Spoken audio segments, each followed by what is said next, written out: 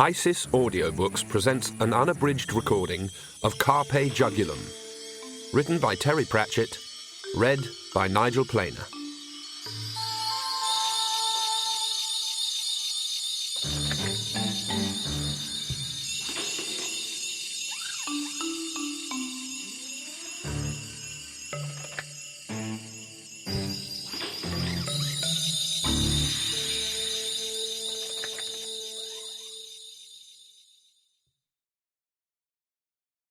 Through the shredded black clouds, a fire moved like a dying star, falling back to Earth.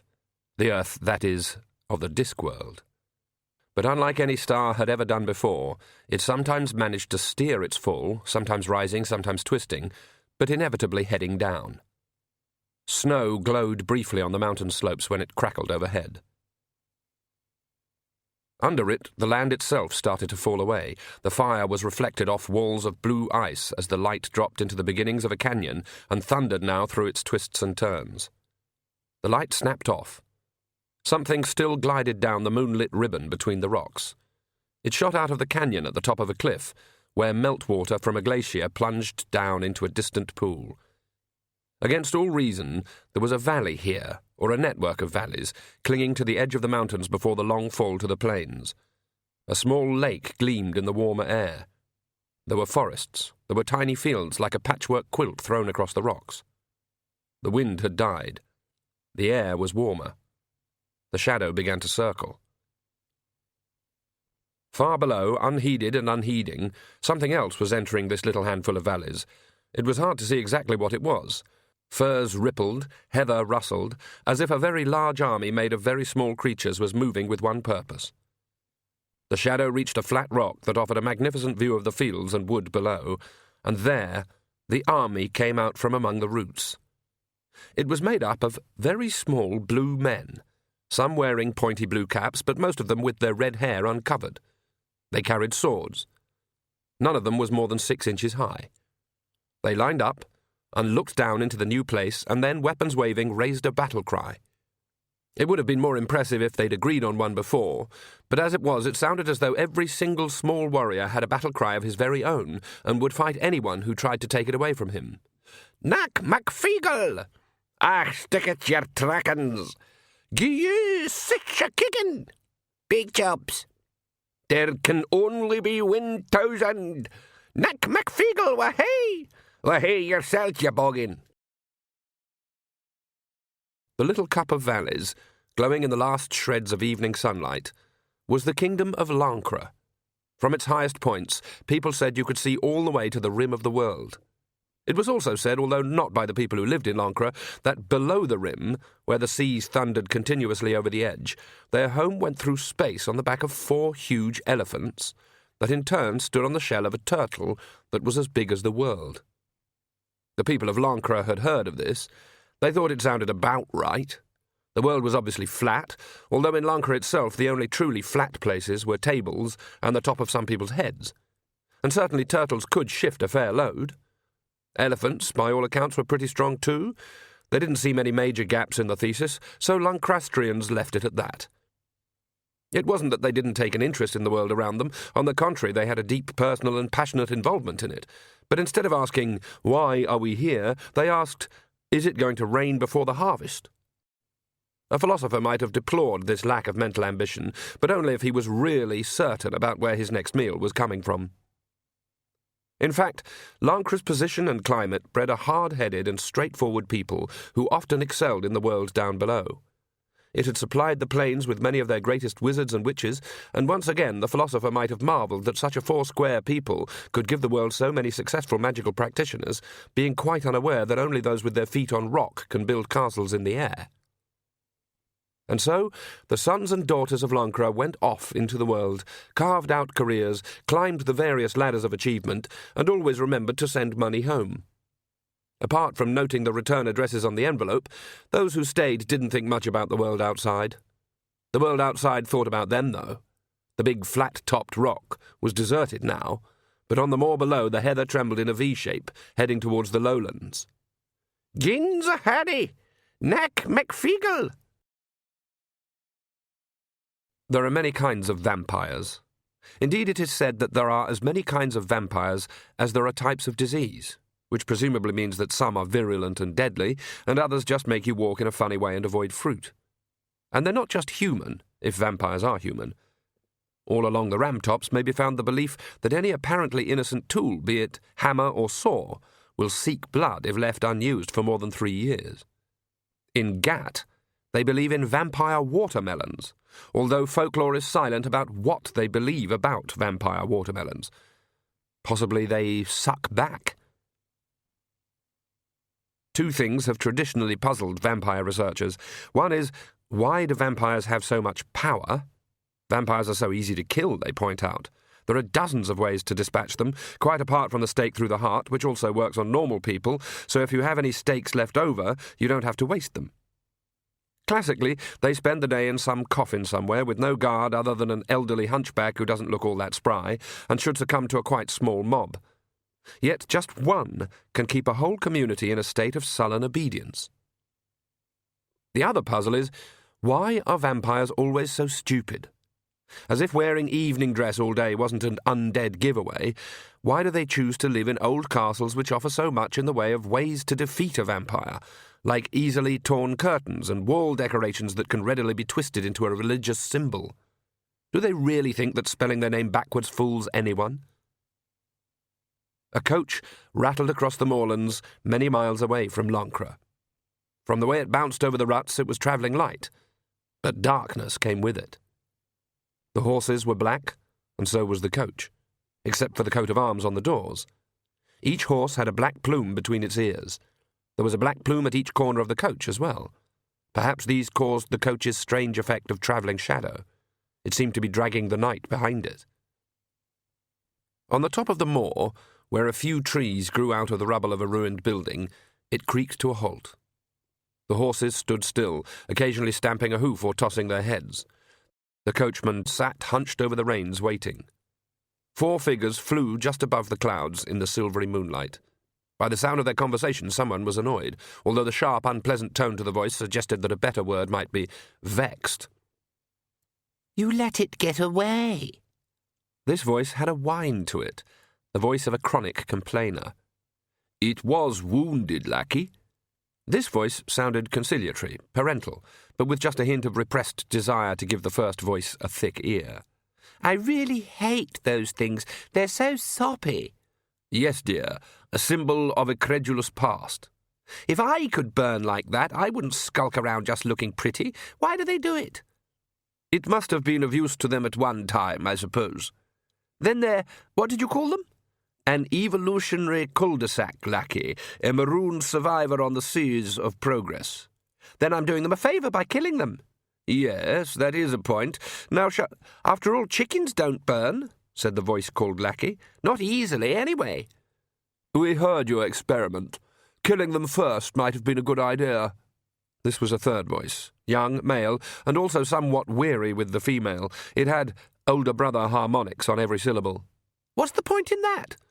"Well, dear, it would have been quieter." "Listen to your father, dear." And this, the fourth voice, could only be a mother's voice. It had loved the other voices, whatever they did. "You're so unfair. We did let you drop rocks on the pixies, dear. Life can't all be fun." The coachman stirred as the voices descended through the clouds, and then 4 figures were standing a little way off. He clambered down and with difficulty opened the coach door as they approached. "Most of the wretched things got away, though," said Mother. "Never mind, my dear," said Father.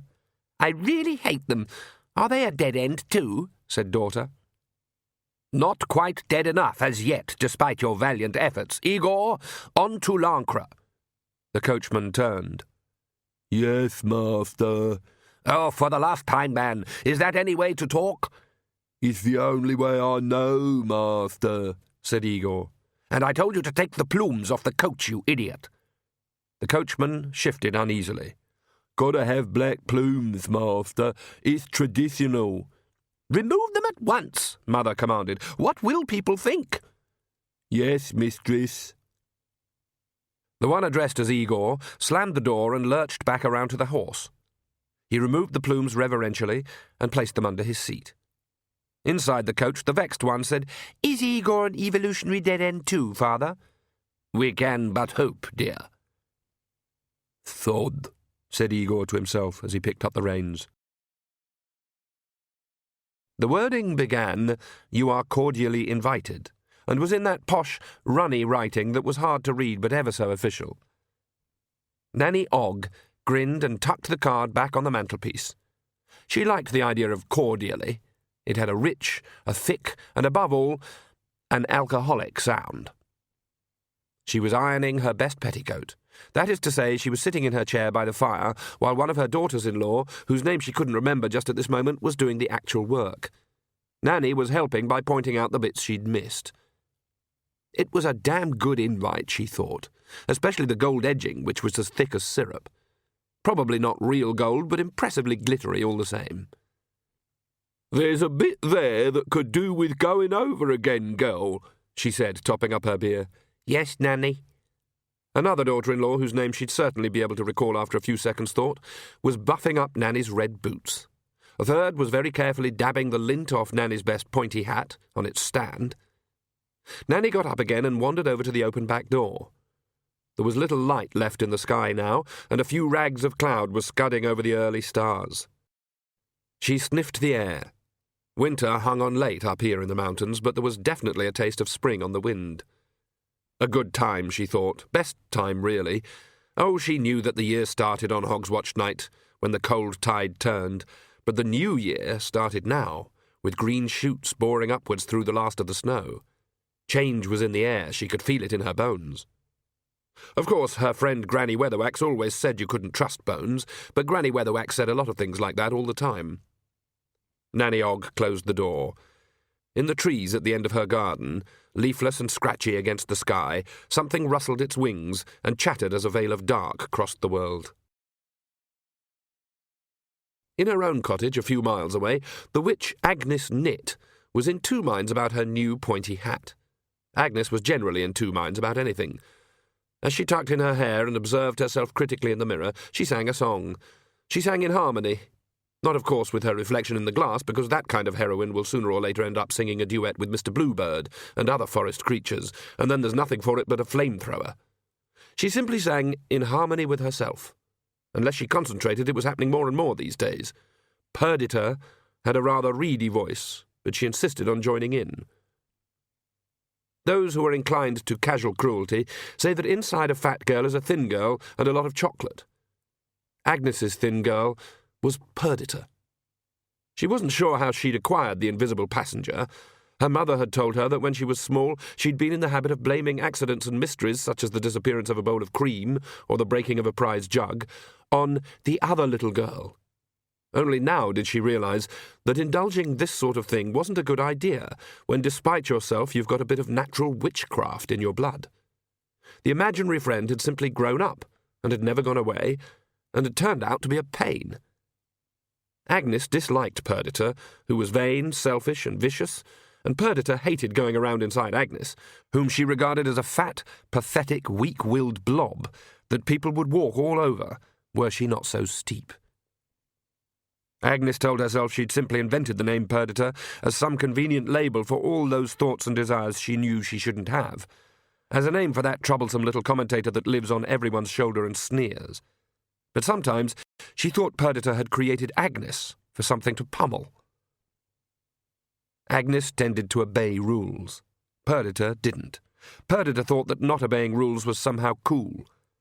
Agnes thought that rules like "don't fall into this huge pit of spikes" were there for a purpose. Perdita thought, to take an example at random, that things like table manners were a stupid and repressive idea. Agnes, on the other hand, was against being hit by flying bits of other people's cabbage. Perdita thought a witch's hat was a powerful symbol of authority. Agnes thought that a dumpy girl should not wear a tall hat, especially with black. It made her look as though someone had dropped a licorice-flavoured ice cream cone. The trouble was that although Agnes was right, so was Perdita. The pointy hat carried a lot of weight in the ram-tops. People talked to the hat, not to the person wearing it. When people were in serious trouble, they went to a witch. Sometimes, of course, to say, "Please stop doing it." You had to wear black, too. Perdita liked black. Perdita thought black was cool. Agnes thought that black wasn't a good colour for the circumferentially challenged. Oh, and that cool was a dumb word used only by people whose brains wouldn't fill a spoon. Magrat Garlic hadn't worn black and had probably never in her life said cool, except when commenting on the temperature. Agnes stopped examining her pointiness in the mirror and looked around the cottage that had been Magrat's and was now hers, and sighed.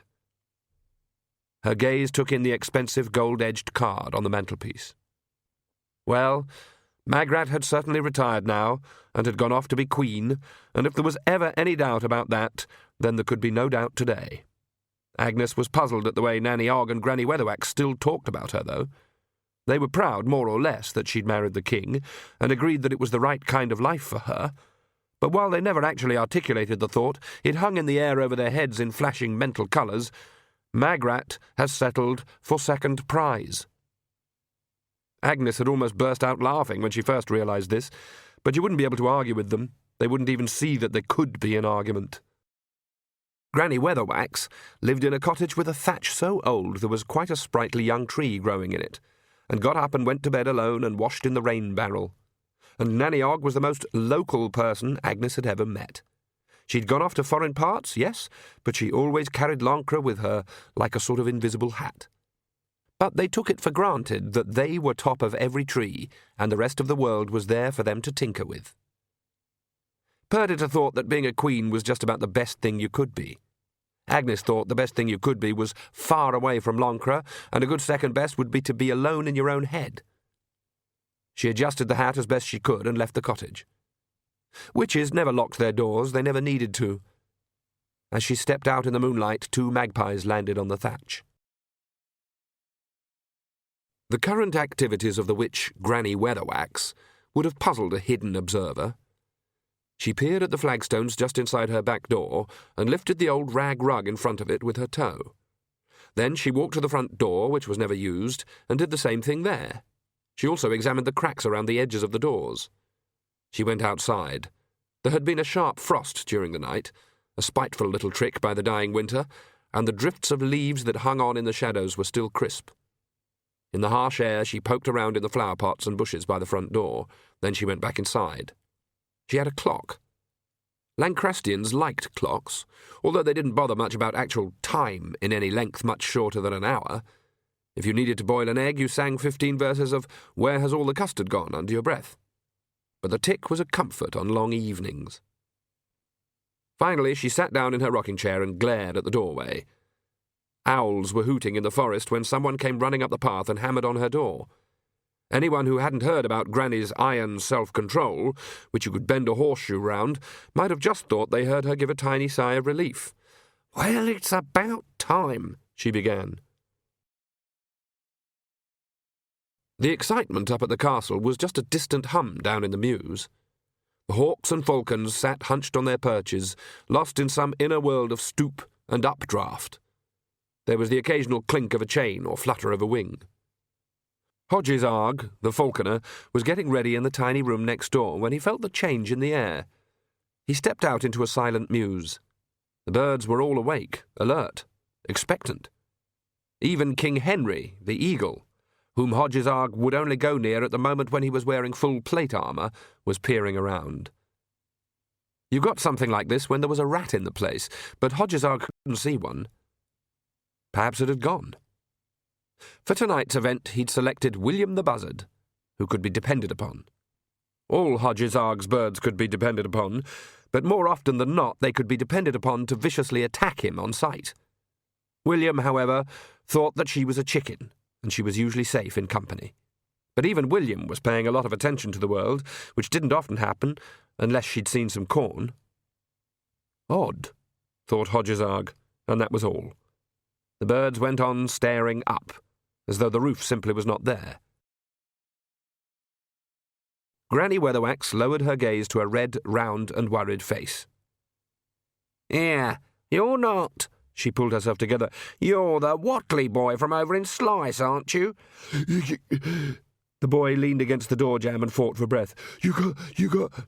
Just take deep breaths. You want a drink of water? You got... Yes, all right, just breathe." The boy gulped air a few times. "You got to come to Mrs. Ivy and her baby, missus." The words came out in one quick stream.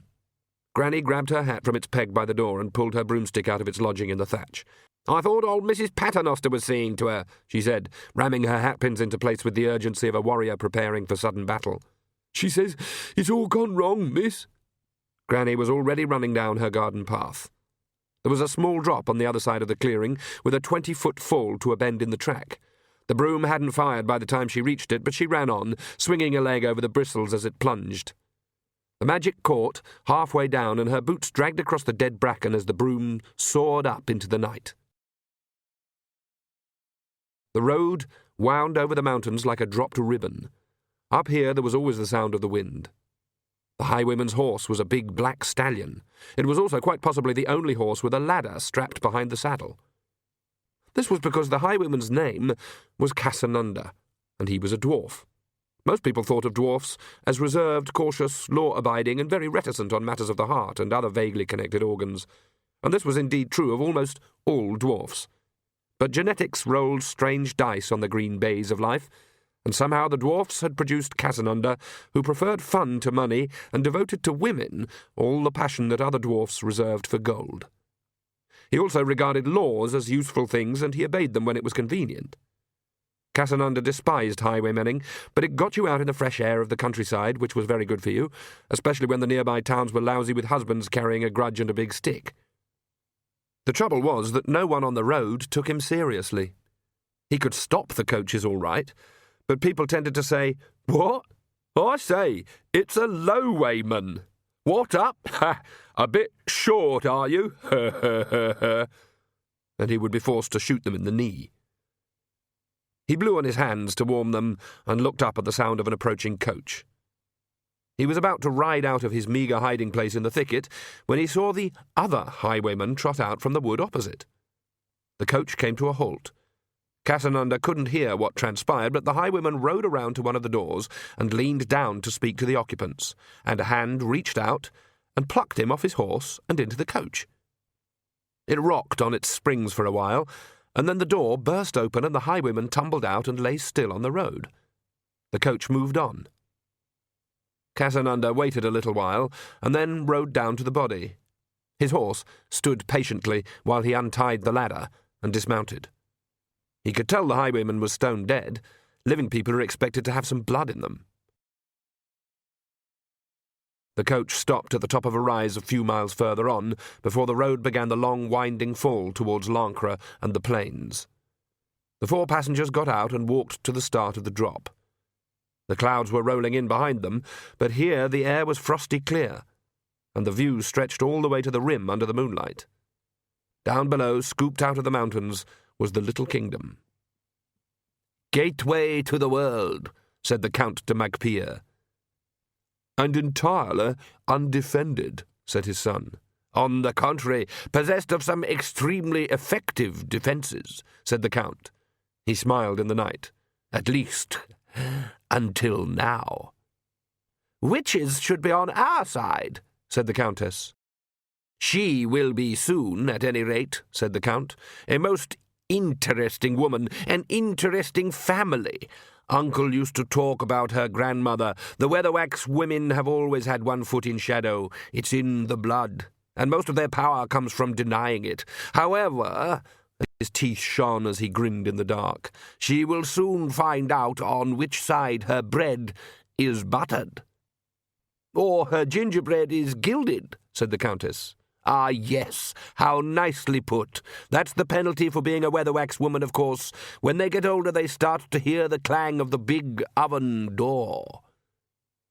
"I've heard she's pretty tough, though," said the Count's son. "A very sharp mind." "Let's kill her," said the Count's daughter. "Really, Lackey dear, you can't kill everything. I don't see why not." "No, I rather like the idea of her being useful. And she sees everything in black and white. That's always a trap for the powerful. Oh, yes, a mind like that is so easily led, with a little help." There was a whir of wings under the moonlight, and something bi-coloured landed on the Count's shoulder. "And this," said the Count, stroking the magpie and then letting it go. He pulled a square of white card from an inner pocket of his jacket. Its edge gleamed briefly. Can you believe it? Has this sort of thing ever happened before? A new world order indeed. Do you have a handkerchief, sir? Said the Countess. Give it to me, please. You have a few specks. She dabbed at his chin and pushed the blood-stained handkerchief back into his pocket. There, she said. There are other witches, said the son, like someone turning over a mouthful that was proving rather tough to chew. Oh, yes, I hope we will meet them. They could be entertaining. They climbed back into the coach.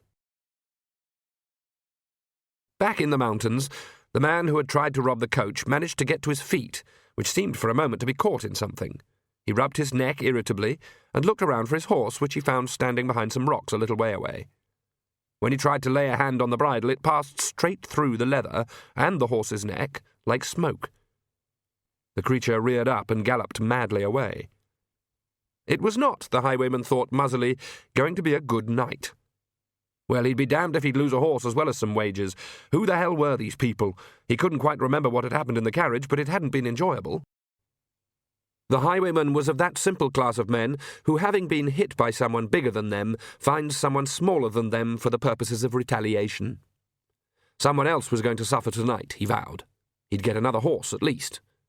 And on cue, he heard the sound of hoofbeats on the wind. He drew his sword and stepped out into the road. Stand and deliver. The approaching horse halted obediently a few feet away. This was not going to be such a bad night after all, he thought. It really was a magnificent creature, more of a war horse than an everyday hack.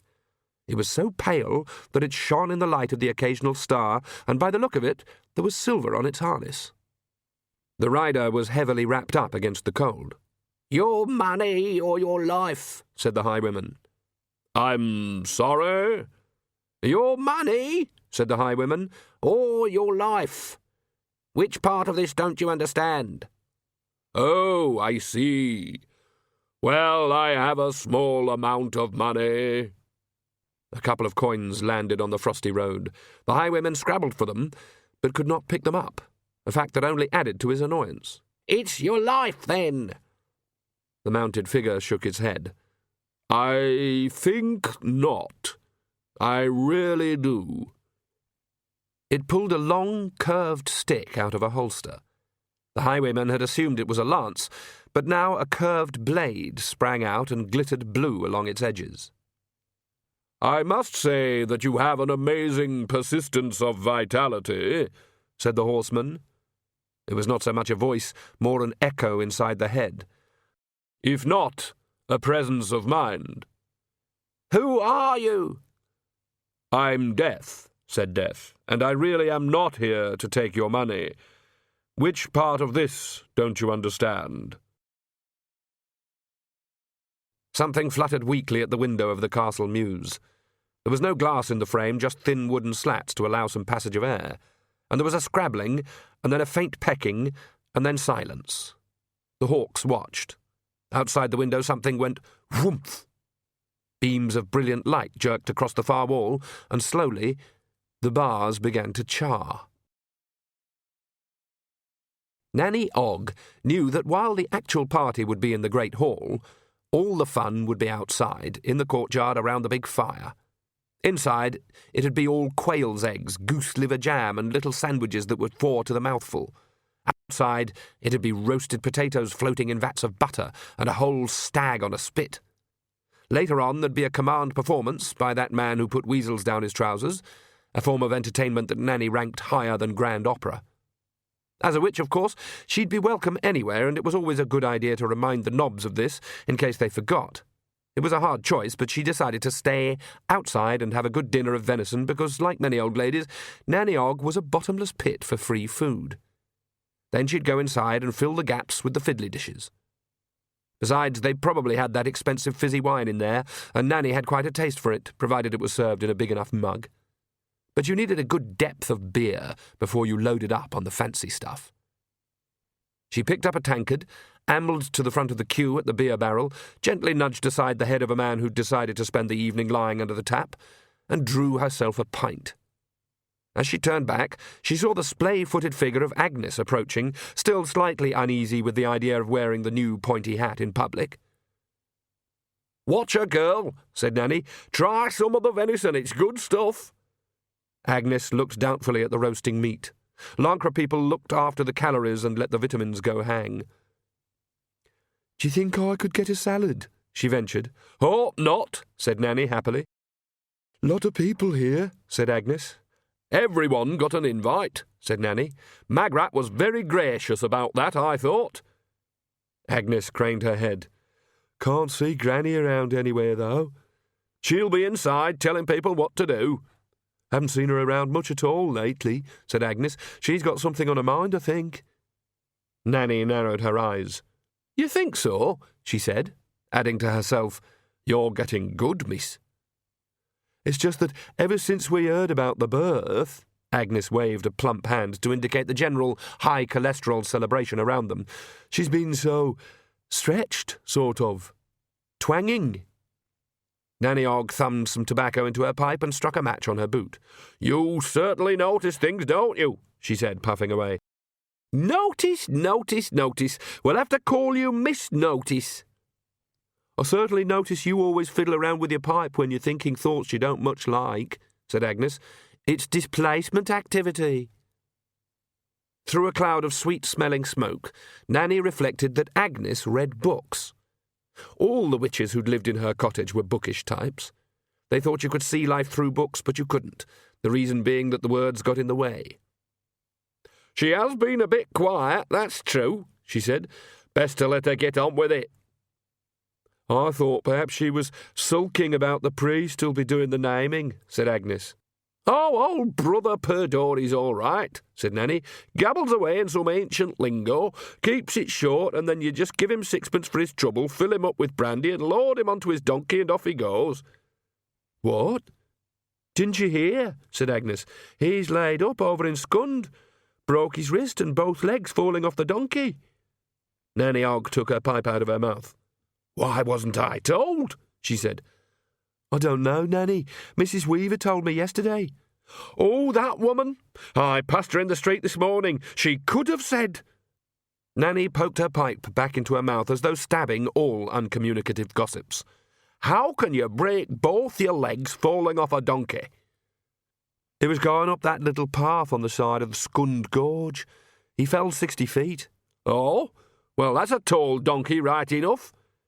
"So the king sent down to the Omnian mission in O'Hulan to send us up a priest, apparently," said Agnes. "He did what?" said Nanny. A small grey tent was inexpertly pitched in a field just outside the town. The rising wind made it flap and tore at the poster which had been pinned onto an easel outside. It read, "Good news! Om welcomes you." In fact, no one had turned up to the small introductory service that Mightily Oates had organised that afternoon, but since he had announced one, he had gone ahead with it anyway, singing a few cheerful hymns to his own accompaniment on the small portable harmonium, and then preaching a very short sermon to the wind and the sky. Now the Quite Reverend Oates looked at himself in the mirror. He was a bit uneasy about the mirror, to be honest. Mirrors had led to one of the church's innumerable schisms, one side saying that since they encouraged vanity they were bad, and the other side saying that since they reflected the goodness of Om, they were holy. Oates had not quite formed his own opinion, being by nature someone who tries to see something in both sides of every question, but at least the mirror helped him to get his complicated clerical collar on straight. It was still very new. The Very Reverend Meckel, who'd taken pastoral practice, had advised that the rules about starch were only really a guideline, but Oates hadn't wanted to put a foot wrong, and his collar could have been used as a razor. He carefully lowered his holy turtle pendant into place, noting its gleam with some satisfaction, and picked up his finely printed graduation copy of the Book of Om. Some of his fellow students had spent hours carefully ruffling the pages to give them that certain straight and narrow credibility, but Oates had refrained from this as well. Besides, he knew most of it by heart. Feeling rather guilty because there had been some admonitions at the college against using Holy Writ merely for fortune-telling, he shut his eyes and let the book flop open at random. Then he opened his eyes quickly and read the first passage they encountered. It was somewhere in the middle of Brutha's second letter to the Omish, generally chiding them for not replying to the first letter to the Omish. "Silence is an answer that begs 3 more questions. Seek and you will find, but first you should know what you seek." Oh well, he shut the book. What a place, what a dump. He'd had a short walk after the service, and every path seemed to end in a cliff or a sheer drop. Never had he seen such a vertical country. Things had rustled at him in the bushes, and he'd got his shoes muddy. As for the people he'd met, well, simple, ignorant country folk, salt of the earth, obviously, but they just stared at him carefully from a distance, as if they were waiting for something to happen to him, and didn't care to be too close to him when it did. But still, he mused, it did say in Brutha's letter to the Simonites that if you wished the light to be seen, you had to take it into dark places. And this was certainly a dark place. He said a small prayer and stepped out into the muddy, windy darkness. Granny flew high above the roaring treetops under a half-moon. She distrusted a moon like that. A full moon could only wane, a new moon could only wax. But a half-moon, balancing so precariously between light and dark, well, it could do anything. Witches always lived on the edges of things. She felt the tingle in her hands. It was not just from the frosty air, there was an edge, somewhere. Something was beginning. On the other side of the sky, the hub lights were burning around the mountains at the centre of the world, bright enough even to fight the pale light of the moon. Green and gold flames danced in the air over the central mountains. It was rare to see them at this time of year, and Granny wondered what that might signify. Slice was perched along the sides of a cleft in the mountains that couldn't be dignified by the name of valley. In the moonlight she saw the pale, upturned face waiting in the shadows of the garden as she came into land. "Evening, Mr. Ivy," she said, leaping off. "Upstairs, is she?" "In the barn," said Ivy flatly. "The cow kicked her. Hard." Granny's expression stayed impassive. "We shall see," she said, "what may be done." In the barn, one look at Mrs. Paternoster's face told her how little that might now be. The woman wasn't a witch, but she knew all the practical midwifery that can be picked up in an isolated village, be it from cows, goats, horses, or humans. "Oh, it's bad," she whispered, as Granny looked at the moaning figure on the straw. "I reckon we'll lose both of them. Or maybe just one." There was, if you were listening for it, just the suggestion of a question in that sentence. Granny focused her mind. "It's a boy," she said. Mrs. Paternoster didn't bother to wonder how Granny knew, but her expression indicated that a little more weight had been added to a burden. "I'd better go and put it to John Ivy, then," she said. She'd barely moved before Granny Weatherwax's hand locked on her arm. "He's no part in this," she said. "But after all, he is the—" "He's no part in this." Mrs. Paternoster looked into the blue stare and knew 2 things. One was that Mr. Ivy had no part in this, and the other was that anything that happened in this barn was never, ever going to be mentioned again. "I think I can bring 'em to mind," said Granny, letting go and rolling up her sleeves. "Pleasant couple, as I recall. He's a good husband by all accounts." She poured warm water from its jug into the bowl that the midwife had set up on a manger. Mrs. Paternoster nodded. "Of course, it's difficult for a man working these steep lands alone," Granny went on, washing her hands. Mrs. Paternoster nodded again mournfully. "Well, I reckon you should take him into the cottage, Mrs. Paternoster, and make him a cup of tea," Granny commanded. "You can tell him I'm doing all I can." This time the midwife nodded gratefully. When she'd fled, Granny laid a hand on Mrs. Ivy's damp forehead. "Well now, Florence Ivy," she said, "let us see what might be done. But first of all, no pain." As she moved her head, she caught sight of the moon through the unglazed window. Between the light and the dark, well, sometimes that's where you had to be. "Indeed." Granny didn't bother to turn round. "I thought you'd be here," she said as she knelt down in the straw. "Where else?" said Death. "Do you know who you're here for?" "That is not my choice. On the very edge you will always find some uncertainty." Granny felt the words in her head for several seconds like little melting cubes of ice. On the very, very edge, then, there had to be judgment. "There's too much damage here," she said at last. "Too much." A few minutes later she felt the life stream past her. Death had the decency to leave without a word. When Mrs. Paternoster tremulously knocked on the door and pushed it open, Granny was in the cow's stall. The midwife saw her stand up, holding a piece of thorn. "Been in the beast's leg all day," she said. "No wonder it was fretful. Try and make sure he doesn't kill the cow, you understand? They'll need it." Mrs. Paternoster glanced down at the rolled-up blanket in the straw. Granny had tactfully placed it out of sight of Mrs. Ivy, who was sleeping now. "I'll tell him," said Granny, brushing off her dress. "As for her, well, she's strong and young and you know what to do.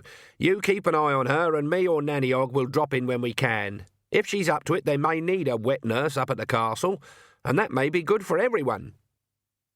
It was doubtful that anyone in Slice would defy Granny Weatherwax, but Granny saw the faintest grey shadow of disapproval in the midwife's expression. "You still reckon I should have asked Mr. Ivy?" she said. "That's what I would have done," the woman mumbled. "You don't like him?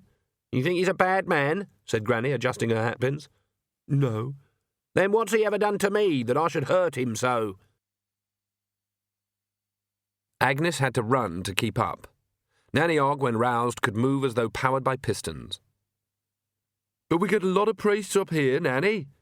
"Not like the Omnians," snapped Nanny. "We had 'em up here last year. Couple of 'em knocked at my door."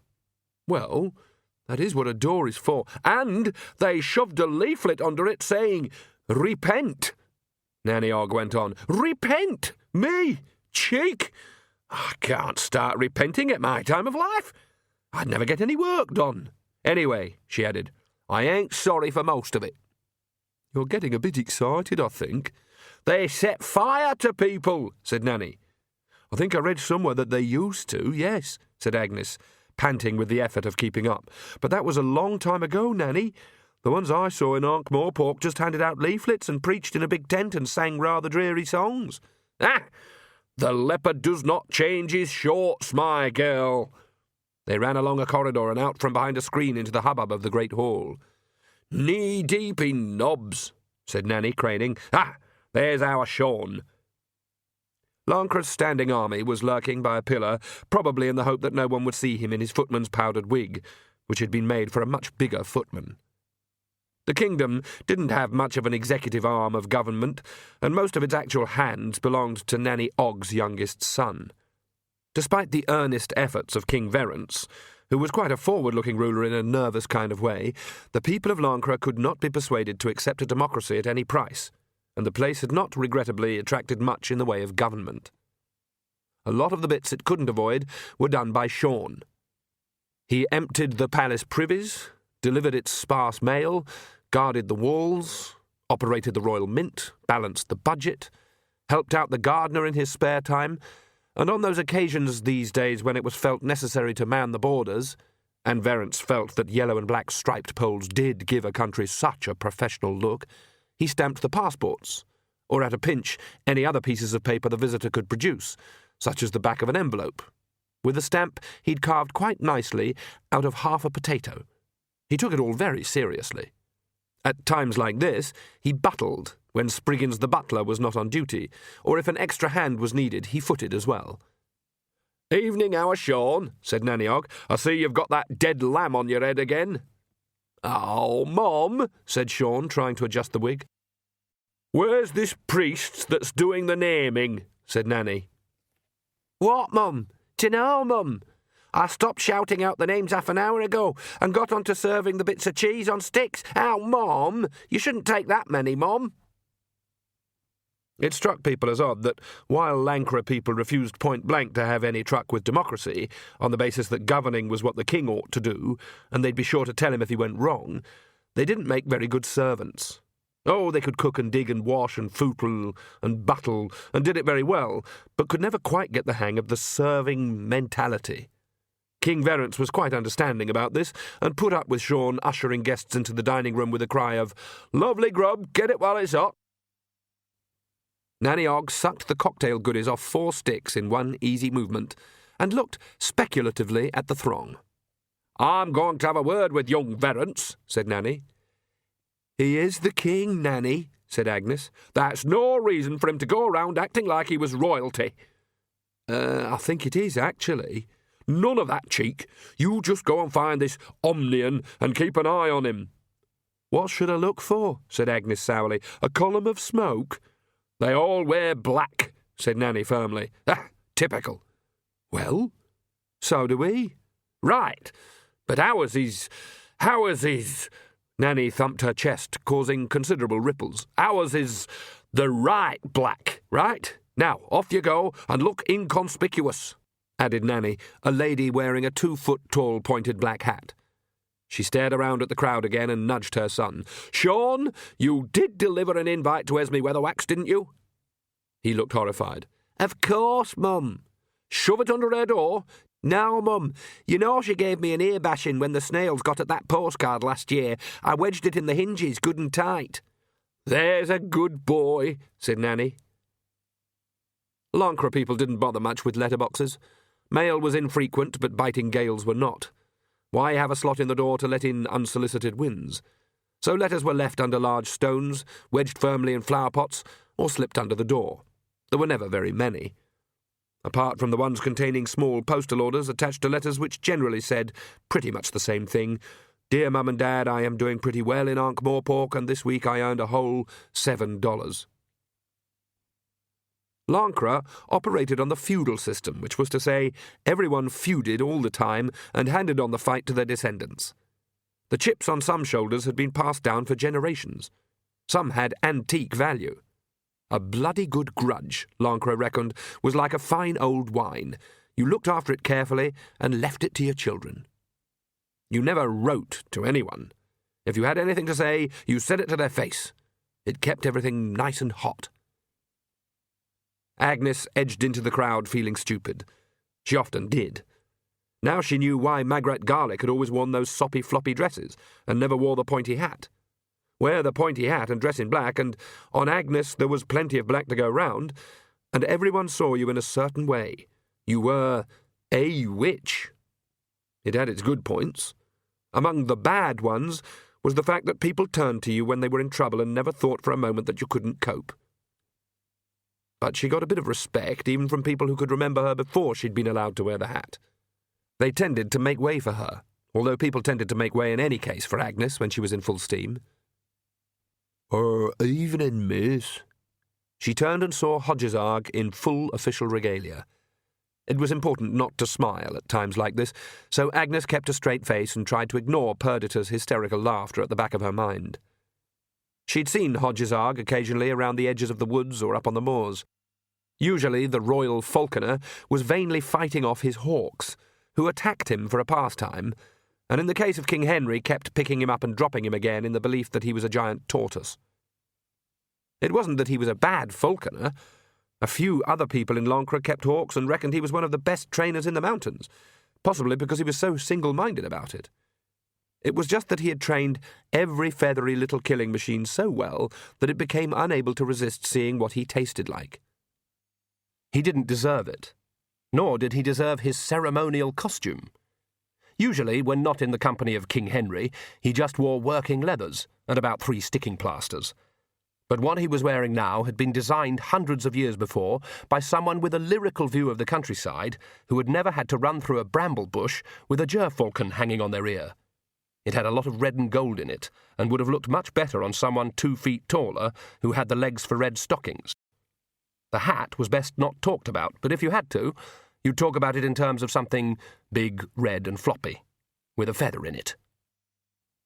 "Miss Nate," said Hodgesarg. "Sorry, I was looking at your hat." "It's good, isn't it?" said Hodgesarg amiably. "This is William. She's a buzzard, but she thinks she's a chicken. She can't fly. I'm having to teach her how to hunt."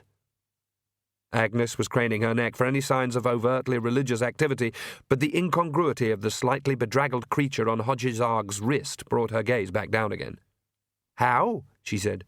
"She walks into the burrows and kicks the rabbits to death, and I've almost cured her of crowing, haven't I, William?" William? Said Agnes. Oh, yes. To a falconer, she remembered all hawks were she. Have you seen any omnians here? She whispered, leaning down towards him. What kind of bird are they, miss? Said the falconer uneasily. He always seemed to have a preoccupied air when not discussing hawks, like a man with a big dictionary who couldn't find the index. Oh, don't worry about it then. She stared at William again and said, How? I mean, how does a bird like that think she's a chicken? Can happen all too easy, miss, said Hodges Arg. Thomas Peerless over in Badass pinched an egg and put it under a broody hen, miss. He didn't take the chicken away in time, so William thought if her mum was a chicken, then so was she. Well, that's what happens, miss. When I raise them from eggs, I don't do that. I've got a special glove, miss. That's absolutely fascinating, but I'd better go, said Agnes quickly. Yes, miss. She'd spotted the quarry walking across the hall. There was something unmistakable about him. It was as if he was a witch. It wasn't that his black robe ended at the knees and became a pair of legs encased in grey socks and sandals, or that his hat had a tiny crown but a brim big enough to set out your dinner on.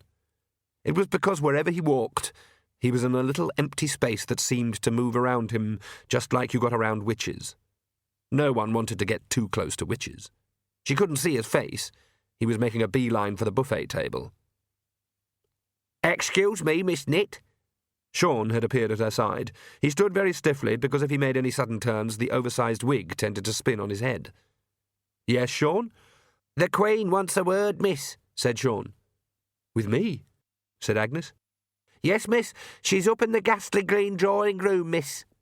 Sean swivelled slowly. His wig stayed facing the same way. Agnes hesitated.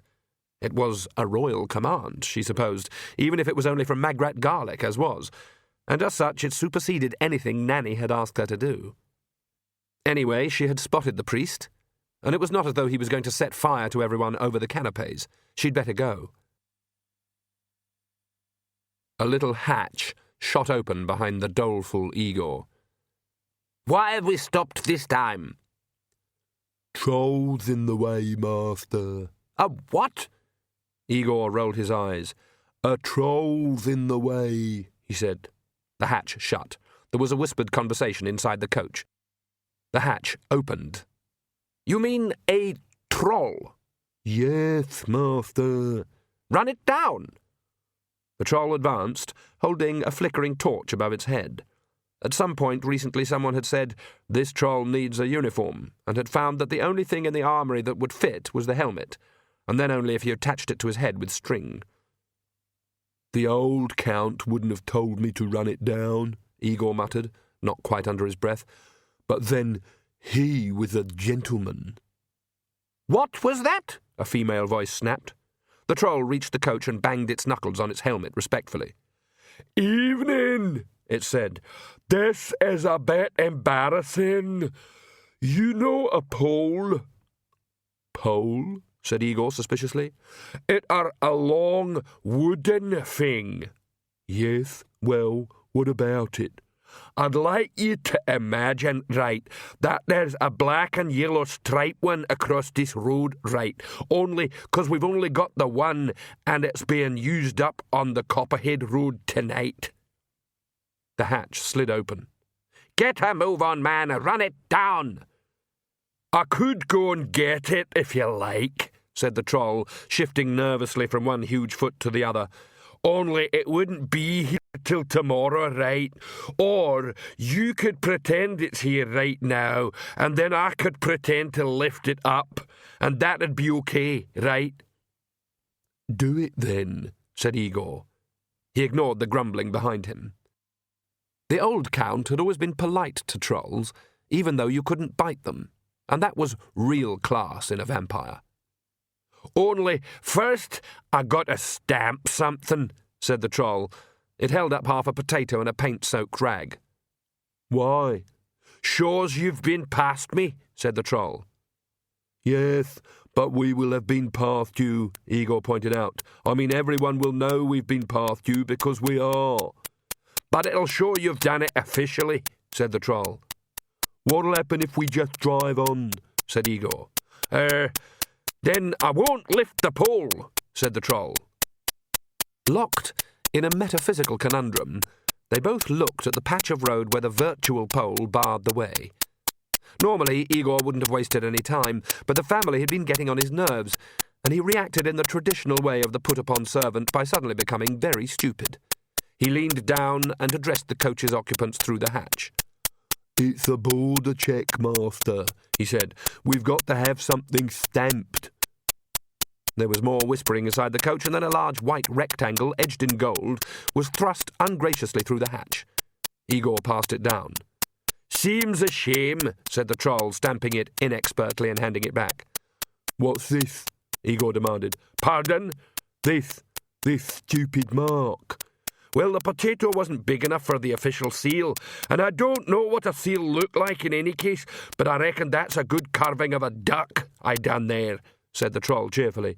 Now, are you ready? 'Cause I'm lifting the pole. Here it goes now. Look at it pointing up in the air like that. This means you can go. The coach rolled on a little way and stopped just before the bridge. The Troll, aware that he'd done his duty, wandered towards it and heard what he considered to be a perplexing conversation, although to big Jim Beef most conversations involving polysyllabic words were shrouded in mystery. Now, I want you all to pay attention. Father, we have done this before. The point can't be hammered home far enough. That is the Lancre River down there, running water, and we will cross it. It is as well to consider that your ancestors, although quite capable of undertaking journeys of hundreds of miles, nevertheless firmly believed that they couldn't cross a stream. Do I need to point out the contradiction? No, Father. Good. Cultural conditioning would be the death of us if we are not careful. Drive on, Igor. The Troll watched them go. Coldness seemed to follow them across the bridge. Granny Weatherwax was airborne again, glad of the clean, crisp air. She was well above the trees, and to the benefit of all concerned, no one could see her face. Isolated homesteads passed below, a few with lighted windows, but most of them dark, because people would long ago have headed for the palace. There was a story under every roof, she knew. She knew all about stories, but those down there were the stories that were never to be told, the little secret stories enacted in little rooms. They were about those times when medicines didn't help and headology was at a loss because a mind was a rage of pain in a body that had become its own enemy, when people were simply in a prison made of flesh, and at times like this she could let them go. There was no need for desperate stuff with a pillow, or deliberate mistakes with the medicine. You didn't push them out of the world, you just stopped the world pulling them back. You just reached in and showed them the way. There was never anything said. Sometimes you saw in the face of the relatives the request they'd never ever put words around. Or maybe they'd say, "Is there something you can do for him?" And this was perhaps the code. If you dared ask, they'd be shocked that you might have thought they meant anything other than perhaps a comfier pillow.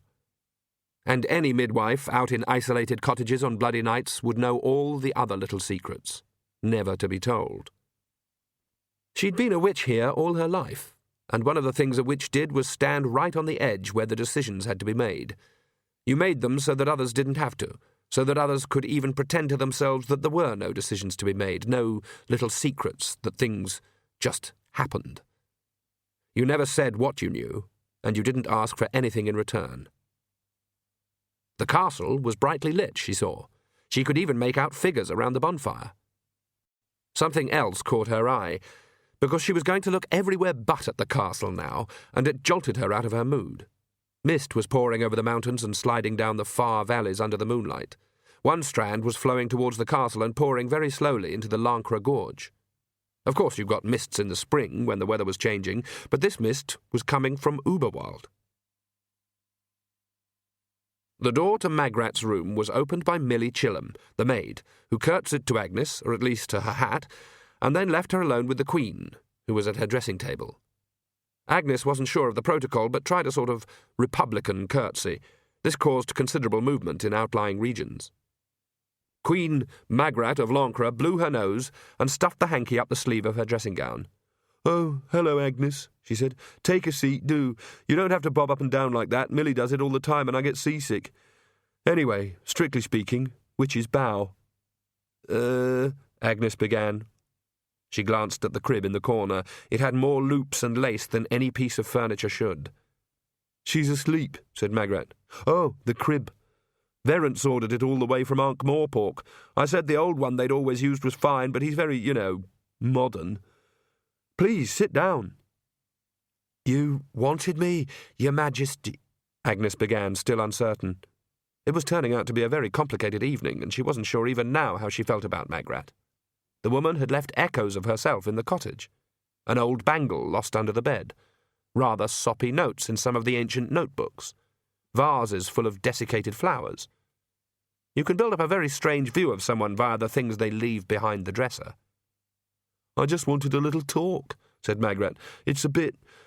Look, I'm really very happy, but, well, Millie's nice, but she agrees with me all the time, and Nanny and Granny still treat me as if I wasn't, queen and everything.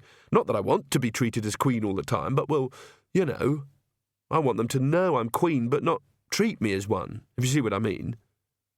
"I think so," said Agnes carefully. Magrat waved her hands in an effort to describe the indescribable.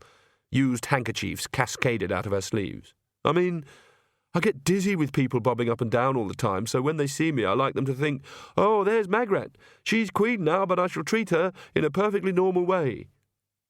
"But perhaps just a little more politely, because she is queen after all," Agnes suggested. "Well, yes, exactly. Actually, Nanny's not too bad. At least she treats everyone the same all the time. But when Granny looks at me, you can see her thinking, 'Oh, there's Magrat, make the tea, Magrat.' One day I swear I'll make a very cutting remark. It's as if they think I'm doing this as a hobby." "I do know what you mean." "It's as if they think I'm going to get it out of my system and go back to witching again. They wouldn't say that, of course, but that's what they think. They really don't believe there's any other sort of life." "That's true."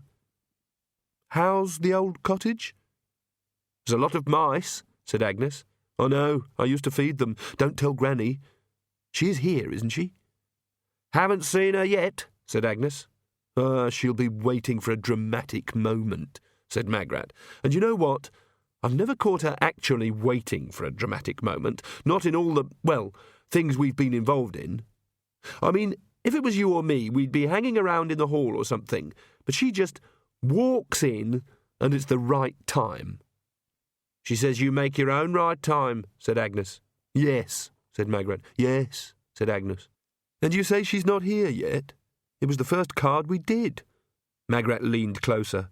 "Verence got them to put extra gold leaf on it. I'm amazed it doesn't go clang when she puts it down. How are you at making the tea?" "They always complain," said Agnes. They do, don't they? 3 lumps of sugar for Nanny Og, right?" "It's not as if they even give me tea money," said Agnes. She sniffed. There was a slight mustiness to the air. "It's not worth baking biscuits, I can tell you that," said Magrat. "I used to spend hours doing fancy ones with crescent moons and so on. You might just as well get them from the shop." She sniffed too. "That's not the baby," she said. "I'm sure Sean Ogg's been so busy arranging things he hasn't had time to clean up the privy pit in the last 2 weeks. The smell comes right up the garderobe in the gong tower when the wind gusts. I've tried hanging up fragrant herbs, but they sort of dissolve." She looked uncertain, as if a worse prospect than lax castle sanitation had crossed her mind. She must have got the invitation, mustn't she?" "Sean says he delivered it," said Agnes, "and she probably said," and her voice changed, becoming clipped and harsh, "I can't be having with that at my time of life. I've never been one to put myself forward. No one could ever say I'm one to put myself forward." Magrat's mouth was an O of amazement. "That's so like her, it's frightening," she said. "It's one of the few things I'm good at," said Agnes in her normal voice. "Big hair, a wonderful personality, and an ear for sounds." "And 2 minds," Perdita added. "She'll come anyway," Agnes went on, ignoring the inner voice. "But it's gone 11:30. Good grief, I'd better get dressed. Can you give me a hand?" She hurried into the dressing room with Agnes tagging along behind. "I even wrote a bit underneath asking her to be a godmother," she said, sitting down in front of the mirror and scrabbling among the debris of makeup. "She's always secretly wanted to be one." "Whew, that's something to wish on a child," said Agnes without thinking. Magrat's hand stopped halfway to her face in a little cloud of powder, and Agnes saw her horrified look in the mirror. Then the jaw tightened, and for a moment the Queen had just the same expression that Granny sometimes employed. "Well, if it was a choice of wishing a child health, wealth and happiness, or Granny Weatherwax being on her side, I know which I'd choose," said Magrat. "You must have seen her in action." "Once or twice, yes," Agnes conceded. "She'll never be beaten," said Magrat. "You wait till you see her when she's in a tight corner. She's got that way of putting part of herself somewhere safe. It's as if she gives herself to someone else to keep hidden for a while. It's all part of that borrowing stuff she does." Agnes nodded. Nanny had warned her about it, but even so it was unnerving to turn up at Granny's cottage and find her stretched out on the floor, as stiff as a stick, and holding in fingers that were almost blue a card with the words, "I ain't dead." When there was nothing much else to occupy her time, Granny Weatherwax sent her mind borrowing, letting it piggyback inside the heads of other creatures. She was widely accepted as the most skilled exponent of the art that the Ramtops had seen for centuries, being practically able to get inside the minds of things that didn't even have minds. The practice meant, among other things, that Lancre people were less inclined towards the casual cruelty to animals that is a general feature of the rural idyll, on the basis that the rat you throw a brick at today might turn out to be the witch you need some toothache medicine from tomorrow. It also meant that people calling on her unexpectedly would find her stretched out apparently cold and lifeless, heart and pulse barely beating. The sign had saved a lot of embarrassment. It just meant that she was out in the world somewhere, seeing life through the eyes of a badger or a pigeon, riding as an unheeded passenger in its mind. "And you know what?" Magrat went on. "It's just like those magicians in her Wonderland who keep their heart hidden in a jar somewhere for safety so they can't be killed.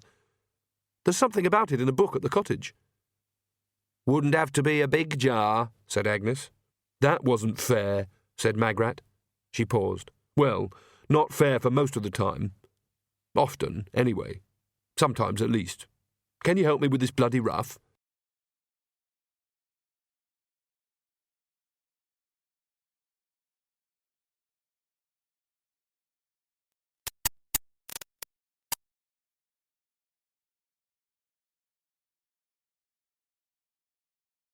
CD 2.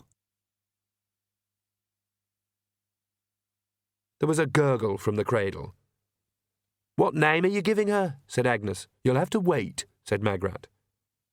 It made some sort of sense, Agnes admitted, as she followed Magrat and the maids into the hall. In Lancre, you named children at midnight so that they started a day with a new name. She didn't know why it made sense. It just felt as though once someone had found that it worked. Lancrastians never threw anything away that worked. The trouble was they seldom changed anything that worked either. She'd heard that this was depressing King Verence, who was teaching himself kinging out of books.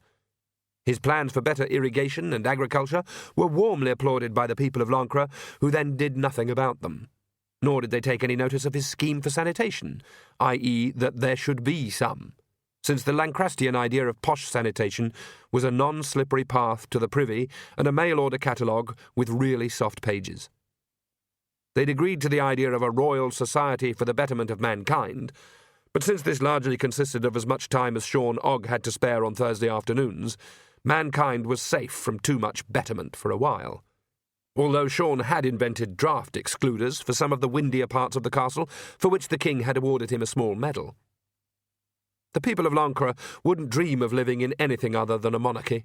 They'd done so for thousands of years and knew that it worked. But they'd also found that it didn't do to pay too much attention to what the king wanted, because there was bound to be another king along in 40 years or so, and he'd be certain to want something different. And so they'd have gone to all that trouble for nothing. In the meantime, his job, as they saw it, was to mostly stay in the palace, practice the waving, have enough sense to face the right way on coins, and let them get on with the ploughing, sowing, growing and harvesting. It was, as they saw it, a social contract. They did what they always did, and he let them. But sometimes he kinged. In Lancre Castle, King Verence looked at himself in the mirror and sighed. Mrs. Ogg, he said, adjusting his crown, I have, as you know, great respect for the witches of Lancre, but this is, with respect, broadly a matter of general policy, which I respectfully submit is a matter for the king. He adjusted the crown again, while Spriggins the butler brushed his robe. We must be tolerant, really, Mrs. Ogg. I haven't seen you in a state like this before. They go round setting fire to people, said Nanny, annoyed at all the respect. Used to, I believe, said Verence. And it was witches they burned. Verence removed his crown and polished it with his sleeve in an infuriatingly reasonable manner. I've always understood they set fire to practically everybody, he said. But that was some time ago, wasn't it? Our Jason heard 'em preaching once down in Orhulan, and they say he was saying some very nasty things about witches, said Nanny. Sadly, not everyone knows witches like we do, said Verence, with what Nanny, in her overheated state, thought was unnecessary diplomacy. And our Wayne said they tries to turn folk against other religions, she went on. Since they opened up that mission of theirs, even the Offlarians have upped sticks and gone. I mean, it's one thing saying you've got the best God, but saying it's the only real one is a bit of a cheek, in my opinion. I know where I can find at least 2 any day of the week, and they say everyone starts out bad and only gets good by believing in which is frankly damn nonsense. I mean, look at your little girl. What's her name going to be now? Everyone will know in 20 minutes, Nanny, said Verence smoothly. Ha! Nanny's tone made it clear that Radio Ogg disapproved of this news management. Well, look, the worst she could put her little hand up to her age is a few grubby nappies and keeping you awake at night. That's hardly sinful to my mind. But you never objected to the gloomy brethren, Nanny, or to the wanderers, and the balancing monks came through here all the time. But none of them object to me, said Nanny. Verence turned. He was finding this disconcerting. He knew Nanny Ogg very well, but mainly as the person standing just behind Granny Weatherwax and smiling a lot. It was hard to deal with an angry Ogg. I really think you're taking this too much to heart, Mrs. Ogg, he said. Granny Weatherwax won't like it. Nanny played the trump card. To her horror, it didn't seem to have the desired effect. Granny Weatherwax isn't king, Mrs. Ogg, said Verence. And the world is changing. There is a new order.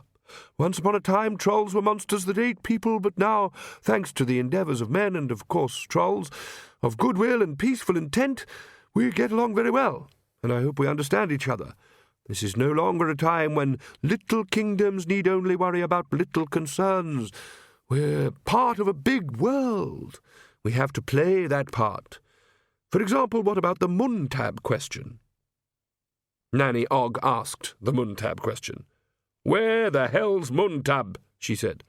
Several thousand miles away, Mrs. Ogg, but it has ambitions hubwards, and if there's war with Borogravia, we will certainly have to adopt a position.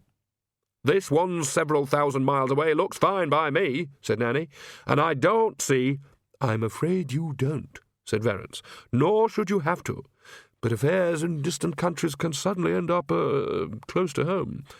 If Clatch sneezes, Ankh-Morpork catches a cold. We have to pay attention. Are we always to be part of the Ankh-Morpork hegemony? Are we not in a unique position as we reach the end of the century of the fruit bat? The country's widdershins of the Ramtops are beginning to make themselves felt. The werewolf economies, as the patrician in Ankh-Morpork calls them. New powers are emerging. Old countries are blinking in the sunlight of the dawning millennium, and of course we have to maintain friendships with all blocks, and so on. Despite a turbulent past, Omnia is a friendly country, or at least, he admitted, I'm sure they would be friendly if they knew about Lancre.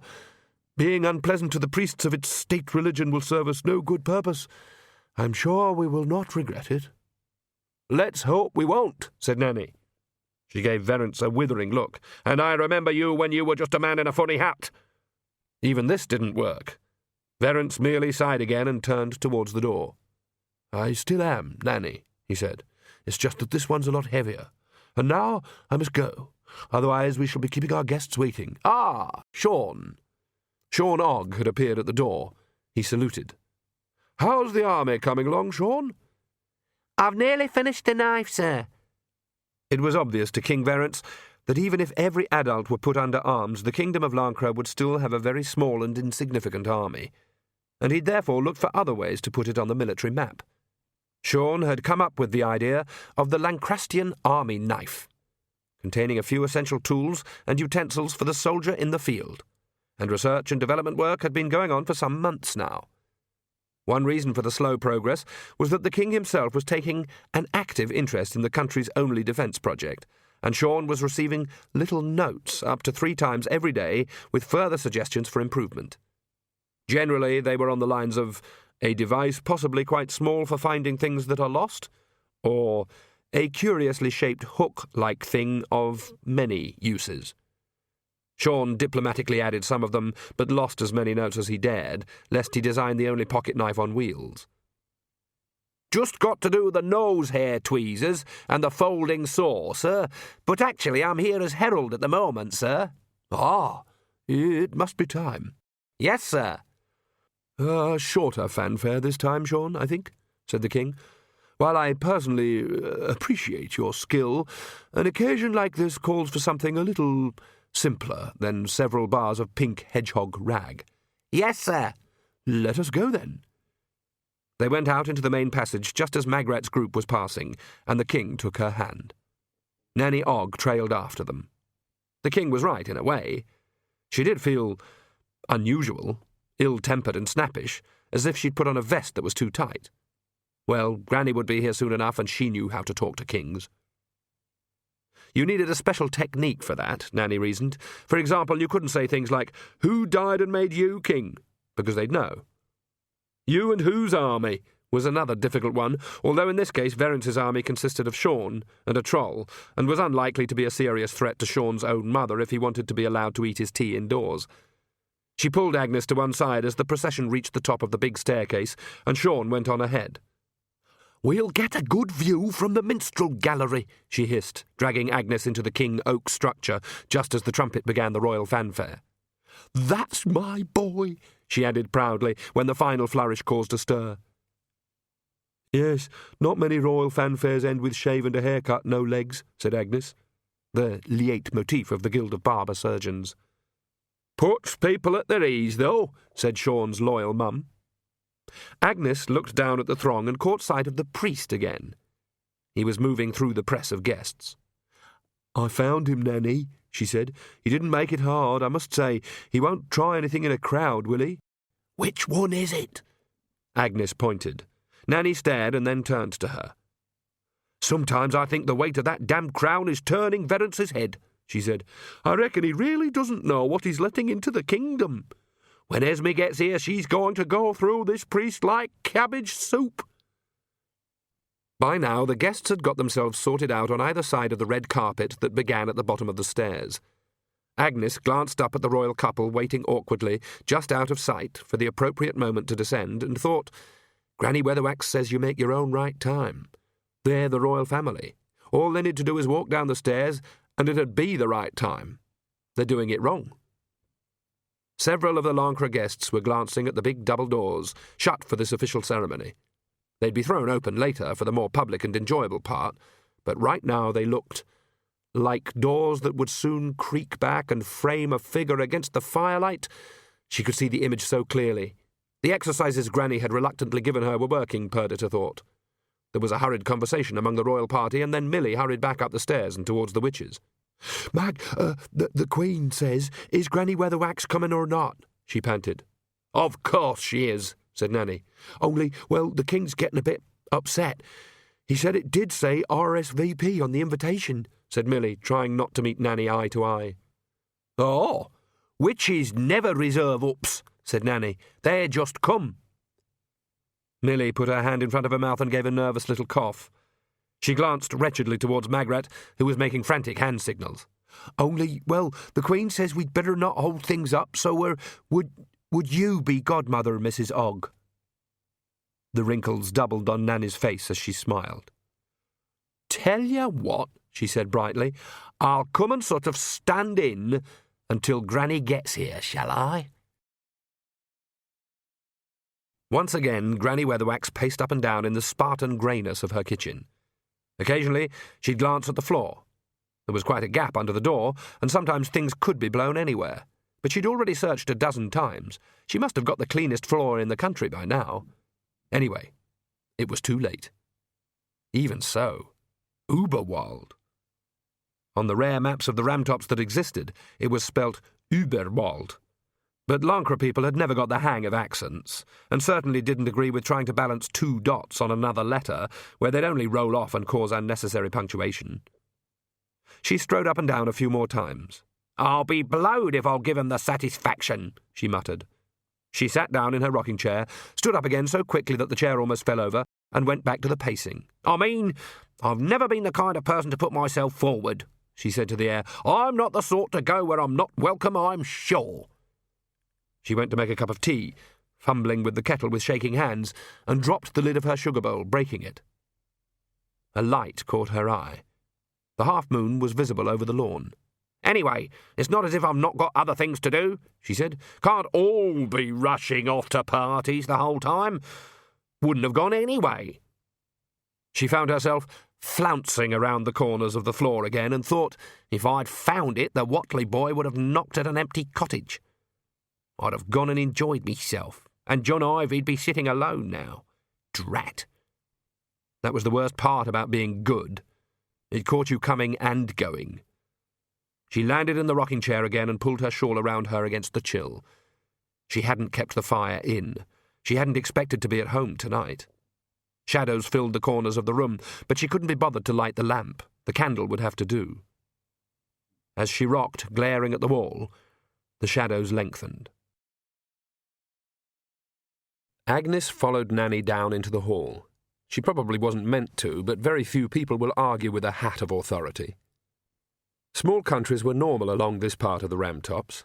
Every glacial valley, separated from its neighbours by a route that required a scramble or at worst a ladder, more or less ruled itself.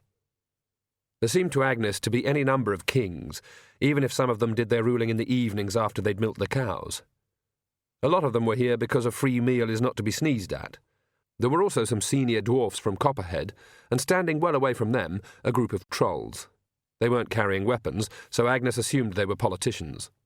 Trolls weren't strictly subjects of King Verence, but they were there to say, in official body language, that playing football with human heads was something no one did anymore.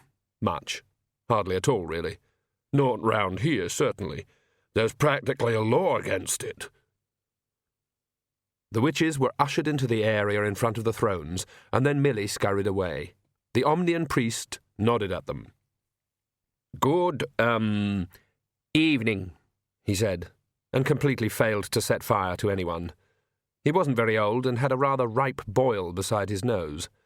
Inside, Agnes purred at her, made a face at him. Nanny Ogg grunted. Agnes risked a brief smile. The priest blew his nose noisily. "You must be some of these, witches I've heard so much about," he said. He had an amazing smile. It appeared on his face as if someone had operated a shutter. One moment it wasn't there, the next moment it was, and then it was gone. Yes," said Agnes. "Ha!" said Nanny Ogg, who could haughtily turn her back on people while looking them in the eye. "And I am, said the priest. He stopped and pinched the bridge of his nose. "Oh, I am sorry. The mountain air doesn't agree with me. I am the Quite Reverend Mightily Oates." "You are?" said Agnes. To her amazement, the man began to redden. The more she looked at him, the more she realised that he wasn't much older than she was. "That is, mightily praiseworthy are ye who exalteth Oates," he said. "It's much shorter in Omnian, of course. Have you by any chance heard the word of "Which one? Fire?" said Nanny Ogg. "Ha!" The nascent religious war was abruptly cut short by the first official royal fanfare, to end with a few bars from the Hedgehog Cakewalk. The royal couple began to descend the stairs. "And we'll have none of your heathen ways, thank you very much," muttered Nanny Ogg behind the pastor. "No slushing water or oil or sand around, or cutting any bits off, and if I hears a single word I understand, well, I'm standing behind you with a pointy stick." Lancre people considered that anything religious that wasn't said in some ancient and incomprehensible speech probably wasn't the genuine article. From the other side, he heard, "He's not some kind of horrible inquisitor, Nanny." "But my pointy stick's still a pointy stick, my girl." "What's got into her?" Agnes thought, watching the pastor's ears turn red. "That's the way Granny would act." Perdita added, "Perhaps she thinks she's got to carry on like that because the old bat's not here yet." Agnes was quite shocked at hearing herself think that. "You do things our way here, all right," said Nanny. "The, king did explain it all to me, said the pastor. Do you have anything for a headache? I'm afraid I—" "You put the key in one hand and let her grip the crown with the other," Nanny Ogg went on. "Yes, he did explain—" "Then you tell her what her name is, and her mum's name and her dad's name, mumbling a bit over the latter if the mum ain't sure." "Nanny, this is royalty." "Ah! I could tell you stories, girl. And then see you give her to me, and I tell her too, and then I give her back, and you tell the people what her name is, and then you give her to me, and then I give her to her dad, and he takes her out through the doors and shows her to everyone. Everyone throws the rats in the air and shouts hurrah, and then it's all over by the drinks and horses, duvers, and finding your own hat. Start extemporizing on the subject of sin, and it'll go hard with you." "What is, your role, madam?" "I'm the godmother." Which, god?" The young man was trembling slightly.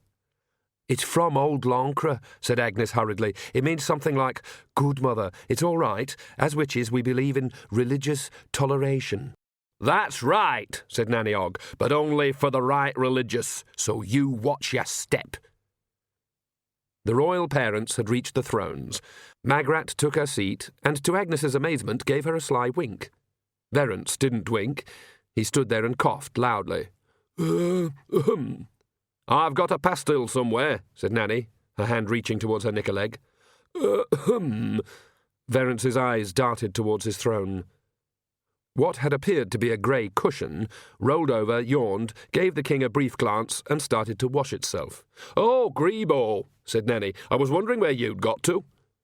"Could you please remove him, Mrs. Ogg?" said the king. Agnes glanced at Magrat. The queen had half turned away with her elbow on the arm of the throne and her hand covering her mouth. Her shoulders were shaking. Nanny grabbed her cat off the throne. "A cat can look at a king," she said. "Not with that expression, I believe," said Verence. He waved graciously at the assembled company just as the castle's clock began to strike midnight. "Please begin, Reverend." "I, did have a small, suitable homily on the subject of, hope for the—" The Quite Reverend Oates began, but there was a grunt from Nanny, and he suddenly seemed to jerk forward slightly. He blinked once or twice, and his Adam's apple bobbed up and down. "But, alas, I fear, we have no time," he concluded quickly. Magrat leaned over and whispered something in her husband's ear. Agnes heard him say, "Well, dear, I think we have to, whether she's here or not." Sean scurried up, slightly out of breath, and his wig on sideways. He was carrying a cushion. On the faded velvet was the big iron key of the castle. Millie Chilham carefully handed the baby to the priest, who held it gingerly.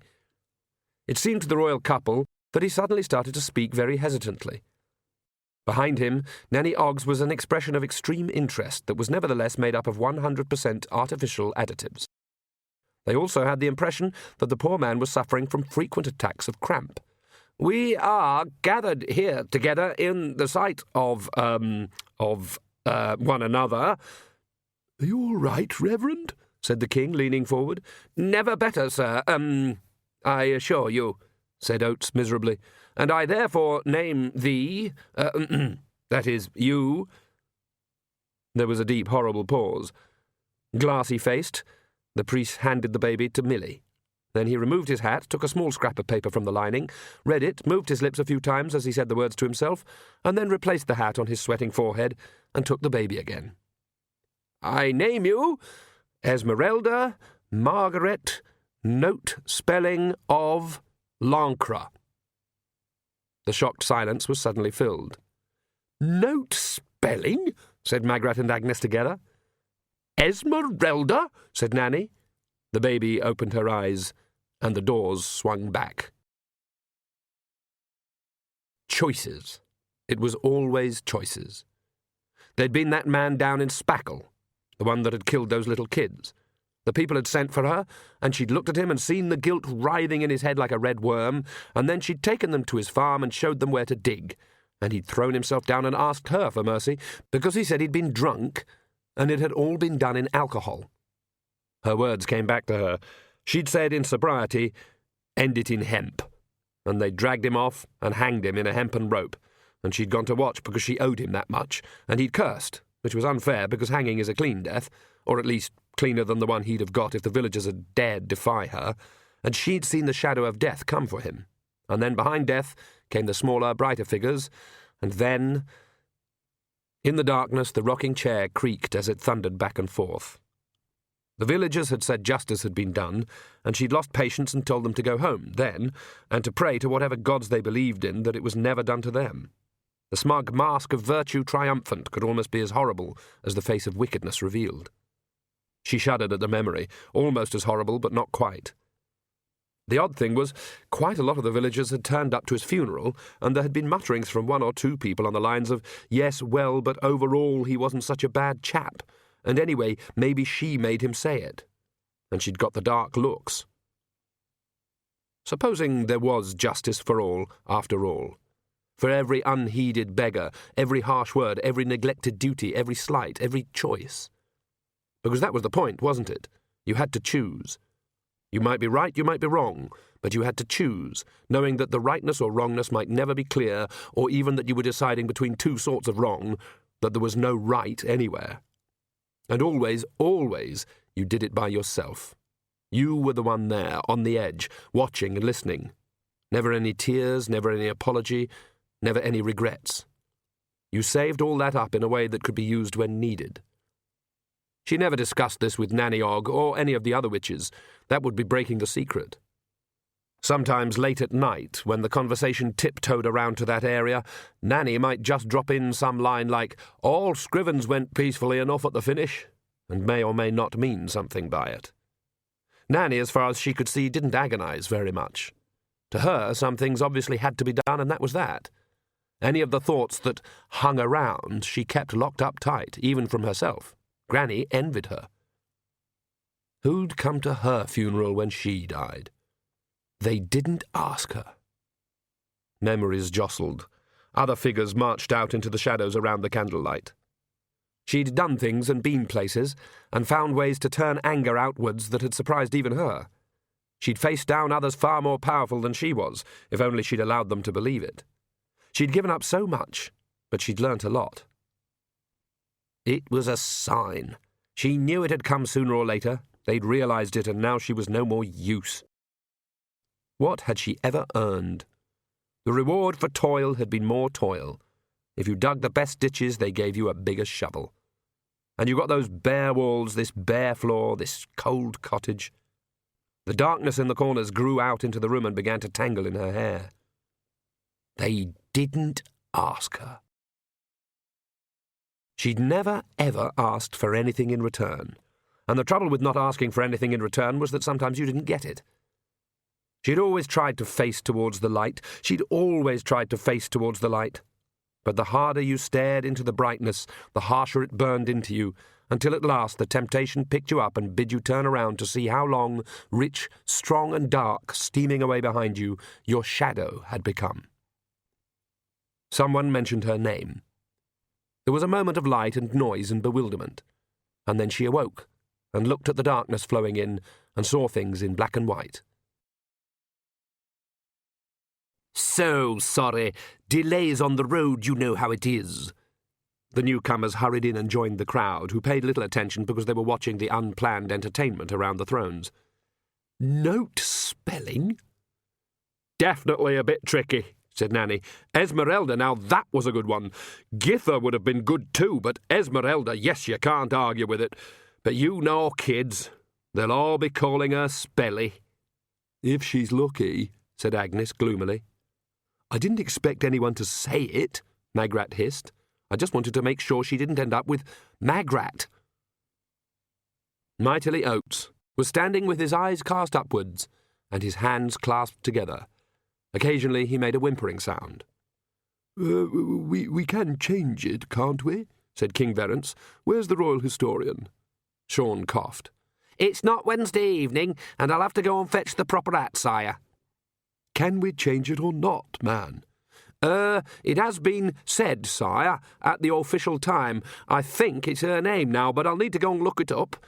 Everyone heard it, sire. No, you can't change it, said Nanny, who, as the royal historian's mum, took it as read that she knew more than the royal historian. Look at old Moo Cow Porchick over in Slice, for one. What happened to him, then? Said the king sharply.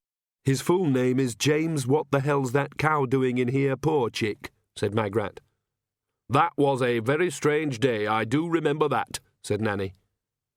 And if my mother had been sensible enough to tell Brother Perdori my name instead of coming over all bashful and writing it down, life would have been a whole lot different, said Magrat. She glanced nervously at Verence. Probably worse, of course. So I've got to take Esmeralda out to her people and tell them one of her middle names is Note Spelling, said Verence. Well, we did once have a king called My God He's Heavy the First, said Nanny. And the beer's been on for the last couple of hours, so basically you'll get a cheer whatever you say. Besides, thought Agnes, I know for a fact there's people out there called Syphilide Wilson and Yodel Lightly and Total Biscuit. This was because Lancre people had a fresh, if somewhat sideways approach to names, generally just picking a sound they liked. Sometimes there was a logic to it, but only by accident. There'd be a Chlamydia Weaver toddling around today if her mother hadn't suddenly decided that Sally was easier to spell. Verence smiled. Oh, well, let me have her, said Mightily Oates. And perhaps someone ought to give this man a drink. I'm so terribly, terribly sorry, whispered the priest, as the king walked between the lines of guests. Been on the drink already, I expect, said Nanny. I never, ever touch alcohol, moaned the priest. He dabbed at his streaming eyes with a handkerchief. I knew there was something wrong with you as soon as I looked at you, said Nanny. Where's Esme, then? I don't know, Nanny, said Agnes. She'd know about this, you mark my words. This'll be a feather in her cap right enough, a princess named after her. She'll be crowing about it for months. I'm going to see what's going on. She stumped off. Agnes grabbed the priest's arm. Come along, you, she sighed. I really cannot, express how sorry It's a very strange evening all round. I've never, heard of the custom before. People put a lot of importance on words in these parts. I'm very much afraid the king will give a bad, report of me to Brother Melchior. Really? There are some people who could turn even the most amiable character into a bully, and the priest seemed to be one of them. There was something sort of damp about him, the kind of helpless hopelessness that made people angry rather than charitable, the total certainty that if the whole world was a party, he'd still find the kitchen. She seemed to be stuck with him. The VIPs were all crowded around the open doors where loud cheering indicated that the people of Lancre thought that Note Spelling was a nice name for a future queen. Perhaps you should just sit here and try to get a grip, she said. There's going to be dancing later on. Oh, I don't dance, said Mightily Oates. Dancing is a snare to entrap the weak-willed. Oh, well, I suppose there's the barbecue outside. Mightily Oates dabbed at his eyes again. Any fish? I doubt it. We only eat fish this month. Oh, but a deadpan voice didn't seem to work. He still wanted to talk to her. Because the prophet Bruther eschewed meat, when he was wandering in the desert, you see. Each mouthful 40 times. Pardon? Sorry, I was just thinking of something else. Against her better judgment, Agnes let curiosity enter her life. What meat is there to eat in a desert? None, I think. So he didn't exactly refuse to eat it, did he? Agnes scanned the gathering crowds, but no one seemed anxious to join in this little discussion. You'd have to, ask Brother Melchior that. I'm so sorry, I think I have a migraine coming on. You don't believe anything you're saying, do you? Agnes thought. Nervousness and a sort of low-grade terror was radiating off him. Perdita added, "What a damp little maggot." I've got to go and help, said Agnes, backing away. He nodded. As she left, he blew his nose again, produced a small black book from a pocket, sighed, and hurriedly opened it at a bookmark.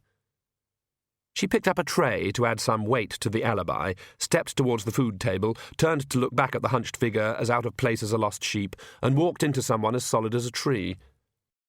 "Who is that strange person?" said a voice by her ear. Agnes heard Perdita curse her for jumping sideways, but she recovered and managed to smile awkwardly at the person who'd spoken.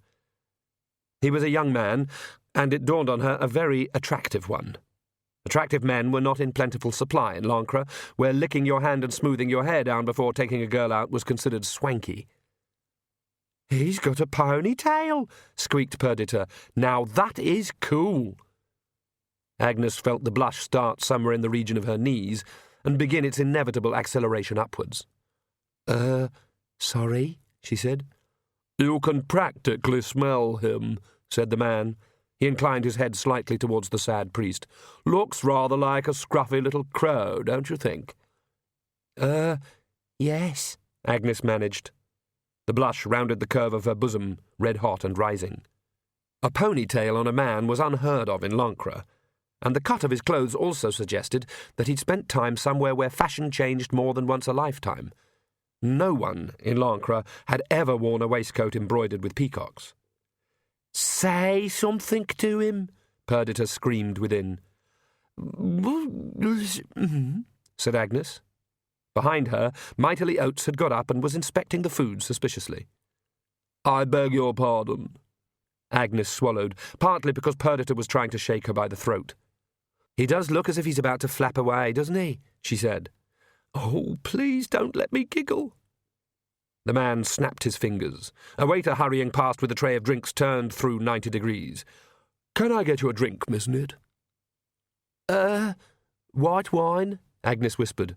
"No, you don't want white wine. The red is much more colourful," he said, taking a glass and handing it to her. "What is our quarry doing now? Ah, applying himself to a biscuit with a very small amount of pâté on it, I see." "Ask him his name," Perdita yelled. No, that had been forward of me, Agnes thought. Perdita screamed, "You were built forward, you stupid lump." "Please let me introduce myself. I'm Vlad," he said kindly. Yes, he's about to pounce on... Yes, a prawn vol au vent. Prawns up here, eh? King Verence has spared no expense, has he? "He had them brought up on ice all the way from Genoa," Agnes mumbled. "They do very good seafood there, I believe." "Never been," Agnes mumbled. Inside her head, Perdita lay down and cried. "Maybe we could visit it one day, Agnes," said Vlad. The blush was at Agnes's neck. "It's very hot in here, don't you think?" said Vlad. "It's the fire," said Agnes gratefully. "It's over there," she added, nodding to where quite a large amount of tree was burning in the hall's enormous fireplace, and could only have been missed by a man with a bucket on his head. "My sister and I have..." Vlad began. "Excuse me, Miss Nit." "What is it, Sean?" "Drop-dead Seanog," said Perdita. "Mum says you're to come at once, miss. She's down in the yard. She says it's important." "It always is," said Agnes. She gave Vlad a quick smile. "Excuse me, I have to go and help an old lady."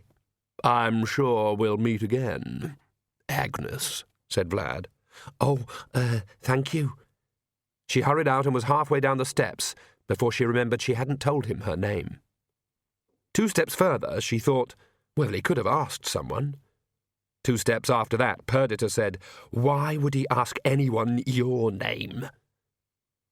Agnes cursed the fact that she had grown up with an invisible enemy. "Come and look at this," hissed Nanny, grabbing her by the arm as she reached the courtyard. She was dragged out into the carriages parked near the stables. Nanny waved a finger to the door of the nearest one. "See that?" she said. "It looks very impressive," said Agnes. "See the crest? Looks like a couple of black and white birds. Magpies, aren't they?" "Yeah, but look at the writing," said Nanny Ogg, with that dark relish old ladies reserve for nastily portentous things. "Carpe Jugulum," read Agnes aloud. "That's, well, Carpe diem is seize the day. So this means—" "Go for the throat," said Nanny. "You know what our king has done, so we can play our part in this new changing world order thing and get money for hedges because Clatch gets a nosebleed when Ankh-Morpork stubs its toe. He's gone and invited some bigwigs from Uberwald. That's what he's done. Oh, dearie, dearie me. Vampires and werewolves and vampires will all be murdered in one another's beds." She walked up to the front of the coach and tapped on the wood near the driver, who was sitting hunched up in an enormous cloak. "Where are you from, Igor?" The shadowy figure turned. "What makes you think my name is Igor?" "Lucky guess," said Nanny. "You think everyone from Uberwald is called Igor, do you? I could have any one of 1,000 different names, woman." "Look, I'm Nanny Ogg, and this, excuse me, is Agnes Nitt. And you are—" "My name is, well, is Igor, as a matter of fact," said Igor. He raised a hasty finger. "But it might not have been." "It's a chilly night. Can we get you something?" said Nanny cheerfully. "Perhaps a towel?" said Agnes. Nanny nudged her in the ribs to be silent. "A glass of wine, perhaps?" she said. "I do not drink wine," said Igor haughtily. "I've got some brandy," said Nanny, hitching up her skirt. "Oh, right. I drink brandy like stink." Nick-a-leg elastic twanged in the gloom. "So," said Nanny, passing up the flask, "what you doing this far from home, Igor?" "Why's there a stupid troll down there on the bridge?" said Igor, taking the flask in one large hand, which Agnes noticed was a mass of scars and stitches. "Oh, that's Big Jim Beef. The king lets him live under there, provided he looks official when we've got company coming." "Beef is an odd name for a troll." "He likes the sound of it," said Nanny. "It's like a man calling himself Rocky, I suppose. So I used to know an Igor from Uberwald. Walked with a limp. One eye a bit higher than the other, had the same manner of speaking. Very good brain at juggling, too." "That sounds like my uncle Igor," said Igor. "He worked for the mad doctor at Blinth." "Ha! And he was a proper mad doctor, too, not like the mad doctors you get these days. And the servants, even worse. No pride these days." He tapped the brandy flask for emphasis. "When Uncle Igor was sent out for Genius's brain, that's what you damn well got. There was none of this fumble finger stuff, and then pinching a brain out of the really insane jar and hoping no one had noticed. They always do, anyway." Nanny took a step back. The only sensible way to hold a conversation with Igor was when you had an umbrella. "I think I've heard of that chap," she said. "Didn't he stitch folk together out of dead parts?" "No, really?" said Agnes, shocked. "How?" "That's right. Is there a problem?" "No, I call it prudent," said Nanny, taking her foot off Agnes's toe. "My mum was a dab hand at sewing a new sheet from bits of old ones, and people's worth more than linen. So he's your master now, is he?" "No, my Uncle Igor still works for him. Been struck by lightning 300 times and still puts in a full night's work." "Have a drop more of that brandy. It's very cold out here," said Nanny. "So, who is your master, Igor?" "Call them masters," said Igor with sudden venom and a light shower. "Huh. Now, the old Count, he was a gentleman of the old school. He knew how it all works. Proper evening dress at all times. That's the rule." "Evening dress, eh?" said Nanny. "Yes. This lot only wear it in the evening. Can you imagine that? The rest of the time it's all swanning around in fancy waistcoats and lacy skirts. Huh! Do you know what this lot have done? Do tell. They've oiled the hinges. Igor took a hefty pull of Nanny's special brandy.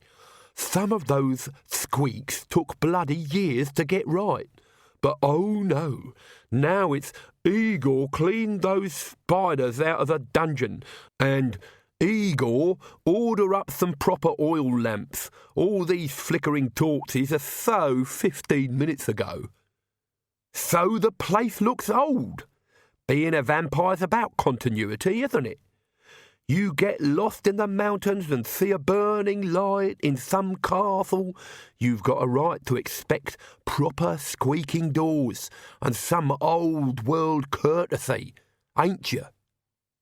Ah, right. And a bed in the room with a balcony outside, said Nanny. My point exactly. Proper billowing curtains, too. Damn right. Real guttering candles. I spend ages getting them properly dribbly. Not that anyone cares. You got to get the details right, I always say, said Nanny. Well, well, well. So, our king invited vampires, eh? There was a thump as Igor slumped backwards and a tinny sound as the flask landed on the cobbles. Nanny picked it up and secreted it about her person. Good head for his drink, she remarked. Not many people ever tasted Nanny Ogg's homemade brandy. It was technically impossible. Once it encountered the warmth of the human mouth, it immediately turned into fumes. You drank it via your sinuses. What are we going to do? Said Agnes. Do? He invited them. They're guests, said Nanny. I bet if I asked him, Verence would tell me to mind me own business. Of course he wouldn't put it quite like that, she added, since she knew the king had no suicidal tendencies. He'd probably use the word respect 2 or 3 times at least, but it'd mean the same thing in the end. But vampires, what's Granny going to say? Listen, my girl, they'll be gone tomorrow. Well, today, really. We'll just keep an eye on them and wave them goodbye when they go. We don't even know what they look like. Nanny looked at the recumbent Igor. On reflection, maybe I should have asked him, she said. She brightened up. Still, there's one way to find them. That's something everyone knows about vampires. In fact, there are many things everyone knows about vampires, without really taking into account that perhaps the vampires know them by now too. The castle hall was a din. There was a mob around the buffet table. Nanny and Agnes helped out. "Canopy, anyone?" said Nanny, shoving a tray towards a likely-looking group. "I beg your pardon," said someone. "Oh, canapes." He took a vol au vent and bit into it as he turned back to the group. "So I said to his lordship, 'Whoa, what the hell is this?'" He turned to find himself under close scrutiny by the wrinkled old lady in a pointy hat. "Sorry," she said. This is just mashed garlic." "Don't like garlic flavour, eh?" said Nanny sternly. "I love garlic, but it doesn't like me. This isn't just garlic-flavoured, woman, it's all garlic." Nanny peered at her tray with theatrical short-sightedness. "No, there's a bit of... You're right. Perhaps we overdid it a gnats. I'll just go and, just get some... I'll just go." She collided with Agnes at the entrance to the kitchen.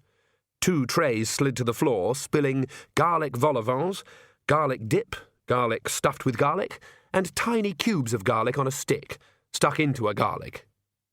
"Either there's a lot of vampires in these parts or we're doing something wrong," said Agnes flatly. "I've always said you can't have too much garlic," said Nanny. "Everyone else disagrees, Nanny." "All right, then. What else? All vampires wear evening dress in the evenings, even this lot." "Everyone here is wearing some kind of evening dress, Nanny, except us." Nanny Ogg looked down. "This is the dress I always wear in the evening." "Vampires aren't supposed to show up in a mirror, are they?" said Agnes. Nanny snapped her fingers. "Good thinking," she said. "There's one in the lavvy. I'll kind of hover in there. Everyone's got to go sooner or later." "But what if a man comes in?" "Oh, I won't mind," said Nanny dismissively. "I won't be embarrassed." "I think there may be objections," said Agnes, trying to ignore the mental picture just conjured up. Nanny had a pleasant grin, but there had to be times when you didn't want it looking at you. "We've got to do something. Supposing Granny were to turn up now, what would she think?" said Nanny. "We could just ask," said Agnes. "What?" Hands up, all vampires!" "Ladies." They turned. The young man who had introduced himself as Vlad was approaching. Agnes began to blush. "I think you were talking about vampires," he said, taking a garlic pasty from Agnes's tray and biting into it with every sign of enjoyment. "Could I be of assistance?" Nanny looked him up and down. "Do you know much about them?" she said. "Well, I am one," he said. "So I suppose the answer is yes. Charmed to meet you, Mrs. Ogg." He bowed and reached for her hand. "Oh, no, you don't," said Nanny, snatching it away. "I don't hold with bloodsuckers." "I know, but I'm sure you shall in time. Would you like to come and meet my family?" "They can bugger off. What was the king thinking of?" "Nanny." "What?" "You don't have to shout like that. It's not very polite. I don't think, Vlad de Magpie," said Vlad, bowing. "Is going to bite my neck," shouted Nanny. "Of course not," said Vlad. "We had some sort of bandit earlier. Mrs. Ogg is, I suspect, a meal to be savoured. Any more of these garlic things, they're rather piquant." "You what?" said Nanny. "You just killed someone," said Agnes. "Of course. We are vampires," said Vlad. "Or we prefer vampires with a Y. It's more modern. Now do come and meet my father." "You actually killed someone," said Agnes. "Right, that's it," snarled Nanny, marching away. "I'm getting Sean, and he's going to come back with a big sharp—" Vlad coughed quietly. Nanny stopped. "There are several other things people know about vampires," he said, "and one is that they have considerable control over the minds of lesser creatures. So forget all about vampires, dear ladies. That is an order. And do come and meet my family." Agnes blinked. She was aware that there had been something. She could feel the tail of it slipping away between her fingers. "Seems a nice young man," said Nanny, in a mildly stunned voice. Yes, said Agnes. Something surfaced in her mind like a message in a bottle written indistinctly in some foreign language. She tried, but she couldn't read it. "I wish Granny was here," she said at last. "She'd know what to do." "What about?" said Nanny. "She ain't good at parties." "I feel a bit odd," said Agnes. "Ah, could be the drink," said Nanny. "I haven't had any." "No? Well, there's the problem right there. Come on." They hurried into the hall. Even though it was now well after midnight, the noise level was approaching the pain threshold. When the midnight hour lies on the glass like a big cocktail onion, there's always an extra edge to the laughter. Vlad gave them an encouraging wave and beckoned them over to a group around King Verence. "Ah, Agnes and Nanny," said the king. "Count, may I present—" "Gither Og and Agnes Knit, I believe," said the man the king had just been talking to. He bowed. For some reason, a tiny part of Agnes was expecting a sombre-looking man with an exciting widow's peak hairstyle and an opera cloak. She couldn't think why. This man looked like a gentleman of independent means and an inquiring mind. Perhaps the kind of man who goes for long walks in the morning and spends the afternoons improving his mind in his own private library, or doing small, interesting experiments on parsnips, and never ever worrying about money. There was something glossy about him, and also a sort of urgent, hungry enthusiasm, the kind you get when someone has just read a really interesting book and is determined to tell someone all about it. "Allow me to present the Countess Magpie," he said. "These are the witches I told you about, dear. I believe you've met my son, and this is my daughter, Lacrimosa." Agnes met the gaze of a thin girl in a white dress, with very long black hair and far too much eye makeup. There is such a thing as hate at first sight. "The Count was just telling me how he is planning to move into the castle and rule the country," said Verence, "and I was saying I think we shall be honoured." "Well done," said Nanny, "but if you don't mind, I don't want to miss the weasel man." "The trouble is that people always think of vampires in terms of their diet," said the Count, as Nanny hurried away. "It's really rather insulting. You eat animal flesh and vegetables, but it hardly defines you, does it?" Verence's face was contorted in a smile, but it looked glassy and unreal. "But you do drink, human blood," he said. "Of course, and sometimes We kill people, although hardly at all these days. In any case, where exactly is the harm in that? Prey and hunter, hunter and prey. The sheep was designed as dinner for the wolf as a means of preventing overgrazing by the sheep. If you examine your teeth, sire, you'll see that they are designed for a particular kind of diet, and indeed your whole body is constructed to take advantage of it. And so it is with us. I'm sure the nuts and cabbages do not blame you. Hunter and prey are all just part of the great cycle of life. Fascinating, said Verence. Little beads of sweat were rolling down his face. Of course, in Uberwald, everyone understands this instinctively, said the Countess. But it is rather a backward place for the children. We are so looking forward to Lancre. Very glad to hear it, said Verence. And so kind of you to invite us, she went on. Otherwise we could not have come, of course. Not exactly, said the Count, beaming at his wife. But I have to admit that the prohibition against entering places uninvited has proved curiously durable. It must be something to do with the ancient territorial instincts. But, he added brightly, I have been working on an instructional technique which I'm sure will, within a few years... Oh, don't let's go through all that dull stuff again, said Lacrimosa. Yes, I suppose it can sound a little tedious, said the Count, smiling benevolently at his daughter. Has anyone any more of that wonderful garlic dip? The King still looked uneasy, Agnes noticed, which was odd, because the Count and his family seemed absolutely charming, and what they were saying made perfect sense. Everything was perfectly all right. Exactly, said Vlad beside her. Do you dance, Miss Knit? On the other side of the hall, the Lancre Light Symphony Orchestra, conductor S. Ogg, was striking up and out at random. She stopped it, turning into a giggle. Not really. Not very well. Didn't you listen to what they were saying? They're vampires. Shut up, she said aloud. I beg your pardon, said Vlad, looking puzzled. And they're not a very good orchestra. Didn't you pay any attention to what they were saying at all, you useless lump? They're a very bad orchestra, said Vlad. Well, the King only bought the instruments last month, and basically they're trying to learn together. Chop his head off, give him a garlic enema. Are you all right? You really know there are no vampires here, don't you?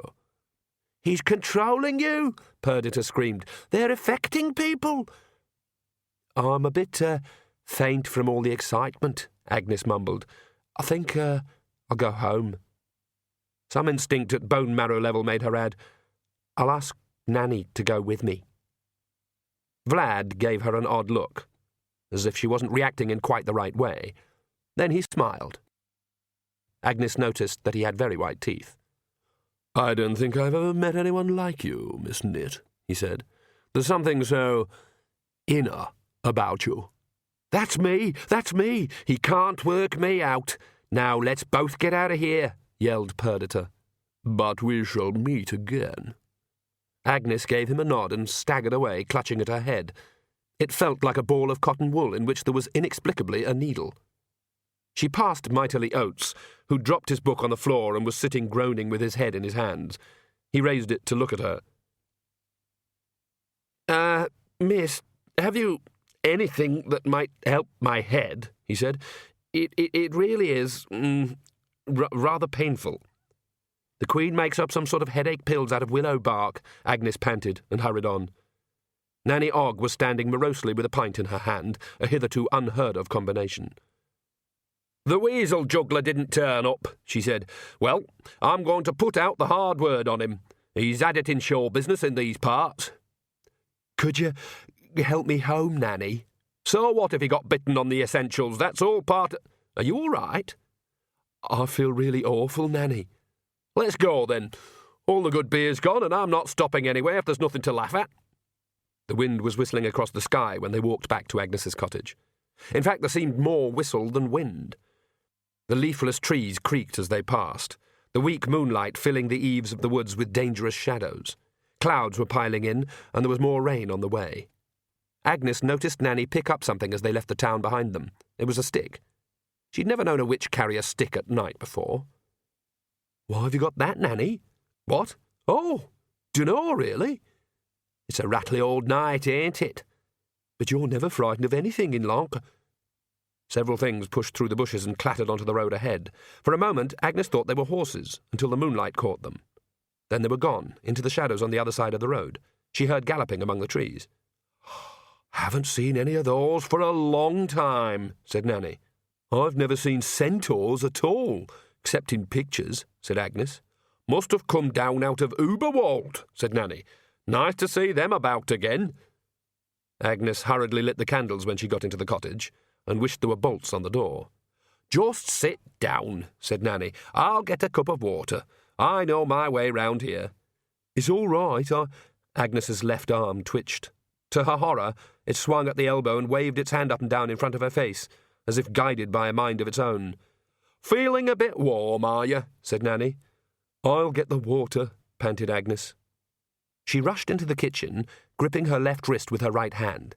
It shook itself free, grabbed a knife from the draining board and stabbed it into the wall, dragging it so that it formed crude letters in the crumbling plaster. V-M-P-I-R. It dropped the knife, grabbed at the hair on the back of Agnes's head, and thrust her face within inches of the letters. "You all right in there?" Nanny called from the next room. Yes, but I think I'm trying to tell me something." A movement made her turn. A small blue man wearing a blue cap was staring at her from the shelves over the wash copper. He stuck out his tongue, made a very small, obscene gesture, and disappeared behind a bag of washing crystals. "Nanny?" "Yes, love?" "Are there such things as blue mice?" "Not while you're sober, dear." "I think I'm owed a drink then. Is there any brandy left?" Nanny came in, uncorking the flask. "I topped it up at the party. Of course, it's only shop-bought stuff. You couldn't—" Agnes's left hand snatched it and poured it down her throat. Then she coughed so hard that some of it went up her nose. Hang on. It's not that weak," said Nanny. Agnes plonked the flask down on the kitchen table. "Right," she said, and her voice sounded quite different to Nanny. "My name is Perdita, and I'm taking over this body right now." Hodges Arg noticed the smell of burnt wood as he ambled back to the mews, but put it down to the bonfire in the courtyard. He'd left the party early. No one had wanted to talk about hawks.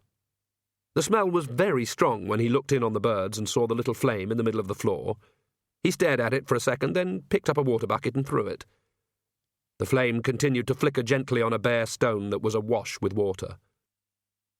Hodges Arg looked at the birds. They were watching it with interest. Normally they'd be frantic in the presence of fire. Hodges Arg was never one to panic. He watched it for a while, and then took a piece of wood and gently touched it to the flame. The fire leapt onto the wood and went on burning. The wood didn't even char. He found another twig and brushed it against the flame, which slid easily from one to the other. There was one flame. It was clear there wasn't going to be two. Half the bars in the window had been burned away, and there was some scorched wood at the end of the mews where the old nest boxes had been. Above it, a few stars shone through the rags of mist over a charred hole in the roof. Something had burned here, Hodges Arg saw. Fiercely by the look of it, but also in a curiously local way, as if all the heat had been somehow contained. He reached towards the flame dancing on the end of the stick. It was warm, but not as hot as it should be. Now it was on his finger. It tingled. As he waved it around, the head of every bird turned to watch it. By its light he poked around in the charred remains of the nest boxes. In the ashes were bits of broken eggshell. Hodges Arg picked them up and carried them into the crowded little room at the end of the mews, which served as a workshop and bedroom. He balanced the flame on a saucer. In here, where it was quieter, he could hear it making a slight sizzling noise. In the dim glow, he looked along the one crowded bookshelf over his bed and pulled down a huge ragged volume on the cover of which someone had written centuries ago the word birds. The book was a huge ledger. The spine had been cut and widened inexpertly several times so that more pages could be pasted in. The falconers of Lancre knew a lot about birds. The kingdom was on a main migratory route between the hub and the rim. The hawks had brought down many strange species over the centuries, and the falconers had very painstakingly taken notes. The pages were thick with drawings and closely spaced writing, the entries copied and recopied and updated over the years. The occasional feather, carefully glued to a page, had added to the thickness of the thing. No one had ever bothered with an index, but some past falconer had considerately arranged many of the entries into alphabetical order. Hodgesarg glanced again at the flame burning steadily in its saucer, and then, handling the crackling pages with care, turned to F. After some browsing, he eventually found what he was looking for under P. Back in the mews, in the deepest shadow, something cowered. There were 3 shelves of books in Agnes's cottage, by which standards that was a giant library. 2 very small blue figures lay on top of the books, watching the scene with interest. Nanny Ogg backed away, waving a poker. "It's all right," said Agnes. "It's me again, Agnes Knit. But she's here, but I'm sort of holding on, yes. Yes, all right, just shut up. Look, it's my body. You're just a figment of my imagination. Okay, perhaps it's not quite so... Let me just talk to Nanny, will you?" "Which one are you now?" said Nanny Ogg. "I'm still Agnes, of course." She rolled her eyes up. "All right, I'm Agnes, currently being advised by Perdita, who is also me, in a way. And I'm not too fat, thank you so very much." "How many of you are there in there?" said Nanny. "What do you mean, room for 10? Shouted Agnes. "Shut up! Listen, Perdita says there were vampires at the party. The Magpie family, she says. She can't understand how we acted. They were putting a kind of fluence over everyone, including me, which is why she was able to break through. Yes, all right, I'm telling it. Thank you." "Why not her, then?" said Nanny. "Because she's got a mind of her own. Nanny, can you remember anything they actually said?" "Now you come to mention it, no. But they seemed nice enough people. And you remember talking to Igor?" "Who's Igor?" The tiny blue figures watched, fascinated, for the next half hour. Nanny sat back at the end of it and stared at the ceiling for a while. "Why should we believe her?" she said eventually. "Because she's me. They do say that inside every fat girl is a thin girl and—" Nanny began. "Yes," said Agnes bitterly. "I've heard it. Yes, she's the thin girl. I'm the lot of chocolate." Nanny leaned towards Agnes's ear and raised her voice. "How are you getting on in there? Everything all right, is it? Treating you all right, is she?" "Ha ha, Nanny, very funny." "They were saying all this stuff about drinking blood and killing people, and everyone was just nodding and saying, well, how very fascinating." "Yes." "And eating garlic?" "Yes." "That can't be right, can it?" "I don't know. Perhaps we used the wrong sort of garlic." Nanny rubbed her chin, torn between the vampire revelation and prurient curiosity about Perdita. "So, how does Perdita work, then?" she said.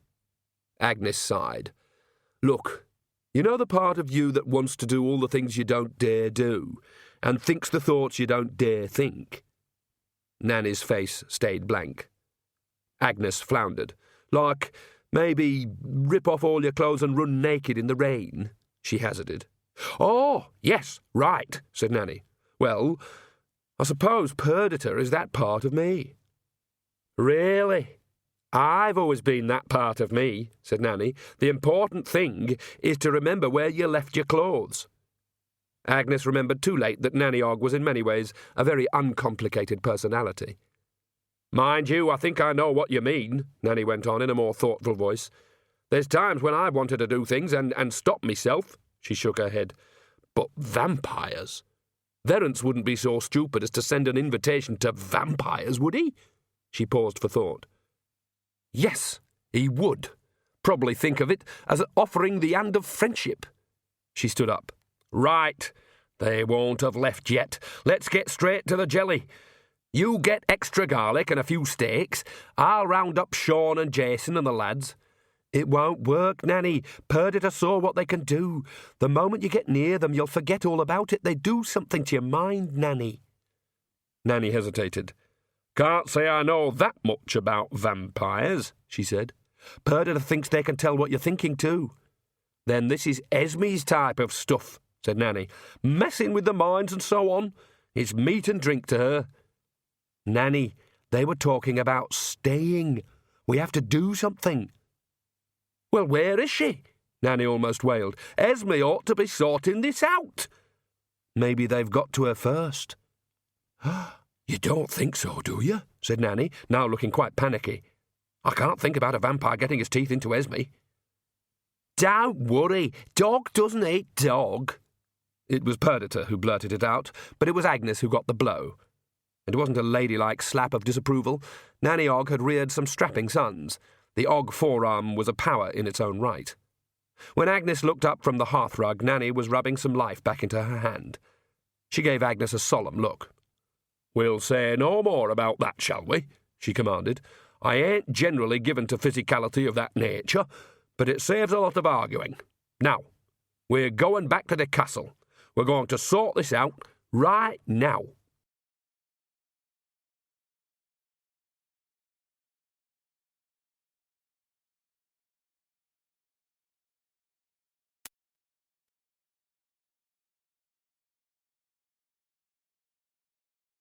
D3.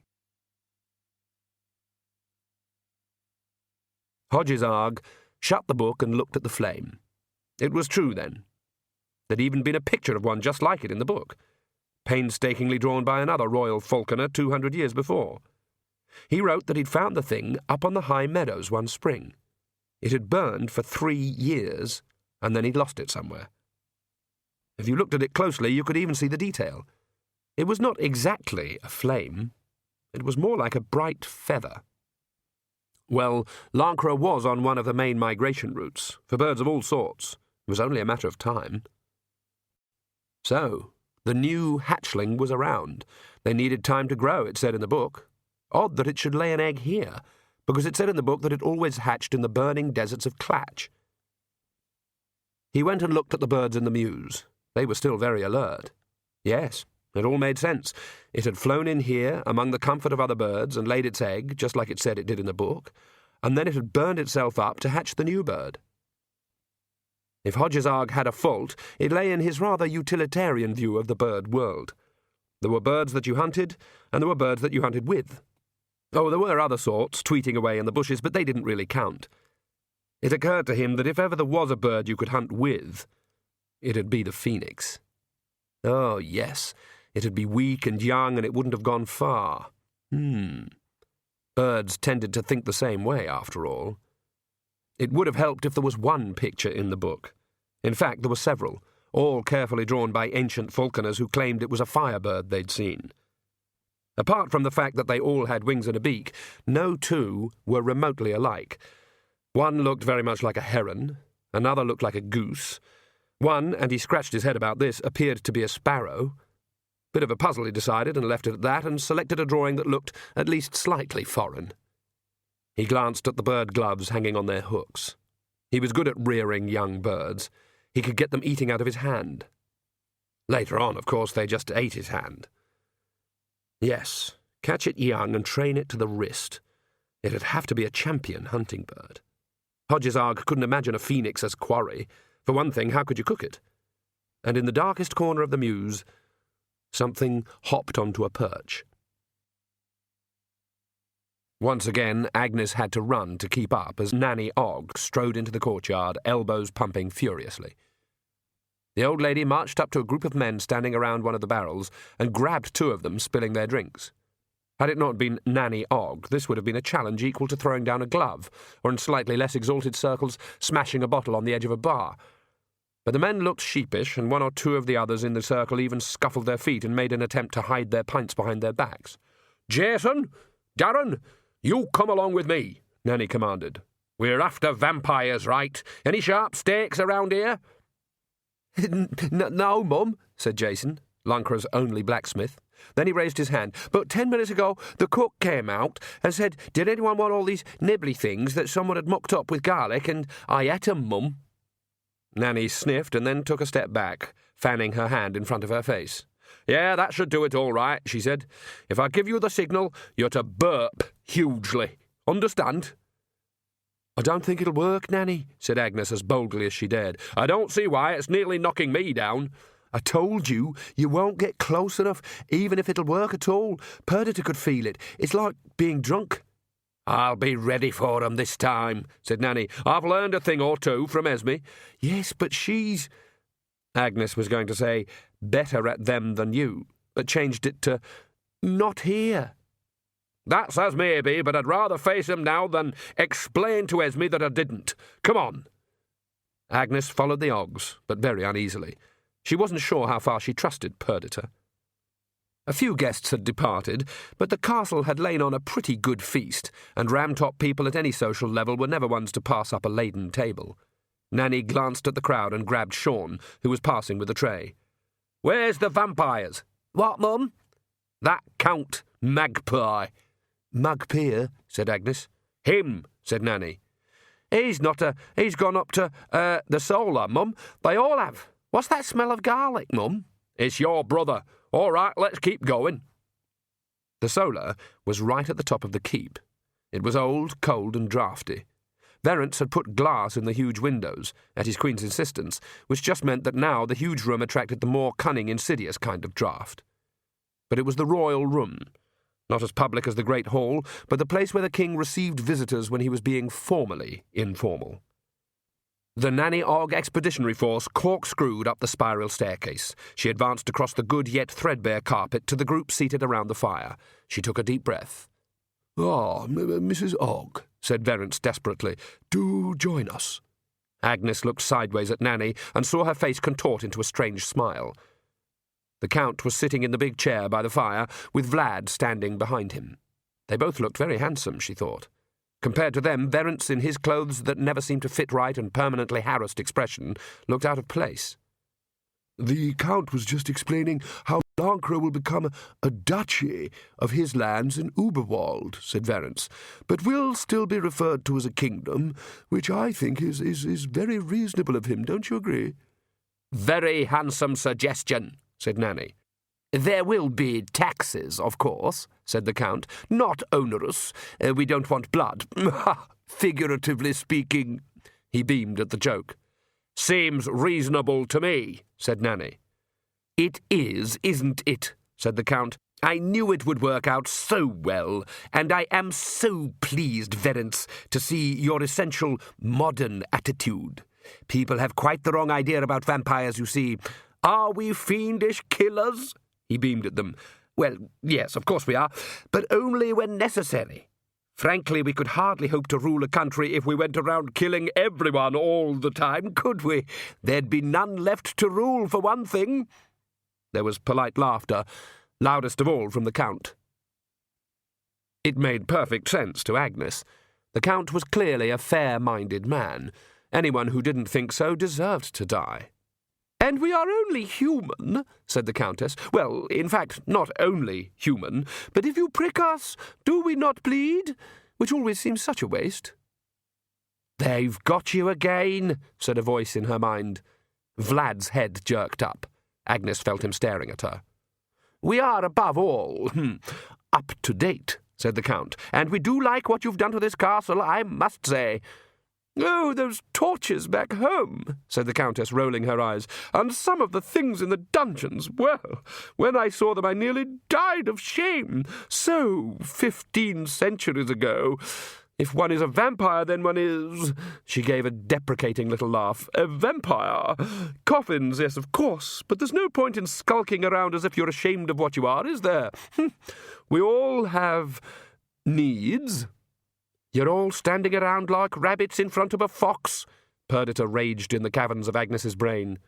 "Oh," said the Countess, clapping her hands together, "I see you have a pianoforte." It stood under a shroud in a corner of the room where it had stood for 4 months now. Verence had ordered it because he'd heard they were very modern. But the only person in the kingdom who'd come close to mastering it was Nanny Ogg, who would, as she put it, come up occasionally for a tinkle on the ivories. King Verence was very keen that someone should compose a national anthem for Lancre, possibly referring to its very nice trees, and had offered a small reward. Nanny Ogg reasoned that it would be easy money because national anthems only ever have one verse, or rather all have the same second verse, which goes no no no no no no no no no at some length, until everyone remembers the last line of the first verse and sings it as loudly as they can. Then it had been covered over on the orders of Magrat, and the palace rumour was that Verence had got an ear-bashing for buying what was effectively a murdered elephant. "Lacrimosa would so like to play for you," the Countess commanded. "Oh, Mother," said Lacrimosa. "I'm sure we should love it," said Verence. Agnes wouldn't have noticed the sweat running down his face if Perdita hadn't pointed it out. "He's trying to fight it," she said. "Aren't you glad you've got me?" There was some bustling while a wad of sheet music was pulled out of the piano stool, and the young lady sat down to play. She glared at Agnes before beginning. There was some sort of chemistry there, although it was the sort that results in the entire building being evacuated. "It's a racket," said Perdita within, after the first few bars. "Everyone's looking as though it's wonderful, but it's a din." Agnes concentrated. The music was beautiful, but if she really paid attention, with Perdita nudging her, it wasn't really there at all. It sounded like someone playing scales, badly and angrily. I can say that at any time, she thought. Any time I want, I can just wake up. Everyone else applauded politely. Agnes tried to, but found that her left hand was suddenly on strike. Perdita was getting stronger in her left arm. Vlad was beside her so quickly that she wasn't even aware that he'd moved. "You are a fascinating woman, Miss Knit," he said. "Such lovely hair, may I say. But who is Perdita?" "No one really," Agnes mumbled. She fought against the urge to bunch her left hand into a fist. Perdita was screaming at her again. Vlad stroked a strand of her hair. It was, she knew, good hair. It wasn't simply big hair, it was enormous hair, as if she was trying to counterbalance her body. It was glossy. It never split, and was extremely well behaved, except for a tendency to eat combs. "Eat combs," said Vlad, coiling the hair around his finger. "Yes, he can see what you're thinking." Vlad looked puzzled again, like someone trying to make out some faint noise. "You can resist, can't you?"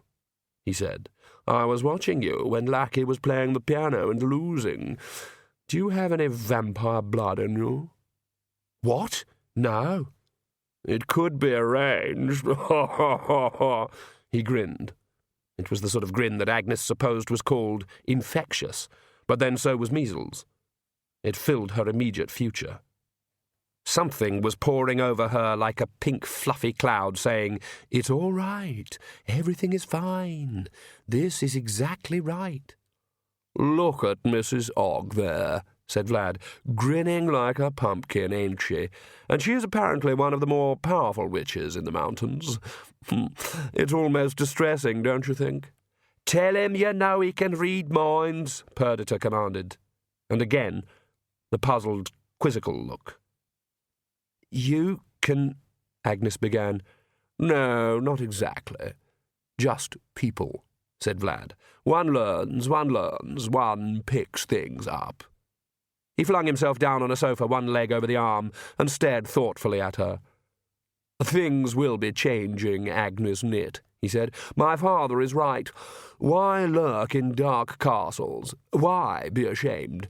We're vampires, or rather, vampires. Father's a bit keen on the new spelling. He says it indicates a clean break with a stupid and superstitious past. In any case, it's not our fault. We were born vampires." "I thought you became vampires by being bitten." "Oh, dear me, no. Oh, we can turn people into vampires. It's an easy technique. But what would be the point? When you eat... Now, what is it you eat? Oh, yes, chocolate. You don't want to turn it into another Agnes Knit, do you? Less chocolate to go round." He sighed. "Oh, dear. Superstition, everywhere we turn. Isn't it true that we've been here at least 10 minutes and your neck is quite free of anything except a small amount of soap you didn't wash off?" Agnes's hand flew to her throat. "We notice these things," said Vlad, "and now we're here to notice them. Oh, Father is powerful in his way, and quite an advanced thinker, but I don't think even he is aware of the, possibilities. I can't tell you how good it is to be out of that place, Miss Knit. The werewolves, oh dear, the werewolves. Marvellous people, it goes without saying, and of course the Baron has a certain rough style, but really, give them a good deer hunt, a warm spot in front of the fire, and a nice big bone, and the rest of the world can go hang. We've done our best, we really have. No one has done more than Father to bring our part of the country into the century of the fruit bat." "It's nearly over," Agnes began. "Perhaps that's why he's so keen," said Vlad. "The place is just full of, well, remnants. I mean, centaurs. Really, they've got no business surviving. They're out of place. And frankly, all the lower races are just as bad. The trolls are stupid, the dwarfs are devious, the pixies are evil, and the gnomes stick in your teeth. Time they were gone, driven out. We have great hopes of Lancre." He looked around disdainfully. "After some redecoration." Agnes looked back at Nanny and her sons. They were listening quite contentedly to the worst music since Shornog's bagpipes had been dropped down the stairs. "And you're taking our country," she said, "just like that?" Vlad gave her another smile, stood up and walked towards her. "Oh, yes. Bloodlessly. Well, metaphorically. You really are quite remarkable, Miss Knit. The Uberworld girls are so sheep-like, but you're concealing something from me. Everything I feel tells me you're quite under my power, and yet you're not." He chuckled. "This is delightful." Agnes felt her mind unravelling. The pink fog was blowing through her head, and looming out of it, deadly and mostly concealed, was the iceberg of Perdita. As Agnes withdrew into the pinkness, she felt the tingles spread down her arms and legs. It was not pleasant. It was like sensing someone standing right behind you, and then feeling them take one step forward. Agnes would have pushed him away. That is, Agnes would have dithered and tried to talk her way out of things. But if push had come to shove, then she'd have pushed hard. But Perdita struck, and when her hand was halfway around, she turned it palm out and curled her fingers in to bring her nails into play. He caught her wrist, his hand moving in a blur. "Well done," he said, laughing. His other hand shot out and caught her other arm as it swung. "I like a woman with spirit." However, he had run out of hands, and Perdita still had a knee in reserve. Vlad's eyes crossed, and he made that small sound best recorded as "Knie." "Magnificent," he croaked as he folded up. Perdita pulled herself away and ran over to Nanny Ogg, grabbing the woman's arm. "Nanny, we're leaving." "Are we, dear?" said Nanny calmly, not making a move. "And Jason and Darren too." Perdita didn't read as much as Agnes. She thought books were boring. But now she really needed to know. What did you use against vampires? "Holy symbols," Agnes prompted from within. Perdita looked around desperately. Nothing in the room looked particularly holy. Religion, apart from its use as a sort of cosmic registrar, had never caught on in Lancre. "Daylight is always good, my dear," said the Countess, who must have caught the edge of her thought. "Your uncle always had big windows and easily twitched-aside curtains, didn't he, Count?" "Yes, indeed," said the Count. "And when it came to running water, he always kept the moat flowing perfectly, didn't he?" "Fed from a mountain stream, I think," said the Count. "And for a vampire, he always seemed to have so many ornamental items around the castle that could be bent or broken into the shape of some religious symbol, as I recall." "He certainly did. A vampire of the old school." "Yes." The Countess gave her husband a smile. "The stupid school." She turned to Perdita and looked her up and down. "So I think you will find we are here to stay, my dear, although you do seem to have made an impression on my son. Come here, girl, let me have a good look at you." Even cushioned inside her own head, Agnes felt the weight of the vampire's will hit Perdita like an iron bar, pushing her down. Like the other end of a seesaw, Agnes rose. "Where's Magrat? What have you done with her?" she said. "Putting the baby to bed, I believe," said the Countess, raising her eyebrows.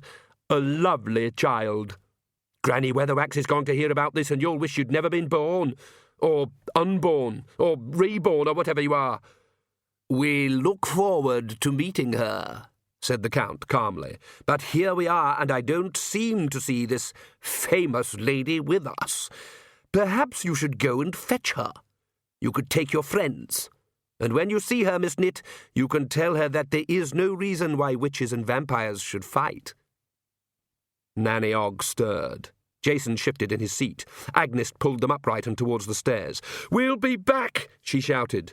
The Count nodded. "Good," he said. "We are famous for our hospitality." It was still dark when Hodgesarg set out. If you were hunting a phoenix, he reasoned, the dark was probably the best time. Light showed up better in the darkness.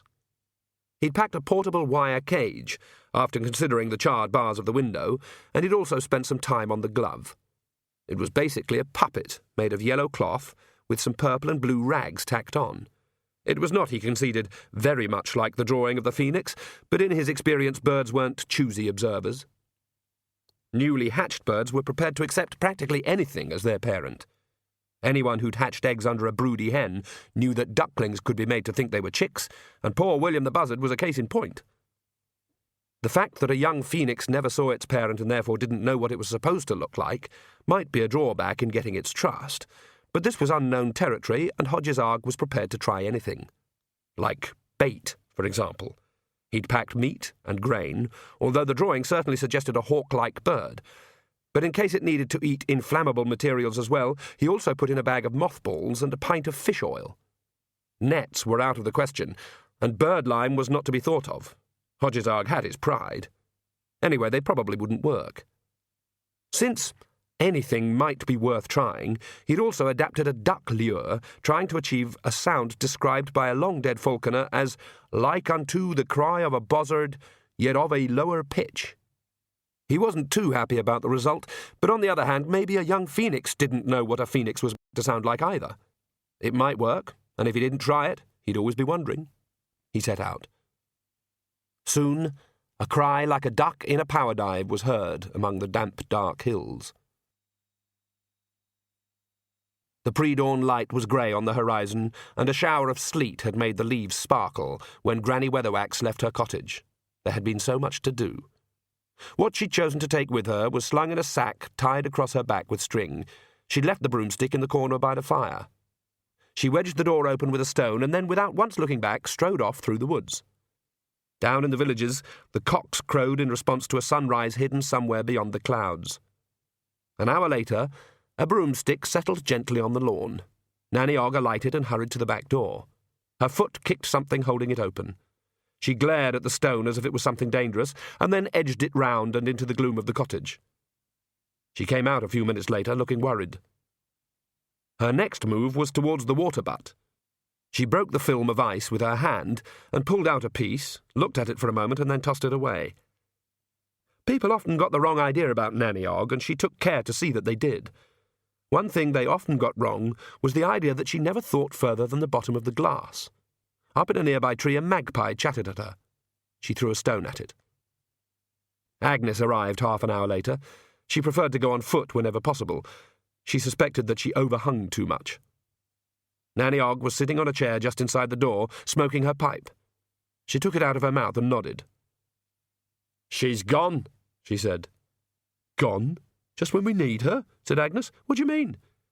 "She ain't here," Nanny expanded. "Perhaps she's just out," said Agnes.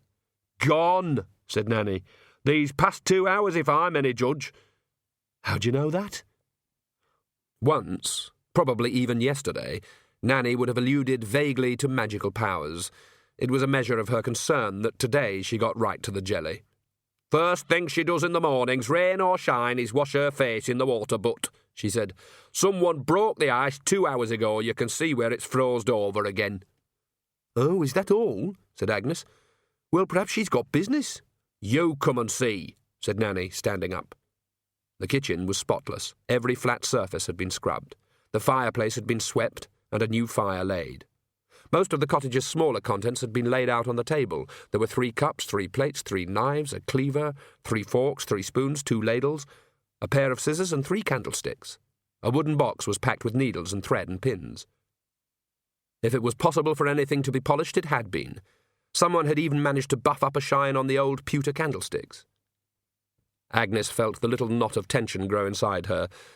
Witches didn't own much. The cottage owned things. They were not yours to take away. This looked like an inventory. Behind her, Nanny Ogg was opening and shutting drawers in the ancient dresser. "She's left it all neat," Nanny said. "She's even clipped all the rust off the kettle. The larder's all bare except for some hobnail cheese and suicide biscuits. It's the same in the bedroom. Her I ate and dead card is hanging behind the door. And the gazunda's so clean you could eat your tea out of it, if the fancy took you that way. And she's taken the box out of the dresser." "What box?" "Oh, she keeps stuff in it," said Nanny. "Memorabilia. You know, keepsakes and what-not. Stuff that's hers." "What's this?" said Agnes, holding up a green glass ball. "Oh, Magrat passed that on to her," said Nanny, lifting up a corner of the rug and peering under it. "It's a float our Wayne brought back from the seaside once. It's a buoy for the fishing nets." "I didn't know boys had glass balls," said Agnes. She groaned inwardly and felt the blush unfold, but Nanny hadn't noticed. It was then she realised how really serious this was. Nanny would normally leap on such a gift like a cat on a feather. Nanny could find an innuendo in Good Morning. She could certainly find one in Innuendo, and boys with glass balls should have lasted her all week. She'd be accosting total strangers and saying, "You'll never guess what Agnes Nitt said." She ventured, "I said, dunno much about fishing, really," said Nanny. She straightened up, biting her thumbnail thoughtfully. "Something's wrong with all this," she said. "The box. She wasn't going to leave anything behind." "Granny wouldn't go, would she?" said Agnes nervously. "I mean, not actually leave. She's always here." "Like I told you last night. She's been herself lately," said Nanny vaguely. She sat down in the rocking chair. "You mean she's not been herself, don't you?" said Agnes. "I knows exactly what I means, girl. When she's herself, she snaps at people and sulks and makes herself depressed. Ain't you ever heard of taking people out of themselves? Now shut up, 'cause I'm thinking." Agnes looked down at the green ball in her hands, a glass fishing float 500 miles from the sea, an ornament like a shell, not a crystal ball. You could use it like a crystal ball, but it wasn't a crystal ball, and she knew why that was important. Granny was a very traditional witch. Witches hadn't always been popular. There had been times long ago when it was a good idea not to advertise what you were, and that was why all these things on the table didn't betray their owner at all. There was no need for that anymore. There hadn't been in Lancre for hundreds of years, but some habits get passed down in the blood. In fact, things now worked the other way. Being a witch was an honourable trade in the mountains, but only the young ones invested in real crystal balls and coloured knives and dribbly candles. The old ones, they stuck with simple kitchen cutlery, fishing floats, bits of wood, whose very ordinariness subtly advertised their status. Any fool could be a witch with a runic knife, but it took skill to be one with an apple corer. A sound she hadn't been hearing stopped abruptly, and the silence echoed. Nanny glanced up. "Clock's stopped," she said. "It's not even telling the right time," said Agnes, turning to look at it. "Oh, she just kept it for the tick," said Nanny. Agnes put down the glass ball. "I'm going to look around some more," she said. She'd learned to look around when she visited someone's home, because in one way it was a piece of clothing and had grown to fit their shape. It might show not just what they'd been doing, but what they'd been thinking. You might be visiting someone who expected you to know everything about everything, and in those circumstances you took every advantage you could get. Someone had told her that a witch's cottage was her second face. Come to think of it, it had been Granny. It should be easy to read this place. Granny's thoughts had the strength of hammer blows, and they'd pounded her personality into the walls. If her cottage had been any more organic, it would have had a pulse. Agnes wandered through to the dank little scullery. The copper washpot had been scoured. A fork and a couple of shining spoons lay beside it. along with the washboard and scrubbing brush. The slop bucket gleamed, although the fragments of a broken cup in the bottom said that the recent intensive housework hadn't been without its casualties. She pushed open the door into the old goat shed. Granny was not keeping goats at the moment, but her homemade beekeeping equipment was neatly laid out on a bench. She'd never needed much. If you needed smoke and a veil to deal with your bees, what was the point of being a witch? Bees. A moment later, she was out in the garden, her ear pressed against a beehive. There were no bees flying this early in the day, but the sound inside was a roar. "They'll know," said a voice behind her. Agnes stood up so quickly she bumped her head on the hive roof. "But they won't say," Nanny added. "She'd have told 'em. Well done for thinking about 'em, though." Something chattered at them from a nearby branch. It was a magpie. "Good morning, Mr. Magpie," said Agnes automatically. "Bugger off, you bastard," said Nanny, and reached down for a stick to throw. The bird swooped off to the other side of the clearing. "That's bad luck," said Agnes. "It will be if I get a chance to aim," said Nanny. "Can't stand those maggoty pies." "One for sorrow," said Agnes, watching the bird hop along the branch. "I always take the view there's probably going to be another one along in a minute," said Nanny, dropping a stick. "Two for joy," said Agnes. "It's two for mirth." "Same thing, I suppose." "Dunno about that," said Nanny. "I was joyful when our Jason was born, but I can't say I was laughing at the time. Come on, let's have another look." Two more magpies landed on the cottage's antique thatch. "That's 3 for a girl," said Agnes, nervously. 3 for a funeral's what I learned," said Nanny.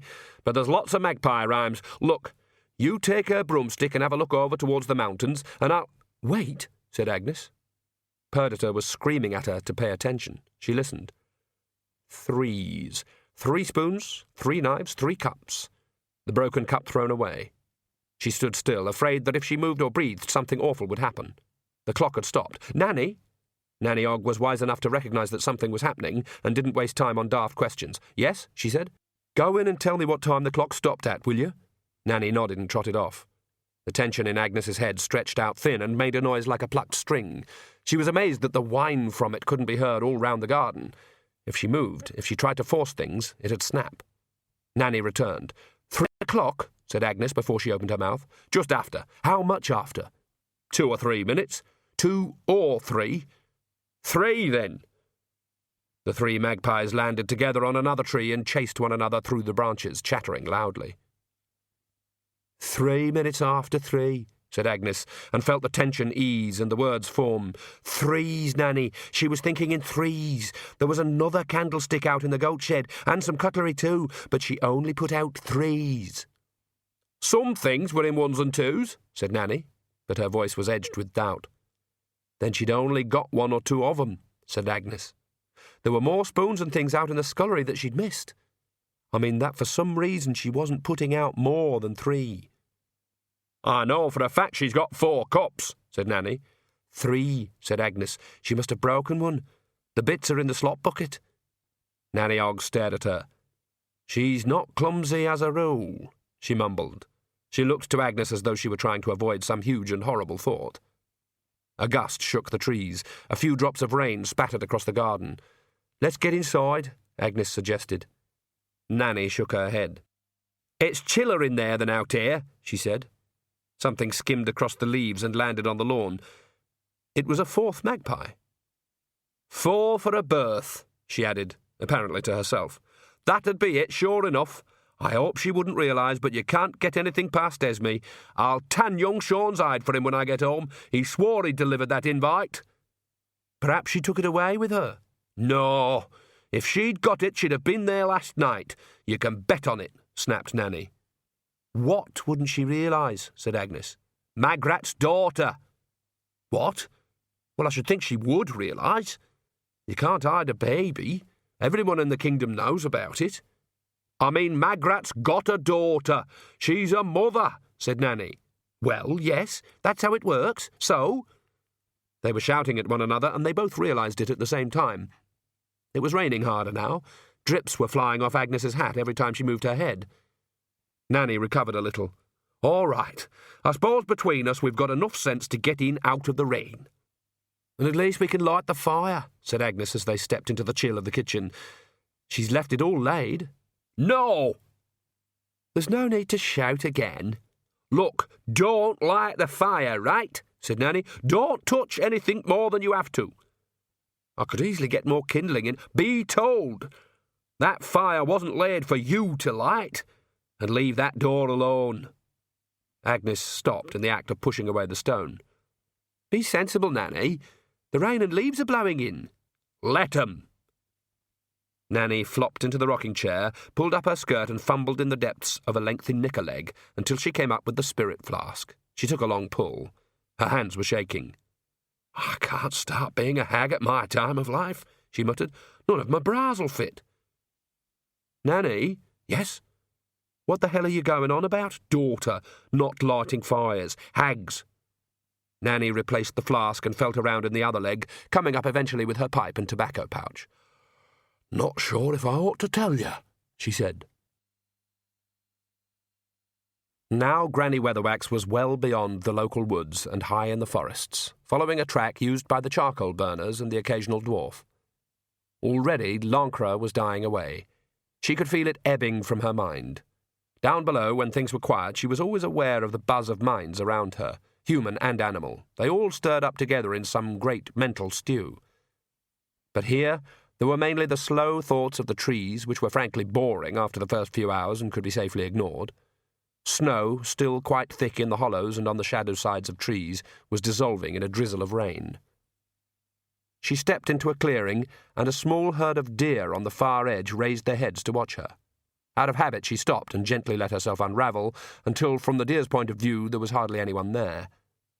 When she began to walk forward again, a deer stepped out of some bushes and stopped and turned to face her. She'd seen this happen before. Hunters talked about it sometimes. You could track a herd all day, creeping silently among the trees in search of that one clean shot, and just as you were aiming, a deer would step out right in front of you, turn and watch and wait. Those were the times when a hunter found out how good he was. Granny snapped her fingers. The deer shook itself and galloped off. She climbed higher, following the stony bed of a stream. Despite its swiftness, there was a border of ice along its banks.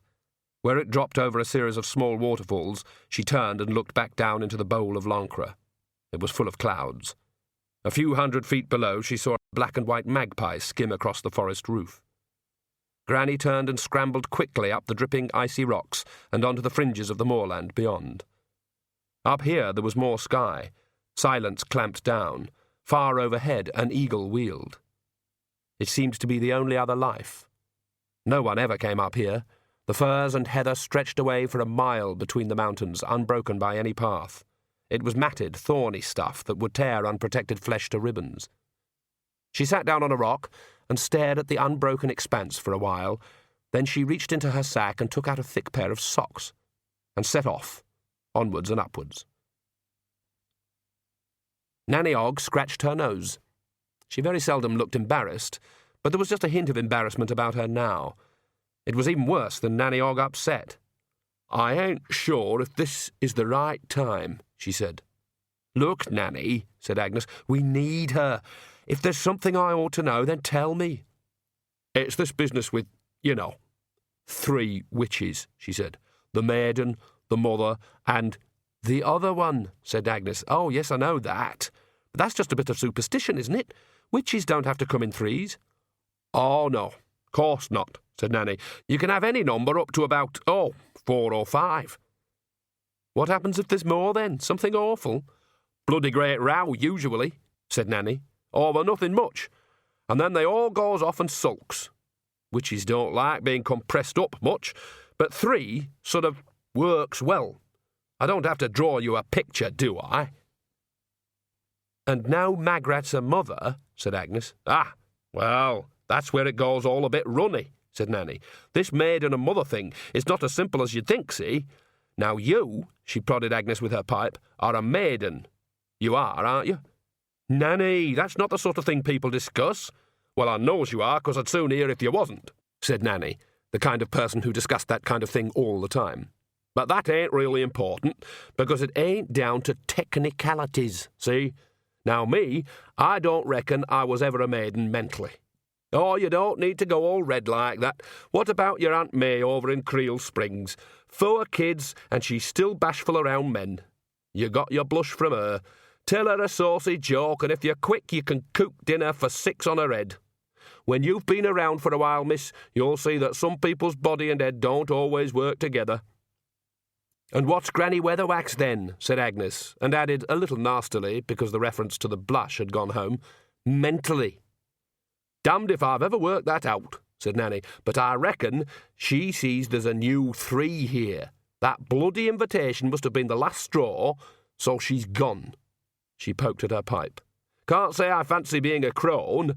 I ain't the right shape, and anyway, I don't know what sound they make. Agnes had a sudden and very clear and horrible mental image of the broken cup. But Granny she didn't look like a, she began.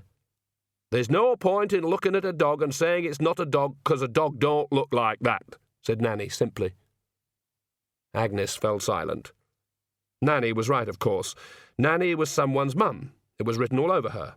If you cut her in half, the word ma would be all the way through. Some girls were just naturally mothers, and some, Perdita added, were cut out to be professional maidens. As for the third, Agnes went on, ignoring her own interruption, perhaps it wasn't so odd that people generally called Nanny out for the births, and Granny out for the deaths. She thinks we don't need her any more. I reckon so. What's she going to do, then? Dunno. But if you had 3 and now there's 4, well, something's got to go, hasn't it?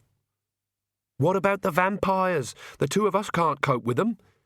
She's been telling us there's 3 of us, said Nanny. What, Magrat? But she's the... Agnes stopped herself.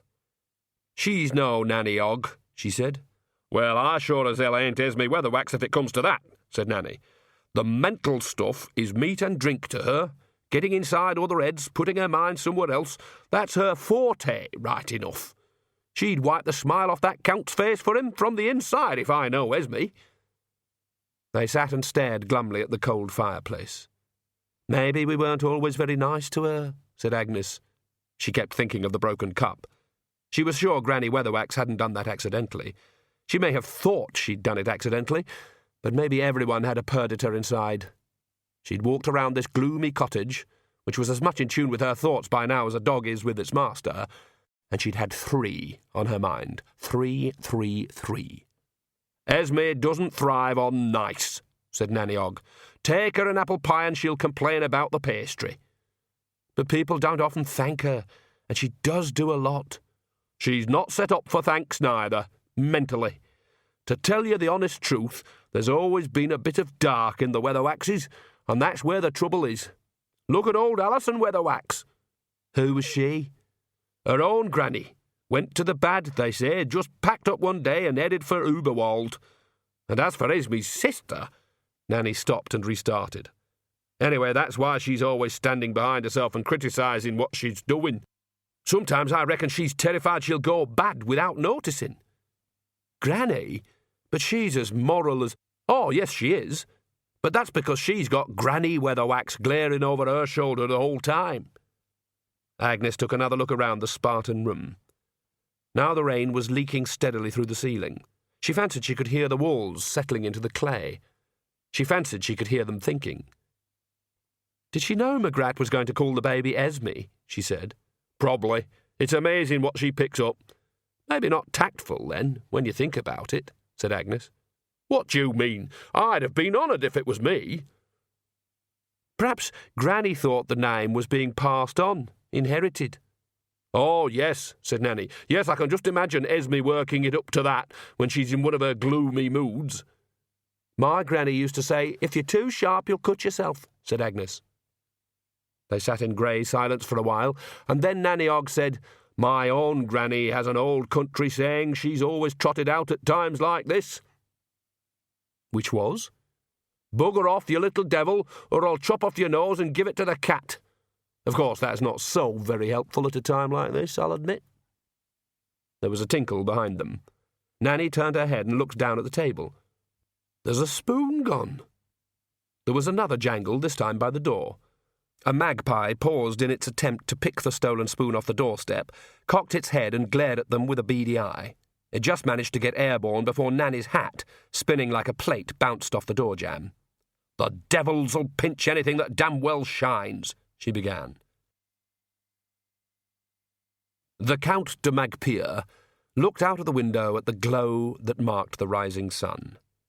"There you are, you see," he said, turning back to his family. "Morning, and here we are." "You've made it overcast," said Lacrimosa sullenly. "It's hardly sunny."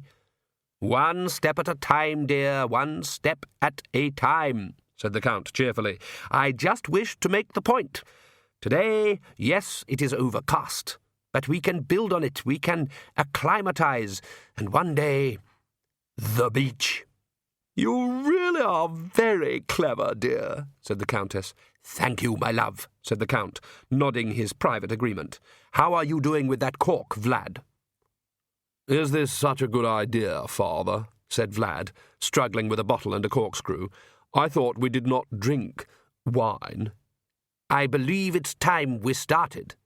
"Yuck," said Lacrimosa. "I'm not touching that. It's squeezed from vegetables." "Fruit, I think you'll find," said the Count calmly. He took the bottle from his son and removed the cork. "A fine claret, I understand. You'll try some, my dear?"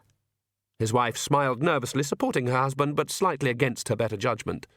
Are we supposed to, warm it up?" she said. "Room temperature is suggested." "That's sickening," said Lacrimosa. "I don't know how you can bear it."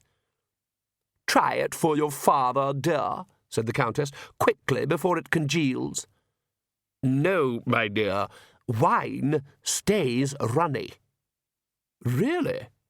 How very convenient." "Vlad," said the Count, pouring a glass. The son watched nervously. "Perhaps it would help if you think of it as grape blood," said his father, as Vlad took the wine. "And you, lackey?" She folded her arms resolutely. "Huh! I thought you'd like this sort of thing, dear," said the Countess. "It's the sort of thing your crowd does, isn't it?" "I don't know what you're talking about," said the girl. "Oh, staying up until gone noon and wearing brightly coloured clothes and giving yourself funny names," said the Countess. "Like Gertrude," sneered Vlad, "and Pam. They think it's cool." Lacrimosa turned on him furiously, nails out. He caught her wrist, grinning. "That's none of your business." "Lady Stridjoyul said her daughter has taken to calling herself Wendy," said the Countess. "I can't imagine why she'd want to, when Hieroglyphica is such a nice name for a girl, and if I was her mother I'd see to it that she at least wore a bit of eyeliner." "Yes, but no one drinks wine," said Lacrimosa. "Only real weirdos who file their teeth blunt drink wine." "Maladora Krvoijak does," said Vlad. "Or Frida, I should say." "No, she doesn't." "What? She wears a silver corkscrew on a chain round her neck, and sometimes there's even a cork on it." "That's just a fashion item. Oh, I know she says she's partial to a drop of port, but really it's just blood in the glass. Henry actually brought a bottle to a party, and she fainted at the smell." "Henry?" said the Countess. Lacrimosa looked down sulkily. "Graven Gieraki," she said.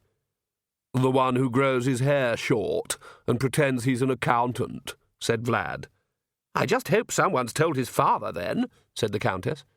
"Be quiet," said the Count. "This is all just cultural conditioning, you understand? Please. I've worked hard for this. All we want is a piece of the day. Is that too much to ask? And wine is just wine. There's nothing mystical about it. Now, take up your glasses. You too, lackey. Please? For Daddy?"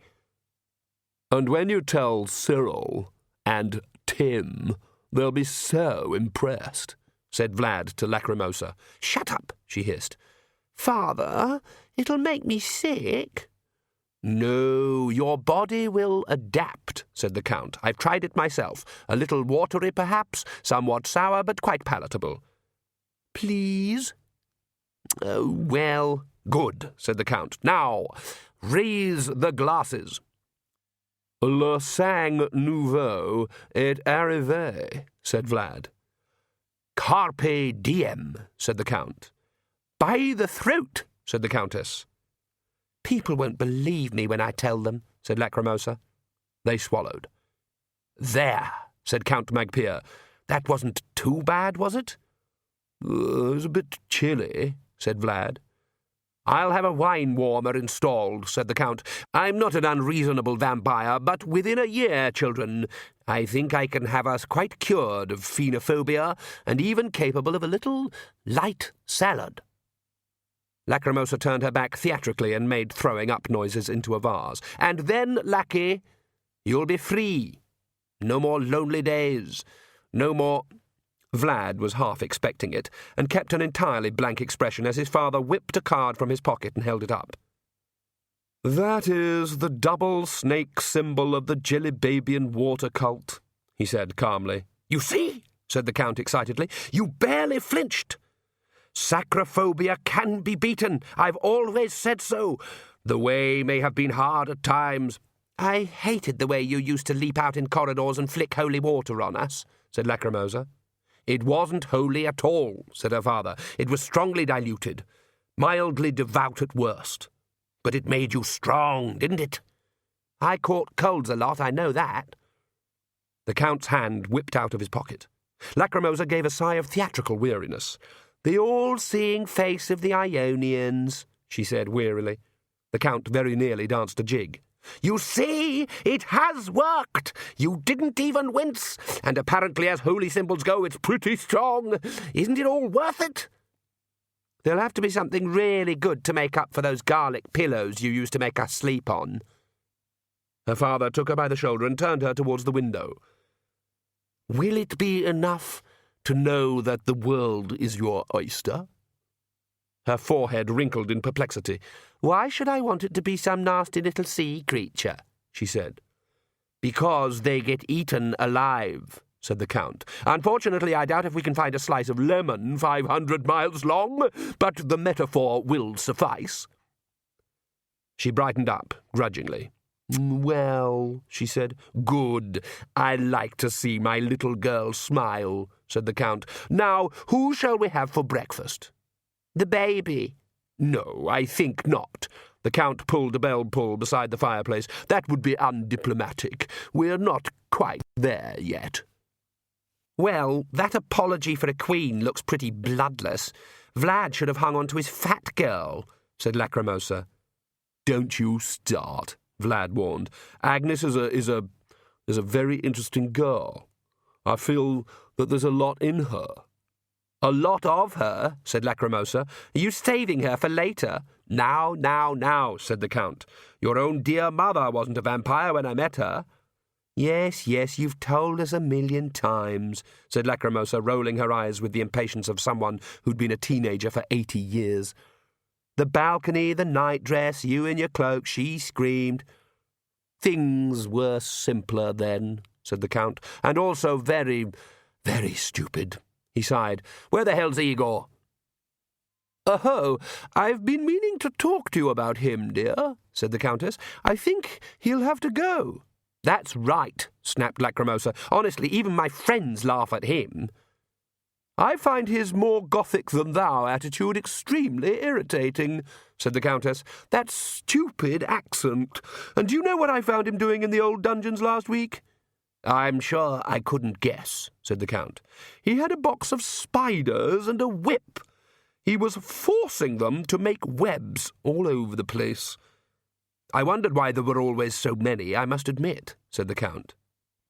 I agree, Father, said Vlad. He's all right for Uberwald, but you'd hardly want something like him opening the door in polite society, would you? And he smells, said the Countess. Of course, parts of him have been in the family for centuries, said the Count, but I must admit he's getting beyond a joke. He yanked the bell pull again. Yes, master, said Igor behind him. The Count spun round. I told you not to do that. Not to do what, master? Turn up behind me like that. It's the only way I know how to turn up, master. Go and fetch King Verence, will you? He's joining us for a light meal. Yes, master. They watched the servant limp off. The Count shook his head. He'll never retire, said Vlad. He'll never take a hint.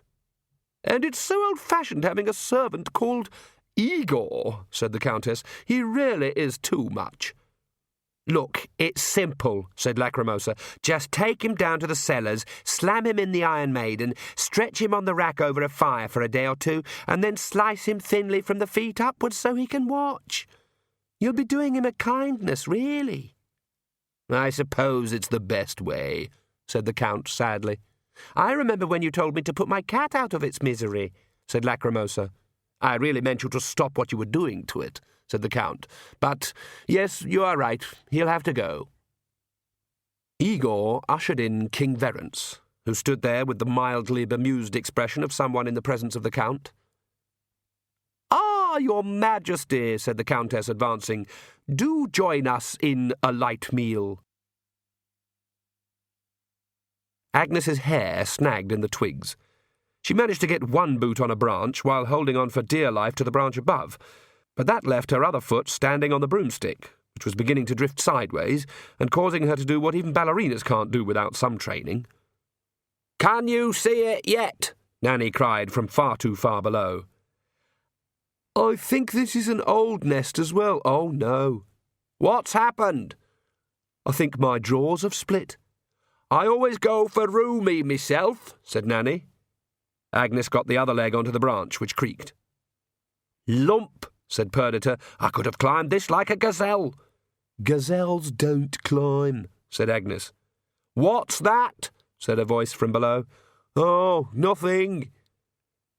Agnes inched her way along, and suddenly her vision was full of black and white wings. A magpie landed on a twig a foot from her face and screamed at her. 5 others swooped in from the other trees and joined in the chorus. She didn't like birds in any case. They were fine when they were flying, and their songs were nice, but close to they were mad little balls of needles with the intelligence of a housefly. She tried to swat the nearest one, and it fluttered onto a higher branch while she struggled to get her balance back. When the branch stopped rocking, she moved further along, gingerly, trying to ignore the enraged birds, and looked at the nest. It was hard to tell if it was the remains of an old one or the start of a new one, but it did contain a piece of tinsel, a shard of broken glass, and gleaming even under this sullen sky, something white with a gleaming edge. 5 for silver, 6 for gold, she said half to herself. "It's 5 for heaven, 6 for hell," Nanny called up. "I can just reach it anyway." The bough broke. There were plenty of others below it, but they merely served as points of interest on the way down. The last one flipped Agnes into a holly bush. Nanny took the invitation from her outflung hand. Rain had made the ink run, but the word weatherwax was still very readable. She scratched at the gold edging with her thumb. "Too much gold," she said. "Well, that explains the invite. I told you them birds will steal anything that glitters." "I'm not hurt at all," said Agnes pointedly. "The holly quite cushioned my fall." "I'll wring their necks," said Nanny. The magpies in the trees around the cottage screamed at her. "I think I may have dislocated my hat, however," said Agnes, pulling herself to her feet. But it was useless angling for sympathy in a puddle, so she gave up. "All right, we found the invitation. It was all a terrible mistake. No one's fault. Now, let's find Granny." "Not if she don't want to be found," said Nanny, rubbing the edge of the card thoughtfully. "You can do borrowing. Even if she left early, some creatures will have seen her." "I don't borrow, as a rule," said Nanny firmly. "I ain't got Esme's self-discipline. I gets involved. I was a rabbit for 3 whole days until our Jason went and fetched Esme, and she brought me back. Much longer, and there wouldn't have been a me to come back." "Rabbits sound dull." "Oh, they have their ups and downs." "All right, then, have a look in the boys' glass bowl," said Agnes. "You're good at that. Magrat told me." Across the clearing, a crumbling brick fell out of the cottage's chimney.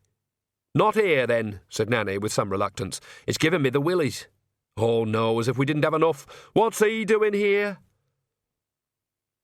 Mightily Oates was advancing through the wood.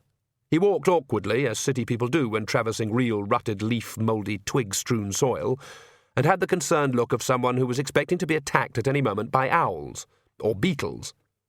In his strange black and white clothing, he looked like a human magpie himself. The magpies screamed from the trees. 7 for a secret never to be told, said Agnes. 7's a devil in his own self, said Nanny darkly. You've got your rhyme. I've got mine. When Oates saw the witches, he brightened up very slightly and blew his nose at them. What a waste of skin, muttered Nanny. Ah, Mrs. Ogg and Miss Knit, said Oates, inching around some mud. I trust I find you well? Up till now, said Nanny, I had, hoped to see Mrs. Weatherwax. For a moment the only sound was the chattering of the ravens. Hoped, said Agnes. Mrs. Weatherwax, said Nanny. Yes, it is part of my... Well, I'm supposed to... Well, one of the things... Well, I heard she might be ill, and visiting the elderly and infirm is part of our pastoral duties. Of course, I realise that technically we have no pastoral duties, but still, while I'm here... Nanny's face was a picture, possibly one painted by an artist with a very strange sense of humour. Oh, I'm really sorry she ain't here, she said, and Agnes knew she was being altogether honest and absolutely nasty. Oh, dear, I was going to give her... I was going... Is she well, then? I'm sure she'd be all the better for a visit from you, said Nanny, and once again there was a strange, curvy sort of truth to this. It'd be the sort of thing she'd talk about for days. You can come back any time you want. Oates looked helpless. Then I suppose I'd better, be getting back to my, tent, he said. May I accompany you ladies down to the town? There are, some dangerous things in the woods. We got broomsticks, said Nanny firmly. The priest looked crestfallen, and Agnes made a decision. A broomstick, she said. I'll walk you. You can walk me back if you like. The priest looked relieved. Nanny sniffed. There was a certain weatherwax quality to the sniff. Back at my place, then, and no dilly-dallying, she said. I don't dilly-dally, said Agnes. Just see you don't start, said Nanny, and went to find her broomstick. Agnes and the priest walked in embarrassed silence for a while. At last Agnes said, How's the headache? Oh, much better, thank you. It went away. But Her Majesty was kind enough to give me some pills, anyway. That's nice, said Agnes. She ought to have given him a needle. Look at the size of that boil, said Perdita, one of nature's born squeezers. Why doesn't he do something about it? You don't like me very much, do you? Said Oates. I've hardly met you. She was becoming aware of an embarrassing draftiness in the nether regions. A lot of people don't like me as soon as they've met me, said Oates. I suppose that saves time, said Agnes, and cursed. Perdita had got through on that one, but Oates didn't seem to have noticed. He sighed. I'm afraid I have a bit of difficulty with people, he went on. I fear I'm just not cut out for pastoral work. Don't get involved with this twerp, said Perdita, but Agnes said, You mean sheep and so on? It all seemed a lot clearer at college, said Oates, who, like many people, seldom paid much attention to what others said when he was unrolling his miseries. But here, when I tell people some of the more accessible stories from the Book of they say things like, That's not right. Mushrooms wouldn't grow in the desert, or That's a stupid way to run a vineyard. Everyone here is so very literal. Oates coughed. There seemed to be something preying on his mind. Unfortunately, the old Book of is rather unyielding on the subject of witches, he said. Really? Although, having studied the passage in question in the original Second Omnian Fourth text, I have advanced the rather daring theory that the actual word in question translates more accurately as cockroaches. Yes, especially since it goes on to say that they can be killed by fire or in traps of treacle. It also says later on that they bring lascivious dreams. Don't look at me, said Agnes. All you're getting is a walk home. To her amazement and Perdita's crowing delight, he blushed as red as she ever did.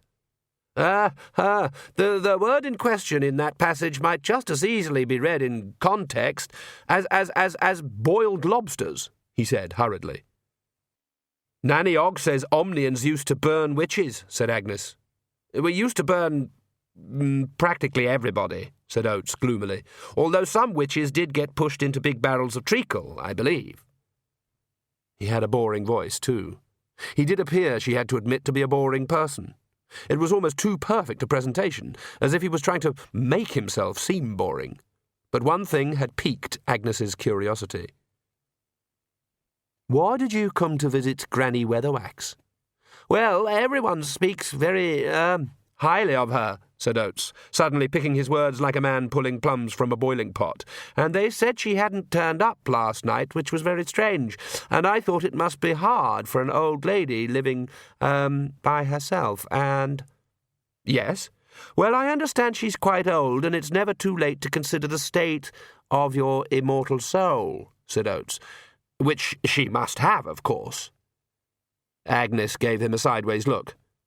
She's never mentioned it, she said.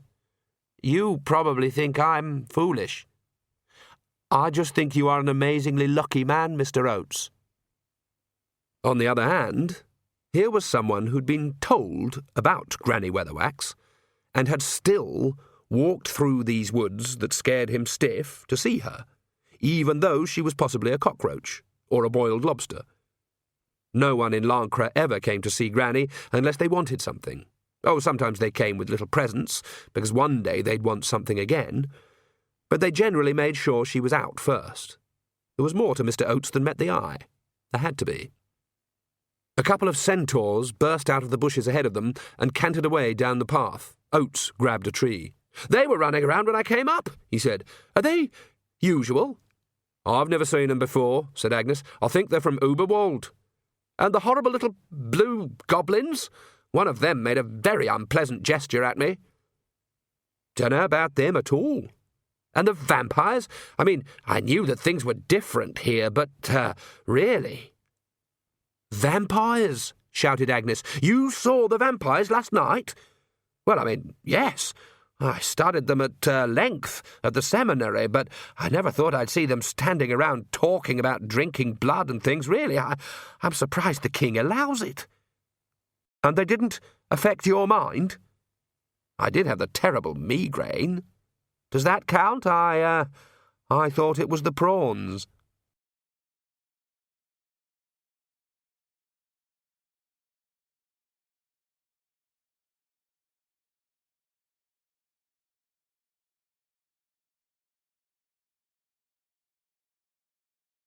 CD 4.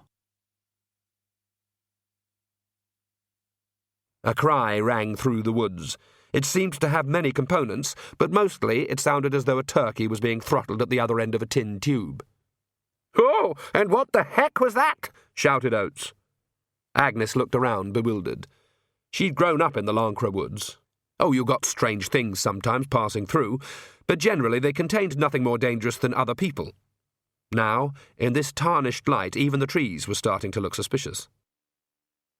Let's at least get down to Badass, she said, tugging at Oates's hand. You what? Agnes sighed. It's the nearest village. Bad ass? Look, there was a donkey and it stopped in the middle of the river and it wouldn't go backwards or forwards, said Agnes, as patiently as possible. Lancre people got used to explaining this. Bad ass, see? Yes, I know that disobedient donkey might have been more acceptable, but... The horrible cry echoed around the woods again.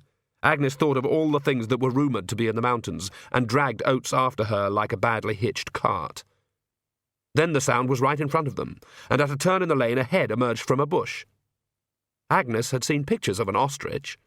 So, start with one of them, but make the head and neck in violent yellow and give the head a huge ruff of red and purple feathers, and two big round eyes, the pupils of which jiggled drunkenly as the head moved back and forth. Is that some sort of local chicken? Warbled Oates. I doubt it, said Agnes. One of the long feathers had a tartan pattern. The cry started again, but was strangled halfway through when Agnes stepped forward, grabbing the thing's neck and pulled. A figure rose from the undergrowth, dragged up by his arm. "Hodgesog?" he quacked at her. "Take that thing out of your mouth," said Agnes. "You sound like Mr. Punch." He removed the whistle. "Sorry, Miss Knit." "Hodgesog, why—" and I realise I might not like the answer. "Why are you hiding in the woods with your arm dressed up like Hetty the Hen and making horrible noises through a tube?" "Trying to lure the phoenix, miss." "The phoenix? That's a mythical bird, Hodgesog." "That's right, miss. There's one in Larker, miss. It's very young, miss, so I thought I might be able to attract it." She looked at the brightly coloured glove. "Oh, yes, if you raised chicks, you had to let them know what kind of bird they were, so you used a sort of glove puppet, but—" "Hodgesog?" "Yes, miss." "I'm not an expert, of course, but I seem to recall that according to the commonly accepted legend of the phoenix, it would never see its parent. You can only have one phoenix at a time. It's automatically an orphan, you see." May I add something?" said Oates. "Miss Knit is right, I have to say. The phoenix builds a nest and bursts into flames, and the new bird arises from the ashes. I've read that. Anyway, it's an allegory." Hodgesog looked at the puppet phoenix on his arm and then looked bashfully at his feet. "Sorry about that, miss." "So, you see, a phoenix can never see another phoenix," said Agnes. "Wouldn't know about that, miss," said Hodgesog, still staring at his boots. An idea struck Agnes. Hodgesog was always out of doors. "Hodgesog?" "Yes, miss." "Have you been out in the woods all morning?" "Oh, yes, miss." "Have you seen Granny Weatherwax?" "Yes, miss." "You have?" "Yes, miss." "Where?" "Up in the woods over towards the border, miss. At first light, miss." "Why didn't you tell me?" Did you want to know, miss?" "Oh, yes, sorry. What were you doing up there?" Hodgesog blew a couple of quacks on his phoenix lure by way of explanation. Agnes grabbed the priest again. "Come on, let's get to the road and find Nanny." Hodgesog was left with his glove puppet and his lure and his knapsack and a deeply awkward feeling. He'd been brought up to respect witches, and Miss Knit was a witch. The man with her hadn't been a witch, but his manner fitted him into that class of people Hodgesog mentally pigeonholed as "my betters," although in truth this was quite a large category. He wasn't about to disagree with his betters. Hodgesog was a one-man feudal system. On the other hand, he thought, as he packed up and prepared to move on, books that were all about the world tended to be written by people who knew all about books rather than all about the world. All that stuff about birds hatching from ashes must have been written by someone who didn't know anything about birds. As for there only ever being one phoenix, well, that had obviously been written down by a man who ought to get out in the fresh air more and meet some ladies. Birds came from eggs. Oh, the phoenix was one of those creatures that had learned to use magic, had built it right into its very existence. But magic was tricky stuff, and nothing used any more of it than it needed to. So there'd be an egg, definitely. And eggs needed warmth, didn't they? Hodgesog had been thinking about this a lot during the morning, as he tramped through damp bushes, making the acquaintance of several disappointed ducks. He'd never bothered much about history, except the history of falconry, but he did know that there were once places, and in some cases still were, with a very high level of background magic, which made them rather exciting and not a good place to raise your young. Maybe the phoenix, whatever it really looked like, was simply a bird who'd worked out a way of making incubation work very, very fast.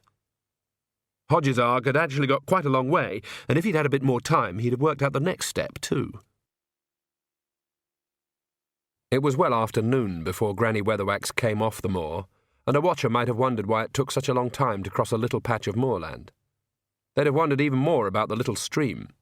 It had cut a rock-studded groove in the peat that a healthy woman could have leapt across, but someone had placed a broad stone across it for a bridge. She looked at it for a while and then reached into her sack. She took out a long piece of black material and blindfolded herself. Then she walked out across the stone, taking tiny steps with her arms flung out wide for balance. Halfway across, she fell onto her hands and knees and stayed there, panting for several minutes. Then she crawled forward again by inches. A few feet below, the peaty stream rattled happily over the stones. The sky glinted. It was a sky with blue patches and bits of cloud, but it had a strange look, as though a picture painted on glass had been fractured, and then the shards reassembled wrongly. A drifting cloud disappeared against some invisible line and began to emerge in another part of the sky altogether. Things were not what they seemed, but then, as Granny always said, they never were. Agnes practically had to pull Oates into Nanny Ogg's house, which was in fact so far away from the concept of a witch's cottage that it, as it were, approached it from the other side. It tended towards jolly clashing colours rather than black, and smelled of polish. There were no skulls or strange candles, apart from the pink novelty one that Nanny had once bought in Ankh-Morpork and only brought out to show to guests with the right sense of humour. There were lots of tables, mainly in order to display the vast number of drawings and iconographs of the huge Ogg clan. At first sight, these looked randomly placed, until you worked out the code. In reality, pictures were advanced or retarded around the room as various family members temporarily fell in or out of favour, and anyone ending up on the small wobbly table near the cat's bowl had some serious spadework to do. What made it worse was that you could fall down the pecking order not because you'd done something bad, but because everyone else had done something better. This was why what space wasn't taken up with family pictures was occupied by ornaments, because no Ogg who travelled more than 10 miles from Ankh-Morpork would dream of returning without a present.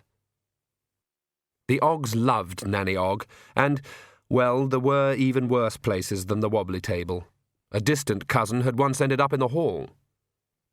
Many of the ornaments were cheapjack stuff brought from fairs, but Nanny Ogg never minded, provided they were colourful and shiny. So there were a lot of cross-eyed dogs, pink shepherdesses, and mugs with badly spelled slogans like "To the world's best mum" and "We luove our nanny." A huge gilded china beer stein that played "Ich bin ein Rattersedschwein" from the student horse was locked in a glass-fronted cabinet as a treasure too great for common display, and had earned Shirl Ogg's picture a permanent place on the dresser. Nanny Ogg had already cleared a space on the table for the green ball. She looked up sharply when Agnes entered. "You were a long time. Been dallying," she said in an armour-piercing voice. "Nanny, Granny would have said that," said Agnes reproachfully. Nanny shivered. "You're right, girl," she said. "Let's find her quickly, eh? I'm too cheerful to be a crone." "There's odd creatures everywhere," said Agnes. "There's loads of centaurs. We had to dive into the ditch." "Ah, I did notice you'd got grass and leaves on your dress," said Nanny, "but I was too polite to mention it." "Where are they all coming from?" "Down out of the mountains, I suppose. Why did you bring Soapy Sam back with you?" "Because he's covered in mud, Nanny," said Agnes sharply, "and I said he could have a wash down here." Is this really a witch's cottage?" said Oates, staring at the assembled ranks of augury. "Oh, dear," said Nanny. "Pastor Melchior said they are sinks of depravity and sexual excess." The young man took a nervous step backwards, knocking against a small table and causing a blue clockwork ballerina to begin a jerky pirouette to the tune of 3 blind mice. "Well, we've got a sink all right," said Nanny. "What's your best offer?" "I suppose we should be grateful that was a Nanny Ogg comment," said Agnes. "Don't wind him up, Nanny. It's been a busy morning." Which way's the pump?" said Oates. Agnes pointed. He hurried out gratefully. "Wetter than a thunderstorm sandwich," said Nanny, shaking her head. "Granny was seen up above the long lake," said Agnes, sitting down at the table. Nanny looked up sharply. "On that bit of moor?" she said. "Yes, that's bad. That's gnarly country up there." "Gnarly? All scrunched up." "What? I've been up there. It's just heather and gorse, and there's a few old caves at the end of the valley." "Oh, really? Looked up at the clouds, did you? Oh, well, let's have a go." When Oates came back, scrubbed and shining, they were arguing. They looked rather embarrassed when they saw him. "I said it'd need 3 of us," said Nanny, pushing the glass ball aside, "especially if she's up there. Gnarly ground plays merry hell with scrying. We just ain't got the power." "I don't want to go back to the castle. Magrat's good at this sort of thing. She's got a little baby to look after, Nanny. Yeah, in a castle full of vampires, think about that. No knowing when they'll get hungry again. Better for 'em both to be out of it. But you get her out now. I'd come myself, but you said I'd just sit there grinning. Agnes suddenly pointed a finger at Oates. You? Me? He quavered. You said you could see there were vampires, didn't you? I did? You did? That's right. I did. And? You didn't find your mind becoming all pink and happy?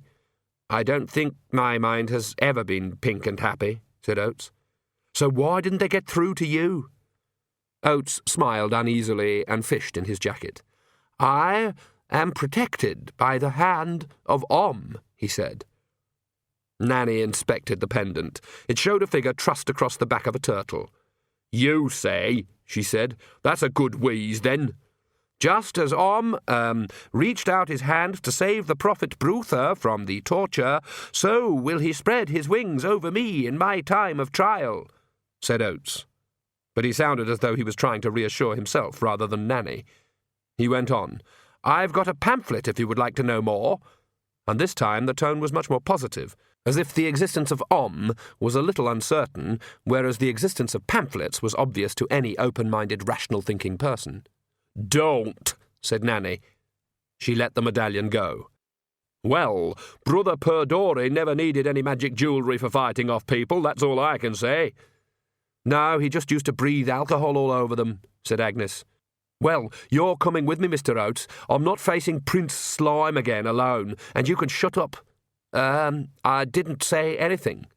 I didn't mean you. I meant... Look, you said you've studied vampires, didn't you? What's good for vampires? Oates thought for a minute. A nice dry coffin, plenty of fresh blood, overcast skies. His voice trailed off when he saw her expression. Ah, well, it depends exactly where they're from, I remember. Uberwald is a very big place. Cutting off the head and staking them in the heart is generally efficacious. But that works on everyone, said Nanny. In splints they die if you put a coin in their mouth and cut their head off. Not like ordinary people, then, said Nanny, taking out a notebook. In clots they die if you stick a lemon in their mouth. Sounds more like it. After you've cut their head off. I believe that in glitz, you have to fill their mouth with salt, hammer a carrot into both ears, and then cut off their head. I can see it must have been fun finding that out. And in the Valley of the they believe it's best to cut off the head and boil it in vinegar. You're going to need someone to carry all this stuff, Agnes, said Nanny Ogg. But in Kashankari, they say you should cut off their toes and drive a nail through their neck. And cut their head off? Apparently, you don't have to. Toes is easy, said Nanny. Old Windrow over in Badass cut off 2 of his with a spade and he weren't even trying. And then, of course, you can defeat them by stealing their left sock, said Oates. Sorry, said Agnes. I think I misheard you there. They're pathologically meticulous, you see. Some of the gypsy tribes in Borogravia say that if you steal their sock and hide it somewhere, they'll spend the rest of eternity looking for it. They can't abide things to be out of place or missing. I wouldn't have put this down as a very widespread belief, said Nanny.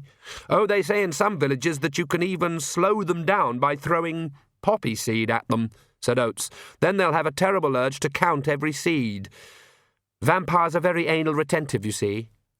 I shouldn't like meeting one that was the opposite, said Nanny. Yes, well, I don't think we're going to have time to ask the Count for his precise address, said Agnes quickly. We're going to go in, fetch Magrat, and get back here, all right? Why are you such a vampire expert, Oates? I told you I studied this sort of thing at college.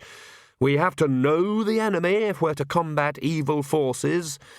Vampires, demons, witches... He stopped. Do go on, said Nanny Ogg, as sweet as arsenic. But with witches, I'm just supposed to show them the error of their ways. Oates coughed nervously. That's something to look forward to, then, said Nanny, what with me not having my fireproof corsets on. Off you go, then, all three of you. There's 3 of us, said Oates. Agnes felt her left arm tremble. Against every effort of will, her wrist bent, her palm curled up, and she felt 2 fingers straining to unfold. Only Nanny Ogg noticed. Like having your own chaperone all the time, ain't it? She said. What was she talking about? Said Oates as they headed for the castle. Her mind's wandering, said Agnes loudly. There were covered ox carts rumbling up the street to the castle. Agnes and Oates stood to one side and watched them. The drivers didn't seem interested in the bystanders. They wore drab, ill-fitting clothing, but an unusual touch was the scarf each one had wrapped around his neck, so tightly that it might have been a bandage. Either there's a plague of sore throats in Uberwald, or there will be nasty little puncture wounds under those, I'll bet, said Agnes. I do know a bit about the way they're supposed to control people, said Oates. Yes? It sounds silly, but it was in an old book. Well? They find single-minded people easier to control. Single-minded? Said Agnes, suspiciously. More carts rolled past. It doesn't sound right, I know. You'd think strong-minded people would be harder to affect. I suppose a big target is easier to hit. In some of the villages, apparently, vampire hunters get roaring drunk first. Protection, you see. You can't punch fog. So we're fog, said Perdita. So's he, by the look of him. Agnes shrugged. There was a certain bucolic look to the faces of the cart drivers. Of course, you got that in Lancre too, but in Lancre it was overlaid by a mixture of guile, common sense, and stubborn rock-headedness. Here, the eyes behind the faces had a switched-off look. Like cattle, said Perdita. Yes, said Agnes. Pardon, said Oates. Just thinking aloud. And she thought of the way one man could so easily control a herd of cows, any one of which could have left him as a small, damp depression in the ground had it wanted to. Somehow, they never got around to thinking about it. Supposing they are better than us, she thought. Supposing that, compared to them, we're just... You're too close to the castle, snapped Perdita. You're thinking cow thoughts. Then Agnes realised that there was a squad of men marching behind the carts. They didn't look at all like the cart's drivers. And these, said Perdita, are the cattle prods. They had uniforms of a sort, with the black and white crest of the Magpies, but they weren't a body of men that looked smart in a uniform. They looked very much like men who killed other people for money, and not even for a lot of money.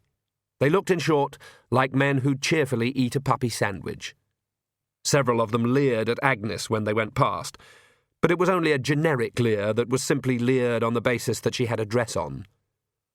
More wagons came up behind them.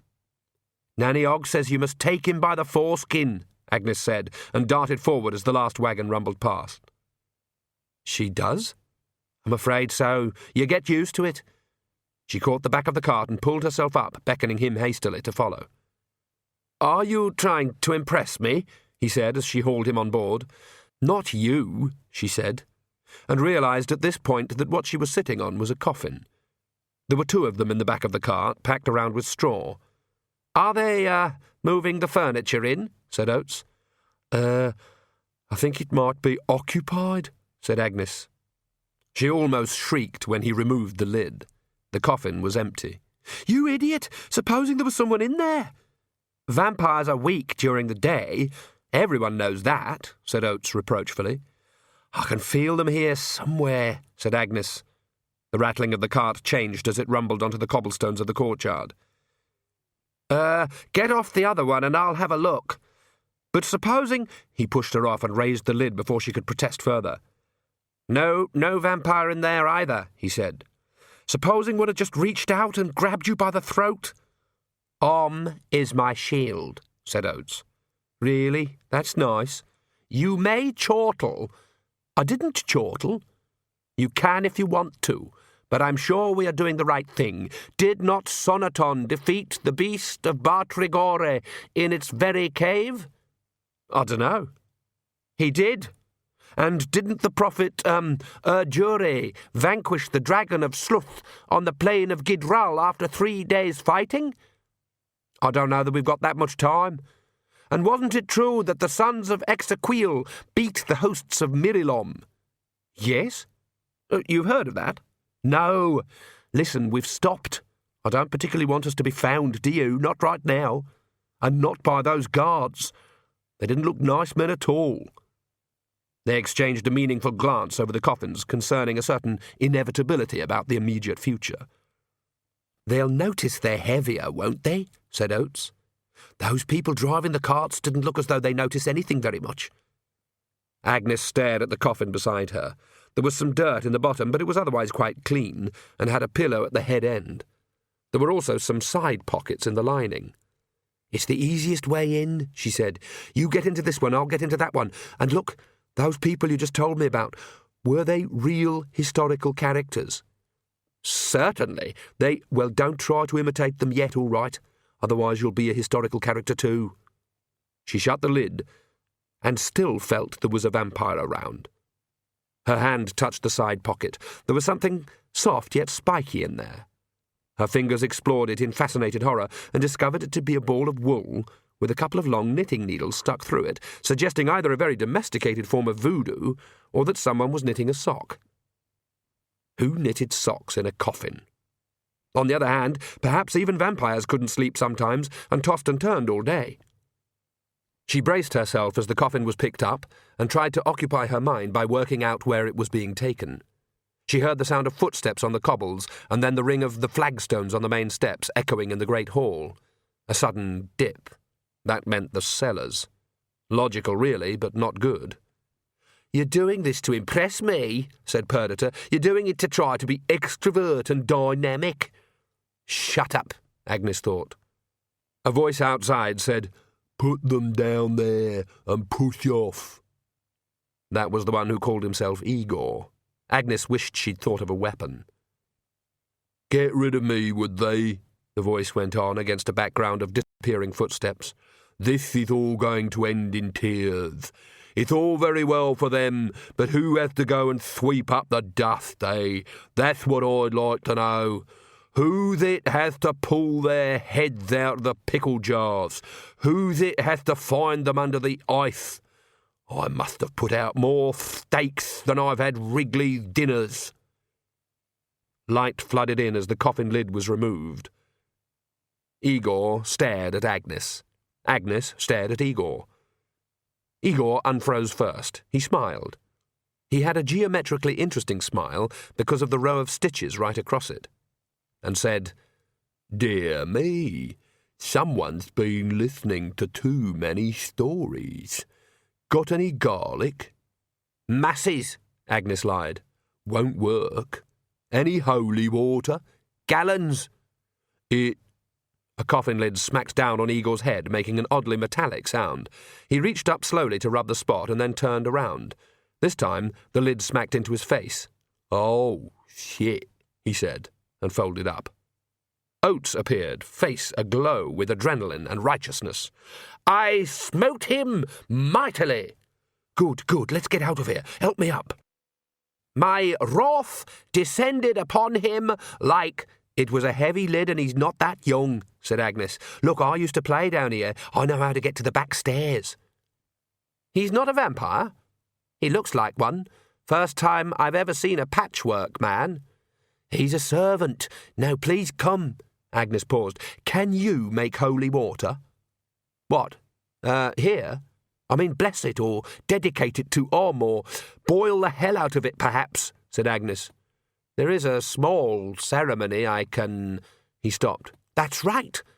Vampires can be stopped by holy water." "Good.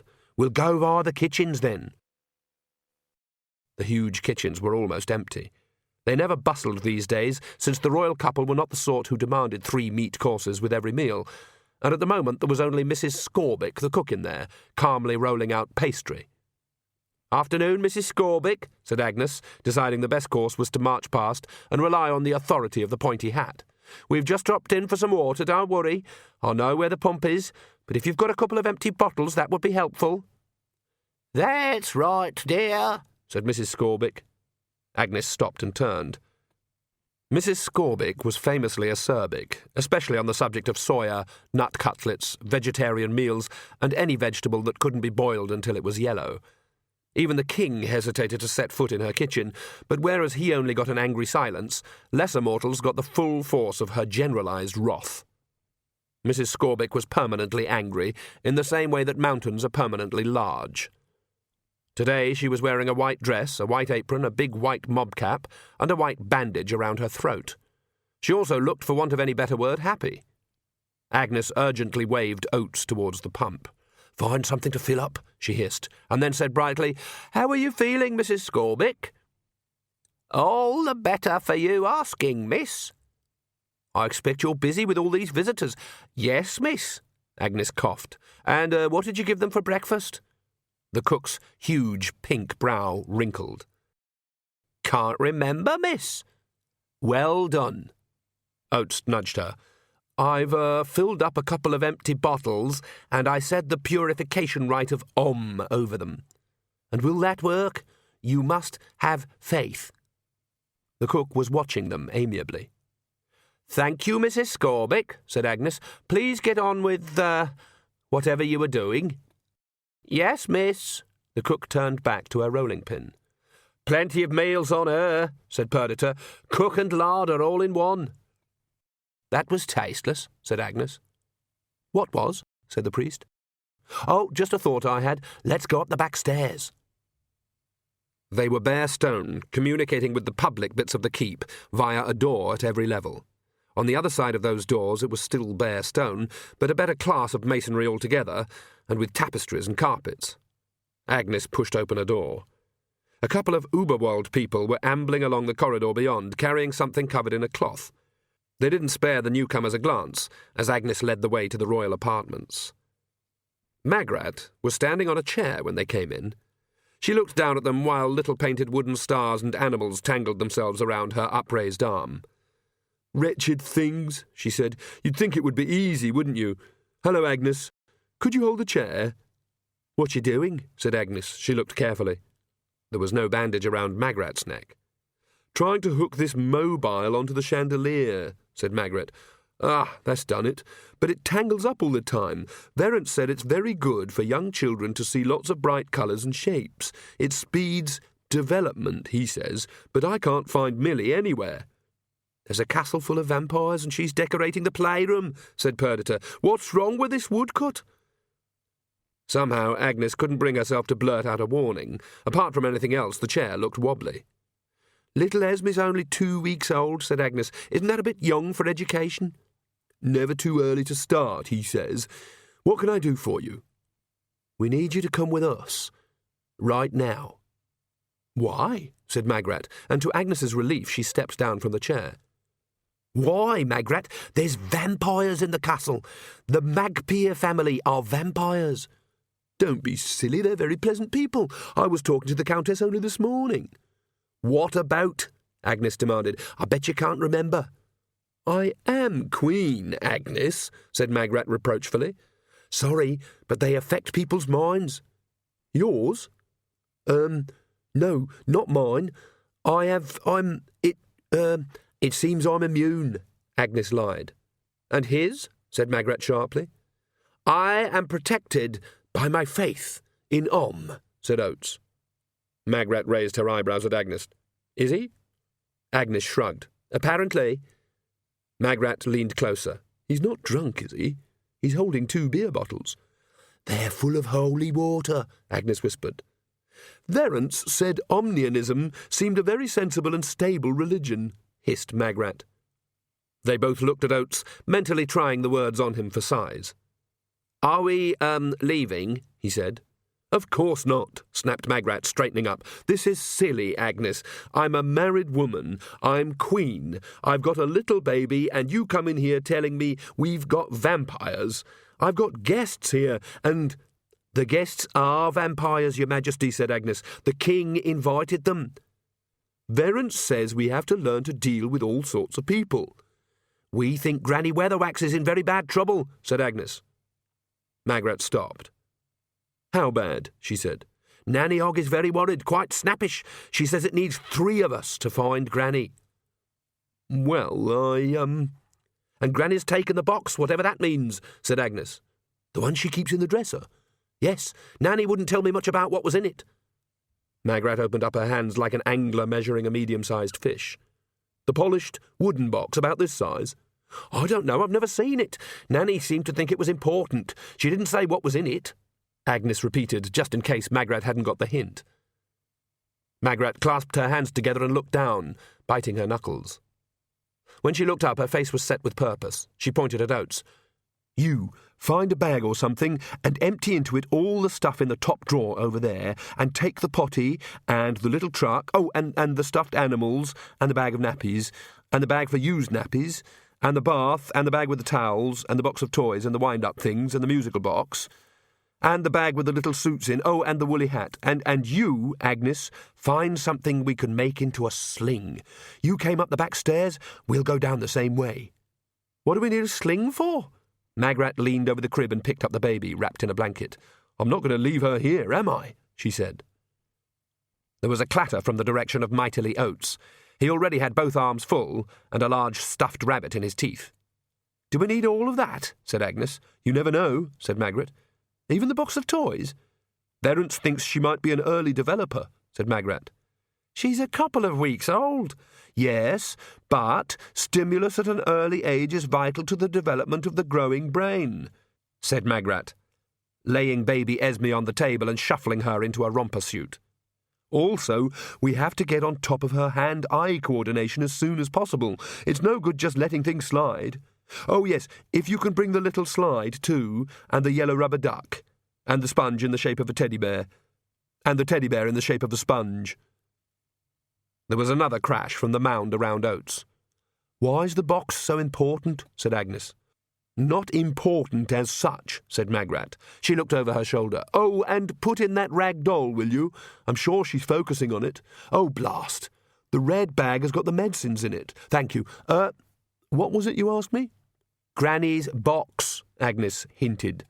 Oh, it's just important to her. It's magical?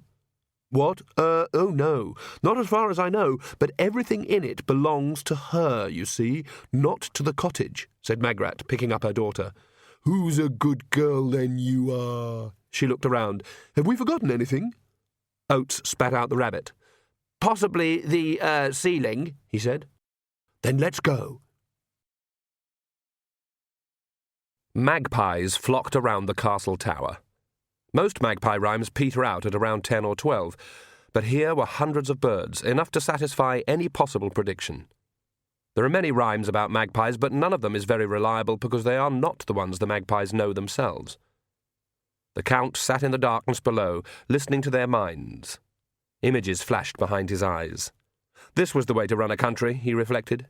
Human minds were so hard to read, unless they were so close that you could see the words just hovering below actual vocalization. But the birds could get everywhere, see every worker in the fields and hunter in the forest. They were good listeners, too, much better than bats or rats. Once again, tradition was overturned. No sign of Granny, though. Some trick, perhaps. It didn't matter. Eventually she'd find him. She wouldn't hide for long. It wasn't in her nature. Weatherwaxes would always stand and fight, even when they knew they would be beaten. So predictable. Several of the birds had seen a busy little figure trudging across the kingdom, leading a donkey laden with falconry gear. The Count had taken a look at Hodge's Arg, found a mind crammed end to end with hawks, and dismissed him. He and his silly birds would have to go eventually, of course, because he made the magpies nervous. He made a note to mention this to the guards. Oh. But there was probably no combination of vowels that could do justice to the cry Nanny Og made on seeing a young baby. It included sounds only known to cats. Isn't she a little precious? Nanny crooned. I've probably got a sweetie somewhere. She's not on solids, said Magrat. Still keeping you up at nights and days, but she slept well today, thank goodness. Nanny, give her to Mr. Oates and let's sort this out right away. The young priest took the baby nervously, holding it as some men do, as if it would break or at least explode. There, he said vaguely. Now, what's this about Granny? Said Magrat. They told her, interrupting one another at important bits. The gnarly ground over towards the top of the forest, said Magrat when they were nearly finished. That's right, said Nanny. What is gnarly ground? Said Agnes. There's a lot of magic in these mountains, right, said Nanny, and everyone knows mountains get made when lumps of land bang together, right? Well, when the magic gets trapped, you sort of get a bit of land where the space is sort of scrunched up, right? It'd be quite big if it could, but it's like a bit of gnarly wood in an old tree. Or a used hanky, all folded up small but still big in a different way. But I've been up there and it's just a bit of moorland. You've got to know the right direction, said Nanny. Damn hard to scry in a place like that. It goes all wobbly. It's like trying to look at something close up and a long way away at the same time. It makes your crystal ball water. She pulled the green ball towards her. Now you two push and I'll steer. Are you going to do some magic? Said Oates behind them. What's the problem? Said Nanny. I mean, does it involve, he coloured up,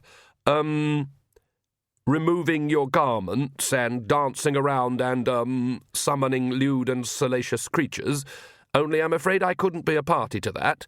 The Book of forbids consorting with, false enchanters and deceitful soothsayers, you see. I wouldn't consort with false enchanters neither, said Nanny. Their beards fall off. We're real, said Magrat. And we certainly don't summon lewd and salacious creatures, said Agnes. Unless we want to, said Nanny Ogg, almost under her breath. Well, all right then, said Oates. As they unwound the power, Agnes heard Perdita think, I don't like Magrat. She's not like she used to be. Well, of course she's not. But she's taking charge. She's not cringing slightly like she used to. She's not wet. That's because she's a mother, Agnes thought. Mothers are only slightly damp. She was not herself hugely in favour of motherhood in general. Obviously it was necessary, but it wasn't exactly difficult. Even cats managed it. But women acted as if they'd been given a medal that entitled them to boss people around. It was as if just because they'd got the label which said mother, everyone else got a tiny part of the label that said child. She gave a mental shrug and concentrated on the craft in hand. Light grew and faded inside the green globe. Agnes had only scried a few times before, but she didn't remember the light pulsing like this. Every time it dissolved into an image, the light flickered and bounced to somewhere else. A patch of heather, a tree, boiling clouds. And then Granny Weatherwax came and went. The image appeared and was gone in an instant, and the glow that rolled in with a finality told Agnes that this was all, folks. She was lying down, said Magrat. It was all fuzzy. Then she's in one of the caves. She said once she goes up there to be alone with her thoughts, said Nanny. And did you catch that little twitch? She's trying to keep us out. The caves up there are just scoops in the rock, said Agnes. Yes and no, said Nanny.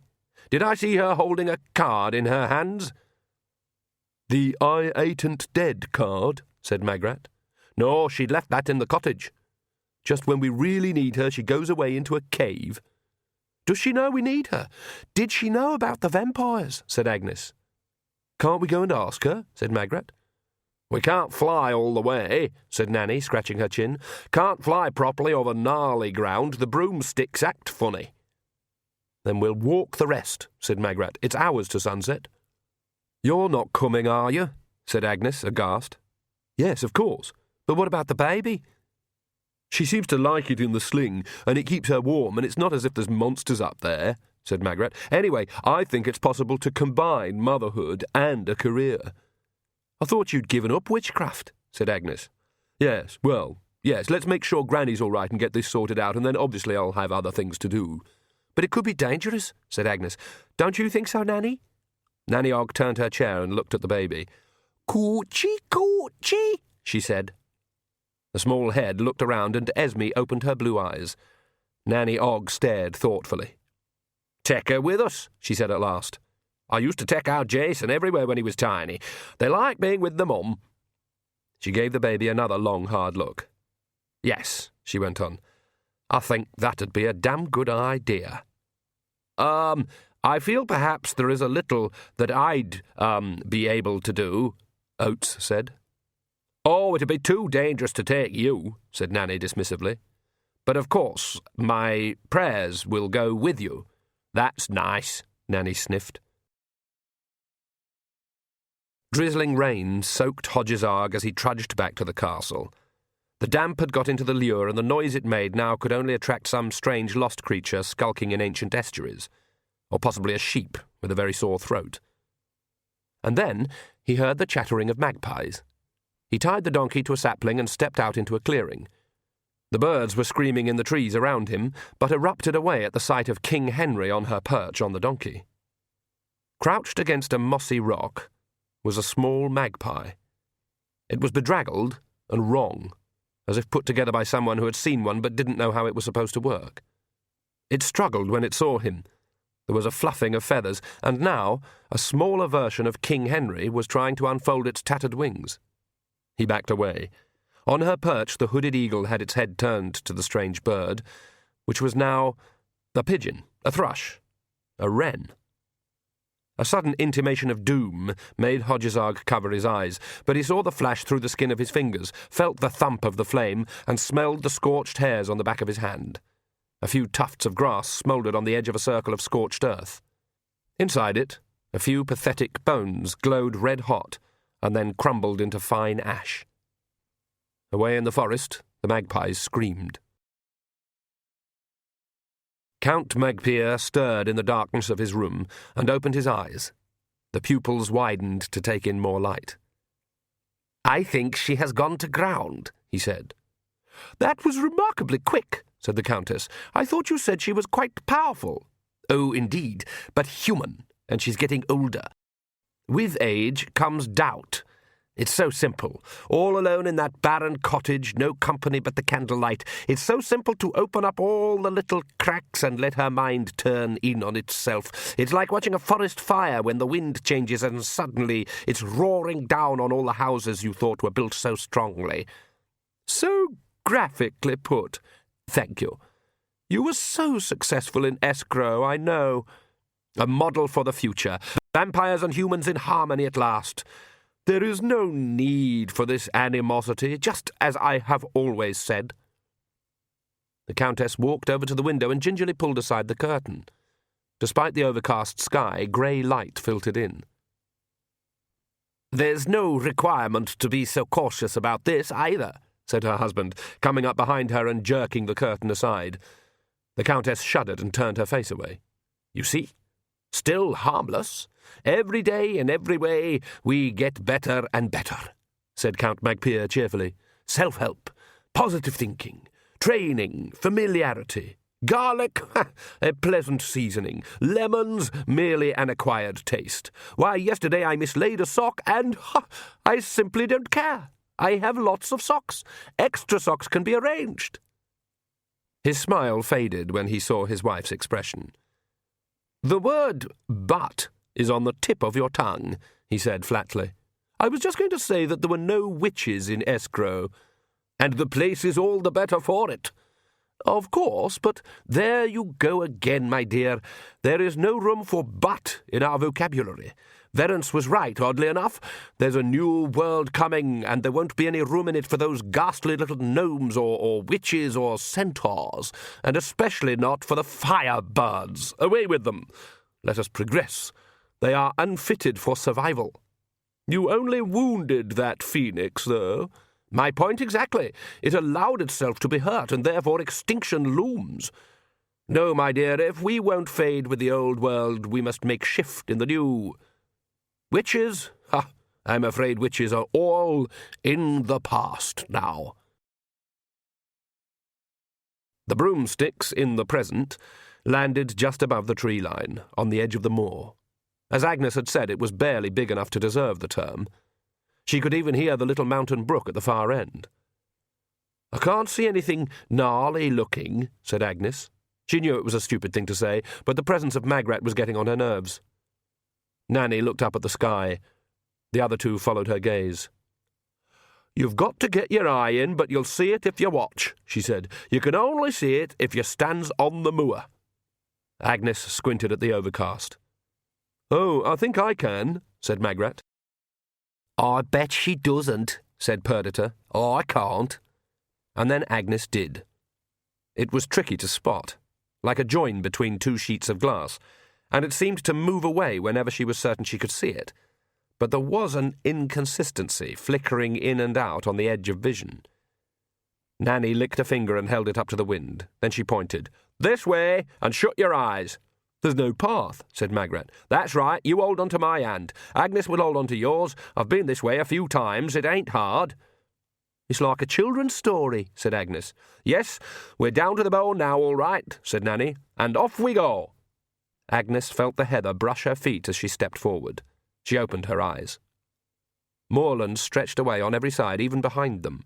The air was darker, the clouds heavier, the wind sharper.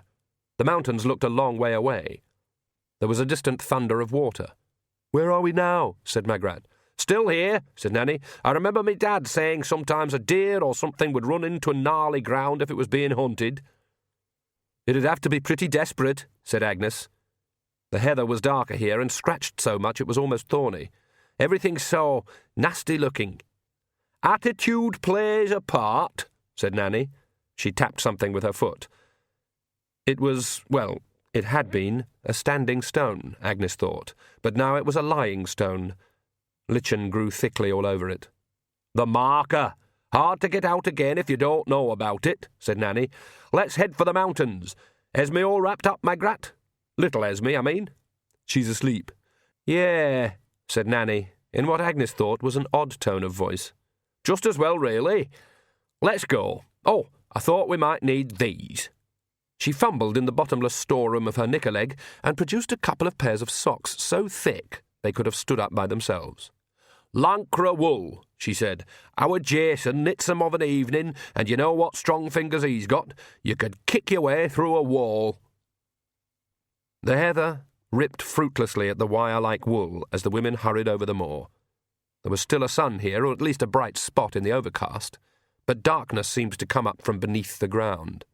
Agnes, said Perdita's voice in the privacy of her shared brain. What? Thought Agnes. Nanny's worried about something to do with the baby and Granny. Have you noticed? Agnes thought, I know Nanny keeps looking at little Esme as if she's trying to make up her mind about something, if that's what you mean. Well, I think it's to do with the borrowing. She thinks Granny's using the baby to keep an eye on us. I don't know, but something's happening. The roar ahead grew louder. There's a little stream, isn't there? Said Agnes. That's right, said Nanny. Just here. The moor fell away. They stared into the abyss, which didn't stare back. It was huge. White water was just visible far below. Cold, damp air blew past their faces. That can't be right, said Magrat. That's wider and deeper than Lancre Gorge. Agnes looked down into the mist. It's a couple of feet deep, Perdita told her. I can see every pebble. Perdita thinks it's, an optical illusion, Agnes said aloud. She could be right, said Nanny. Gnarly ground, see, bigger on the inside. Magrat picked up a rock and tossed it in. It bounced off the wall a few times, tumbling end over end, and then nothing was left but a stony echo. The river was too far down even to see the splash. It's very realistic, isn't it? She said weakly. We could use the bridge, said Nanny, pointing. They regarded the bridge. It had a certain negative quality. That is to say, while it was possible at the limits of probability that if they tried to cross the chasm by walking out over thin air, this might just work, because of sudden updrafts or air molecules suddenly all having a crazy idea at the same time, trying to do the same thing via the bridge would clearly be laughable. There was no mortar in it. The pillars had been piled up out of rocks laid like a dry stone wall, and then a series of big, flat stones dropped across the top. The result would have been called primitive even by people who were too primitive to have a word yet for primitive. It creaked ominously in the wind. They could hear stone grind against stone. That's not right, said Magrat. It wouldn't stand up to a gale. It wouldn't stand up to a dead calm, said Agnes. I don't think it's really real. Ah, I can see where that'd make crossing it a bit tricky then, said Nanny. It's just a slab laid over a ditch, Perdita insisted. I could cartwheel over it. Agnes blinked. Oh, I understand, she said. This is some sort of test, is it? It is, isn't it? We're worried, so fear makes it a deep gorge. Perdita's always confident, so she hardly notices it. I'd like to notice it's there, said Magrat. It's a bridge. We're wasting time, said Agnes. She strode out over the slabs of stone and stopped halfway. Rocks a bit, but it's not too bad, she called back. You just have to... The slab shifted under her and tipped her off. She flung out her hands and caught the edge of the stone by sheer luck. But, strong though her fingers were, a lot of Agnes was penduluming underneath. She looked down. She didn't want to, but it was a direction occupying a lot of the world. The water's about a foot below you, it really is, said Perdita. All you have to do is drop, and you'd be good at that. Agnes looked down again. The drop was so long that probably no one would hear the splash. It didn't just look deep, it felt deep. Clammy air rose around her. She could feel the sucking emptiness under her feet. Magrat threw a stone down there, she hissed. Yes, and I saw it fall a few inches. Now I'm lying flat, and Magrat's holding on to me legs, said Nanny Ogg conversationally, right above her. I'm going to grab your wrists and, I reckon if you swings a little sideways, you ought to get your foot on one of the stone pillars and you'll be right as ninepence. You don't have to talk to me as if I'm some kind of frightened idiot, snapped Agnes. Just trying to be pleasant. I can't move my hands. Yes, you can. See, I've got your arm now. I can't move my hands. Don't rush. We've got all day, said Nanny. Whenever you're ready. Agnes hung for a while. She couldn't even sense her hands now. That presumably meant that she wouldn't feel it when her grip slipped. The stones groaned. Nanny? Yep. Can you talk to me a bit more as if I'm some kind of frightened idiot? OK. Why do they say right as ninepence as opposed to, say, tenpence? Interesting. Maybe it's... And can you speak up? Perdita's shouting at me that if I drop 18 inches I'll be standing in the stream. Do you think she's right? Not about the 18 inches. The bridge creaked. People seldom are, said Nanny. Are you getting anywhere, dear? Only I can't lift you up, you see. My arms are going numb too. I can't reach the pillar. Then let go, said Magrat from somewhere behind Nanny. Magrat, snapped Nanny. Well, perhaps it is only a little stream to Perdita. Gnarly ground can be two things at the same time, can't it? So if that's how she sees it, well, can't you let her get on with it? Let her sort it out. Can't you let her take over? She only does that when I'm really under stress. Shut up. No, not her, you. Oh, no. Her left hand, white and almost numb, pulled itself off the stone and out of Nanny's grip. Don't let her do this to us, Agnes shrieked. I'll fall hundreds of feet onto sharp rocks. Yes, but since you're going to do that anyway, anything's worth a try, isn't it? Said Nanny. I should shut your eyes if I was you. The right hand came loose. Agnes shut her eyes. She fell. Perdita opened her eyes. She was standing in the stream. Damn! And Agnes would never say damn, which was why Perdita did so at every suitable occasion. She reached up to the slab just above her, got a grip, and hauled herself up. Then, catching sight of Nanny Ogg's expression, she jerked her hands around into a new position and kicked her legs up. That stupid Agnes never realizes how strong she is, Perdita thought. There's all these muscles she's afraid of using. She pushed gently until her toes pointed at the sky, and she was doing a handstand on the edge. The effect, she felt, was spoilt by her skirt falling over her eyes. You've still got that tear in your knickers, said Nanny sharply. Perdita flicked herself onto her feet. Magrat had her eyes tight shut. She didn't do a handstand on the edge, did she? She did, said Nanny. Now then, Perdita, stop that showing off. We've wasted too much time. Let Agnes have the body back. You know it's hers, really. Perdita did a cartwheel.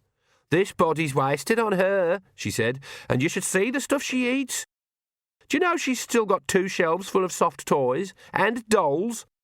And she wonders why she can't get along with boys. Nothing like being stared at by a teddy bear to put a young man off his stroke, said Nanny Ogg. "Remember old Mrs. Sleeves, Magrat? Used to need 2 of us when she had one of her nasty turns." "What's that got to do with toys?" said Perdita suspiciously. "And what's it got—" "Oh, yes," said Magrat. "Now, I recall that old bell-ringer down in O'Hewlin," said Nanny, leading the way. "He had no fewer than 7 personalities in his head. 3 of them were women and 4 of them were men. Poor old chap. He said he was always the odd one out. He said they let him get on with all the work and the breathing and eating, and they had all the fun. Remember?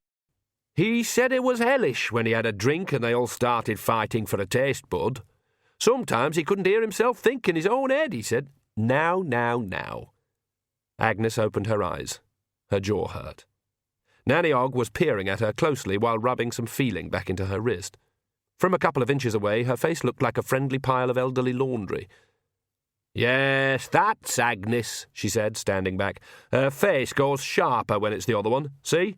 I told you she'd be the one that came back. She's got more practice." Magrat let go of her arms. Agnes rubbed her chin. "That hurt," she said reproachfully. "Just a bit of tough love," said Nanny. "Can't have that Perdita running around at a time like this." "You just sort of grabbed the bridge and came right back up," said Magrat. "I felt her stand on the ground," said Agnes. "And that too, then," said Nanny. "Come on, not far now, sometimes. And let's just take it easy, shall we? Some of us might have further to fall than others." They edged forward, despite an increasingly insistent voice in Agnes's head that kept telling her she was being a stupid coward, and of course she wouldn't be hurt. She tried to ignore it. The caves that Agnes remembered hadn't been much more than rock overhangs. These were caverns. The difference is basically one of rugged and poetic grandeur. These had a lot of both. "Gnarly grounds a bit like icebergs," said Nanny, leading them up a little gully to one of the largest. "9/10 of it is underwater," said Agnes, her chin still hurt. "There's more to it than meets the eye, I mean." "There's someone there," said Magrat. "Oh, that's the witch," said Nanny. "She's not a problem." Light from the entrance fell on a hunched figure sitting among pools of water. Closer to, it looked like a statue, and perhaps not quite as human as the eye at first suggested. Water glistened on it, drops formed on the end of a long hooked nose, and fell into a pool with the occasional plink. "I come up here with the young wizard once when I was a girl," said Nanny. "He liked nothing so much as bashing rocks with his little hammer. Well, almost nothing," she added with a smile towards the past, and then a happy sigh. "He said the witch was just a lot of old stuff from the rocks left here by the water dripping, but my granny said it was a witch that sat up here to think about some big spell, and she turned to stone. Personally, I keep an open mind." "It's a long way to bring someone," said Agnes. "Oh, well, there was a lot of us kids at home, and it was raining a lot, and you need a lot of privacy for really good geology," said Nanny vaguely. "I think his hammer's still around here somewhere. He quite forgot about it after a while. Mind how you tread, the rocks is very slippery. How's young Esme doing, Magrat?" "Oh, gurgling away. I'll have to feed her soon." "We've got to look after her," said Nanny. "Well, yes, of course." Nanny clapped her hands together and pulled them apart gently. The glow between them wasn't the showy light that wizards made, but a grainy graveyard glimmer. It was just enough to ensure that no one fell down a hole. "Probably some dwarfs in a place like this," said Magrat as they picked their way along a tunnel.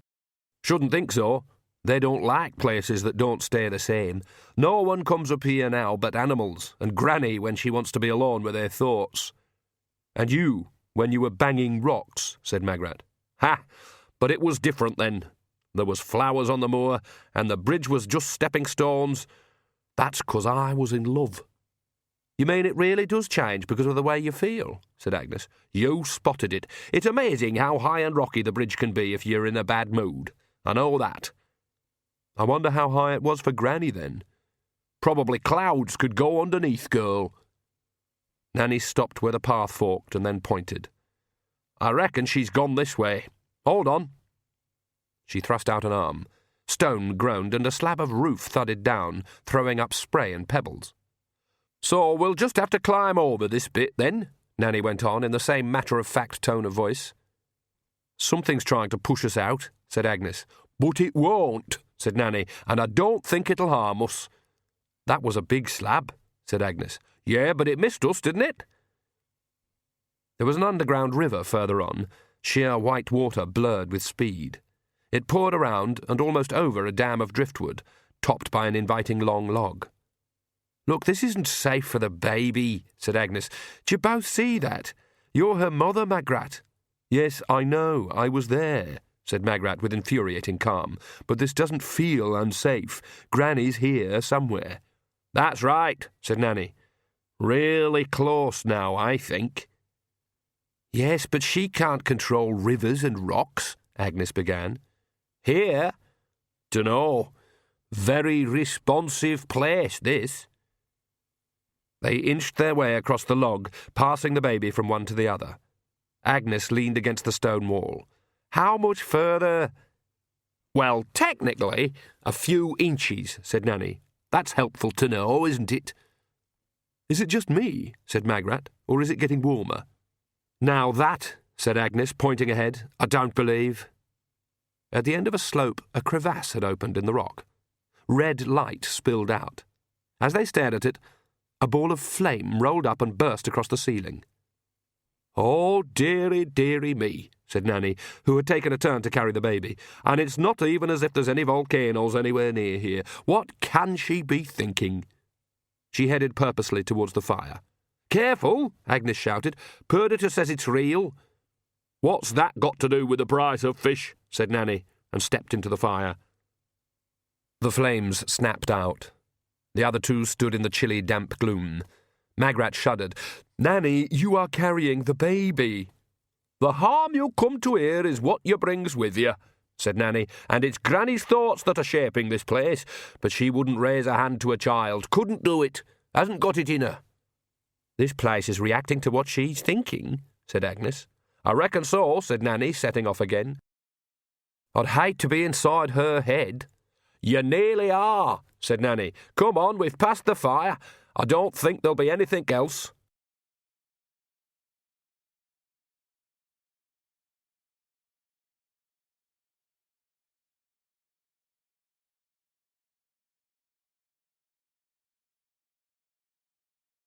CD 5.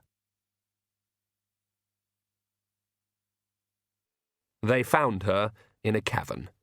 It had sand on the floor, smooth and unmarked by anything except one set of footprints. Her hat had been placed neatly beside her. Her head rested on a rolled-up sack. She held a card in stiff hands. It read, Go away.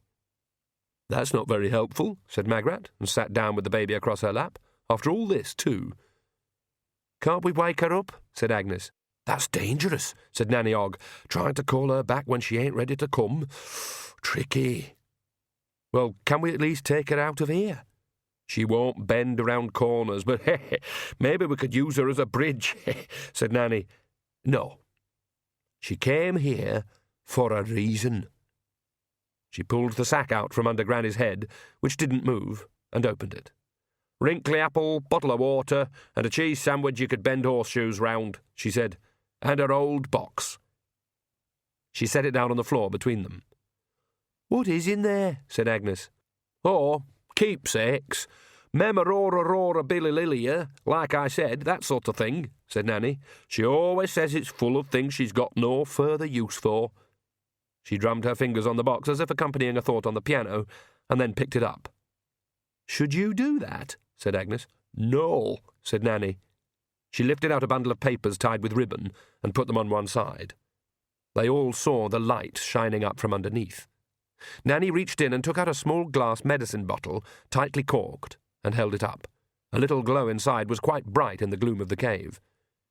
Seen this bottle before, said Nanny. She's got all kinds of odds and ends in here. Never noticed it glowing, though. Agnes took the bottle. Inside, there was what looked like a piece of fern, or... No, it was a feather, quite black except for the very tip, which was as yellow and bright as a candle flame. Do you know what it is? No. She's always picking up stuff. She's had the bottle a long time, 'cause I've seen it in there. I thought I figured out... Magrat removed a safety pin from her mouth. I saw her pick that thing up years ago. She tried again. It was around this time of year, too. We were walking back through the woods, and there was a shooting star, and this sort of light fell off it, and we went to look, and there it was. It looked like a flame, but she was able to pick it up. Sounds like a firebird feather, said Nanny. There used to be old stories about them. They passed through here. But if you touch their feathers, you'd better be damn sure of yourself, because the old stories say they burn in the presence of evil. Firebird? You mean a phoenix? Said Agnes. Hodgesarg was going on about one. Haven't seen one go over for years, said Nanny. Sometimes you see 2 or 3 at a time when I was a girl, just lights flying high up in the sky. No, the phoenix. There's only one of it. That's the whole point, said Agnes. One of anything is no bloody use, said Nanny. Granny Weatherwax smacked her lips, like someone emerging from a very deep sleep. Her eyelids flickered.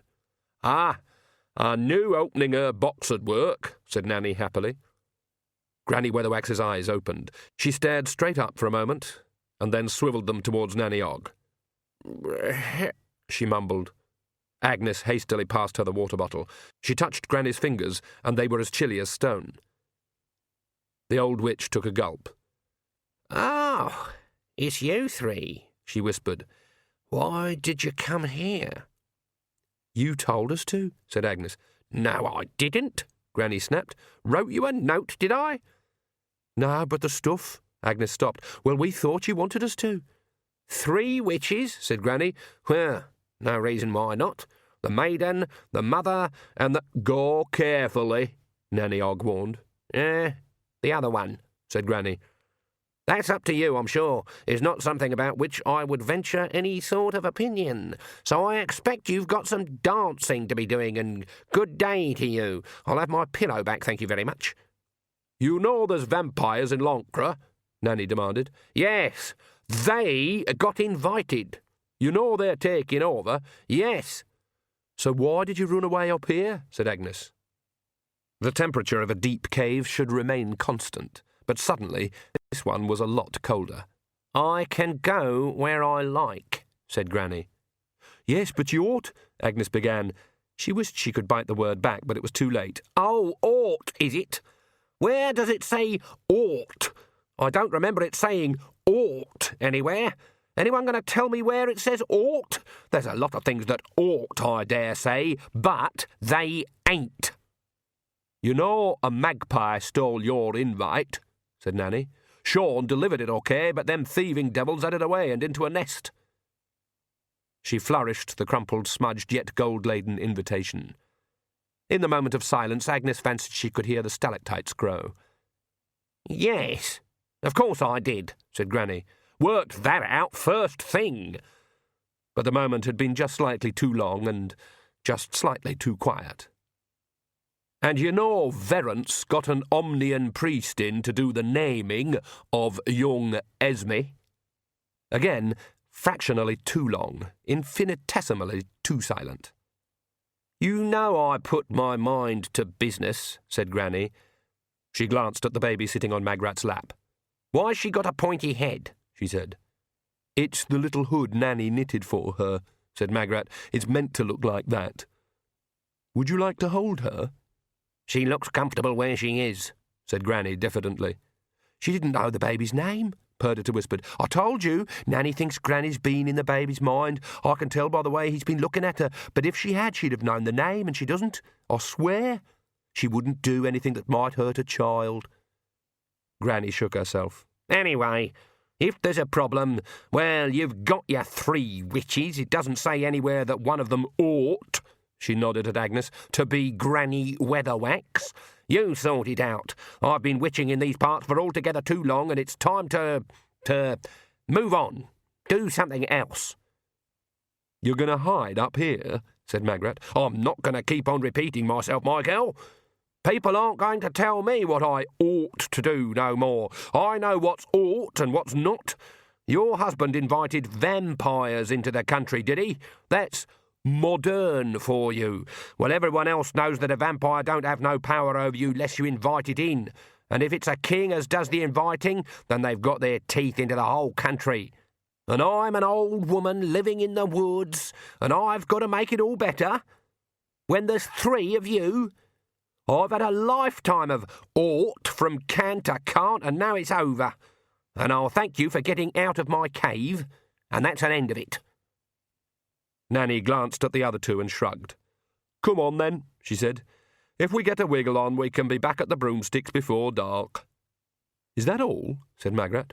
Things come to an end, said Granny. I'm going to rest up here and then I'm on my way. Plenty of places to go. Now get her to tell you the truth, said Perdita. Agnes bit down. Ought had been bad enough. So, we'll be getting along, said Nanny. Come on. But me no buts, said Nanny, as Granny would have said. That's right, said Granny, lying back. As they filed back into the caves, Agnes heard Perdita start counting. Magrat patted her pockets. Nanny patted her knicker-legs. Magrat said, Oh, I must have... Blow, I left my pipe back there, said Nanny so quickly that the sentence overtook the one in front. 5 seconds, said Perdita. I didn't see you take it out, said Agnes. Nanny gave her a piercing look. Really? Then I'd better go and leave it there, hadn't I? Was there something you'd left too, Magrat? Never mind. I'll be sure to look for it, whatever it was going to be. Well, said Magrat as Nanny darted back. Granny was certainly not telling the truth, said Agnes. Of course she wasn't. She never does, said Magrat. She expects you to work it all out for yourself. But she's right about us being 3 witches. Yes, but I never intended to come back to it. I've got other things to do. Or perhaps when Esme's older I thought maybe a bit of part-time aromatherapy or something, but not serious full-time witching. This power of 3 business is, well, it's very old-fashioned. And what have we got now? Perdita chimed in. The knowing but technically inexperienced young woman, the harassed young mother, and the silver-haired golden ager. Doesn't exactly sound mythic, does it? But Magrat just bundled up her little baby as soon as she heard Granny was in trouble, and she didn't even stop to worry about her husband. Wait a moment. Listen, said Agnes. What for? Just listen. The sound echoes in these caves. Nanny Ogg sat down on the sand and wriggled slightly to settle in firmly. She took out her pipe. So, she said to the recumbent figure, apart from all that, how are you feeling? There was no reply. Saw Mrs. Paternoster this morning, Nanny went on chattily. Her from over in Slice, just past the time of day. Mrs. Ivy is bearing up well, she says. She blew out a cloud of smoke. I put her right about a few things, she said. There was still silence from the shadowy figure. The naming went off all right. The priest's as wet as a snow omelette, though. I can't beat 'em, Githa, said Granny. I can't beat 'em, and that's a fact. One of Nanny Ogg's hidden talents was knowing when to say nothing. It left a hole in the conversation that the other person felt obliged to fill. They've got minds like steel. I can't touch 'em. I've been trying everything, every trick I've got. They've been searching for me, but they can't focus right when I'm in here. The best one nearly got to me at the cottage. My cottage! Nanny Ogg understood the horror. A witch's cottage was her fortress. I've never felt anything like it, Githa. He's had hundreds of years to get good. You notice the magpies? He's using them as eyes. And he's clever too. He's not going to fall to a garlic sandwich, that one. I can pick up that much. These vampires has learned. That's what they've never done before. I can't find a way into 'em anywhere. They're more powerful, stronger, they think quick. I tell you, going mind to mind with him's like spitting at a thunderstorm. So, what are you going to do? Nothing. There's nothing I can do. Can't you understand what I've been telling you? Don't you know I've been lying here all day trying to think of something? They know all about magic. Borrowing's second nature to them. They're fast. They think we're like cattle that can talk. I never expected anything like this, Githa. I've thought about it round, and there's not a thing I can see to do. There's always a way, said Nanny, I can't see it, said Granny. This is it, Gither. I might as well lie here until the water drips on me and I go into stone like the old witch at the door. You'll find a way, said Nanny. Weatherwaxes don't let themselves get beaten. It's something in the blood, like I've always said. I am beaten, Gither, even before I start. Maybe someone else has a way, but I haven't. I'm up against a mind that's better than mine. I'd just about keep it away from me, but I can't get in. I can't fight back. The chilly feeling crept over Nanny Ogg that Granny Weatherwax meant it. I never thought I'd hear you say that, she muttered. Off you go. No sense in keeping the baby out in the cold. And what are you going to do? Maybe I shall move on. Maybe I'll just stop here. Can't stop here forever, Esme. Ask her that she's by the door. That seemed to be all there was going to be. Nanny walked out, found the others, looking slightly too innocent in the next cave, and led the way to the open air. "Found your pipe, then?" said Margaret. "Yes, thank you." "What's she going to do?" said Agnes.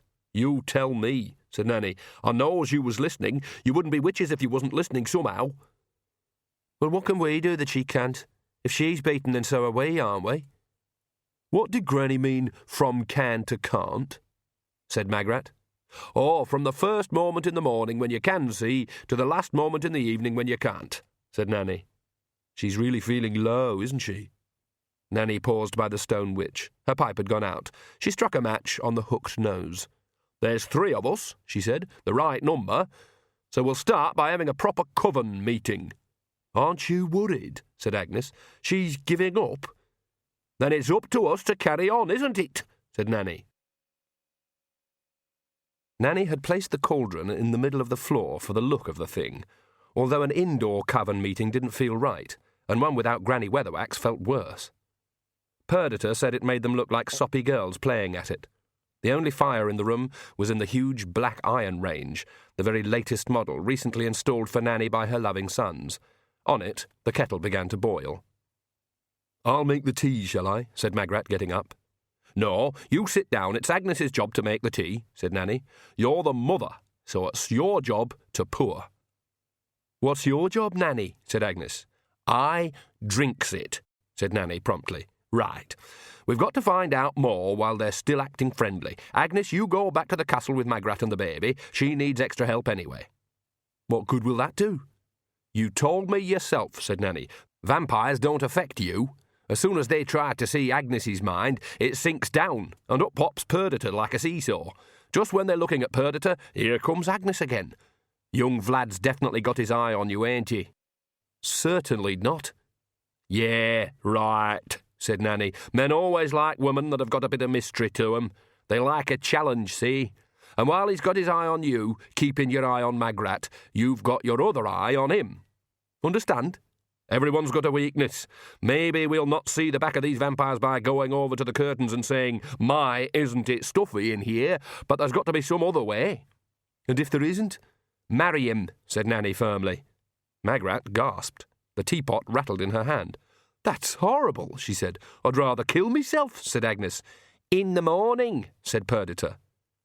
"Don't have to be a long marriage," said Nanny. "Put a pointy stake in your garter, and our lad'll be getting cold even before they've finished cutting up the wedding cake." "Nanny!"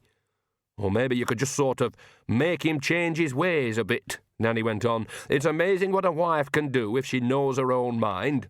Or minds, in your case, of course. Look at King Verence the First, for one. He used to toss all his meat bones over his shoulder until he was married, and the Queen made him leave them on the side of the plate.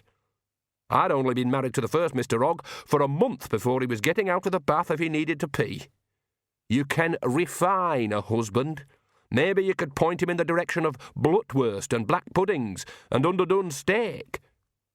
"You really haven't got any scruples, have you, Nanny?" said Agnes. "No," said Nanny simply. "This is Lancre we're talking about. If we was men, we'd be talking about laying down our lives for the country. As women, we can talk about laying down." "I just don't want to hear this," said Margaret. "I ain't asking her to do what I wouldn't do myself," said Nanny. "Really? Then what?" "Because no one wants me to do it," said Nanny. "But if I was 50 years younger, I reckon I could have Sonny Jim biting turnips by midsummer." You mean just because she's a woman, she should use sexual wiles on him? Said Magrat. This is so, well, it's so Nanny Og. That's all I can say. She should use any wile she can lay her hands on, said Nanny. I don't care what Granny said, there's always a way. Like the hero in Tissot, or whatever it was, who was completely invincible except for his heel, and someone stuck a spear in it and killed him. What are you expecting her to do, prod him all over? I never understood that story anyway, said Nanny. I mean, if I knew I'd got a heel that would kill me if someone stuck a spear in it, I'd go into battle wearing heavy boots. You don't know what he's like, said Agnes, ignoring the diversion. He looks at me as if he's undressing me with his eyes. Eyes is allowed, said Nanny. And he's laughing at me all the time, as if he knows I don't like him, and that adds to the fun. Now you get into that castle, Nanny growled. For Lancre, for the king, for everyone in the country. And if he gets too much, let Perdita take over, because I reckon there's some things she's better at. In the shocked silence, there was a faint clinking noise from Nanny's sideboard. Magrat coughed. Just like the old days, she said, arguing all the time. Nanny stood up and unhooked a cast-iron saucepan from the beam over the kitchen range. You can't treat people like this, said Agnes sullenly. I can, said Nanny, tiptoeing in the direction of the sideboard. I'm the other one now, see? Ornaments flew and shattered as she brought the saucepan down hard, bottom upwards. Gotcha, you little blue devil, she shouted. Don't think I didn't see you. The saucepan rose. Nanny leaned her weight on the handle, but it still moved slowly along the dresser, rocking slightly from side to side until it reached the edge. Something red and blue dropped onto the floor and started moving towards the closed door. At the same time, Grebo shot past Agnes, accelerating. And then, just as he was about to spring, he changed his mind. All 4 feet extended their claws at the same time and bit into the floorboards. He rolled, sprang onto his feet, and started to wash himself. The red and blue blur hit the door and picked itself up, becoming a blue man, 6 inches tall, with red hair. He carried a sword about the same size as himself. "Ach, hins tak your skaggy, your dank youl kalyik," he screamed. "Oh, it's you," said Nanny, relaxing. "Do you want a drink?" The sword was lowered slightly, but with a definite hint that it could be raised again at a moment's notice. "Tas it?" Nanny reached down to the crate by her chair and sorted through the bottles. "Scumble, my best, vintage," she said. The wee man's tiny eyes lit up. "Last Tuesday?" "Right. Agnes, open that sewing box and pass me a thimble, will you?" "Come away here, man," said Nanny, uncorking the bottle well away from the fire and filling up the thimble. "Ladies, this here's... let's see them tattoos. Yes, this here's one of the Knack Mac Feegle. The little bastards comes down and raids my still about once a year. I reckon I recognise the pattern." "Yings your grely yin. Su are richt du," said the old man, taking the thimble. "What is he?" said Magrat. "They're gnomes," said Nanny. The man lowered the thimble. "Pixies?" "Pixies, if you insist," said Nanny. "They live up on the high moors, over towards Uberwald. Ach, be je snie richt spiel. You'll begin it, figures. Yon ken swiel boggin bloodsuckers, I'll do te." Nanny nodded while she listened. Halfway through the little man's rant, she topped up his thimble. "All right," she said, when he seemed to have finished. "Well, he says the Knack Mac Feegle have been forced out by the vampires, see? They've been driving out all the..." Her lips moved as she tried out various translations. "Old people." "That's very cruel," said Magrat. "No, I mean old races. People that live in the corners, you know. The ones you don't see around a lot. Centaurs. Bogies. Gnomes." "Pixies?" "Yeah, right.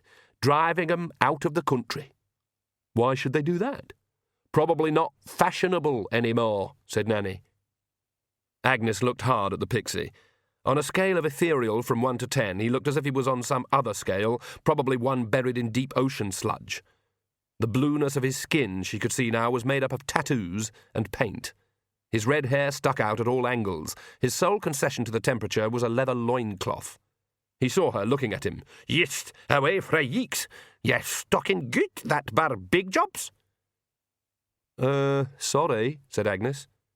Good language, ain't it? Said Nanny. A hint of heather and midden. But when you got the knack-mack-feegle on your side, you're doing okay. The pixie waved the empty thimble at Nanny. Gale or bloody lemonade calique? Ah, no fooling you. You want the real stuff, said Nanny. She pulled back a chair cushion and produced a black glass bottle with its cork held on by wire. You're not giving him that, are you? Said Magrat. That's your medicinal whisky. And you always tell people it's strictly for external use only, said Agnes. The knack-mack-feegle are a hard-headed race, said Nanny, handing it down to the tiny man. To Agnes's amazement, he grasped a bottle bigger than himself with insolent ease. There you go, man. Share it with your mates, 'cause I know they're around here somewhere. There was a clink from the dresser. The witches looked up. Hundreds of pixies had simply appeared among the ornaments. Most of them wore pointy hats that curved so that the point was practically pointing down, and they all carried swords. Amazing how they can just fade into the foreground like that, said Nanny. That's what's kept 'em so safe all these years. That and killing most people who saw 'em, of course. Grebo very quietly went and sat under her chair. So, you gentlemen have been turned out by the vampires, have you? Said Nanny, as the bottle bobbed through the throng. A roar went up. Blast it! You isn't fast evil. Knock a hard ticket. Big jobs. I dare say you can stop in Lancre, said Nanny above the din. Just a moment, Nanny, Magrat began. Nanny waved a hand at her hurriedly. There's that island up on the lake, she went on, raising her voice. It's where the herons nest. Just the place, eh? Lots of fish, lots of hunting up the valley. The blue pixies went into a huddle. Then one of them looked up. Prisny? You'll's nae brin it, my gale. Oh, you'd be left to yourself, said Nanny. But no stealing cattle, eh? These steal cattle, said Agnes. Full-size cattle. How many of them does it take? 4. 4? 1 under each foot. Seen 'em do it. You see a cow in a field minding its own business. Next minute the grass is rustling, some little bugger shouts hup, hup, hup, and the poor beast goes past boom, without its legs moving, said Nanny. They're stronger than cockroaches. You step on a pixie, you'd better be wearing thick soles. Nanny, you can't give them the island. It doesn't belong to you, said Magrat. It don't belong to anyone, said Nanny. It belongs to the king. Ah, well, what's his is yours, so give him the island and Verence can sign a bit of paper later on. It's worth it, Nanny added. A rent of not stealing our cows is well worth it. Otherwise you'll see cows zipping around very fast. Backwards, sometimes. Without their legs moving, said Agnes. Right. Well, Magrat began. And they'll be useful, Nanny added, lowering her voice. Fighting's what they like best. Whisht, yon fillet free Eckersburg. Drinking's what they like best, Nanny corrected herself. Ne hoon na scallan. Drinking and fighting's what they like best, said Nanny. And snuffling cubisti. And stealing cows, said Nanny. Drinking, fighting, and stealing cows is what they like best. Listen, Magrat, I'd rather have them in here pissing out than outside pissing in. There's more of them and they'll make your ankles all wet. But what can they do? Said Magrat. Well, Grebo's frightened of 'em, said Nanny. Grebo was 2 worried eyes, one yellow, one pearly white in the shadows. The witches were impressed. Grebo had once brought down an elk. There was practically nothing that he wouldn't attack, including architecture. I'd have thought they'd have no trouble with vampires then, said Agnes. Kinda flitty? You think we're flies the forest fairies? Sneered a blue man. They can't fly, said Nanny. It's quite a nice island. Even so, Magrat mumbled. Girl, your husband was messing around with politics, which is why we're in this trouble. And to get, you got to give. Now he's ill, and you're queen, so you can do as you like, right? There's no one who can tell you what to do, isn't that so? Yes, I suppose so. So damn well give 'em the island and they've got something here to fight for. Otherwise they'll just push on through anyway and nick all our livestock on the way. Dress that up in fancy talk and you've got politics. Nanny, said Agnes. Yep. Don't get angry, but you don't think Granny's doing this on purpose to you, keeping back, so that we have to form a 3 and work together? Why'd she do that? So we develop insights and pull together and learn valuable lessons, said Magrat. Nanny paused with her pipe halfway to her lips. No, she said. I don't reckon Granny'd be thinking like that, because that's soppy garbage. Here, you blokes, here's the key to the drinks cupboard in the scullery. Bugger off and have fun. Don't touch the stuff in the green bottles, because it's... I expect you'll be all right. There was a blue blur, and the room was cleared. We've got things Granny ain't got, said Nanny. Yes, said Agnes. Magrat's got a baby. I've got no scruples. And we've both got you. What good will I be? Well, for one thing, you're in two minds about everything. There was a tinkle of glass from the scullery and a scream of, "Ah, yes, Givens. Yes, look at it, a fistful of heat.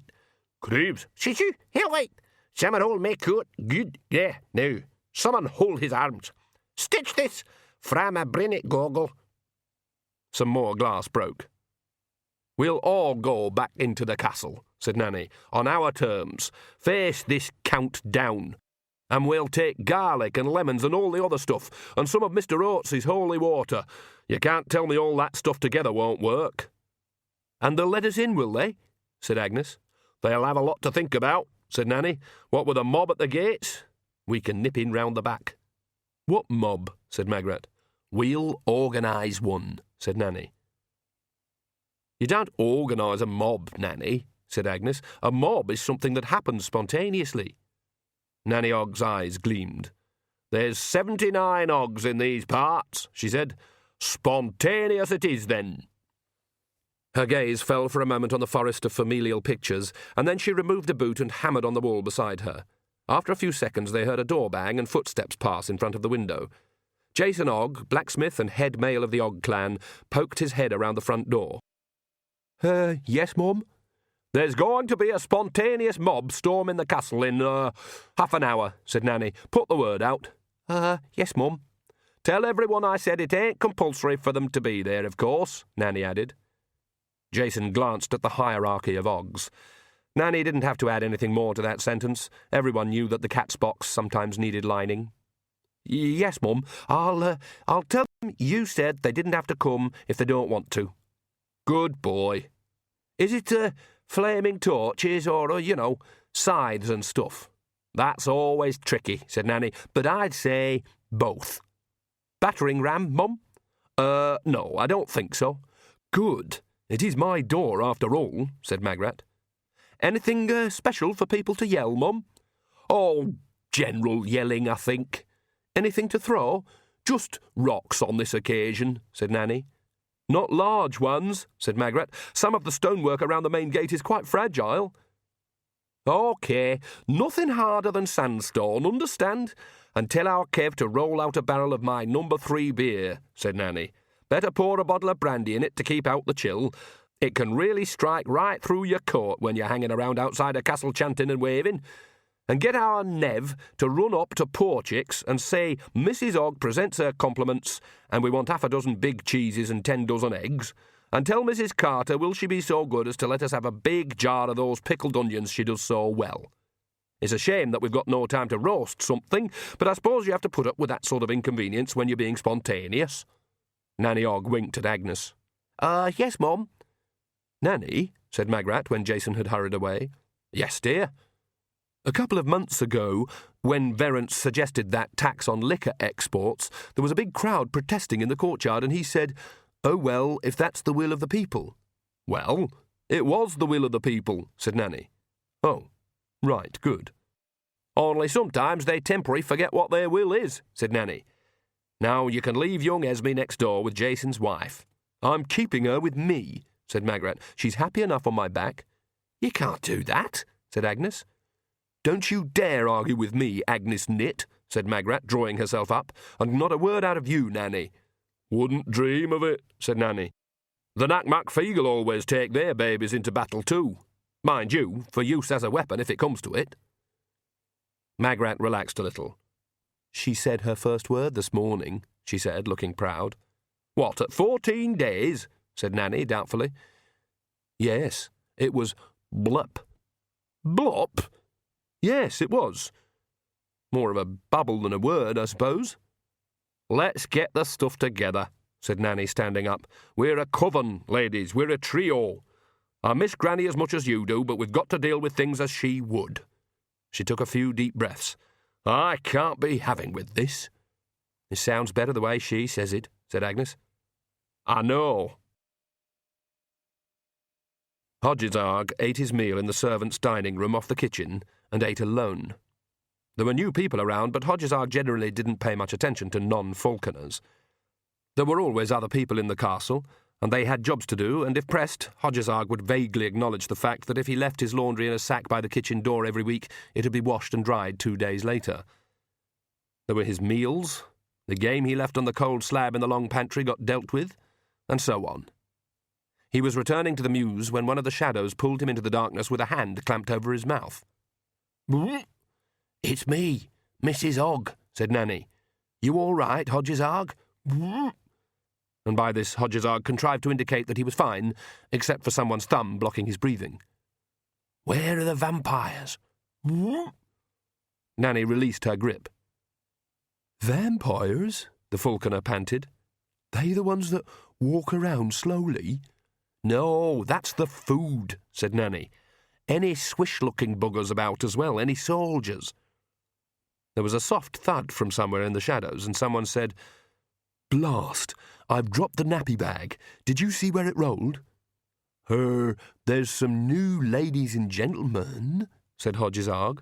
"They're hanging around the kitchens. There's some men in chain mail, too." "Damn," said Nanny. "There's the little door off the main hall," said Magrat, "but that's always locked on the inside." Agnes swallowed. "All right, I'll go and unlock it then." Nanny tapped her on the shoulder. "You be all right?" "Well, they can't control me. They can grab you, though." "Vlad won't want you hurt," said Perdita. "You saw the way he looked at us." "I think I'll be all right," said Agnes. "You know your own mind's best, I'm sure," said Nanny. "Got the holy water?" "Let's hope it works better than the garlic," said Agnes. "Good luck." Nanny cocked her head. "Sounds like the mob is spontaneously arriving at the gate.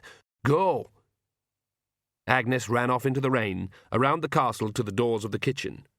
They were wide open. She made it to the corridor beyond the kitchens when a hand grabbed her shoulder, and then in a blur of speed 2 young men were standing in front of her.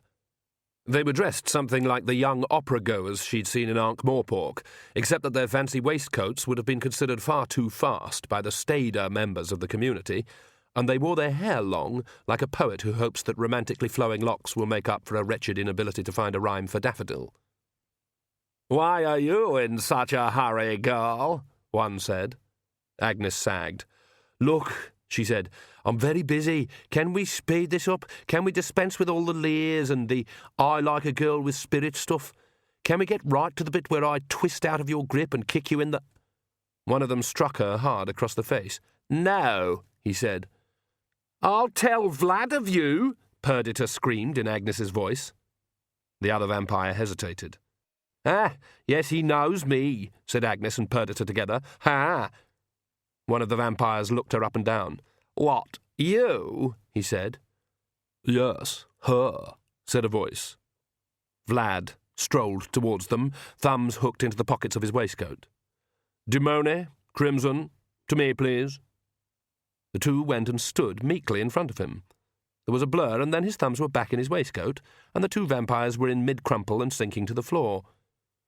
"This is the kind of thing we don't do to our guests," said Vlad, stepping over Damone's twitching body and holding out his hands to Agnes.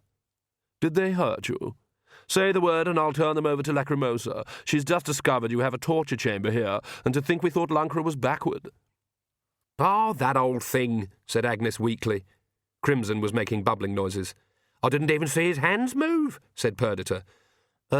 It's been there for centuries." "Oh, really? She did say there weren't enough straps and buckles. Still, she is inventive.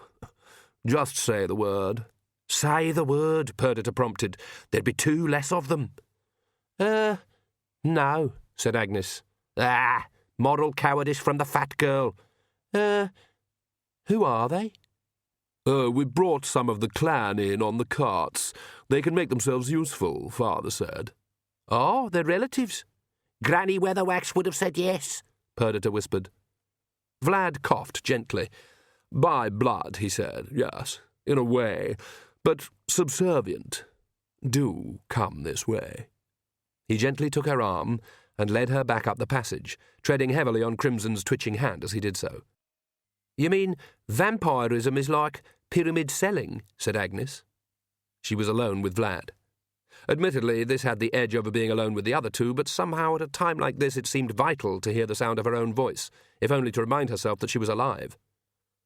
I'm sorry, said Vlad. Who sells pyramids?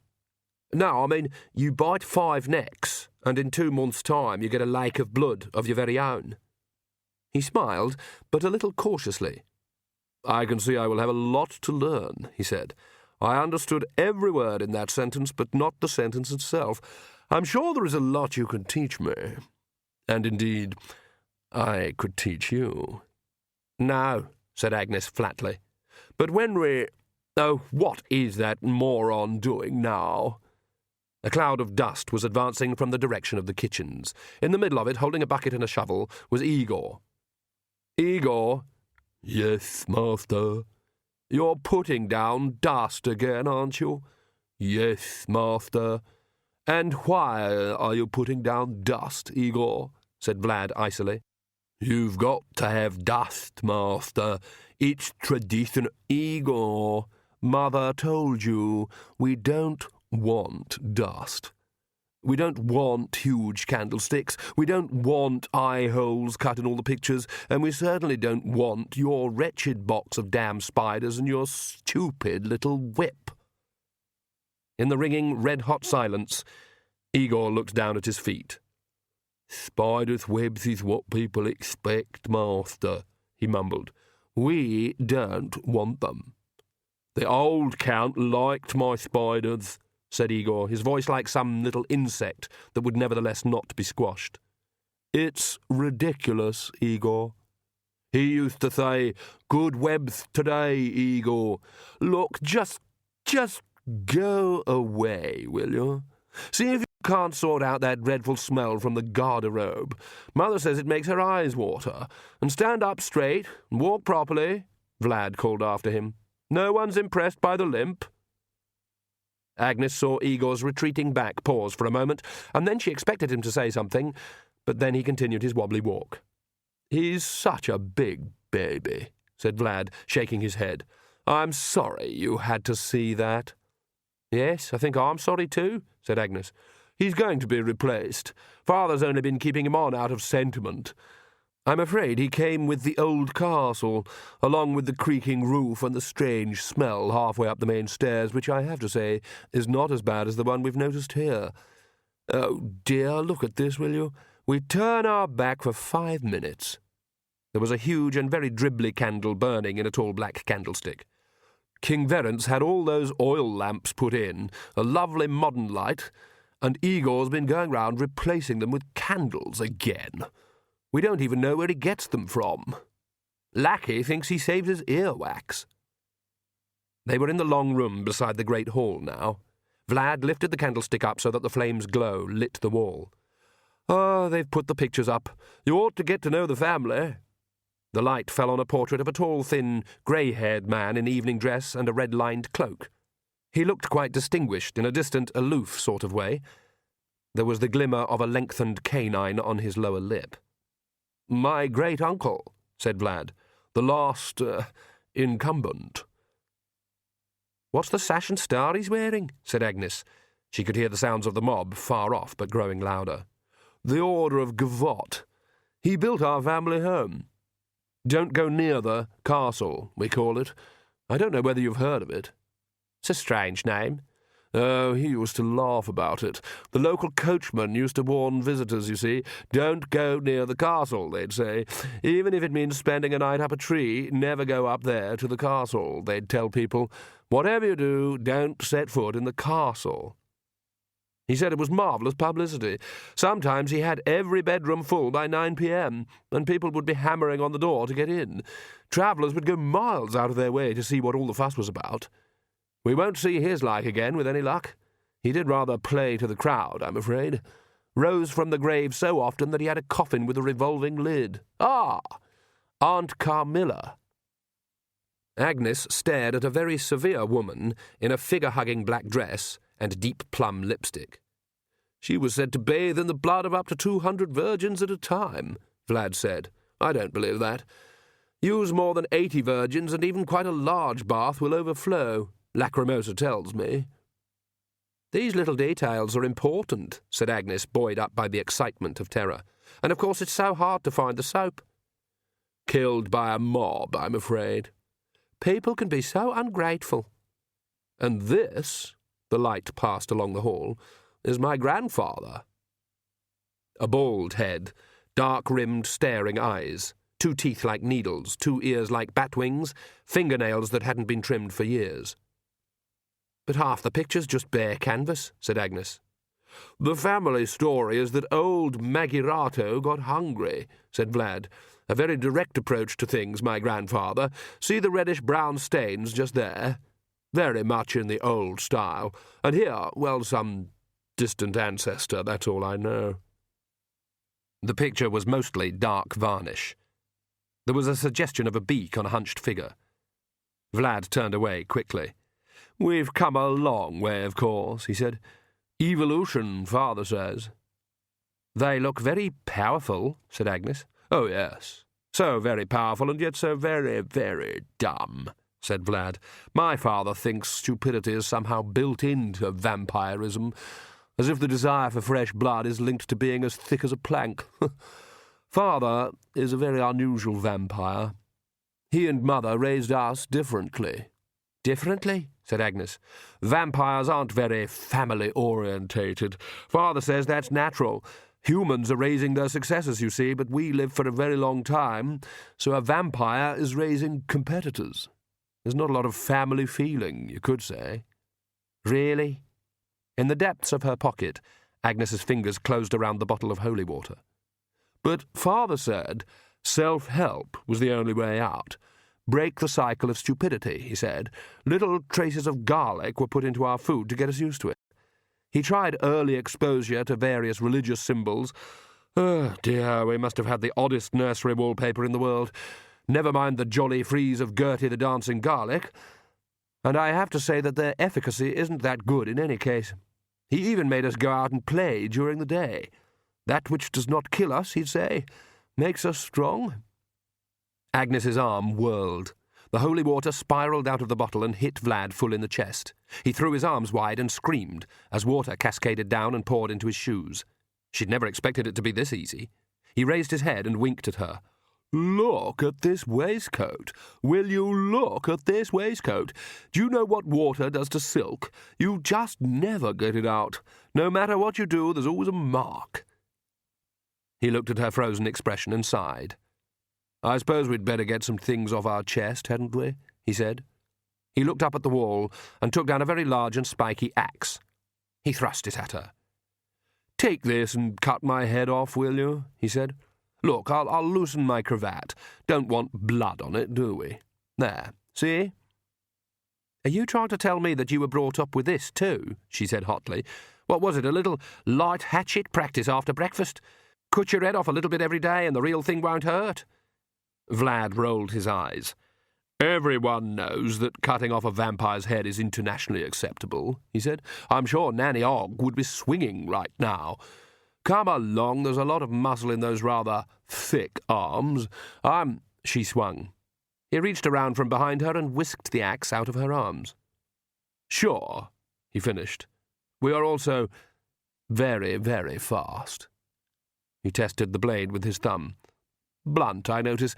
My dear Miss Knit, it may just be more trouble than it's worth to try to get rid of us, do you see? Now old Magirato there would not have made the kind of offer we are making to Lancre. Dear me, no. Are we ravaging across the country? No. Forcing our way into bedrooms? Certainly not. What's a little blood for the good of the community? Of course, Verence will have to be demoted a little, but let's face it, the man is rather more of a clerk than a king. And our friends may find us grateful. What is the point of resisting? Are vampires ever grateful? We can learn. You're just saying that in exchange for not actually being evil, you'll simply be bad, is that it? What we are saying, my dear, is that our time has come, said a voice behind them. They both turned. The Count had stepped into the gallery. He was wearing a smoking jacket. There was an armed man strolling on either side of him. "Oh, dear Vlad, playing with your food. Good evening, Miss Knit. We appear to have a mob at the gates, Vlad." "Really? That's exciting. I've never seen a real mob." "I wish your first could have been a better one," said the Count and sniffed. "There's no passion in it. Still, it'd be too tiresome to let it go on all through dinner. I shall tell them to go away." The doors of the hall swung open without apparent aid. "Shall we go and watch?" said Vlad. I think I'll go and powder my... I'll just go and... I'll just be a minute," said Agnes, backing away. She darted down the little corridor that led to the small door and drew the bolts. "About time," said Nanny, hurrying in. "It's really clammy out here." "They've gone to look at the mob, but there's other vampires here, not just the guards. The rest must have come in on the carts. They're like, not quite servants, but they take orders." "How many are there?" said Magrat. "I haven't found out. Vlad is trying to get to know me better." "Good plan," said Nanny. "See if he talks in his sleep." "Nanny." "Let's see his lordship in action, shall we?" said Nanny. "We can nip into the old guard room alongside the door and look through the squint." "I want to get Verence," said Magrat. "He's not going anywhere," said Nanny, striding into the little room by the door, "and I don't reckon they're planning to kill him. Anyway, he's got some protection now." "I think these really are new vampires," said Agnes. "They really aren't like the old sort." "Then we face 'em, here and now," said Nanny. "That's what Esme would do, sure enough." "But are we strong enough?" said Agnes. "Granny wouldn't have asked," said Perdita. "There's 3 of us, isn't there?" said Nanny. She produced a flask and uncorked it. "And a bit of help. Anyone else want some?" "That's brandy, Nanny," said Magrat. "Do you want to face the vampires drunk?" "Sounds a whole lot better than facing 'em sober," said Nanny, taking a gulp and shuddering. "Oh, only sensible bit of advice Agnes got from Mr. Oates, I reckon. Vampire hunters needs to be a little bit tipsy," he said. "Well, I always listen to good advice." Even inside Mightily Oates' tent, the candles streamed in the wind. He sat gingerly on his camp bed because sudden movements made it fold up with nail-blackening viciousness, and leafed through his notebooks in a state of growing panic. He hadn't come here to be a vampire expert. Revenants and Ungodly Creatures had been a 1-hour lecture from deaf Deacon Thrope every fortnight, for Om's sake. It hadn't even counted towards the final examination score. They'd spent 20 times that on comparative theology, and right now he really wished, that they'd found time to tell him, for example, exactly where the heart was and how much force you needed to drive a stake through it. Ah, here they were, a few pages of scribble, saved only because the notes for his essay on Thrum's Lives of the Prophets were on the other side. The blood is the life. Vampires are subservient to the one who turned them into a vampire. Allyl disulfide, active ingredient in garlic. Porphyria, lack of. Learned reaction. Native soil very important. As many as possible will drink of a victim so that he is the slave of all. Cluster suck. Blood as an unholy sacrament. Vampire controls. Bats, rats, creatures of the night. Weather. Contrary to legend, most victims merely become passive, not vampires. Intended vampire suffers terrible torments and craving for blood. Socks. Garlic, holy icons, sunlight deadly. Kill vampire, release all victims. Physical strength. Why hadn't anyone told them this was important? He'd covered half the page with a drawing of Deacon Thrope, which was practically a still life. Oates dropped the book into his pocket and grasped his medallion hopefully. After 4 years of theological college, he wasn't at all certain of what he believed, and this was partly because the church had schismed so often that occasionally the entire curriculum would alter in the space of one afternoon. But also, they had been warned about it. Don't expect it, they'd said. It doesn't happen to anyone except the prophets. Om doesn't work like that. Om works from inside. But he'd hoped that, just once, would make himself known in some obvious and unequivocal way that couldn't be mistaken for wind or a guilty conscience. Just once he'd like the clouds to part for the space of 10 seconds, and a voice to cry out, "Yes, mightily praiseworthy are ye who exalteth Oates. It's all completely true. Incidentally, that was a very thoughtful paper you wrote on the crisis of religion in a pluralistic society." It wasn't that he'd lacked faith, but faith wasn't enough. He'd wanted knowledge. Right now, he'd settled for a reliable manual of vampire disposal. He stood up. Behind him, unheeded, the terrible camp bed sprang shut. He'd found knowledge, and knowledge hadn't helped. Had not Giotto caused the Leviathan of terror to throw itself onto the land and the seas to turn red with blood? Had not Order, strong in his faith, caused a sudden famine throughout the land of Smale? They certainly had. He believed it utterly. But a part of him also couldn't forget reading about the tiny little creatures that caused the rare red tides off the coast of Urt, and the effect this apparently had on local sea life, and about the odd wind cycle that sometimes kept rain clouds away from Smale for years at a time. This had been worrying. It was because he was so very good at old languages that he'd been allowed to study in the new libraries that were springing up around the citadel, and this had been fresh ground for worry, because the seeker after truth had found truths instead. The third journey of the prophet Sina, for example, seemed remarkably like a retranslation of the Testament of Sand in the Loetan book of the Whole. On one shelf alone he found 43 remarkably similar accounts of a great flood, and in every single one of them a man very much like Bishop Horn had saved the elect of mankind by building a magical boat. Details varied, of course. Sometimes the boat was made of wood, sometimes of banana leaves. Sometimes the news of the emerging dry land was brought by a swan, sometimes by an iguana. Of course, these stories in the chronicles of other religions were mere folk tales and myth, while the voyage detailed in the Book of Sina was holy truth. But, nevertheless, Oates had gone on to be fully ordained, but he'd progressed from slightly reverend to quite reverend, a troubled young man. He'd wanted to discuss his findings with someone, but there were so many schisms going on that no one would stand still long enough to listen. The hammering of clerics as they nailed their own versions of the truth of on the temple doors was deafening, and for a brief while he'd even contemplated buying a roll of paper and a hammer of his own and putting his name on the waiting list for the doors. But he'd overruled himself, because he was, he knew, in two minds about everything. At one point he'd considered asking to be exorcised, but had drawn back from this because the Church traditionally used fairly terminal methods for this, and in any case, serious men who seldom smiled would not be amused to hear that the invasive spirit he wanted exorcised was his own. He called the voices the good Oates and the bad Oates. The trouble was, each of them agreed with the terminology but applied it in different ways. Even when he was small, there'd been a part of him that thought the temple was a silly, boring place, and tried to make him laugh when he was supposed to be listening to sermons. It had grown up with him.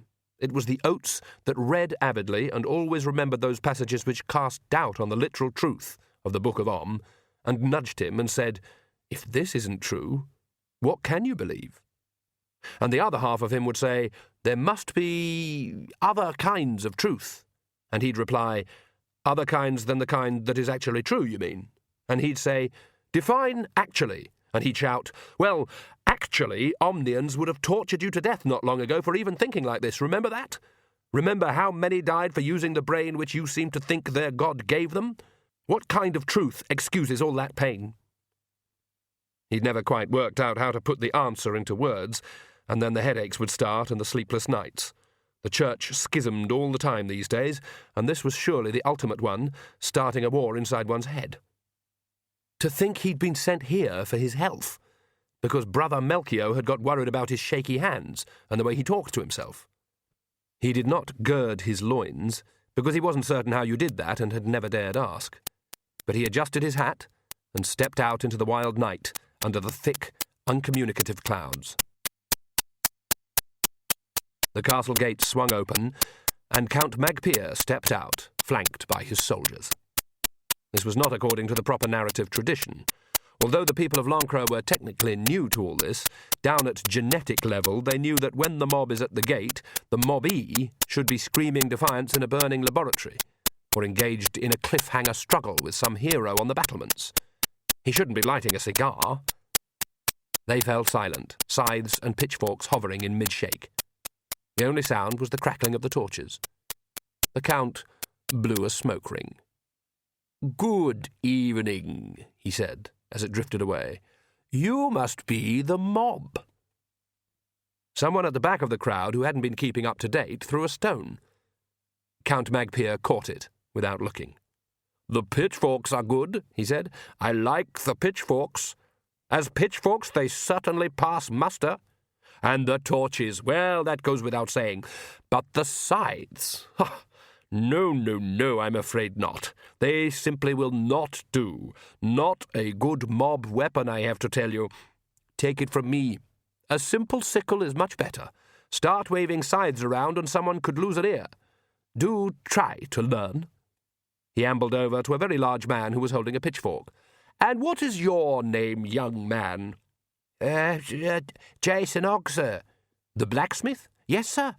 "Wife and family doing well?" "Yes, sir." "Well done. Got everything you need?" Yes, sir." "Good man. Carry on. If you keep the noise down over dinner, I would be grateful, but of course I appreciate you have a vital traditional role to play. I'll have the servants bring out some mugs of hot toddy shortly." He knocked the ash off his cigar. "Oh, and may I introduce you to Sergeant Craput, known to his friends as Bent Bill, I believe. And this gentleman here picking at his teeth with his knife is Corporal Svitz, who I understand has no friends at all. I suppose it is faintly possible that he will make some here. They and their men, who I suppose could be called soldiers in a sort of informal, easy-come, easy-go, cut-and-thrust sort of way." Here Corporal Svitz leered and flicked a gobbet of anonymous rations from a yellowing molar. "Will be going on duty in about an hour, purely for reasons of security, you understand." "And then we'll gut you like a clam and stuff you with straw," said Corporal Svitz. "Ah, this is technical military language of which I know little," said the Count. "I do so hope there is no unpleasantness." "I don't," said Sergeant Craput. "What scamps they are," said the Count. "Good evening to you all. Come, gentlemen." He stepped back into the courtyard. The gates, their wood so heavy and toughened with age that it was like iron, swung shut. On the other side of it was silence, followed by the puzzled mumbling of players who have had their ball confiscated. The Count nodded at Vlad and flung out his hands theatrically.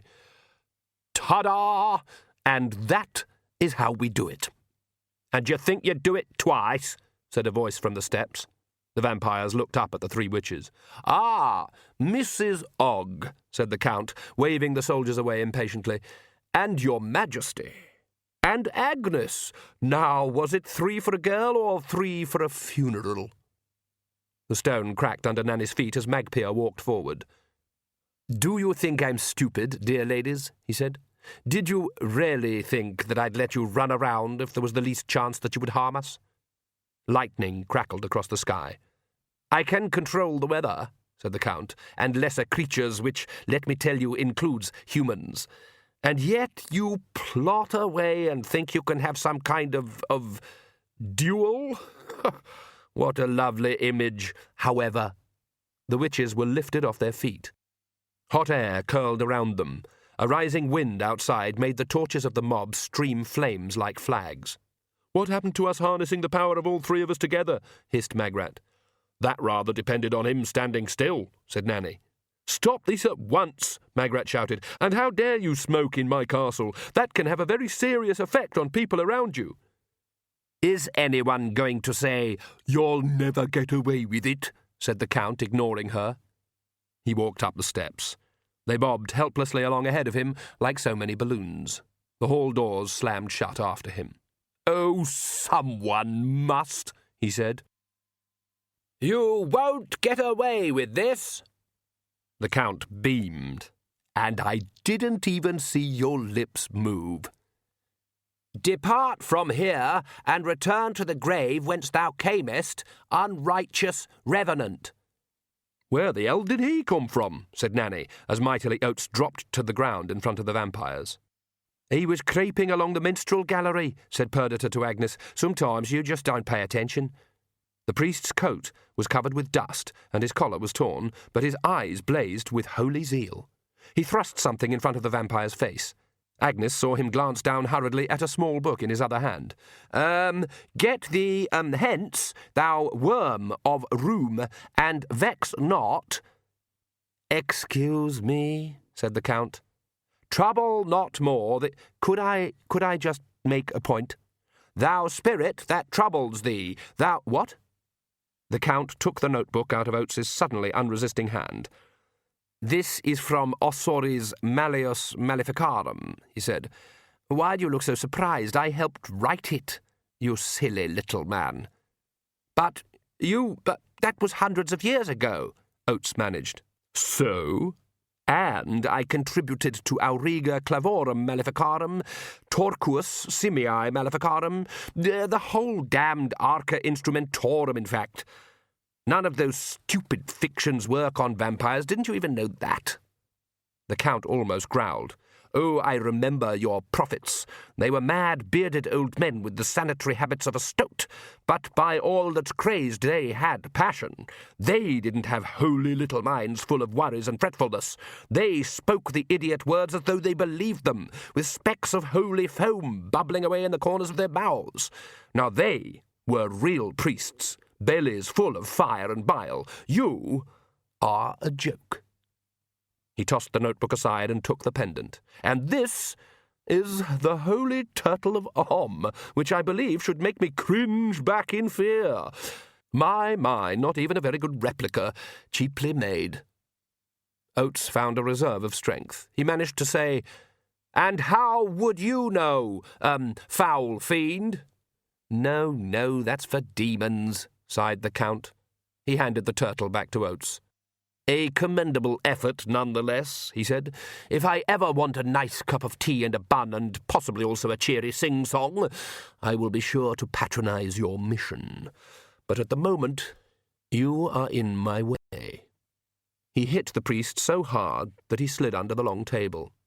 So much for piety, he said. All that remains is for Granny Weatherwax to turn up. It should be any minute now. After all, did you think she'd trust you to get it right? The sound of the huge iron door knocker reverberated through the hall. The Count nodded happily. And that will be her, he said. Of course it will. Timing is everything.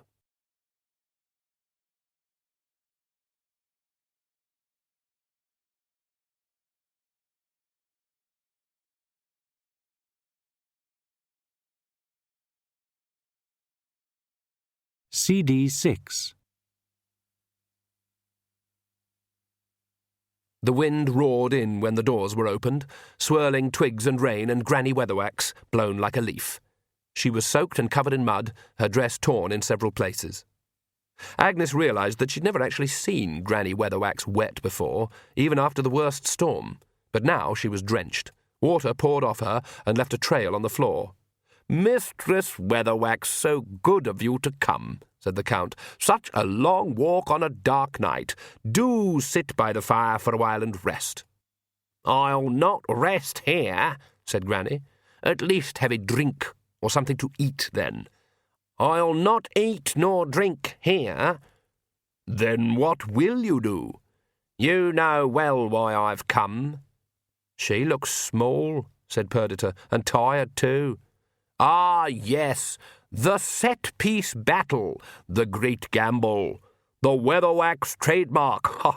And, let me see, your shopping list today will be, if I win, I will expect you to free everyone and go back to Uberworld.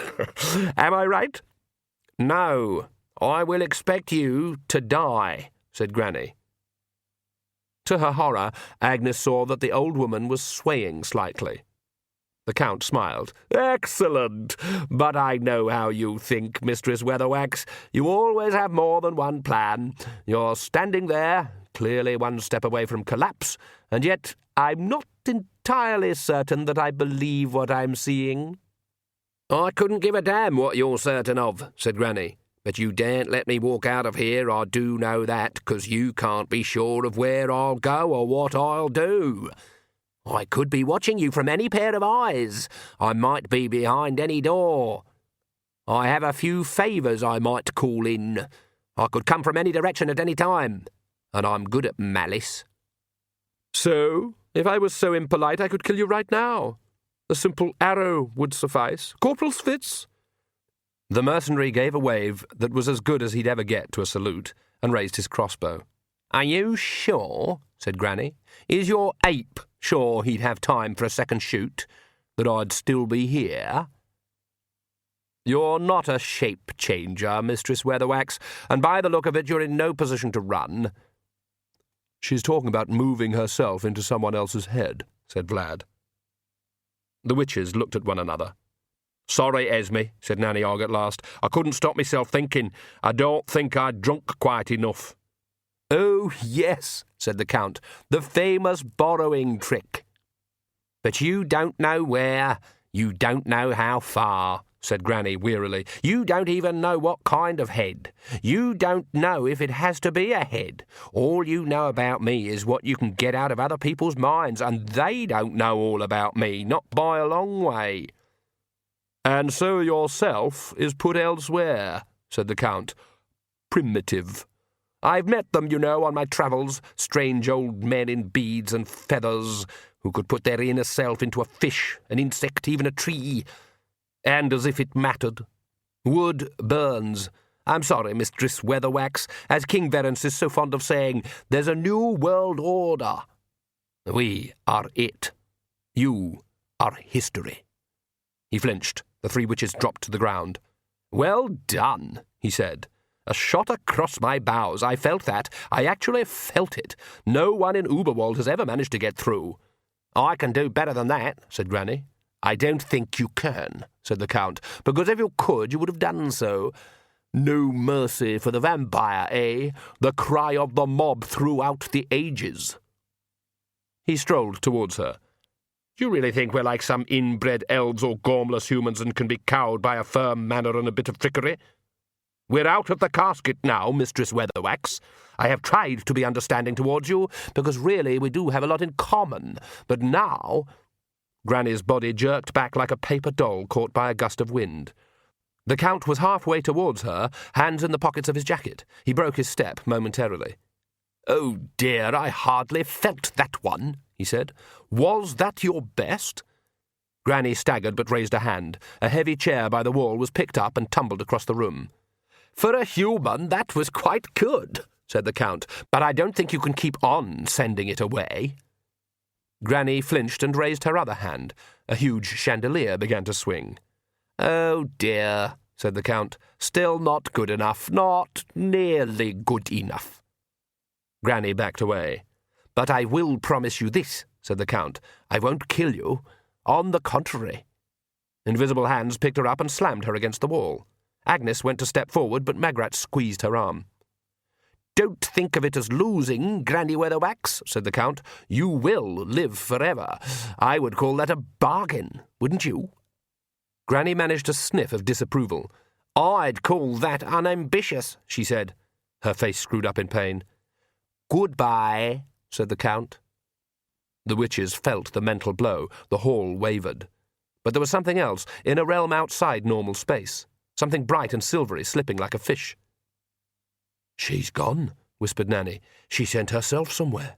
"Where? Where?" hissed Magrat. "Don't think about it," said Nanny. Magrat's expression froze. "Oh, no," she began. "Don't think it, said Nanny urgently. Pink elephants, pink elephants." She wouldn't. "La la la la la la la, he he he he," shouted Nanny, dragging Magrat towards the kitchen door. "Come on, let's go. Agnes, it's up to you two." The door slammed behind them. Agnes heard the bolts slide home. It was a thick door, and they were big bolts. The builders of Lancre Castle hadn't understood the concept of planks less than 3 inches thick, or locks that couldn't withstand a battering ram. The situation would, to an outsider, have seemed very selfish. But logically, 3 witches in danger had been reduced to 1 witch in danger. 3 witches would have spent too much time worrying about one another and what they were going to do. one which was her own boss. Agnes knew all this, and it still seemed selfish. The Count was walking towards Granny. Out of the corner of her eye, Agnes could see Vlad and his sister approaching her. There was a solid door behind her. Perdita wasn't coming up with any ideas, so she screamed. That was a talent. Being in two minds wasn't a talent, it was merely an affliction, but Agnes's vocal range could melt earwax at the top of the scale. She started high and saw that she'd judged right. Just after the point where bats and woodworm fell out of the rafters and dogs barked down in the town, Vlad clapped his hands over his ears. Agnes gulped for breath. "Another step and I'll do it louder," she shouted. The Count picked up Granny Weatherwax as though she were a doll. "I'm sure you will," he said, "and sooner or later you will run out of breath. Vlad, she followed you home. You may keep her, but she's your responsibility. You have to feed her and clean out her cage." The younger vampire approached cautiously. "Look, you're really not being sensible," he hissed. "Good." And then he was beside her. But Perdita had been expecting this, even if Agnes hadn't, and as he arrived her elbow was already well into its thrust and caught him in the stomach before he could stop it. She strode forward as he doubled up, noting that inability to learn was a vampire trait that was hard to shake off. The Count laid Granny Weatherwax on the table. "Igor," he shouted, "where are you, you stupid—" "Yes, master." The Count spun round. "Why do you always turn up behind me like that?" "The old Count always expected it of me, master. It's a professional thing." "Well, stop it." "Yes, master." "And the ridiculous voice, too. Go and ring the dinner gong." "Yes, master." "And I've told you before about the walk," the Count shouted, as Igor limped across the hall. "It's not even amusing." Igor walked past Agnes, lisping nastily under his breath. Vlad caught up with Agnes as she strode towards the table, and she was slightly glad because she didn't know what she'd do when she got there. "You must go," he panted. "I wouldn't have let him hurt you, of course, but father can get testy." "Not without Granny." A faint voice in her head said, "Leave me." "That wasn't me," Perdita volunteered. "I think that was her." Agnes stared at the prone body. Granny Weatherwax looked a lot smaller when she was unconscious. "Would you like to stay for dinner?" said the Count. "You're going to, after all this talk, you're going to suck her blood?" "We are vampires, Miss Nit. It's a vampire thing. A little sacrament, shall we say." "How can you? She's an old lady." He spun round and was suddenly standing too close to her. "The idea of a younger aperitif is attractive, believe me," he said, "but Vlad would sulk. Anyway, blood develops character, just like your old wines. She won't be killed, not as such. At her time of life, I should welcome a little immortality." "But she hates vampires." "This may present her with a problem when she comes round, since she will be a rather subservient one." "Oh, dear." The Count reached down and picked up oats from under the table by one arm. "What a bloodless performance. I remember Omnians when they were full of certainty and fire, and led by men who were courageous and unforgiving, albeit quite unbelievably insane. How they would despair of all this milk and water stuff. Take him away with you, please." "Shall I see you again tomorrow?" said Vlad, proving to Agnes that males of every species could possess a stupidity gene. "You won't be able to turn her into a vampire," she said, ignoring him. "She won't be able to help it," said the Count. "It's in the blood, if we choose to put it there." "She'll resist?" "That would be worth seeing." The Count dropped oats onto the floor again. "Now go away, Miss Nit. Take your soggy priest. Tomorrow, well, you can have your old witch back, but she'll be ours. There's a hierarchy. Everyone knows that. Who knows anything about vampires?" Behind him, Oates was being sick. Agnes thought of the hollow-eyed people now working in the castle. No one deserved that. She grabbed the priest by the back of his jacket and held him like a bag. "Goodbye, Miss Nit," said the Count. She hauled the limp Oates to the main doors. Now it was raining hard outside, great heavy, unmerciful rain slanting out of the sky like steel rods. She kept close to the wall for the slight shelter that this gave, and propped him up under the gush from a gargoyle. He shuddered. "Oh, that poor old woman," he moaned, slumping forward so that a flattened star of rain poured off his head. "Yes," said Agnes. The other two had run off. They'd shared a thought, and Perdita had too. They'd all felt the shock as Granny set her mind free, and, well, the baby was even called Esme, wasn't she? But she couldn't have imagined Granny's voice in her head. She had to be somewhere close. "I really made a terrible mess of it, didn't I?" said Oates. "Yes," said Agnes vaguely.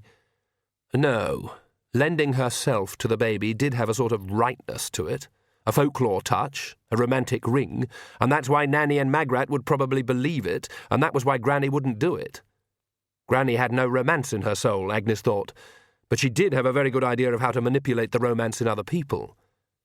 So, where else was she? Something had happened. She'd put the essence of herself somewhere for safety, and no matter what she'd told the Count, she couldn't have put it very far away. It had to be in something alive, but if it was in a human, the owner wouldn't even know it. "If only I'd used the right exorcism," Oates mumbled. "Wouldn't have worked," said Agnes sharply. "I don't think they're very religious vampires. It's probably only once in his life that a priest gets a chance like this." "You were just the wrong person," said Agnes. "If a pamphlet had been the right thing to scare them away, then you'd have been the very best man for the job." She stared down at Oates. So did Perdita. "Brother Melchior is going to get very abrupt about this," he said, pulling himself to his feet. "Oh, look at me. I'm all covered in mud. Why are you looking at me like that?" "Oh, just an odd thought. The vampires still don't affect your head." "What do you mean? They don't affect your mind? They don't know what you're thinking?" "Most of the time I don't even know what I'm thinking," said Oates miserably.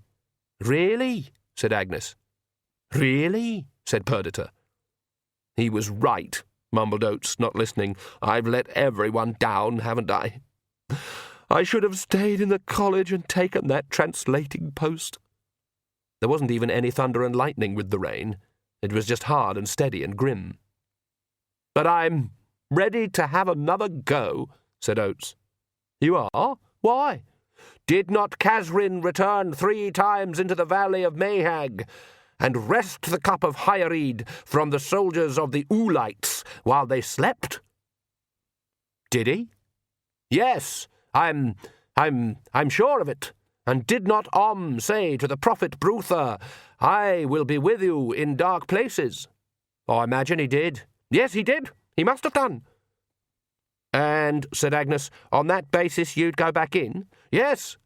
"Why?" "Because if I didn't, what use am I? What use am I anyway?"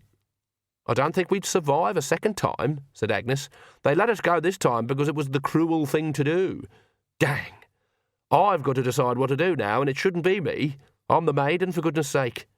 She saw his expression and added, for reasons she'd find hard to explain at the moment, "A technical term for the junior member of a trio of witches.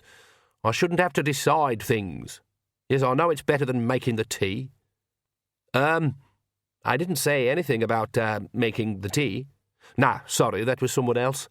What is it she wants me to do?" "Especially since now you think you know where she's hiding," said Perdita. There was a creak, and they heard the hall doors open. Light spilled out, shadows danced in the mist raised by the driving rain. There was a splash and the doors shut again. As they closed, there was a sound of laughter. Agnes hurried to the bottom of the steps, with the priest squelching along beside her. There was already a wide and muddy puddle at this end of the courtyard. Granny Weatherwax lay in it, her dress torn, her hair uncoiling from its rock-hard bun. There was blood on her neck. "They didn't even lock her in a cell or something," said Agnes, steaming with rage. "They just threw her like a meat bone." "I suppose, they think she is locked up now, the poor soul," said Oates. "Let's get her under cover, at least." "Oh, yes, of course." Agnes took hold of Granny's legs and was amazed that someone so thin could be so heavy. "Perhaps there'd be someone, in the village," said Oates, staggering under his end of the load. "Not a good idea," said Agnes. "Oh, but surely." "What would you say to them? 'This is Granny, can we leave her here? Oh, and when she wakes up she'll be a vampire?'" It's not as though people are that happy to see her anyway, unless they're ill." Agnes peered around through the rain. "Come on, let's go round to the stables and the mews. There's sheds and things." King Verence opened his eyes. Water was pouring down the window of his bedroom. There was no light but that which crept in under the door, and he could just make out the shapes of his 2 guards, nodding in their seats. A window pane tinkled. One of the Uberwaldians went and opened the window, looked out into the wild night, found nothing of interest, and shuffled back to his seat. Everything felt very pleasant. It seemed to Verence that he was lying in a nice warm bath, which was very relaxing and comfortable. The cares of the world belonged to someone else. He bobbed like happy flotsam on the warm sea of life. He could hear very faint voices, apparently coming from somewhere below his pillow. Richt, ja til Helen Bigjobs. Ach, was het kiel. Yep. Na, ich nuna wel terra terror. Yeah, yin tan tetra. Yep, yep. Something rustled on the floor. The chair of one man jerked up into the air and bobbed at speed to the window. Yep! The chair and its occupant crashed through the glass. The other guard managed to get to his feet, but something was growing in the air in front of him. To Verence, an alumnus of the Fools' Guild, it looked very much like a very tall human pyramid made up of very small acrobats. Hup, hup, hup, yip, yip. It grew level with the guard's face. The single figure at the top yelled, "What you looking at, Chimey? Ha! Are we testy?" and launched itself directly at a point between the man's eyes.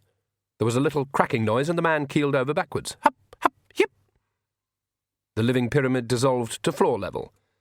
Verence heard tiny pattering feet, and suddenly there was a small, heavily tattooed man in a blue pointy hat standing on his chin. "See you, Kingy! Our echter Brennock, yeah?" "Well done," Verence murmured. "How long have you been a hallucination? Jolly good." "Can ye saggy ye spark it?"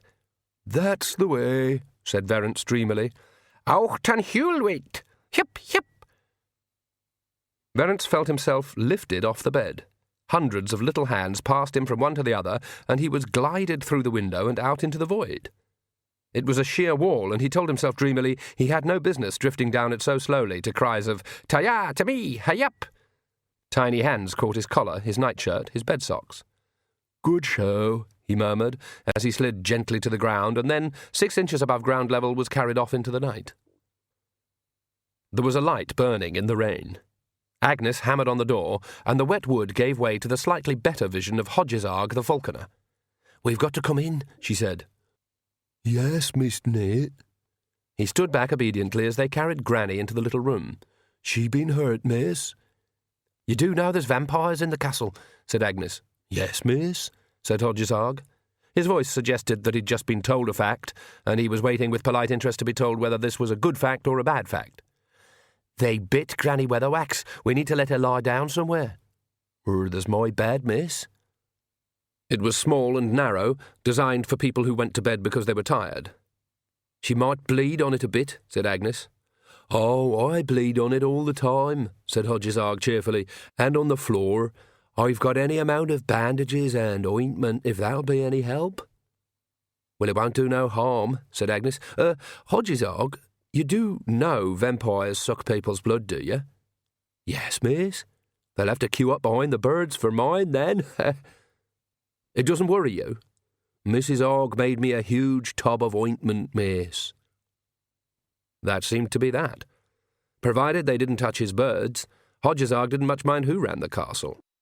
For hundreds of years, the falconers had simply got on with the important things, like falconry, which needed a lot of training, and left the kinging to amateurs. "She's, soaking wet," said Oates. "At least let's wrap her up in a blanket or something." "And you'll need some rope," said Agnes. "Rope? She'll wake up." "You mean we ought to, tie her up? If a vampire wants to turn you into a vampire, what happens?" Oates's hands clasped his turtle pendant for comfort as he tried to remember. "I think they put something in the blood," he said. "I think if they want to turn you into a vampire, you get turned. That's all there is to it. I don't think you can fight it when it's in the blood. You can't say you don't want to join. I don't think it's a power you can resist." "She's good at resisting," said Agnes. "That good?" said Oates. One of the Uberwald people shuffled along the corridor. It stopped when it heard a sound, looked around, saw nothing that had apparently made a noise, and plodded on again. Nanny Ogg stepped out of the shadows and then beckoned Magrat to follow her. Sorry, Nanny, it's very hard to keep a baby quiet. Shh! There's a bit of noise coming from the kitchens. What could vampires want to cook? It's those people they've brought with them, hissed Magrat. They've been moving in new furniture. They've got to be fed, I suppose. Yeah, like cattle. I reckon our best bet is to walk out bold as brass, said Nanny. These folk don't look like they're big on original thinking. Ready? She absent-mindedly took a swig from the bottle she was carrying. You just follow me. But look, what about Verence? I can't just leave him. He's my husband.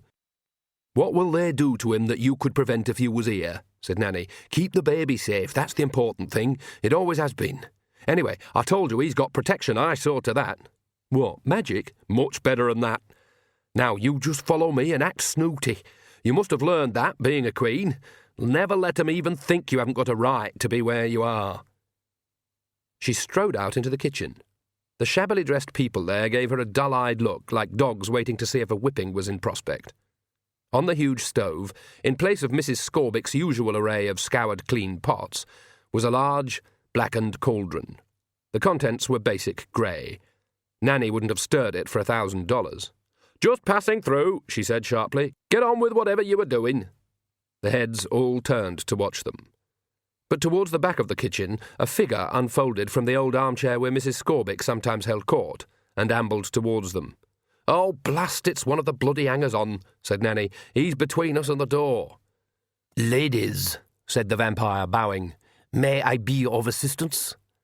We were just leaving, said Magrat haughtily. Possibly not, said the vampire. Excuse me, young man, said Nanny in her soft old biddy voice, but where are you from? Uberwald, madam. Nanny nodded and referred to a piece of paper she'd pulled out of her pocket. That's nice. What part? Klotz. Really? That's nice. Excuse me. She turned her back, and there was a brief twanging of elastic before she turned round again, all smiles. I just likes to take an interest in people, she said. Klotz, eh? What's the name of that river there? The The A? The R, said the vampire. Nanny's hand shot forward and wedged something yellow between the vampire's teeth. He grabbed her, but as she was dragged forward, she hit him on the top of the head. He fell to his knees, clutching at his mouth and trying to scream through the lemon he'd just bitten into. Seems an odd superstition, but there you are, said Nanny, as he started to foam around the lips. You have to cut off their heads, too, said Magrat.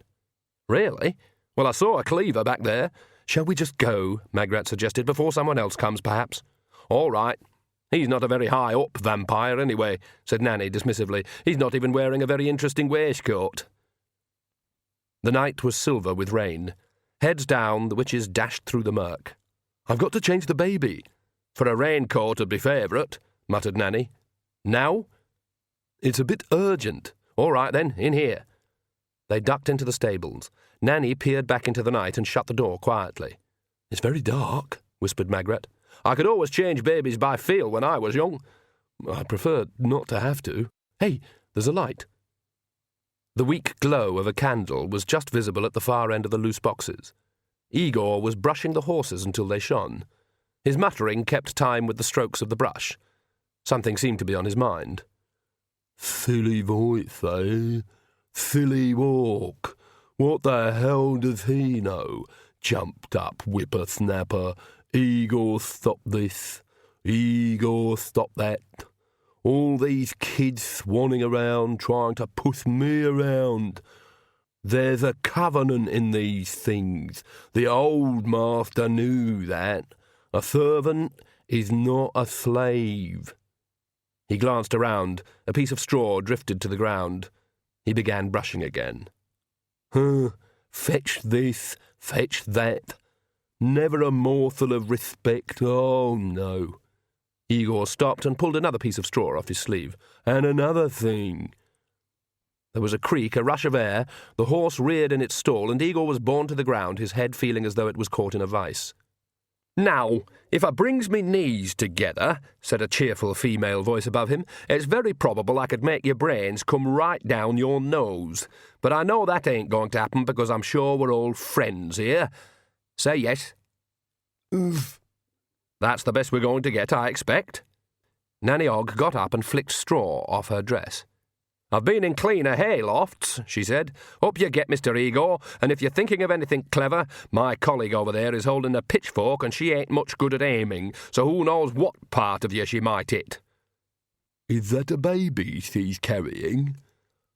We're very modern, said Nanny. We've got hedge money and everything. And now we'll have your coach, Igor. Will we? Said Magrat. Where are we going? It's a wicked night. I don't want to keep the baby out, and I don't know where we'd be safe near here. Maybe we can get down onto the plains before morning. I won't leave Lancre.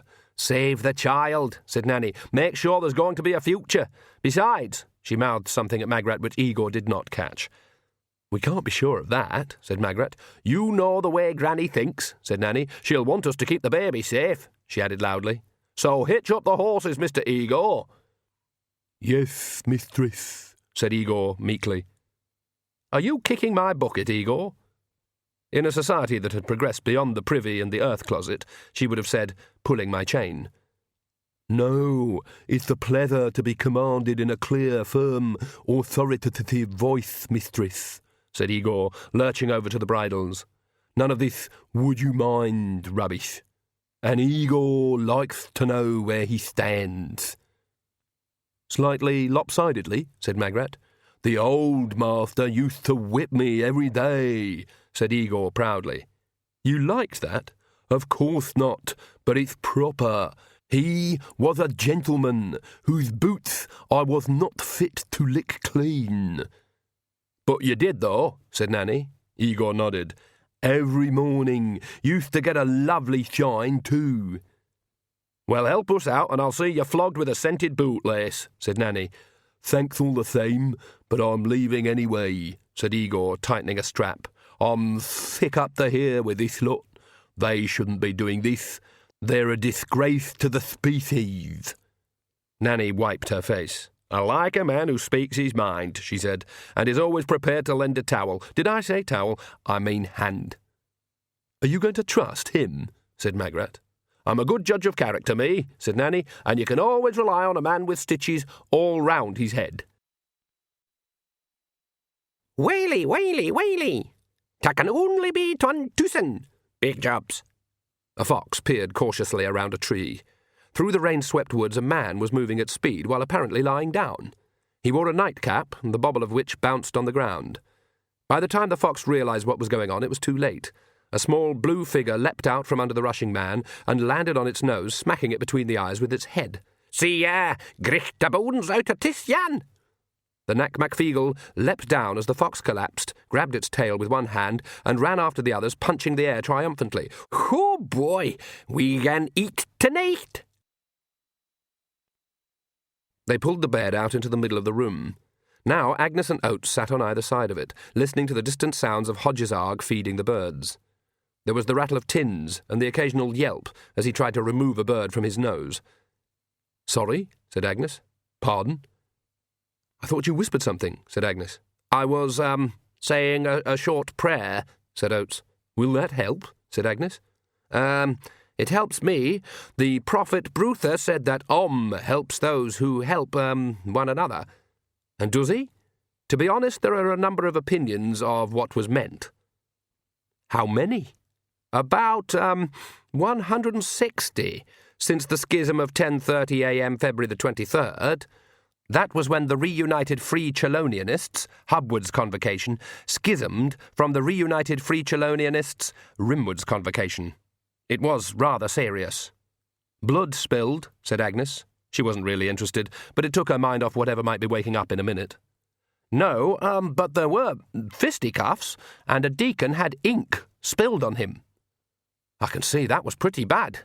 There was some serious pulling of beards as well." "Gosh!"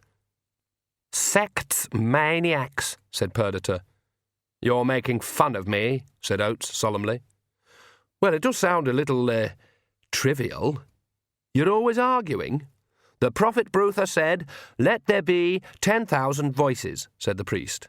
"Sometimes I think he meant that it was better to argue amongst ourselves, than go out putting unbelievers to fire and the sword. It's all very complicated," he sighed. "There are 100 pathways to Unfortunately, I sometimes think someone left a rake lying across a lot of them. The vampire was right. We've lost the fire. But you used to burn people with it. I know. Agnes saw a movement out of the corner of her eye. Steam was rising from under the blanket they'd pulled over Granny Weatherwax. As Agnes looked down, Granny's eyes sprang open and swivelled from side to side. Her mouth moved once or twice. "And how are you, Miss, Weatherwax?" said Mightily Oates in a cheerful voice. "She was bitten by a vampire. What sort of question is that?" Agnes hissed. "One that's better than what are you?" Oates whispered. Granny's hands twitched. She opened her mouth again, arched her body against the rope, and then slumped back against the pillow. Agnes touched her forehead and drew her hand back sharply. "She's burning up. Hodgesarg, bring some water." "Coming, miss." "Oh, no," whispered Oates. He pointed to the ropes. They were unknotting themselves, stealthily moving across one another like snakes. Granny half rolled, half fell out of the bed, landing on her hands and knees. Agnes went to pick her up and received a blow from an elbow that sent her across the room. The old witch dragged the door open and crawled out into the rain. She paused, panting as the drops hit her. Agnes swore that some of them sizzled. Granny's hands slipped. She landed in the mud and struggled to push herself upright. Blue-green light spilled out from the mews-open door. Agnes looked back inside. Hodgesarg was staring at a jam jar in which a point of white light was surrounded by a pale blue flame that stretched well beyond the jar and curled and pulsed. "What's that?" "My phoenix feather, miss. It's burning the air." Outside, Oates had pulled Granny upright and had got his shoulder under one of her arms. "She said something," he said. "I am, I think." "She might be a vampire." "She just said it again. Didn't you hear?" Agnes moved closer, and Granny's limp hand was suddenly gripping her shoulder. She could feel the heat of it through her sodden dress, and made out the word in the hiss of the rain. "Iron?" said Oates. "Did she say iron?" "There's the castle forge next door," said Agnes. "Let's get her in there." The forge was dark and cold. Its fire only lit when there was work to be done. They pulled Granny inside, and she slipped out of their grip and landed on hands and knees on the flagstones. "But iron's no good against vampires, is it?" said Agnes. "I've never heard of people using iron." Granny made a noise somewhere between a snort and a growl. She pulled herself across the floor, leaving a trail of mud until she reached the anvil. It was simply a great long lump of iron to accommodate the half-skilled metal bashing occasionally needed to keep the castle running. Still kneeling, Granny grabbed at it with both hands and laid her forehead against it. "Granny, what can—" Agnes began. "Go where the others are," Granny Weatherwax croaked. "It'll need 3 witches if this goes wrong. You'll have to face something terrible." "What terrible thing?" "Me. Do it now." Agnes backed away. On the black iron by Granny's fingers, little flecks of rust were spitting and jumping. "I'd better go. Keep an eye on her." "But, what if—" Granny flung her head back, her eyes screwed shut. "Get away!" she screamed. Agnes went white. "You heard what she said?" she shouted and ran out into the rain. Granny's head slumped forward against the iron again. Around her fingers red sparks danced on the metal. "Mr. Priest," she said in a hoarse whisper, "somewhere in this place is an axe. Fetch it here." Oates looked around desperately. There was an axe, a small double-headed one, lying by a grindstone. I've found one," he ventured. Granny's head jerked back. Her teeth were gritted, but she managed to say, "Sharpen it." Oates glanced at the grindstone and licked his lips nervously. "Sharpen it right now, I said." He pulled off his jacket, rolled up his sleeves, took up the axe, and put a foot on the wheel's treadle. Sparks leapt off the blade as the wheel spun. "Then find some wood and cut a point on it, and find a hammer." The hammer was easy. There was a rack of tools by the wheel. A few seconds' desperate rummaging in the debris by the wall produced a fence post. "Madam, what are you wanting me to—" "Something will get up presently," Granny panted. "Make sure you know well what it is." "But you're not expecting me to behead—" "I'm commanding you, religious man. What do you really believe? What did you think it was all about? Singing songs? Sooner or later it's all down to the blood. Her head lolled against the anvil. Oates looked at her hands again. Around them the iron was black, but just a little way from her fingers there was a faint glow to the metal, and the rust still sizzled. He touched the anvil gingerly, then pulled his hand away and sucked at his fingers. "Mistress Weatherwax a bit poorly, is she?" said Hodges Arg, coming in. "I think you could certainly say that, yes." "Oh dear. Want some tea?" "What?" "It's a nasty night. If we're stopping up, I'll put the kettle on." "Do you realise, man, that she might get up from there, a bloodthirsty vampire?" "Oh." The falconer looked down at the still figure and the smoking anvil. "Good idea to face her with a cup of tea inside you, then," he said. "Do you, understand what's going on here?" Hodges Arg took another slow look at the scene. "No," he said. "In that case, it's not my job to understand this sort of thing," said the falconer. "I wasn't trained. Probably takes a lot of training understanding this. That's your job. And her job. Can you understand what's going on when a bird's been trained and'll make a kill and still come back to the wrist?" "Well, no." "There you are, then, so that's all right.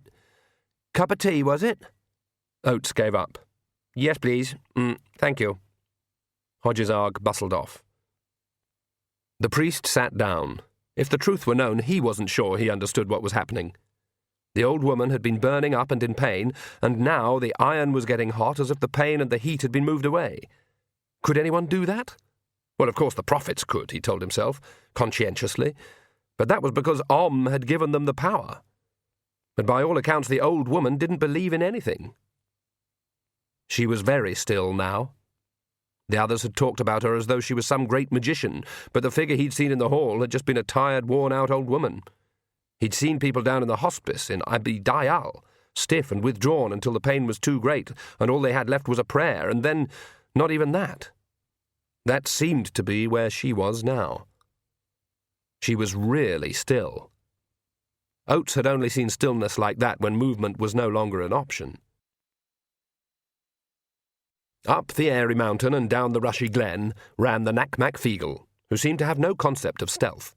Progress was a little slower now because some of the party broke away occasionally to have a fight amongst themselves, or an impromptu hunt, and in addition to the King of Lancre there was now bobbing through the heather the fox, a stunned stag, a wild boar, and a weasel who'd been suspected of looking at a Nac-Mac-Feegle in a funny way. Verrant saw muzzily that they were heading for a bank at the edge of a field, long deserted and overgrown, topped with some ancient thorn trees. The pixies stopped with a jolt when the king's head was a few inches away from a large rabbit hole. "Dinna fit it?" "Yes, shove it, just shove it, yes." Verrance's head was banged hopefully against the wet soil once or twice. "Hackish lugs away." "Big jobs." One of the pixies shook his head. "Canna do it, Ken. Else you'll, Caroline, hae your guts for garters." Unusually, the Nac-Mac-Feegle fell silent for a moment. Then one of them said, "No one's got that much guts, right to know. And beside, she'll give us our scubricum as well. We oath it. Ye canna cross a hag." "Hell, at you know then." Verrance was dropped on the ground. There was a brief sound of digging, and mud showered over him. Then he was picked up again and carried through a much enlarged hole, his nose brushing tree roots in the ceiling. Behind him there was the sound of a tunnel being rapidly filled in. Then there was just a bank where rabbits obviously lived, topped with thorn trees. Unseen in the wild night, the occasional wisp of smoke drifted among the trunks. Agnes leaned against the castle wall, which was streaming with water, and fought for breath. Granny hadn't just told her to go away, the command had hit her brain like a bucket of ice. Even Perdita had felt it. There was no question of not obeying. Where would Nanny have gone? Agnes felt a pressing desire to be near her. Nanny Ogg radiated a perpetual field of it'll-be-all-rightness. If they'd got out through the kitchens, she could be anywhere. She heard the coach rattle out through the arch that led to the stables. It was just a looming shape shrouded in spray from the rain as it bounced across the cobbles of the courtyard. A figure by the driver, holding a sack over its head against the wind and rain, might have been Nanny. It hardly mattered. No one would have seen Agnes running through the puddles and waving. She trooped back to the arch as the coach disappeared down the hill. Well, they had been trying to get away, hadn't they? And stealing a vampire's coach had a certain Nanny Ogg style. Someone gripped both her arms from behind. Instinctively, she tried to thrust back with her elbows. It was like trying to move against rock. "Why, Miss Agnes Knit," said Vlad coldly. "A pleasant stroll to take in a little rain?" "They've got away from you," she snapped. "You think so? Father could send that coach right into the gorge in a moment if he wanted to," said the vampire. "But he won't. We much prefer the personal touch." "The in-your-neck approach," said Agnes. "Ha, yes. But he really is trying to be reasonable, so I can't persuade you to become one of us? Agnes?" "What, someone who lives by taking life from other people?" "We don't usually go as far as that any more," said Vlad, dragging her forward. "And when we do, well, we make sure that we only kill people who deserve to die."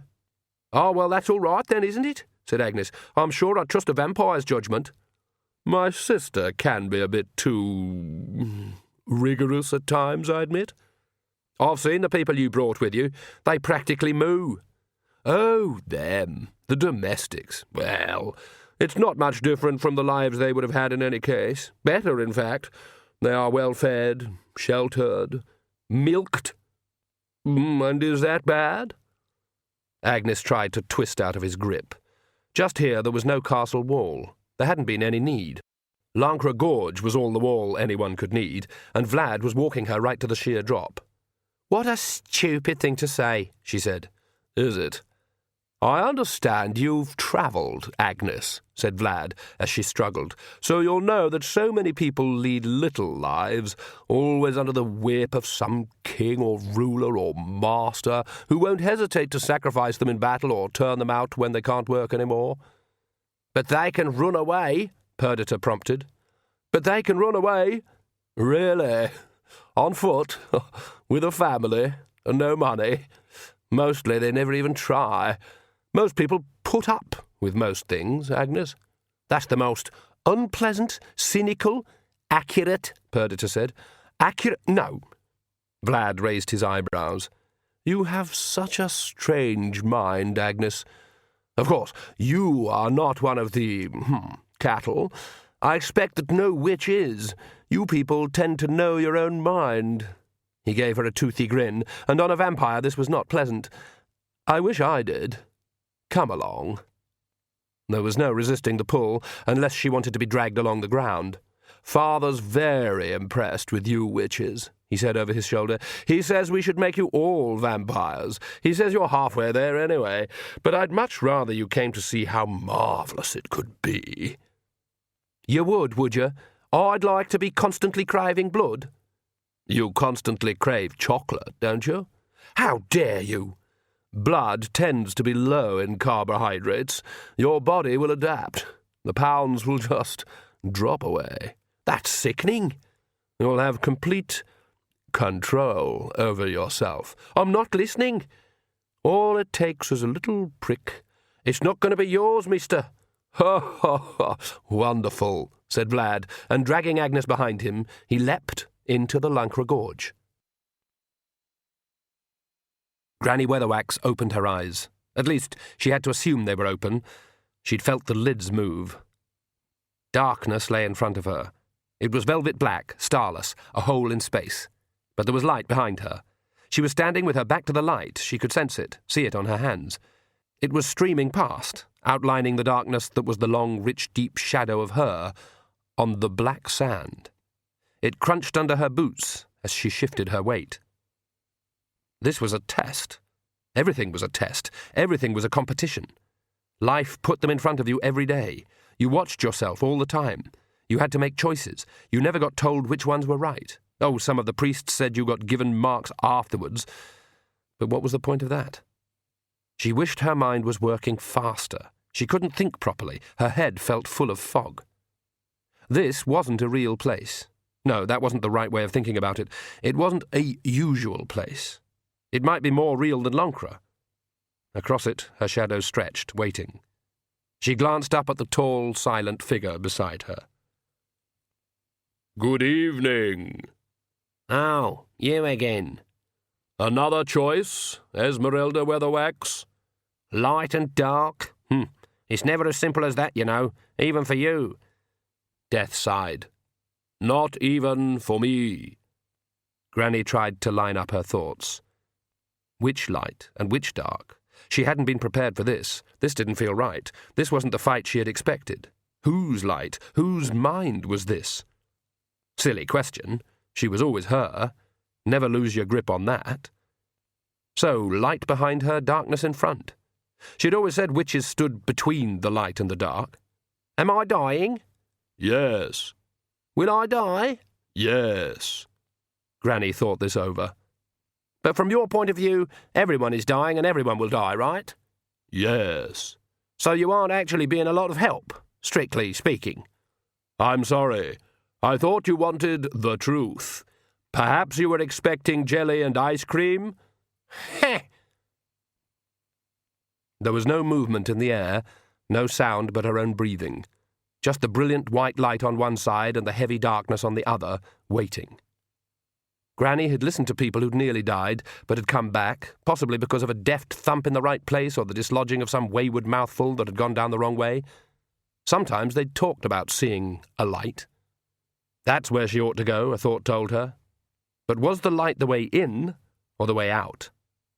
Death snapped his fingers. An image appeared on the sand in front of them. She saw herself kneeling in front of the anvil. She admired the dramatic effect. She'd always had a streak of theatrics, although she'd never admit it, and she appreciated, in a disembodied way, the strength with which she had thrust her pain into the iron. Someone had slightly spoiled the effect by putting a kettle on one end. Death reached down and took a handful of sand. He held it up and let it slip between his fingers. Choose, he said. You are good at choosing, I believe. Is there any advice you could be giving me? Said Granny. Choose right. Granny turned to face the sheer white brilliance and closed her eyes, and stepped backwards. The light dwindled to a tiny distant point and vanished. The blackness was suddenly all around, closing in like quicksand. There seemed to be no way, no direction. When she moved, she didn't sense movement. There was no sound but the faint trickle of sand inside her head. And then, voices from her shadow. Because of you, some died who may have lived. The words lashed at her, leaving livid lines across her mind. Some lived who surely would have died, she said. The dark pulled at her sleeves. You killed. No, I showed the way. That's just words. Words is important, Granny whispered into the night. You took the right to judge others. I took the duty, I'll own up to it. I know every evil thought you've ever had. I know. The ones you'd never dare tell anyone. I know.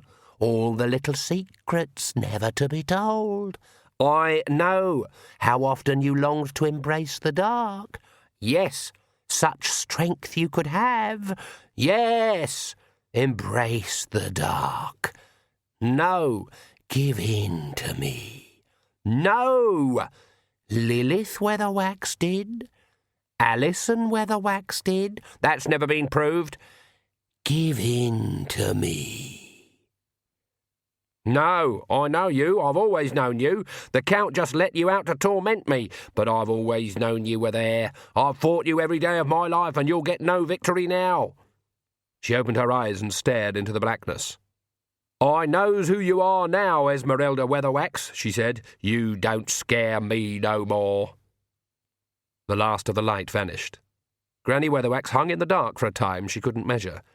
It was as if the absolute emptiness had sucked all the time and direction into it. There wasn't anywhere to go because there wasn't anywhere.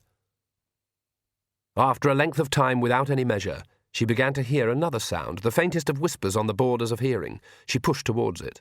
Words were rising through the blackness like little wriggling golden fish. She fought her way towards them, now that there was a direction. The slivers of light turned into sounds. And asketh you in your infinite compassion to see your way clear to possibly intervening here. Not normally the kind of words she'd associate with light. Perhaps it was the way they were said, but they had a strange echo to them, A second voice woven in amongst the first voice, glued to every syllable. What compassion? How many people prayed at the stake? How foolish I look, kneeling like this. Ah. One mind split in half. There were more Agneses in the world than Agnes dreamed of, Granny told herself. All the girl had done was give a thing a name, and once you give a thing a name, you give it a life. There was something else nearby, a glimmer a few photons across, which winked out as she looked for it again. She turned her attention away from a moment, then jerked it back. Again the tiny spark blinked out. Something was hiding. The sand stopped rushing. Time was up. Now to find out what she was. Granny Weatherwax opened her eyes, and there was light. The coach swished to a halt on the mountain road. Water poured around its wheels. Nanny got out and paddled over to Igor, who was standing where the road wasn't. Water was foaming where it should have been.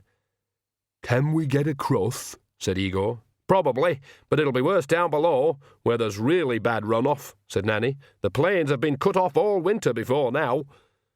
She looked at the other way. The road wound further into the mountains, awash but apparently sound. "Where's the nearest village that way?" she said. "One with a good stone building in it. Slake, isn't it? There's a coaching inn up there." "That's right. Slake." "Well, we ain't going anywhere on foot in this weather," said Nanny. "Slake it's got to be, then." She got back into the coach and felt it turn round. "Is there a problem?" said Magrat. "Why are we going uphill?" "Road's washed out," said Nanny. "We're heading into Uberwald?" "Yes." "But there's werewolves and vampires." "Yes, but not everywhere. We should be safe on the main road. Anywhere there's not much of a choice." "I suppose you're right," said Magrat reluctantly. "And it could be worse," said Nanny. "How?" "Well, there could be snakes in here with us." Agnes saw the rocks rush past, looked down and saw the foam of the swollen river. The world spun around her when Vlad stopped in mid-air. Water washed over her toes. "Let there be lightness," he said. "You'd like to be as light as air, wouldn't you, Agnes?" We've got broomsticks," Agnes panted. Her life had just flashed past her eyes, and wasn't it dull, Perdita added. "Useless, cumbersome, stupid things," he said. "And they can't do this." The walls of the gorge went past in a blur. The castle dropped away. Clouds drenched her. Then they unrolled as a silver-white fleece under the silent cold of the moon. Vlad wasn't beside her.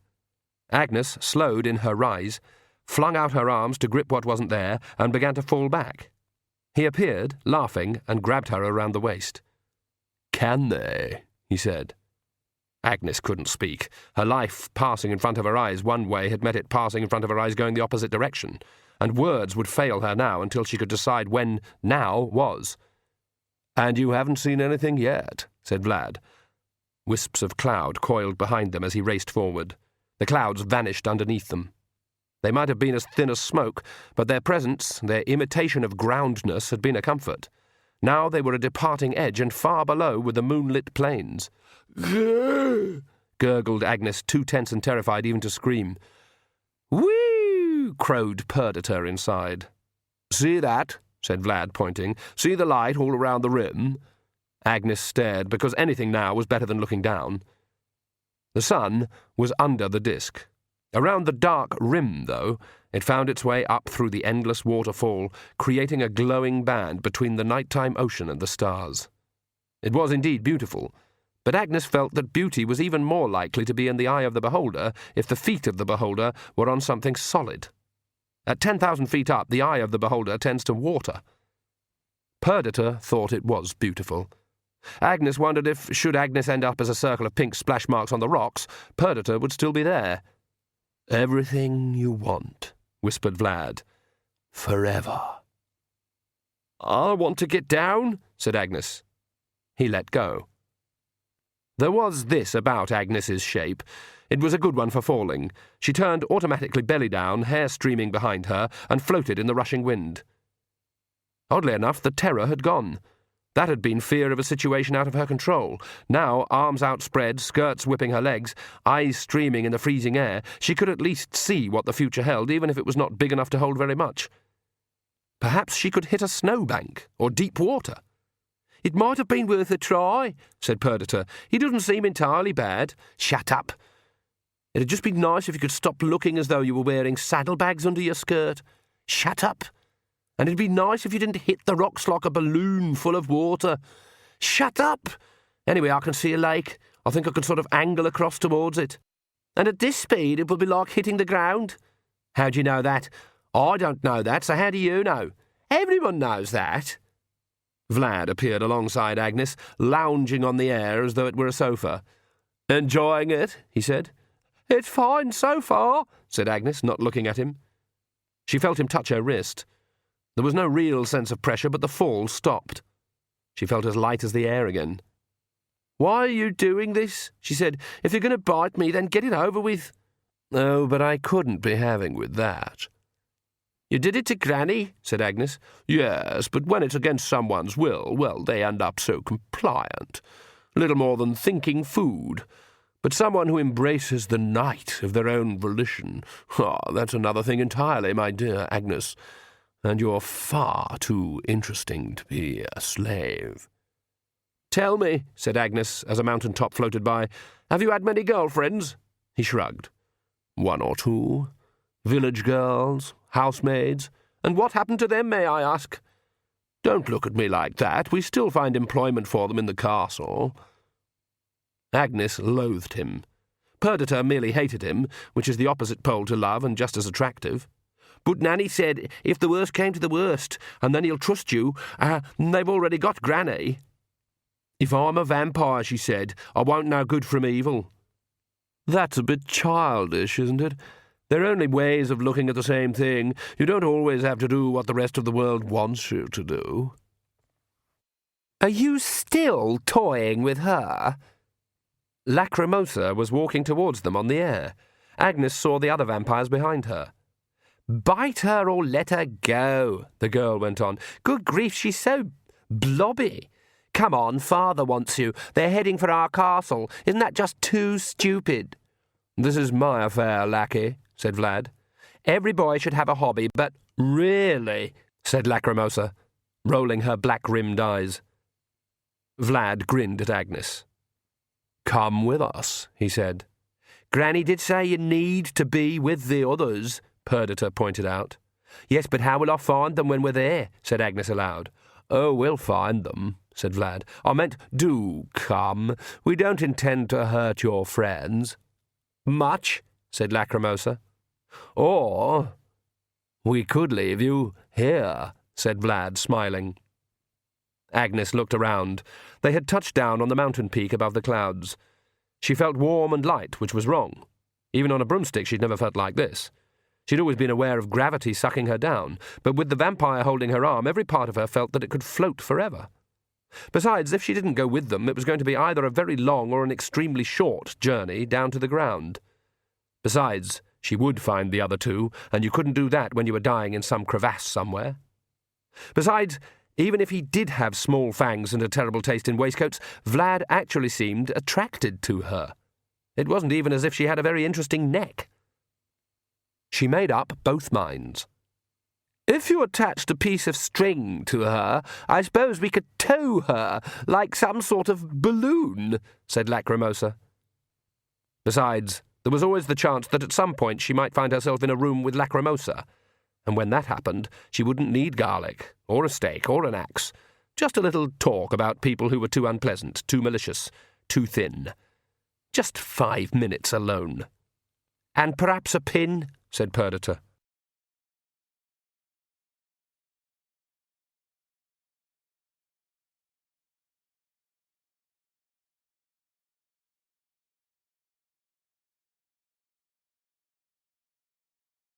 CD 7.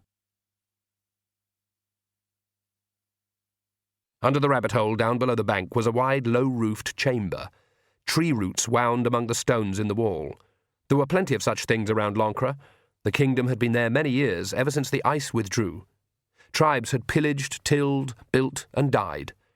The clay walls and reed thatch of the living houses had long since rotted and been lost, but down under the moundy banks the abodes of the dead survived. No one knew now who'd been buried there. Occasionally the spoil heap outside a badger set would reveal a piece of bone or a scrap of corroded armour. The Lancrastians didn't go digging themselves, reckoning in their uncomplicated country way that it was bad luck to have your head torn off by a vengeful underground spirit. One or two of the old barrows had been exposed over the years, their huge stones attracting their own folklore. If you left your unshod horse at one of them overnight and placed a sixpence on the stone, in the morning the sixpence would be gone, and you'd never see your horse again either. Down on the earth floor under the bank a fire was burning darkly, filling the barrow with smoke, which exited through various hidden crannies. There was a pear-shaped rock beside it. Verence tried to sit up, but his body didn't want to obey. "Dinna scanna wista," said the rock.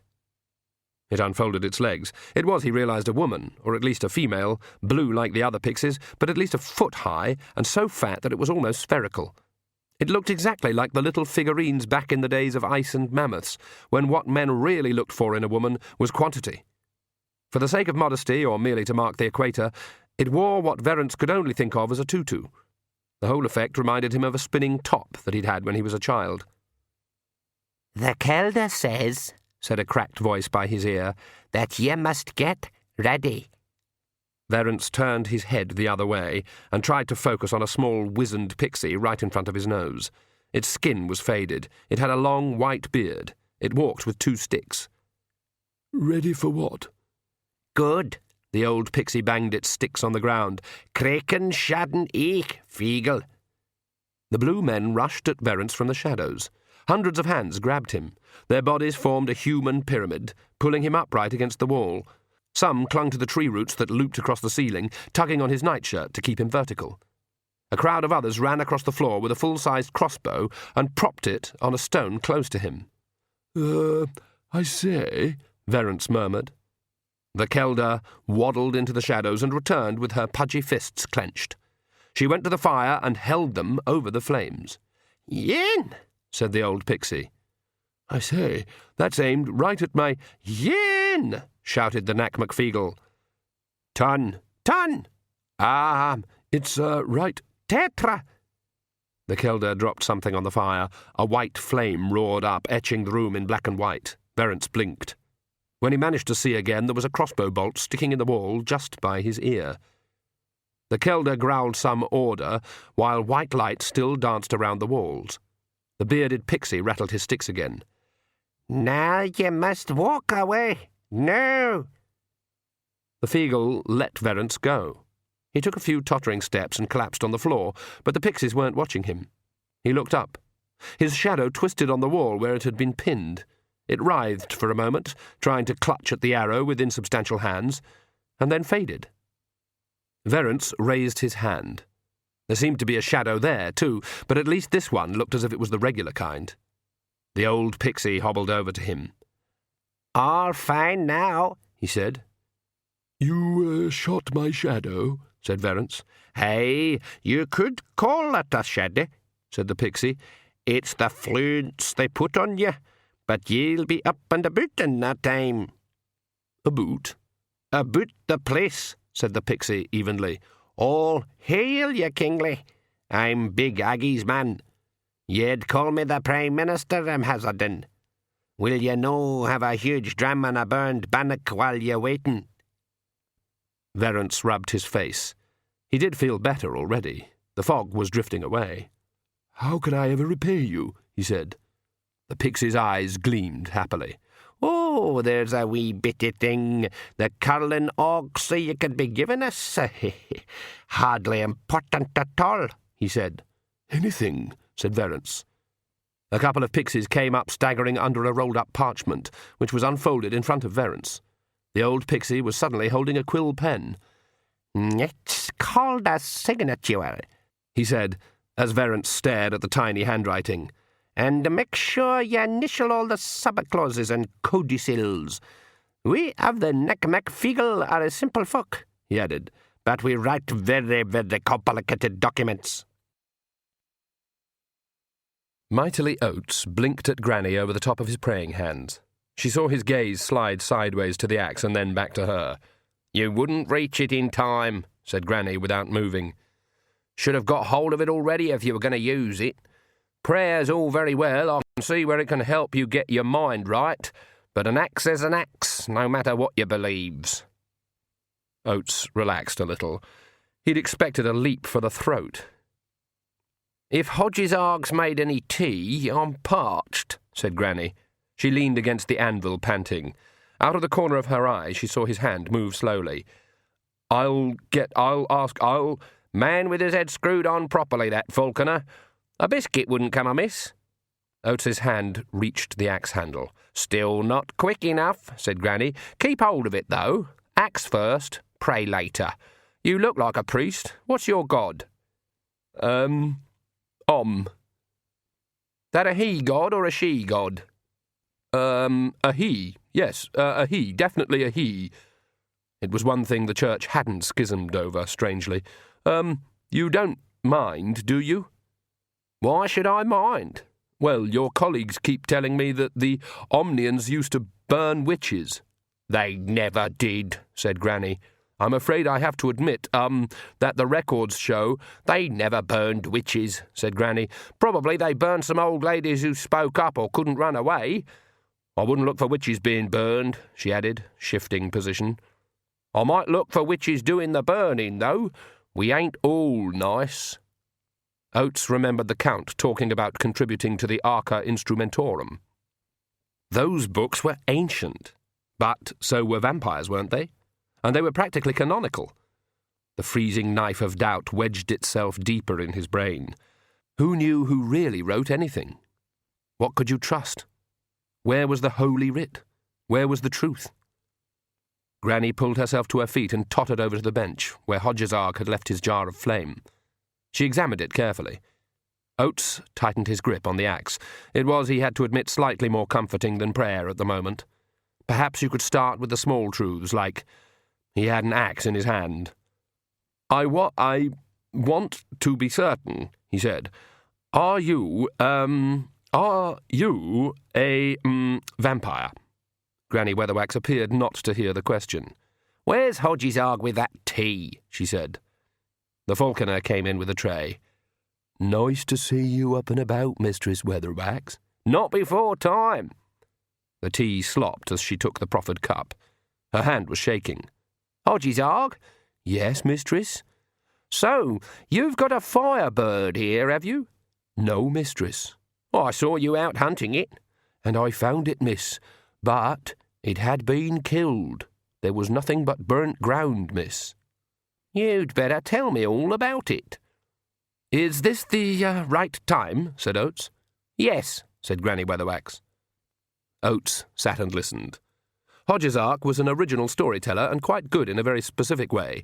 If he'd had to recount the saga of the Tsortian War, for instance, it would have been in terms of the birds observed, every cormorant noted, every pelican listed, every battlefield raven taxonomically placed, no term unturned. Some men in armour would have been involved at some stage, but only because the ravens were perching on them. The phoenix doesn't lay eggs, said Oates at one point. This was a few points after the point where he asked the falconer if he'd been drinking. She's a bird, said Hodges Arg. That's what birds do. I've never seen a bird that doesn't lay eggs. I collected the eggshell. He scuttled off into the mews. Oates smiled nervously at Granny Weatherwax. Probably a bit of chicken shell, he said. I've read about the phoenix. It's a mythical creature, a symbol. It, Can't say for sure, said Granny. I've never seen one that close to. The falconer returned, clutching a small box. It was full of tufts of fleece, in the middle of which was a pile of shell fragments. Oates picked up a couple. They were a silvery grey and very light. I found them in the ashes. No one's ever claimed to have found phoenix eggshell before, said Oates, accusingly. Didn't know that, sir, said Hodges Arg innocently. Otherwise I wouldn't have looked. Did anyone else ever look, I wonder? Said Granny. She poked at the fragments. Ah, she said. I thought perhaps the phoenixes used to live somewhere very dangerous, Hodges Arg began. Everywhere's like that when you're newborn, said Granny. I can see you've been thinking, Hodges Arg. Thank you, Mistress Weatherwax. Shame you didn't think further, Granny went on. mistress? There's the bits of more than one egg here. Mistress? Hodges arg, said Granny patiently. This phoenix laid more than one egg. What? But it can't, according to mythology, Oates said. Oh, mythology, said Granny. Mythology's just the folk tales of people who won because they had bigger swords. They're just the people to spot the finer points of ornithology, aren't they? Anyway, one of anything ain't gonna last very long, is it? Firebirds have got enemies, same as everything else. Give me a hand up, Mr. Oates. How many birds in the mews, Hodges arg? The falconer looked at his fingers for a moment. 50. Counted 'em lately? They stood and watched while he walked from post to post. Then they stood and watched while he walked back and counted them again. Then he spent some time looking at his fingers.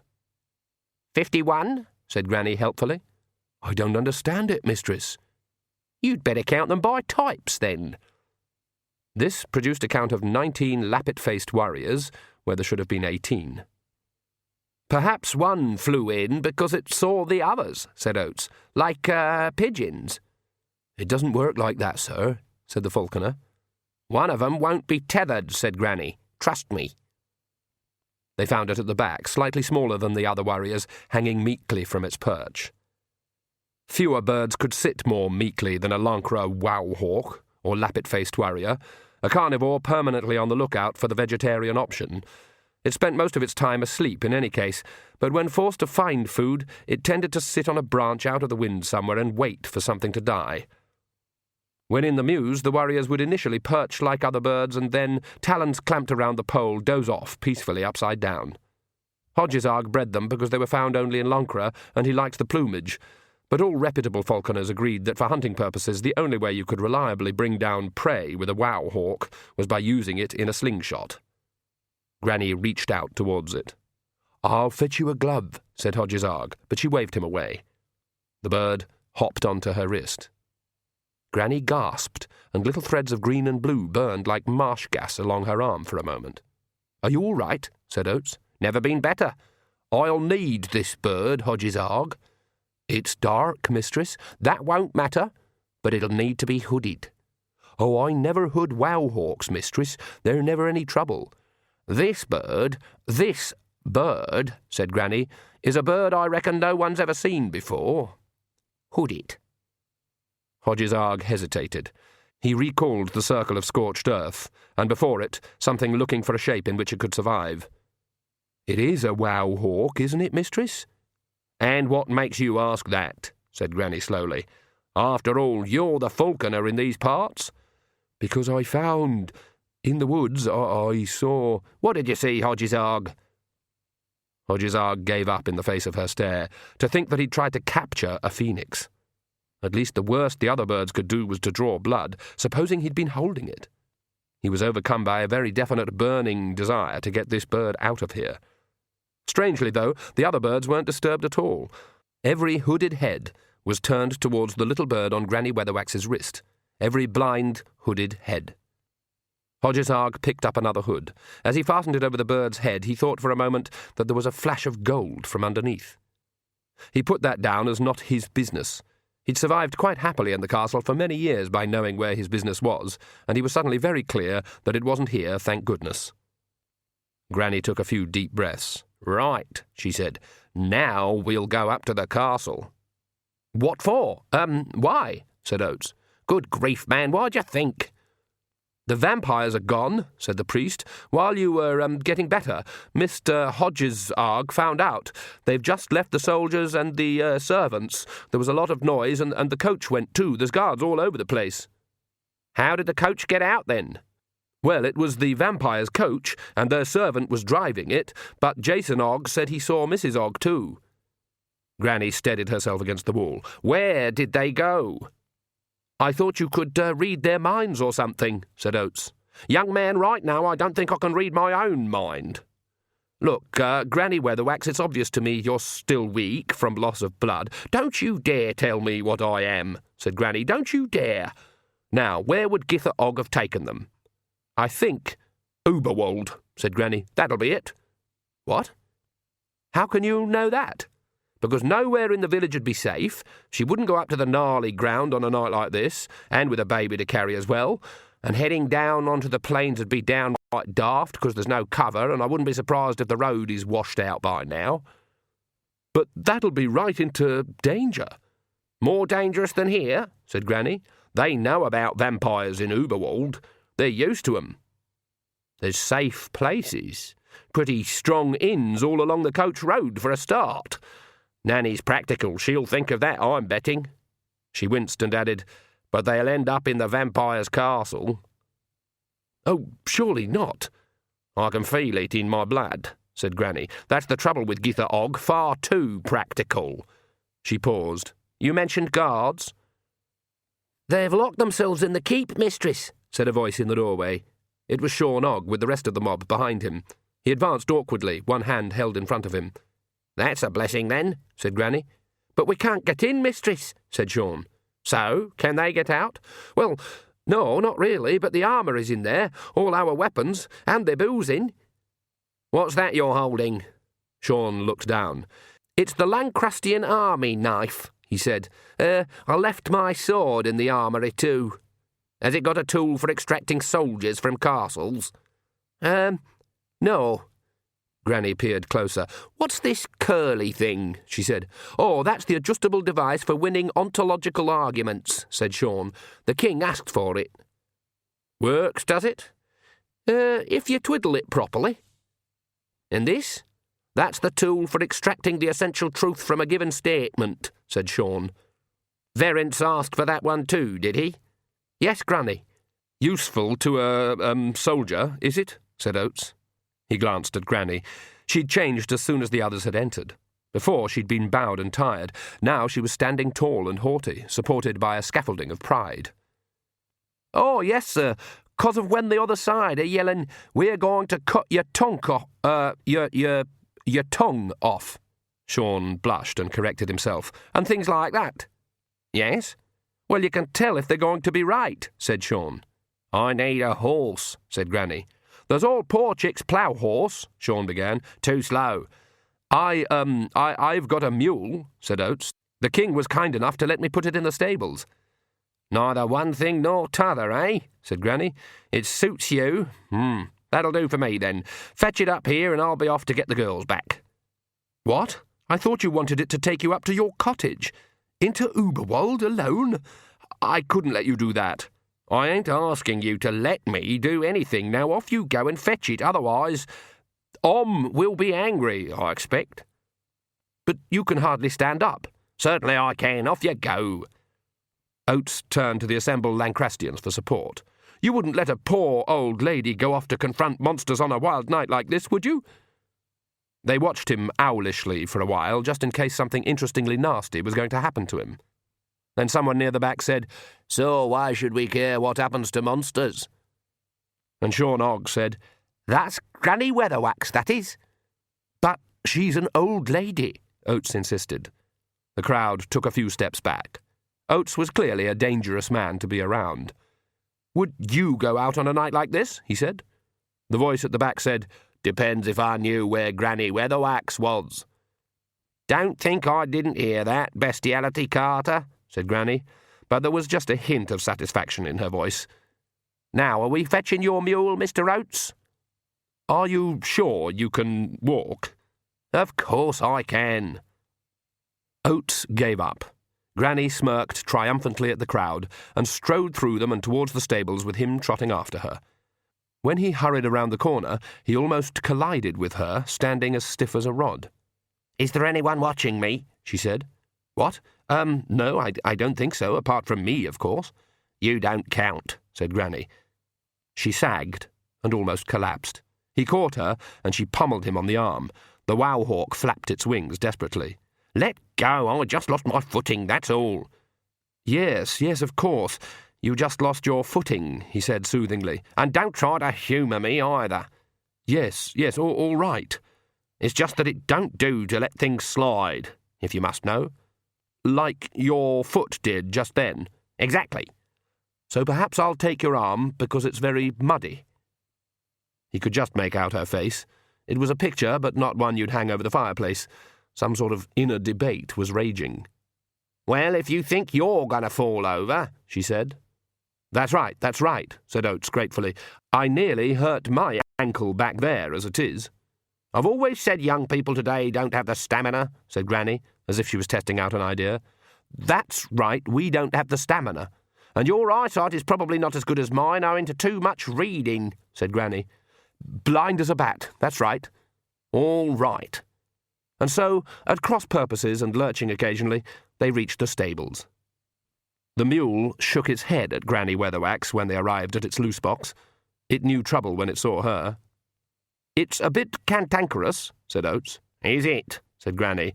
Then we shall see what we can do. She walked unsteadily over to the creature and pulled one of its ears down to the level of her mouth. She whispered something. The mule blinked.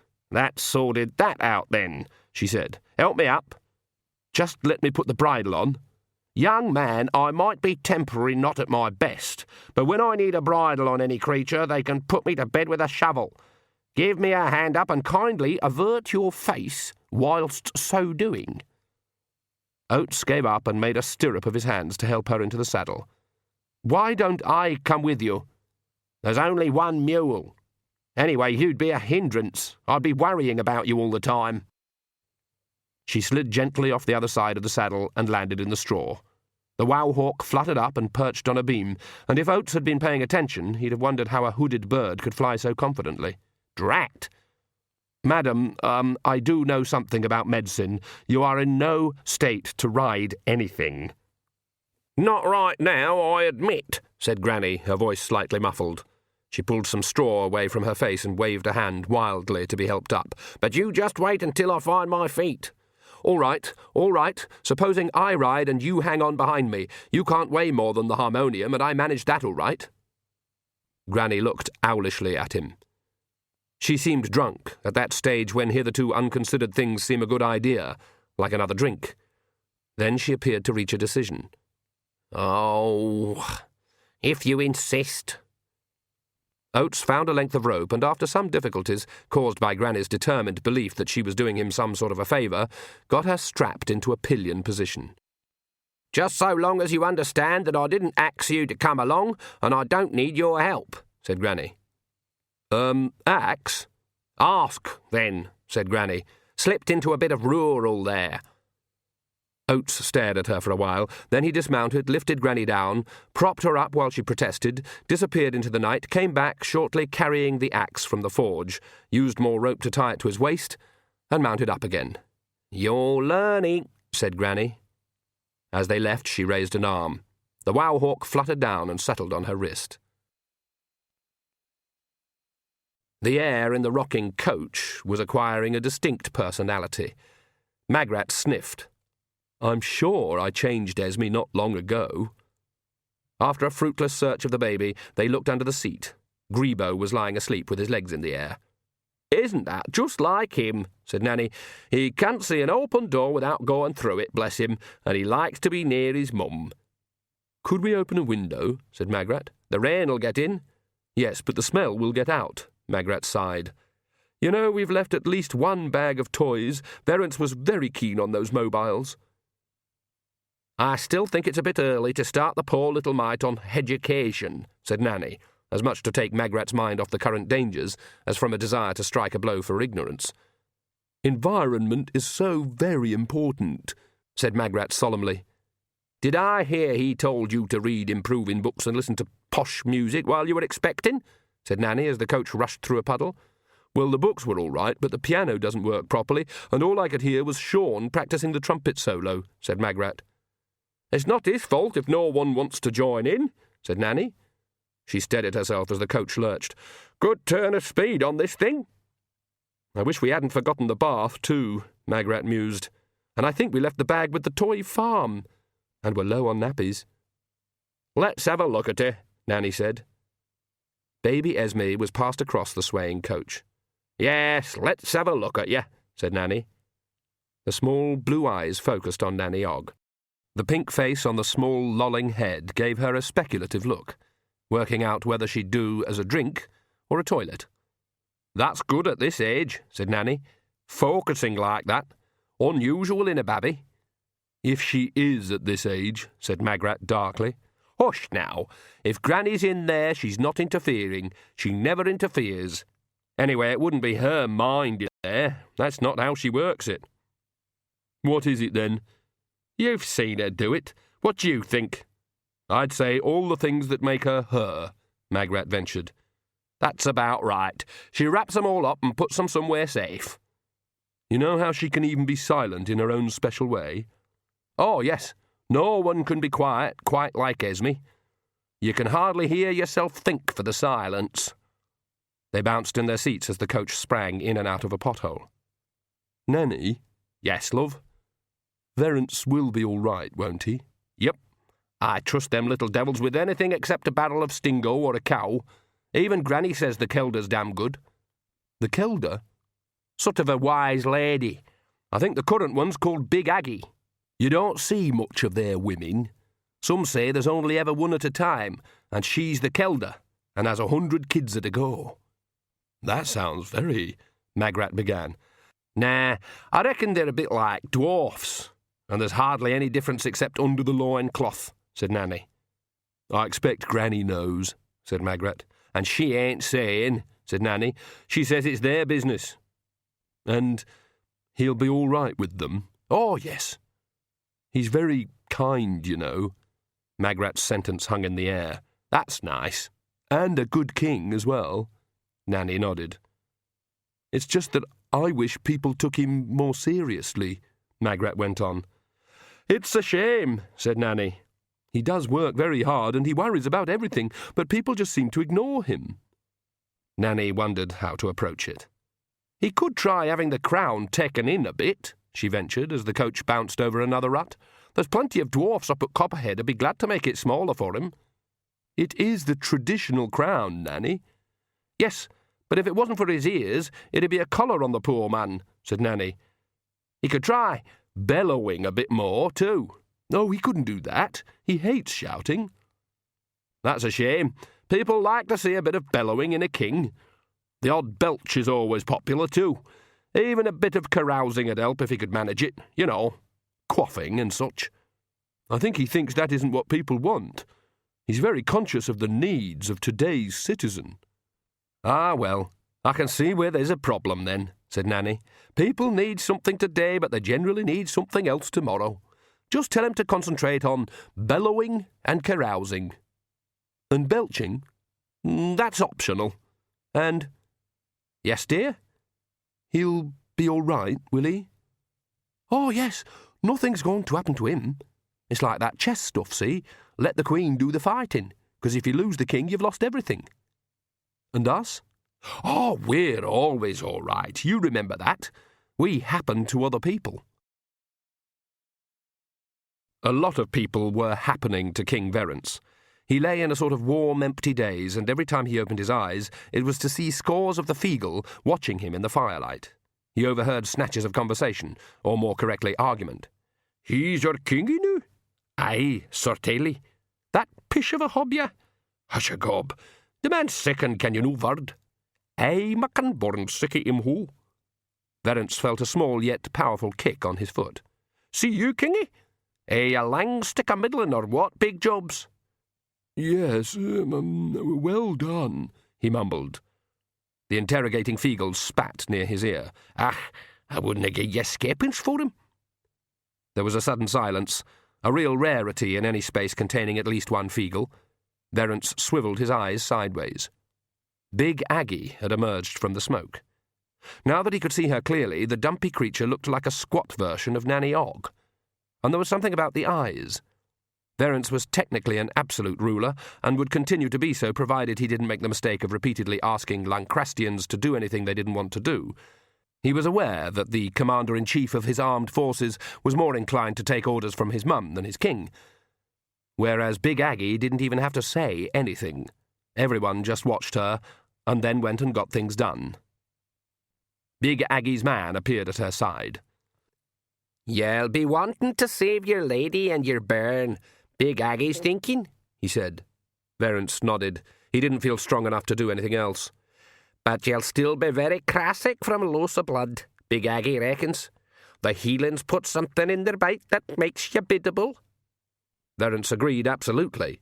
Anything anyone said was all right by him. Another pixie appeared through the smoke, carrying an earthenware bowl. White suds slopped over the top. "You canna be king lying down," said Big Aggy's man. "So she's made up some brews for you." The pixie lowered the bowl, which looked as though it was full of cream, although dark lines spiralled on its surface. Its bearer stood back reverentially.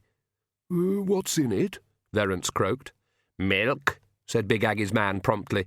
"And some of Big Aggy's brewing, and herbs." Verence grasped the last word, thankfully. He shared with his wife the curious but unshakable conviction that anything with herbs in it was safe, and wholesome and nourishing. "So you'll be having a huge dram," said the old pixie, "and then we'll be finding ye a sword." "I've never used a sword," said Verence, trying to pull himself into a sitting position. I believe violence is the last resort." "Ah, well, so long as you bring your bucket and spade," said Big Aggy's man. "Now, you just drink up, Kingy. You'll soon see things differently." The vampires glided easily over the moonlit clouds. There was no weather up here, and to Agnes's surprise, no chill either. "I thought you turned into bats," she shouted to Vlad. "Oh, we could if we wanted to," he laughed, "but that's a bit too melodramatic for Father. He says we should not conform to crass stereotypes." A girl glided alongside them. She looked rather like Lacrimosa. That is, she looked like someone who admired the way Lacrimosa looked, and so had tried to look like her. "I bet she's not a natural brunette," said Perdita, "and if I used that much mascara, I'd at least try not to look like Harry the Happy Panda." "This is Morbidia," said Vlad, "although she's been calling herself Tracy lately to be cool. Tracy, this is Agnes." "What a good name," said Morbidia. "How clever of you to come up with it. Everyone wants to stop off at escrow, can we?" "It's my real," Agnes began, but her words were carried away on the wind. "I thought we were going to go to the castle," said Vlad. "Yes, but some of us haven't fed for days, and that old woman was hardly even a snack, and the Count won't allow us to feed in Lancre yet, and he says it'll be all right, and it's not much out of our way." "Oh, well, if Father says—" Morbidia swooped away. "We haven't been to Escrow for weeks," said Vlad. "It's a pleasant little town." "You're going to feed there?" said Agnes. "It's not what you think. You don't know what I think." "I can guess, though." He smiled at her. "I wonder if Father said yes because he wants you to see. It's so easy to be frightened of what you don't know, and then perhaps you could be a sort of ambassador. You could tell Lancre what life under the Magpiers is really like. People being dragged out of their beds, blood on the walls, that sort of thing. There you go again, Agnes. It's most unfair. Once people find out you're a vampire, they act as if you're some kind of monster." They curved gently through the night air. "Father's rather proud of his work in Escrow," said Vlad. "I think you'll be impressed. And then perhaps I could dare hope—" "No." "I'm really being rather understanding about this, Agnes." "You attacked Granny Weatherwax. You beat her." "Symbolically, to welcome her into the family." "Oh, really? Oh, that makes it all better, does it? And she'll be a vampire?" "Certainly. A good one, I suspect. But that's only horrifying if you believe being a vampire is a bad thing. We don't. You'll come to see that we're right in time," said Vlad. "Yes, Escrow would be good for you, for us. We shall see what can be done." Agnes stared. "He does smile nicely." "He's a vampire." "All right, but apart from that—" "Oh, apart from that, eh? Nanny would tell you to make the most of it." "That might work for Nanny, but can you imagine kissing Nat?" "Yes, I can." "Well, I will admit he does smile nicely, and he looks good in those waistcoats, but look at what he is." "Do you notice?" "Notice what?" "There's something different about him." "He's just trying to get round us, that's all." No, there's something new." "Father says Escrow is a model community," said Vlad. "It shows what happens if ancient enmity is put aside and humans and vampires learn to live in peace. Yes, it's not far now. Escrow is the future." A low ground mist drifted between the trees, curling up in little tongues as the mule's hooves disturbed it. Rain dripped off the branches. There was even a bit of sullen thunder now, not the outgoing sort that cracks the sky, but the other sort which hangs around the horizons and gossips nastily with other storms. Mightily Oates had tried a conversation with himself a few times, but the problem with the conversation was that the other person had to join in. Occasionally he heard a snore from behind him. When he looked around, the wow hawk on her shoulder flapped its wings in his face. Sometimes the snoring would stop with a grunt, and a hand would tap him on a shoulder and point out a direction which looked like every other direction. It did so now. "What's that you're singing?" Granny demanded. "I wasn't singing, very loudly." "What's it called?" "It's called Om is in his holy temple." "Nice tune," said Granny. "It keeps, my spirits up," Oates admitted. A wet twig slapped his face. After all, he thought, I may have a vampire behind me, however good she is. "You take comfort from it, do you?" "I suppose so. Even that bit about smiting evil with thy sword? That'd worry me if I was an Omnian. Do you get just a little sort of a tap for a white lie but minced up for murder? That's the sort of thing that'd keep me awake of nights." "Well, actually, I shouldn't be singing it at all, to be honest. The convocation of E struck it from the songbook as being, incompatible with the ideals of modern Omnianism." "That line about crushing infidels? That's the one, yes. You sung it anyway, though." "It's the version my, grandmother taught me," said Oates. "She was keen on crushing infidels?" "Well, mainly I think she was in favour of crushing Mrs. Ahrim next door, but you've got the right idea, yes. She thought the world would be a better place with a bit more crushing and smiting." Probably true." "Not as much smiting and crushing as she'd like, though, I think," said Oates. "A bit judgmental, my grandmother." "Nothing wrong with that. Judging is human." "We prefer to leave it ultimately to Om," said Oates, and out here in the dark that statement sounded lost and all alone. "Being human means judging all the time," said the voice behind him. "This and that, good and bad, making choices every day. That's human." "And are you so sure you make the right decisions?" "No, but I do the best I can." "And hope for mercy, A bony finger prodded him in the back. "Mercy's a fine thing, but judging comes first. Otherwise you don't know what you're being merciful about. Anyway, I always heard you Omnians were keen on smiting and crushing." "Those were, different days. We use crushing arguments now." "And long, pointed debates, I suppose." "Well, there are two sides to every question." "What do you do when one of them's wrong?" The reply came back like an arrow. "I meant that we are enjoined to see things from the other person's point of view," said Oates patiently. "You mean that from the point of view of a torturer, torture is all right?" "Mistress Weatherwax, you are a natural disputant." "No, I ain't." "You'd certainly enjoy yourself at the synod, anyway. They've been known to argue for days about how many angels can dance on the head of a pin." He could almost feel Granny's mind working. At last she said, "What size pin?" I don't know, I'm afraid." "Well, if it's an ordinary household pin, then there'll be 16. 16 angels? That's right." "Why?" "I don't know. Perhaps they like dancing." The mule picked its way down a bank. The mist was getting thicker here. "You've counted 16, said Oates eventually. "No, but it's as good an answer as any you'll get, and that's what your holy men discuss, is it?" "Not usually. There is a very interesting debate raging at the moment about the nature of sin, for example." "And what do they think? Against it, are they?" It's not as simple as that. It's not a black and white issue. There are so many shades of grey." "Nope." "Pardon?" "There's no greys, only white that's got grubby. I'm surprised you don't know that. And sin, young man, is when you treat people as things, including yourself. That's what sin is." "It's a lot more complicated than that." "No, it ain't. When people say things are a lot more complicated than that, they means they're getting worried that they won't like the truth. People as things. That's where it starts." "Oh, I'm sure there's worse crimes." "But they starts with thinking about people as things." Granny's voice tailed off. Oates let the mule walk on for a few minutes, and then a snort told him that Granny had awoken again. You strong in your faith, then? She said, as if she couldn't leave things alone. Oates sighed.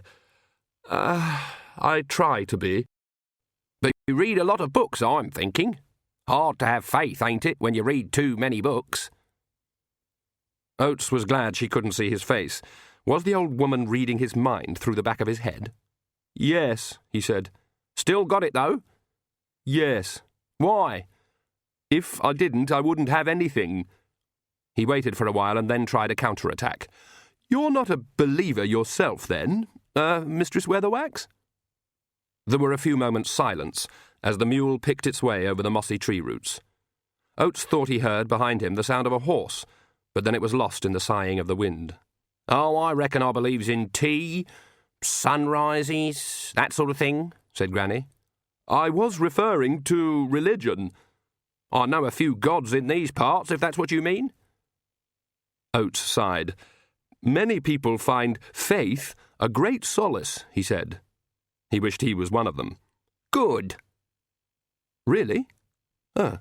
Somehow I thought you'd argue. It's not my place to tell 'em what to believe, if they act decent. But it's not something that you feel drawn to, perhaps in the darker hours?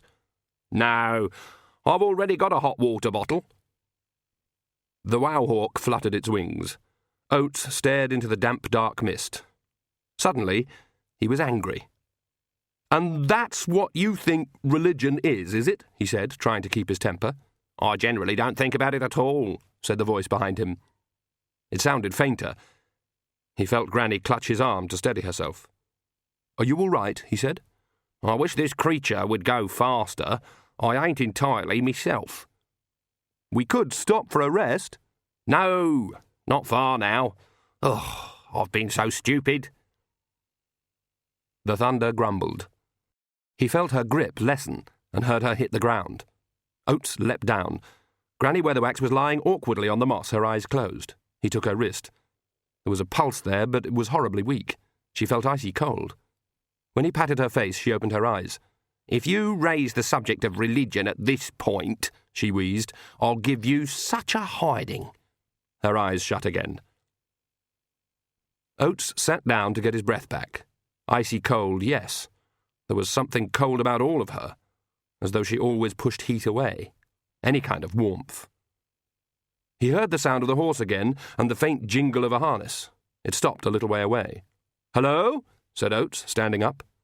He strained to see the rider in the darkness, but there was just a dim shape further along the track. "Are you following us? Hello?" He took a few steps and made out the horse, head bowed against the rein. The rider was just a darker shadow in the night. Suddenly, awash with dread, Oates ran and slithered back to Granny's silent form. He struggled out of his drenched coat and put it over her for whatever good that would do, and looked around desperately for anything that could make a fire. Fire, that was the thing. It brought life and drove away darkness. But the trees were tall firs, dripping wet with dank bracken underneath among the black trunks.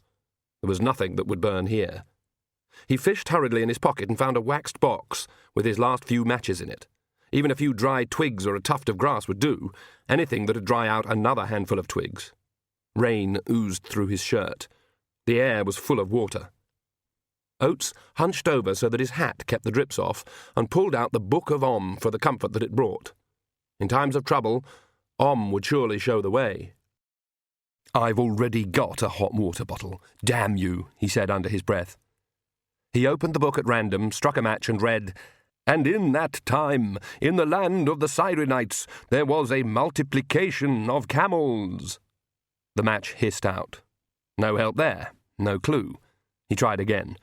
"And looked upon Gul-Ara, and the lamentation of the desert, and rode then to—" Oates remembered the vampire's mocking smile.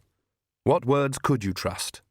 He struck the third match with shaking hands and flicked the book open again and read, in the weak dancing light, "And Brutha said to Simony, Where there is darkness, we will make a great light." The match died, and there was darkness. Granny Weatherwax groaned. At the back of his mind, Oates thought he could hear the sound of hooves, slowly approaching. Oates knelt in the mud and tried a prayer, but there was no answering voice from the sky. There never had been. He'd been told never to expect one. That wasn't how Om worked anymore. Alone of all the gods, he'd been taught, Om delivered the answers straight into the depths of the head. Since the prophet Brutha, Om was the silent god. That's what they said. If you didn't have faith, then you weren't anything. There was just the dark. He shuddered in the gloom. Was the god silent, or was there no one to speak? He tried praying again, more desperately this time, fragments of childish prayer, losing control of the words and even their direction, so that they tumbled out and soared away into the universe addressed simply to the occupier. The rain dripped off his hat. He knelt and waited in the wet darkness and listened to his own mind and remembered and took out the Book of Om once more and made a great light. The coach thundered through pine trees by a lake, struck a tree root, lost a wheel, and skidded to a halt on its side as the horses bolted. Igor picked himself up, lurched to the coach, and raised a door. "Sorry about that," he said. "I'm afraid this always happens when the master isn't on board.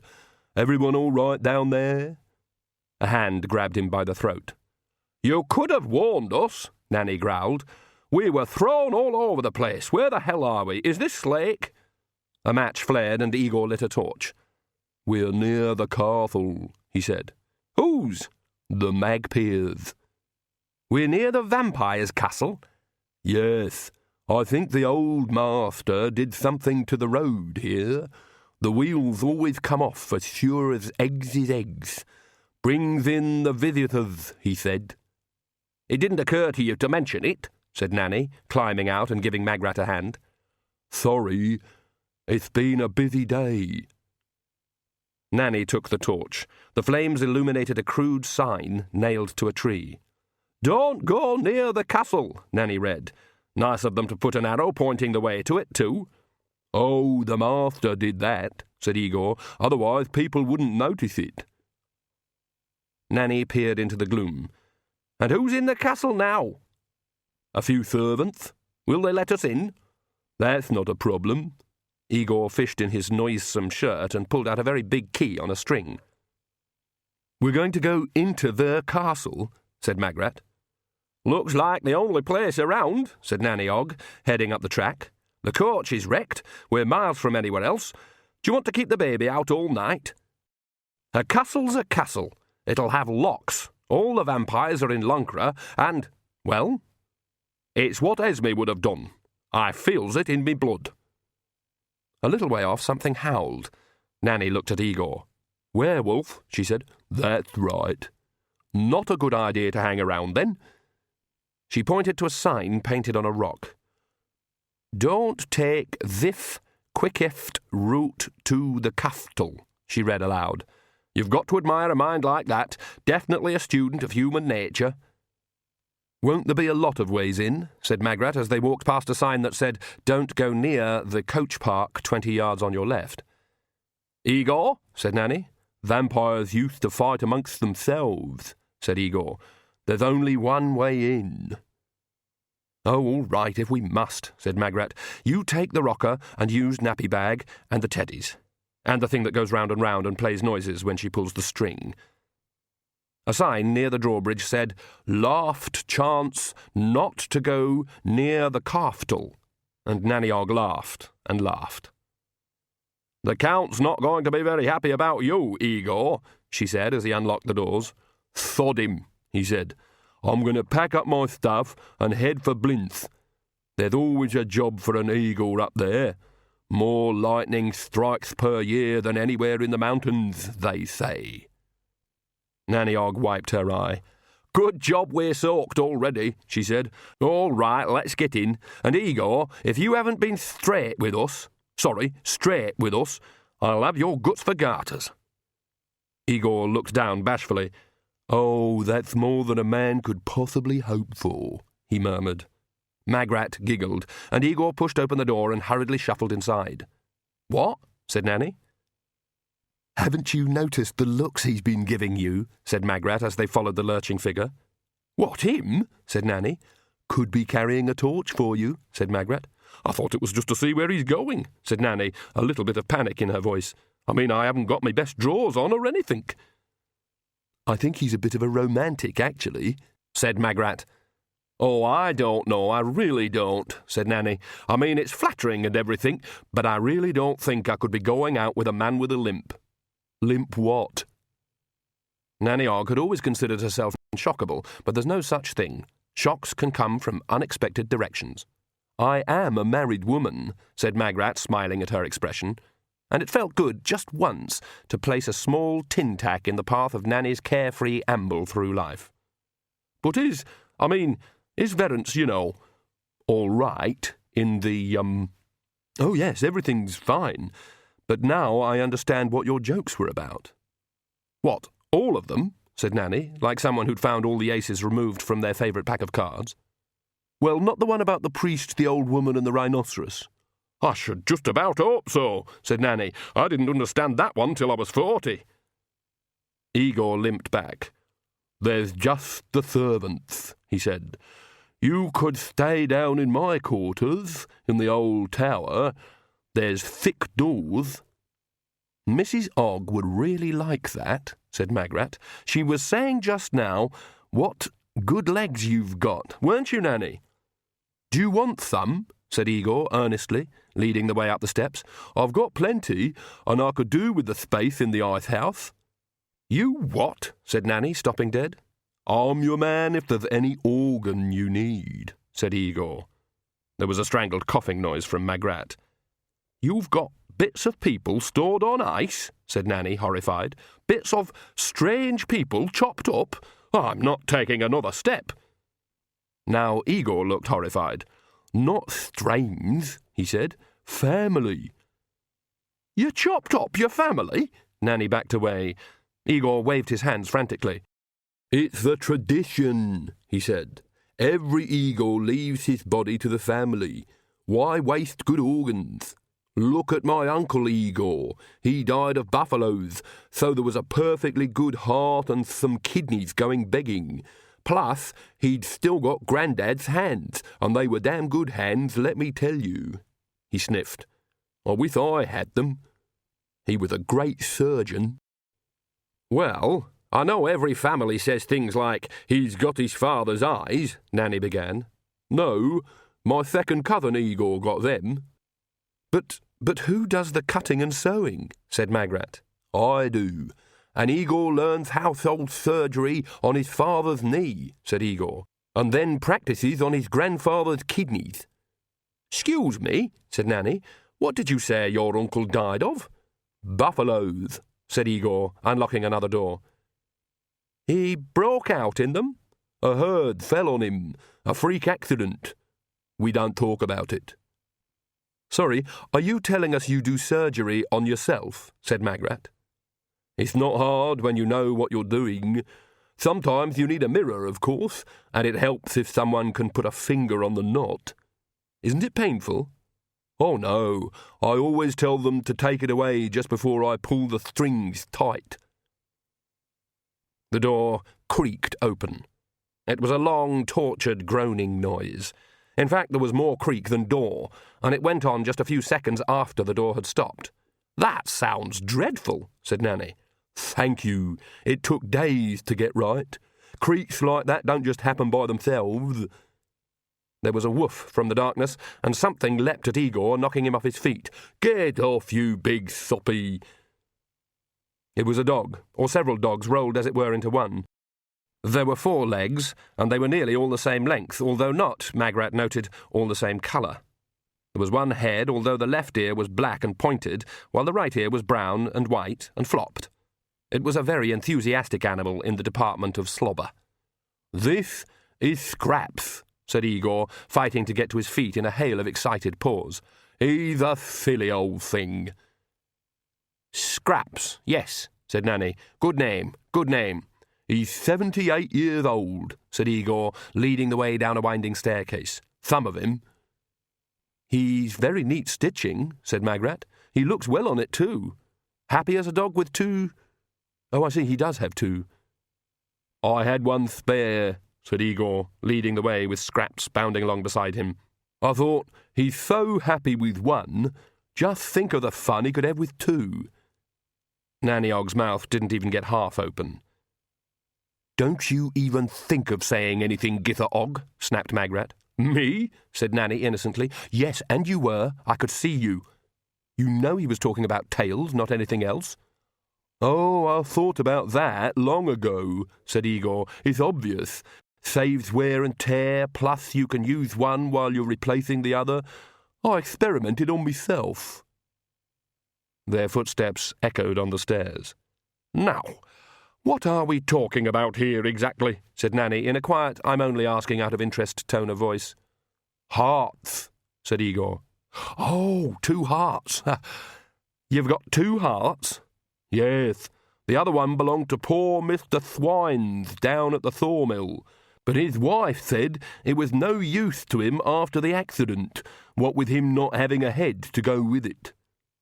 You're a bit of a self-made man on the quiet, aren't you? Said Magrat. Who did your brain? Said Nanny. Can't do brains yourself, said Igor. Only, you've got all those stitches. Oh, I put a metal plate in my head, said Igor, and a wire down my neck all the way to my boots. I got fed up with all those lightning strikes. Here we are. He unlocked another groaning door. My little place. It was a dank, vaulted room, clearly lived in by someone who didn't spend a lot of social time there. There was a fireplace with a dog basket in front of it, and a bed with a mattress and 1 blanket. Crude cupboards lined one wall.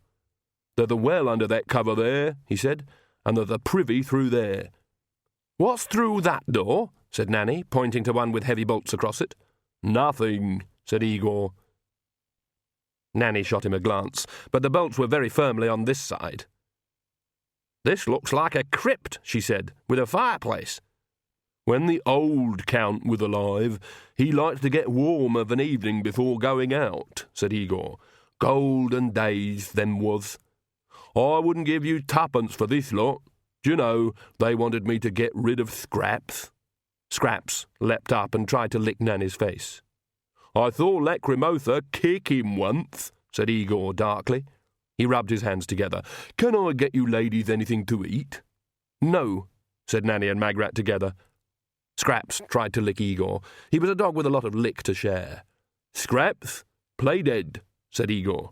The dog dropped and rolled over with his legs in the air. See, said Igor, he remembers. Won't we be cornered down here if the Magpiers come? Said Magrat. They don't come down here. It's not modern enough for them, said Igor, and there's ways out if they do. Magrat glanced at the bolted door. It didn't look like the kind of way out anyone would want to take. What about weapons? She said. I shouldn't think there'd be any anti-vampire stuff in a vampire's castle, would there? Why, certainly, said Igor. There is. As much as you want. The old master was very keen on that.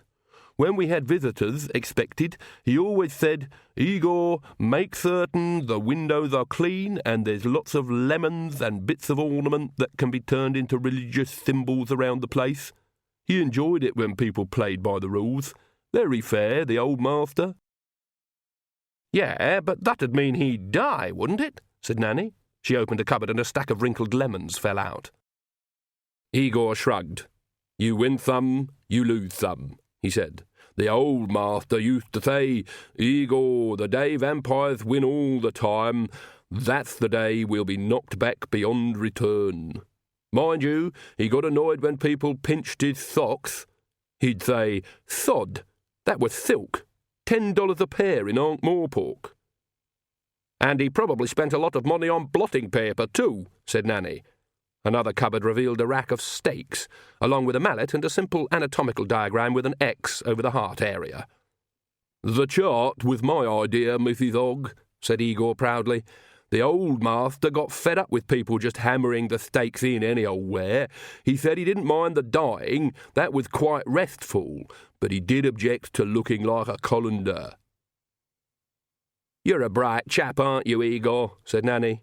Igor beamed. I've got a good brain in my head. Choose it yourself, did you? No, only joking. You can't do brains. I've got a distant cousin at Unseen University, you know. Really? What's he do there? Floats around in his jar, said Igor proudly. Shall I show you the holy water cellar? The old master built up a very good collection. Sorry? A vampire collected holy water? Said Magrat. I think I'm beginning to understand, said Nanny. He was a sportsman, right? Exactly. And a good sportsman always gives the valiant prey a decent chance, said Nanny, even if it means having a cellar of Chateauneuf de Pope. Sounds an intelligent bird, your old boy.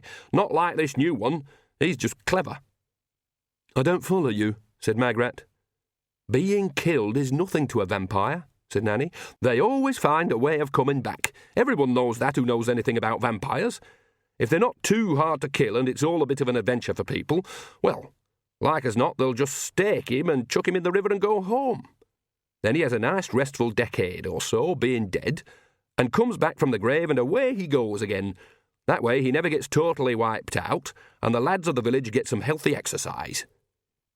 The Magpiers will come after us, said Magrat, clutching the baby to her. They'll see we're not in Lancre, and they'll know we couldn't have gone down to the plains. They'll find the smashed coach too. They'll find us, Nanny. Nanny looked at the array of jars and bottles and the stakes neatly organised in order of size. It'll take them a little while, she said. We've got time to get prepared. She turned around with a bottle of blessed water in one hand, a crossbow loaded with a wooden bolt, and a bag of musty lemons in her mouth. Okay, she said. Pardon? Said Magrat. Nanny spat out the lemons. Now, we'll try things my way, she said. I'm not good at thinking like Granny, but I'm bloody good at acting like me. Headologies for them as can handle it. Let's kick some bat.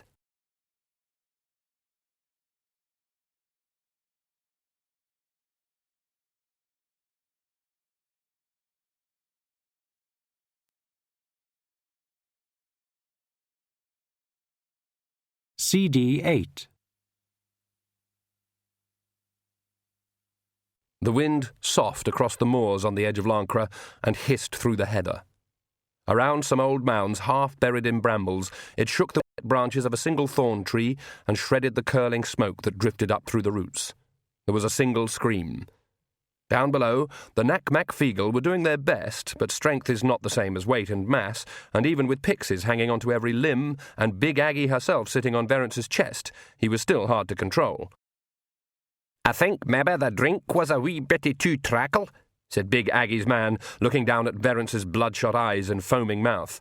I'm saying maybe it was wrong just giving him 50 times more than we took. There's no use to it. Big Aggie shrugged. In the far corner of the barrow, half a dozen pixies backed out of the hole they'd hacked into the next chamber, dragging a sword.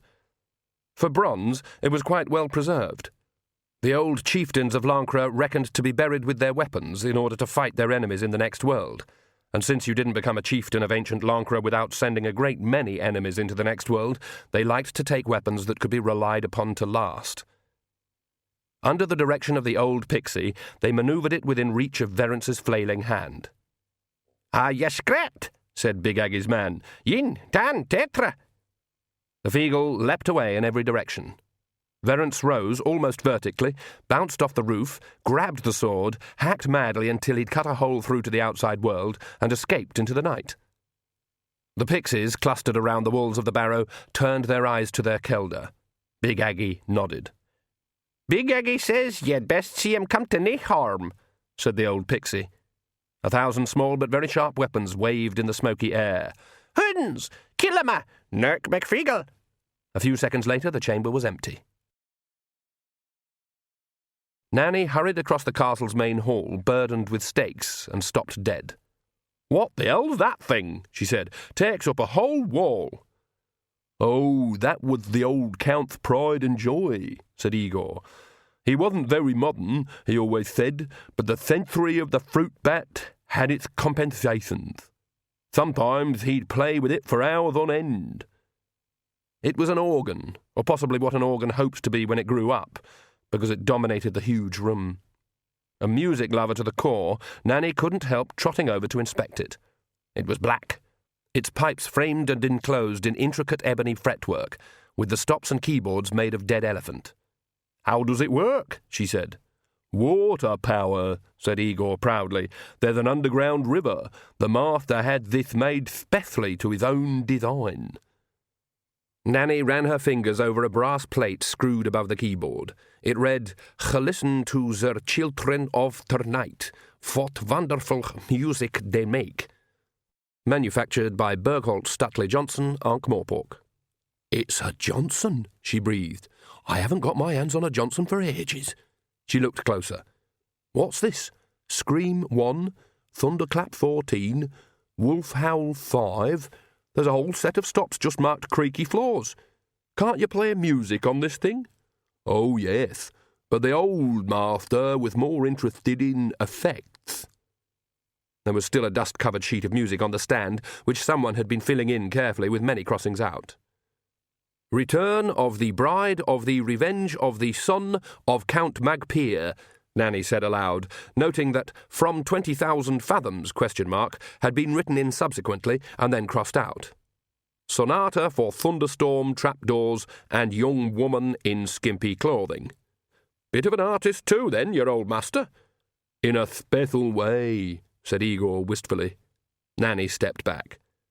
"Magrat's going to be safe, isn't she?" she said, picking up the stakes again. "It's a mob-proof door," said Igor. "And Scraps is 9/38 Rottweiler." "Which parts, as a matter of interest?" "2 legs, 1 ear, lots of tubes and lower jaw," said Igor promptly as they hurried off again. "Yes, but he's got a spaniel brain," said Nanny. "It's in the bone," said Igor. "He holds people in his jaws and beats them senseless with his tails." "He wags people to death?" "Sometimes he drowns them in dribble," said Igor. The rooftops of Escrow loomed out of the darkness as the vampires drifted lower. A few windows were glowing with candlelight when Agnes's feet touched the ground. Vlad dropped down beside her. "Of course, you can't see it at its best in this weather," he said. "Some quite good architecture in the town square, and a very fine town hall. Father paid for the clock." "Really?" "And the bell tower, naturally. Local labour, of course." "Vampires have a lot of cash, do they?" said Agnes. The town looked quite large, and pretty much like the country towns on the plains, save for a certain amount of gingerbread carving on the eaves. "Well, the family has always owned land," said Vlad, ignoring the sarcasm. "The money mounts up, you know, over the centuries, and obviously we've not enjoyed a particularly active social life." "Or spent much on food," said Agnes. Yes, very good." A bell started to toll somewhere above them. "Now you'll see," said Vlad, "and you'll understand." Granny Weatherwax opened her eyes. There were flames roaring right in front of her. "Oh," she said, "so be it, then." Feeling better, are we?" said Oates. Her head spun round. Then she looked down at the steam rising from her dress. Oates ducked between the branches of 2 firs and threw another armful of dead wood on the flames. It hissed and spluttered. "How long was I resting?" said Granny. "About, half an hour, I'd say." Red light and black shadows danced among the trees. The rain had turned to sleet, but it was flashing into steam overhead. "You did well to get a fire going in this murk," said Granny. I thank Om for it," said Oates. "Very kind of him, I'm sure, but we've got to get on." Granny tried to stand up. "Not far now. All downhill."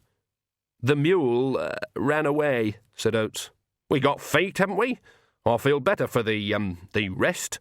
The fire's put a bit of life into me." "It's too dark and far too wet.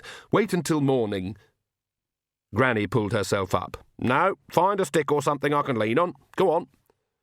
"Well, there's a hazel grove just along the slope, but—" "Just the thing. A good bit of hazel.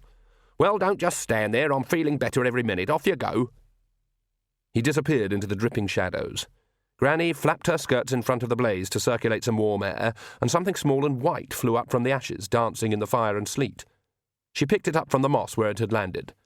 It was a piece of thin paper, the charred corner of a page.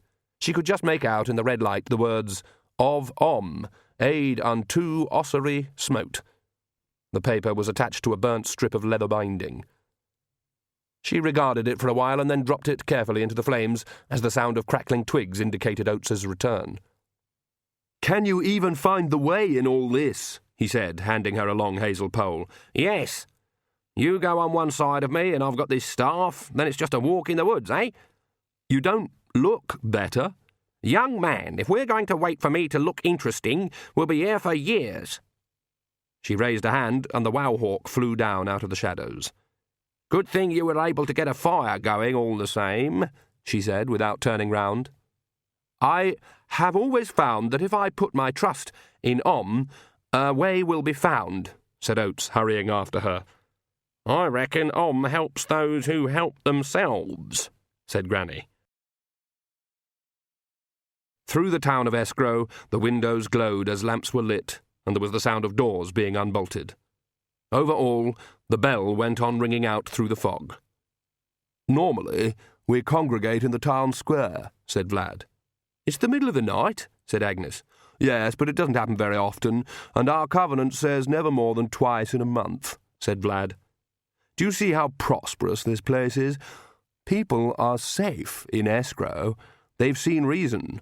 No shutters on the windows, do you see? They don't have to bar their windows or hide in the cellar, which I have to admit is what people do in the less well-regulated areas of our country. They exchanged fear for security. He stumbled and steadied himself against a wall. Then he rubbed his forehead. Sorry, I felt a little strange. What was I saying? How should I know? Snapped Agnes. You were talking about how happy everyone is because the vampires visit or something. Oh, yes. Because of cooperation, not enmity. Because... He pulled a handkerchief from his pocket and wiped his face. Because... Well, you'll see. Is it rather cold here? Just clammy, said Agnes. Let's get to the square, Vlad muttered. I'm sure I shall feel better. It was just ahead. Torches had been lit. People had congregated there, most of them with blankets across their shoulders or a coat over their night clothes, standing around in aimless groups like people who'd heard the fire alarm but hadn't seen the smoke.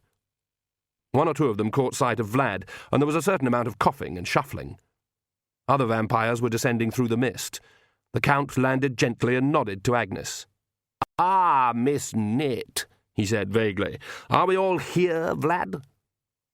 The bell stopped. A moment later, Lacrimosa descended. "You've still got her?" she said to Vlad, raising her eyebrows. "Oh, well." "I will just have a brief chat to the mayor," said the Count. "He appreciates being kept informed." Agnes watched him walk towards a small dumpy man who, despite getting out of bed in the middle of the wet night, seemed to have had the foresight to put on a gold chain of office. She noticed the vampires taking up positions in a line in front of the bell tower, about 4 or 5 feet apart. They joked and called out to one another, except for Lacrimosa, who was glaring directly at her. The Count was deep in conversation with the mayor, who was staring down at his feet. Now, across the square, the people were beginning to form lines. A couple of small children pulled away from their parents' hands and chased one another up and down the lines of people, laughing. And the suspicion bloomed slowly in Agnes like a great black red-edged rose. Vlad must have felt her body stiffen, because his grip tightened on her arm. "I know what you're thinking," he began. "You don't know what I'm thinking, but I'll tell you what I'm thinking," she said, trying to keep the tremble out of her voice. Listen, it could be so much worse. It used to be so much worse." The Count bustled. "Good news," he said. 3 children have just turned 12. He smiled at Agnes. "We have a little ceremony before the main lottery, a rite of passage, as it were. I think they look forward to it, to tell you the truth." "He's watching to see how you react," said Perdita. "Vlad is just stupid, and Lacrimosa would weave your hair into a face flannel if she had the chance. But this one will go for the throat if you so much as blink at the wrong time. So don't blink at the wrong time, thank you, because even figments of the imagination want to live." But Agnes felt the terror rising around her. And it was wrong, the wrong kind of terror, a numbing, cold, sick feeling that froze her where she stood. She had to do something, do anything, break its horrible grip. It was Vlad who spoke. "It's nothing dramatic," he said quickly. "A little drop of blood. Father went to the school and explained all about citizenship." "How nice," she croaked. "Do they get a badge?" It must have been Perdita behind that. She couldn't imagine Agnes being so tasteless even in the cause of sarcasm. "Ah, no, but what a good idea," said the Count, giving her another quick smile. Yes, perhaps a badge or a small plaque, something to be treasured in later life. I shall make a mental note of this. And so, let us begin. The mayor has assembled the dear children." There was a shout somewhere at the back of the crowd, and for a moment Agnes caught sight of a man trying to press forward. The mayor nodded at a couple of the nearby men. They hurried back into the crowd. There was a scuffle in the shadows. She thought she heard a woman's scream suddenly muffled. A door slammed. As the mayor turned back, he met Agnes's stare. She looked away, not wanting to see that expression. People were good at imagining hells, and some they occupied while they were alive. "Shall we get on?" said the Count. "Will you let go of my arm, Vlad?" said Agnes sweetly. "They're just waiting for you to react," whispered Perdita. "Oh," said Agnes inside her head, "so I should just stand here and watch everybody else? I just pointed out what's been done to them. They're like pigs queuing for Hogswatch." "I think they saw reason," said Agnes. "Oh, well, just wipe that smile off Lacrimosa's face, that's all I ask." They could move very fast. Even a scream wouldn't work. She might be able to get in one good wallop, and that would be it. And perhaps she'd wake up as a vampire and not know the difference between good and evil. But that wasn't the point. The point was here and now, because here and now she did. She could see every drop of moisture hanging in the air, smell the wood smoke from damped-down fires, hear the rats in the thatch of the houses. Her senses were working overtime to make the most of the last few seconds. "I don't see why," Lacrimosa's voice cut through the mist like a saw. Agnes blinked. The girl had reached her father and was glaring at him. "Why do you always start?" she demanded. "Lacrimosa, what has got into you? I am the head of the clan." "Oh, really? Forever?" The Count looked astonished. "Well, yes, of course. So we'll always be pushed around by you, forever? We'll just be your children, forever?" "My dear, what do you think you... And don't try that voice on me, that only works on the meat. So I'll be sent to my room for being disobedient, forever?" "We did let you have your own rack." Yes, and for that I have to nod and smile and be nice with meat." "Don't you dare talk to your father like that," screamed the Countess. "And don't talk about Agnes like that," snarled Vlad. "Did I use the word Agnes? Did I refer to her in any way?" said Lacrimosa coldly. "I don't believe I did. I wouldn't dream of mentioning her at all." "I can't be having with this arguing," shouted the Count. "That's it, isn't it?" said Lacrimosa. "We don't argue, we just do what you say, forever." "We agreed." "No, you agreed, and no one disagreed with you. Vlad was right." "Indeed," said the Count, turning to his son. "Right about what, pray?" Vlad's mouth opened and shut once or twice as he hastily assembled a coherent sentence. "I may have mentioned that the whole Lancre business might be considered unwise." "Oh," said the Countess, "you know so much about wisdom all of a sudden, and you're barely 200. "Unwise?" said the Count. "I'd say stupid," said Lacrimosa. "Little badges, gifts. We don't give anything. We're vampires. We take what we want, like this." She reached out, grabbed a man standing near her, and turned, mouth open and hair flying, and stopped, as if she'd been frozen. Then she buckled, one hand reaching for her throat, and glared at her father. "What did you do?" she gasped. "My throat feels... You did something." The Count rubbed his forehead and pinched the bridge of his nose. "Lackey. And don't call me that. You know how I hate that." There was a brief scream from one of the lesser vampires behind them. Agnes couldn't remember his name. It was probably Fenrir or Maledictor or something, but she did recall that he preferred to be known as Gerald. He sagged to his knees, clawing at his throat. None of the other vampires looked very happy either. A couple of them were kneeling and groaning, to the bewilderment of the citizens. "I don't feel very well," said the Countess, swaying slightly. "I did say I didn't think wine was a good idea." The Count turned and stared at Agnes. She took a step back. "It's you, isn't it?" he said. "Of course it is," moaned Lacrimosa. "You know that old woman put herself somewhere, and she must have known Vlad was soppy on that lump." She's not in here, is she? Said Perdita. Don't you know? Agnes thought, backing away again. Well, I don't think she is. But is it me doing the thinking? Look, she's hidden herself in that priest. We know it. No, we don't. You just thought that would be a smart thing for her to do because everyone would think she's hiding in the baby. Why don't you just crawl back into your coffin and rot, you slimy little maggot? Agnes said. It wasn't that good, but impromptu insults are seldom well crafted. Lacrimosa leapt at her, but something else was wrong. Instead of gliding through the air like velvet death, she lurched like a bird with a broken wing. But fury let her rear up in front of Agnes, one claw out to scratch. Agnes hit her as hard as she could, and felt Perdita get behind the blow as well. It shouldn't have been possible for it to connect. The girl was quick enough to run around Agnes 3 times before it could. But it did. The people of Escrow watched a vampire stagger back, bleeding. The mayor raised his head. Agnes went into a crouch, fists raised. I don't know where Granny Weatherwax went, she said. Maybe she is in here with me, eh? A flash of mad inspiration struck her, and she added, in Granny's sharp tones, and if you strike me down again, I'll bite my way up through your boots. A nice try, Miss Nit, said the Count, striding towards her, but I don't think so. He stopped, clutching at the gold chain that was suddenly around his neck. Behind him, the mayor hauled on it with all his weight, forcing the vampire to the ground. The citizens looked at one another, and all moved at once. Vampires rose into the air, trying to gain height, kicking at clutching hands. Torches were snatched from walls. The night was suddenly full of screams. Agnes looked up at Vlad, who was staring in horror. Lacrimosa was surrounded by a closing ring of people. You'd better run, she said, or they'll... He turned and lunged, and the last thing she saw was teeth. The track downhill was worse than the climb. Springs had erupted in every hollow, and every path was a rivulet.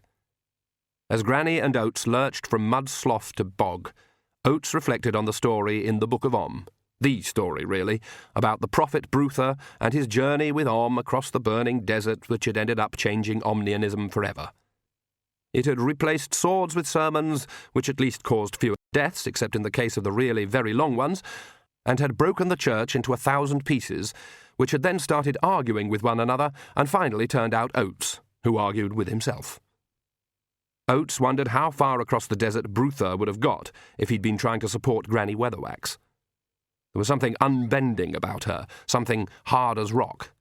By about halfway, the blessed prophet might, he felt guiltily, have yielded to the temptation to, well, at least say something unpleasant, or give a meaningful sigh. The old woman had got very crotchety since being warmed up. She seemed to have something on her mind. The rain had stopped, but the wind was sharp, and there were still occasional stinging bursts of hail. Won't be long now, he panted. You don't know that, said Granny, splashing through black peaty mud.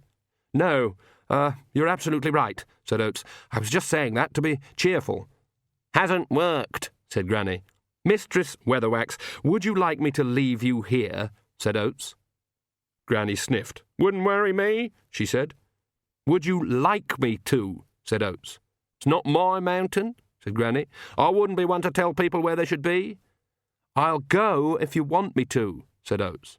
I never asked you to come, said Granny simply. You'd be dead if I hadn't. That's no business of yours. My God, Mistress Weatherwax, you try me sorely. Your God, Mr. Oates, tries everyone. That's what gods generally does, and that's why I don't truck with them. And they lays down rules all the time. There have to be rules, Mistress Weatherwax. And what's the first one that your Om requires, then? That believers should worship no other god but Om, said Oates promptly. Oh, yes, that's gods for you, very self-centred as a rule. I think it was to get people's attention, said Oates. There are many commandments about dealing well with other people, if that's what you're getting at. Really? And suppose someone doesn't want to believe in Om and tries to live properly. According to the prophet Bruther, to live properly, is to believe in Om. Oh, that's clever. He gets you coming and going, said Granny. It took a good thinker to come up with that. Well done. What other clever things did he say?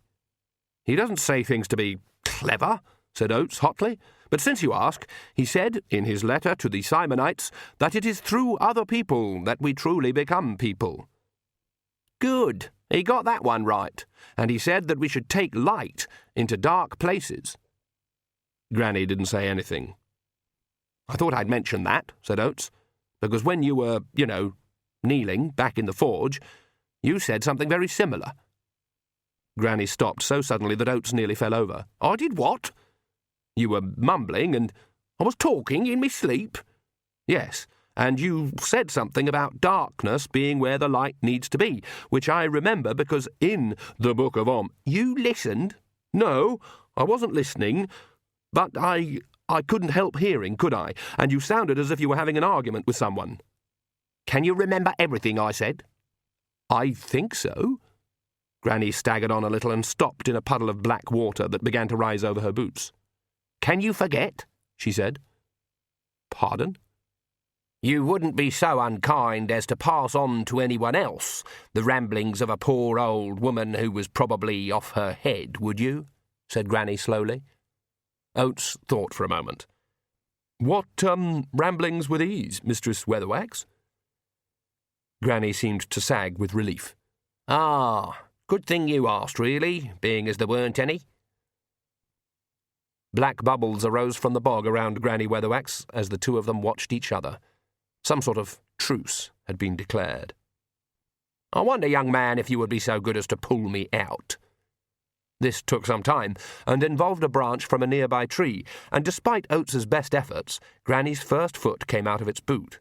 And once one boot has said goodbye in a peat bog, the other one is bound to follow out of fraternal solidarity. Granny ended up on what was comparatively dry and comparatively land, wearing a pair of the heaviest-looking socks Oates had ever seen. They looked as if they could shrug off a hammer blow. They was good boots, said Granny, looking at the bubbles. Oh, well, let's get on. She staggered a little as she set off, but to Oates's admiration managed to stay upright. He was beginning to form yet another opinion of the old woman, who caused a new opinion to arise about once every half hour, and it was this. She needed someone to beat. If she didn't have someone to beat, she'd probably beat herself. Shame about your little book of words, she said when she was further down the track. There was a long pause before Oates replied. I can easily get another, he said levelly. Must be hard not having your book of words. It's only, paper. I shall ask the king to see about getting you another book of words. I wouldn't trouble him. Terrible thing to burn all them words, though. The worthwhile ones don't burn. You're not too stupid for all that you wear a funny hat, said Granny. I know when I'm being pushed, Mistress Weatherwax. Well done. They walked on in silence. A shower of hail bounced off Granny's pointy hat and Oates's wide brim. Then Granny said, It's no good you trying to make me believe in though. Forbid that I should try, Mistress Weatherwax. I haven't even given you a pamphlet, have I? No, but you're trying to make me think, ooh, what a nice young man his God must be something special if nice young men like him helps old ladies like me, aren't you? No. Really? Well, it's not working. People you can believe in sometimes, but not gods. And I'll tell you this, Mr. Oates, he sighed. Yes? She turned to face him, suddenly alive. It'd be as well for you if I didn't believe, she said, prodding him with a sharp finger. This Anyone seen him? It is said 3,000 people witnessed his manifestation at the great temple when he made the covenant with the prophet Bruther and saved him from death by torture on the Iron Turtle. But I bet that now they're arguing about what they actually saw, eh? Well, indeed, yes, there are, many opinions. Right. That's people for you. Now, if I'd seen him, really there, really alive, it'd be in me like a fever. If I thought there was some God who really did care two hoots about people, who watched them like a father and cared for them like a mother, well, you wouldn't catch me saying things like, "Ooh, there are two sides to every question, and we must respect other people's beliefs." You wouldn't find me just being generally nice in the hope that it'll all turn out right in the end. Not if that flame was burning in me like an unforgiving sword. And I did say burning, Mr. Oates, 'cause that's what it'd be. You say that you people don't burn folk and sacrifice people anymore, but that's what true faith would mean, you see? Sacrificing your own life, one day at a time, to the flame, declaring the truth of it, working for it, breathing the soul of it. That's religion. Anything else is just being nice, and a way of keeping in touch with the neighbours. She relaxed slightly and went on in a quieter voice. Anyway, that's what I'd be, if I really believed. And I don't think that's fashionable right now, because it seems that if you sees evil now, you have to wring your hands and say, "Oh, dearie me, we must debate this." That's my 2 pennyworth, Mr. Oates. You be happy to let things lie. Don't chase faith, because you'll never catch it. She added, almost as an aside, but perhaps you can live faithfully. Her teeth chattered as a gust of icy wind flapped her wet dress around her legs. You got another book of holy words on you? She added. No, said Oates, still shocked. He thought, my God, if she ever finds a religion, what would come out of these mountains and sweep across the plains? My God, I just said, my God. A book of hymns, maybe? Said Granny. No. A slim volume of prayers suitable for every occasion? No, Granny Weatherwax. Damn. Granny slowly collapsed backwards, folding up like an empty dress. He rushed forward and caught her before she landed in the mud. One thin white hand gripped his wrist so hard that he yelped. Then she relaxed and sagged in his grasp. Something made Oates look up. A hooded figure sat on a white horse a little way away, outlined in the faintest blue fire. "Go away!" he screamed. "You be gone right now, or—" He lowered the body onto some tufts of grass, grabbed a handful of mud and flung it into the gloom. He ran after it, punching wildly at the shape that was suddenly no more than shadows and curling mist. He dashed back, picked up Granny Weatherwax, slung her over his shoulder, and ran on downhill. The mist behind him formed a shape on a white horse. Death shook his head. "It wasn't even as if I said anything," he said. Waves of black heat broke over Agnes, and then there was a pit, and a fall into hot, suffocating darkness. She felt the desire. It was tugging her forward like a current. Well, she thought dreamily, at least I'll lose some weight. Yes, said Perdita, but all the eyeliner you'll have to wear must add a few pounds. The hunger filled her now, accelerating her, and there was light behind her, shining past her. She felt the fall gradually slow, as if she'd hit invisible feathers, and then the world spun, and she was rising again, moving up faster than an eagle stoops, towards an expanding circle of cold white. It couldn't possibly be words that she heard. There was no sound but a faint rushing noise. But it was the shadow of words, the effect they leave in the mind after they have been said, and she felt her own voice rushing in to fill the shape that had appeared there. "I can't be having with this." Light exploded, and someone was about to hammer a stake through her heart. "Zzz," she said, knocking the hand away. She spluttered for a moment, and then spat the lemon out of her mouth. "Hey, stop that!" She tried again, this time with all the authority she could muster. "What the heck are you doing? Do I look like a vampire?" The man with the stake and mallet hesitated and then tapped a finger to the side of his neck. Agnes reached to hers and found 2 raised wheels. "He must have missed," she said, pushing the stake away and sitting up. "Who took me stocking off? Who took off me left stocking? Is that boiling vinegar I can smell? What are all these poppy seeds doing poured down me bra? If it wasn't a woman who took me stocking off, there's going to be some serious trouble, I can tell you." The crowd around the table looked at one another, suddenly uncertain in the face of her rage. Agnes glanced up as something brushed her ear. Hanging over her were stars and crosses and circles and more complex designs she recognized as religious symbols. She'd never felt inclined to believe in religion, but she knew what it looked like. "And this is just a very tasteless display," she said. "She doesn't act like a vampire," said a man. "She doesn't look like one. And she did fight the others." "We saw that one bite her," said a woman. "Bad aim in poor light," said Agnes, knowing that it wasn't. There was a hunger welling up. It was not like the black urge she'd felt in the dark, but sharp and urgent all the same. She had to give in to it. "I'd kill for a cup of tea," she added. That seemed to clinch it. Tea wasn't the liquid usually associated with vampires. And for goodness sake, let me shake some of these poppy seeds out, she went on, adjusting her bosom. Oh, I feel like a wholemeal loaf. They moved aside as she swung her legs off the table, which now meant that she could see the vampire lying on the floor. She nearly thought of it as the other vampire. It was a man wearing a long frock coat and a fancy waistcoat, both covered in mud and blood. There was a stake through his heart. Further identification, though, would have to await finding where they'd put his head. "I see you got one, then," she said, trying not to be sick. "Got two," said the man with the hammer. "Set fire to the other one.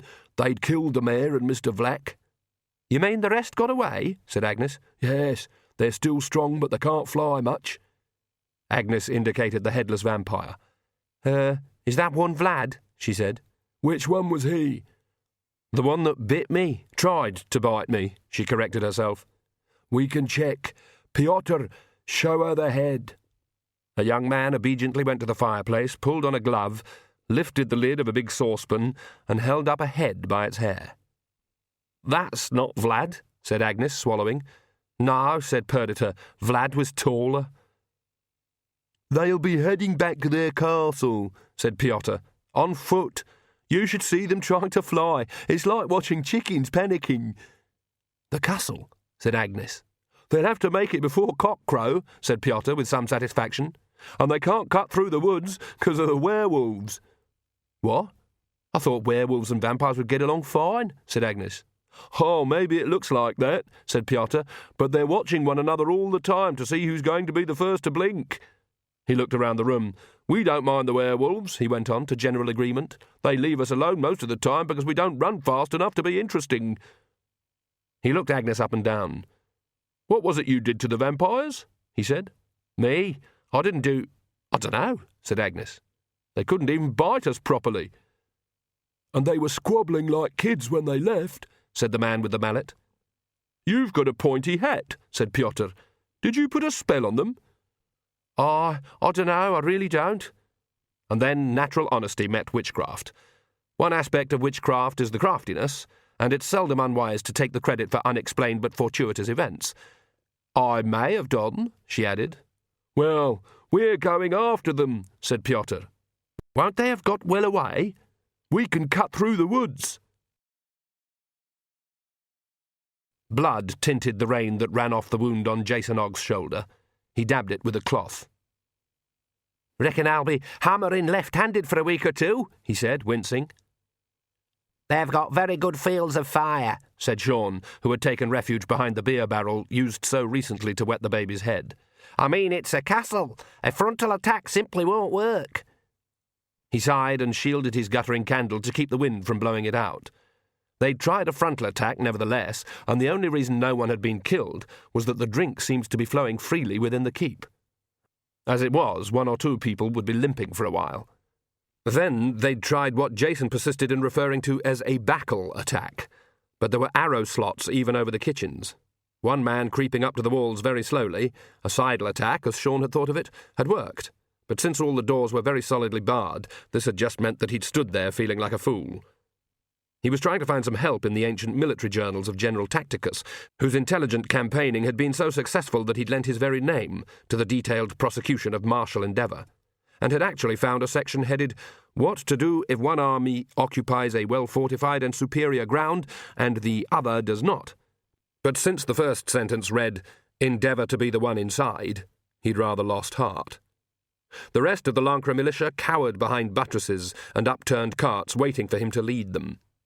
There was a respectful clang as Big Jim Beef, who was acting as cover for two other part-time soldiers, saluted his commander.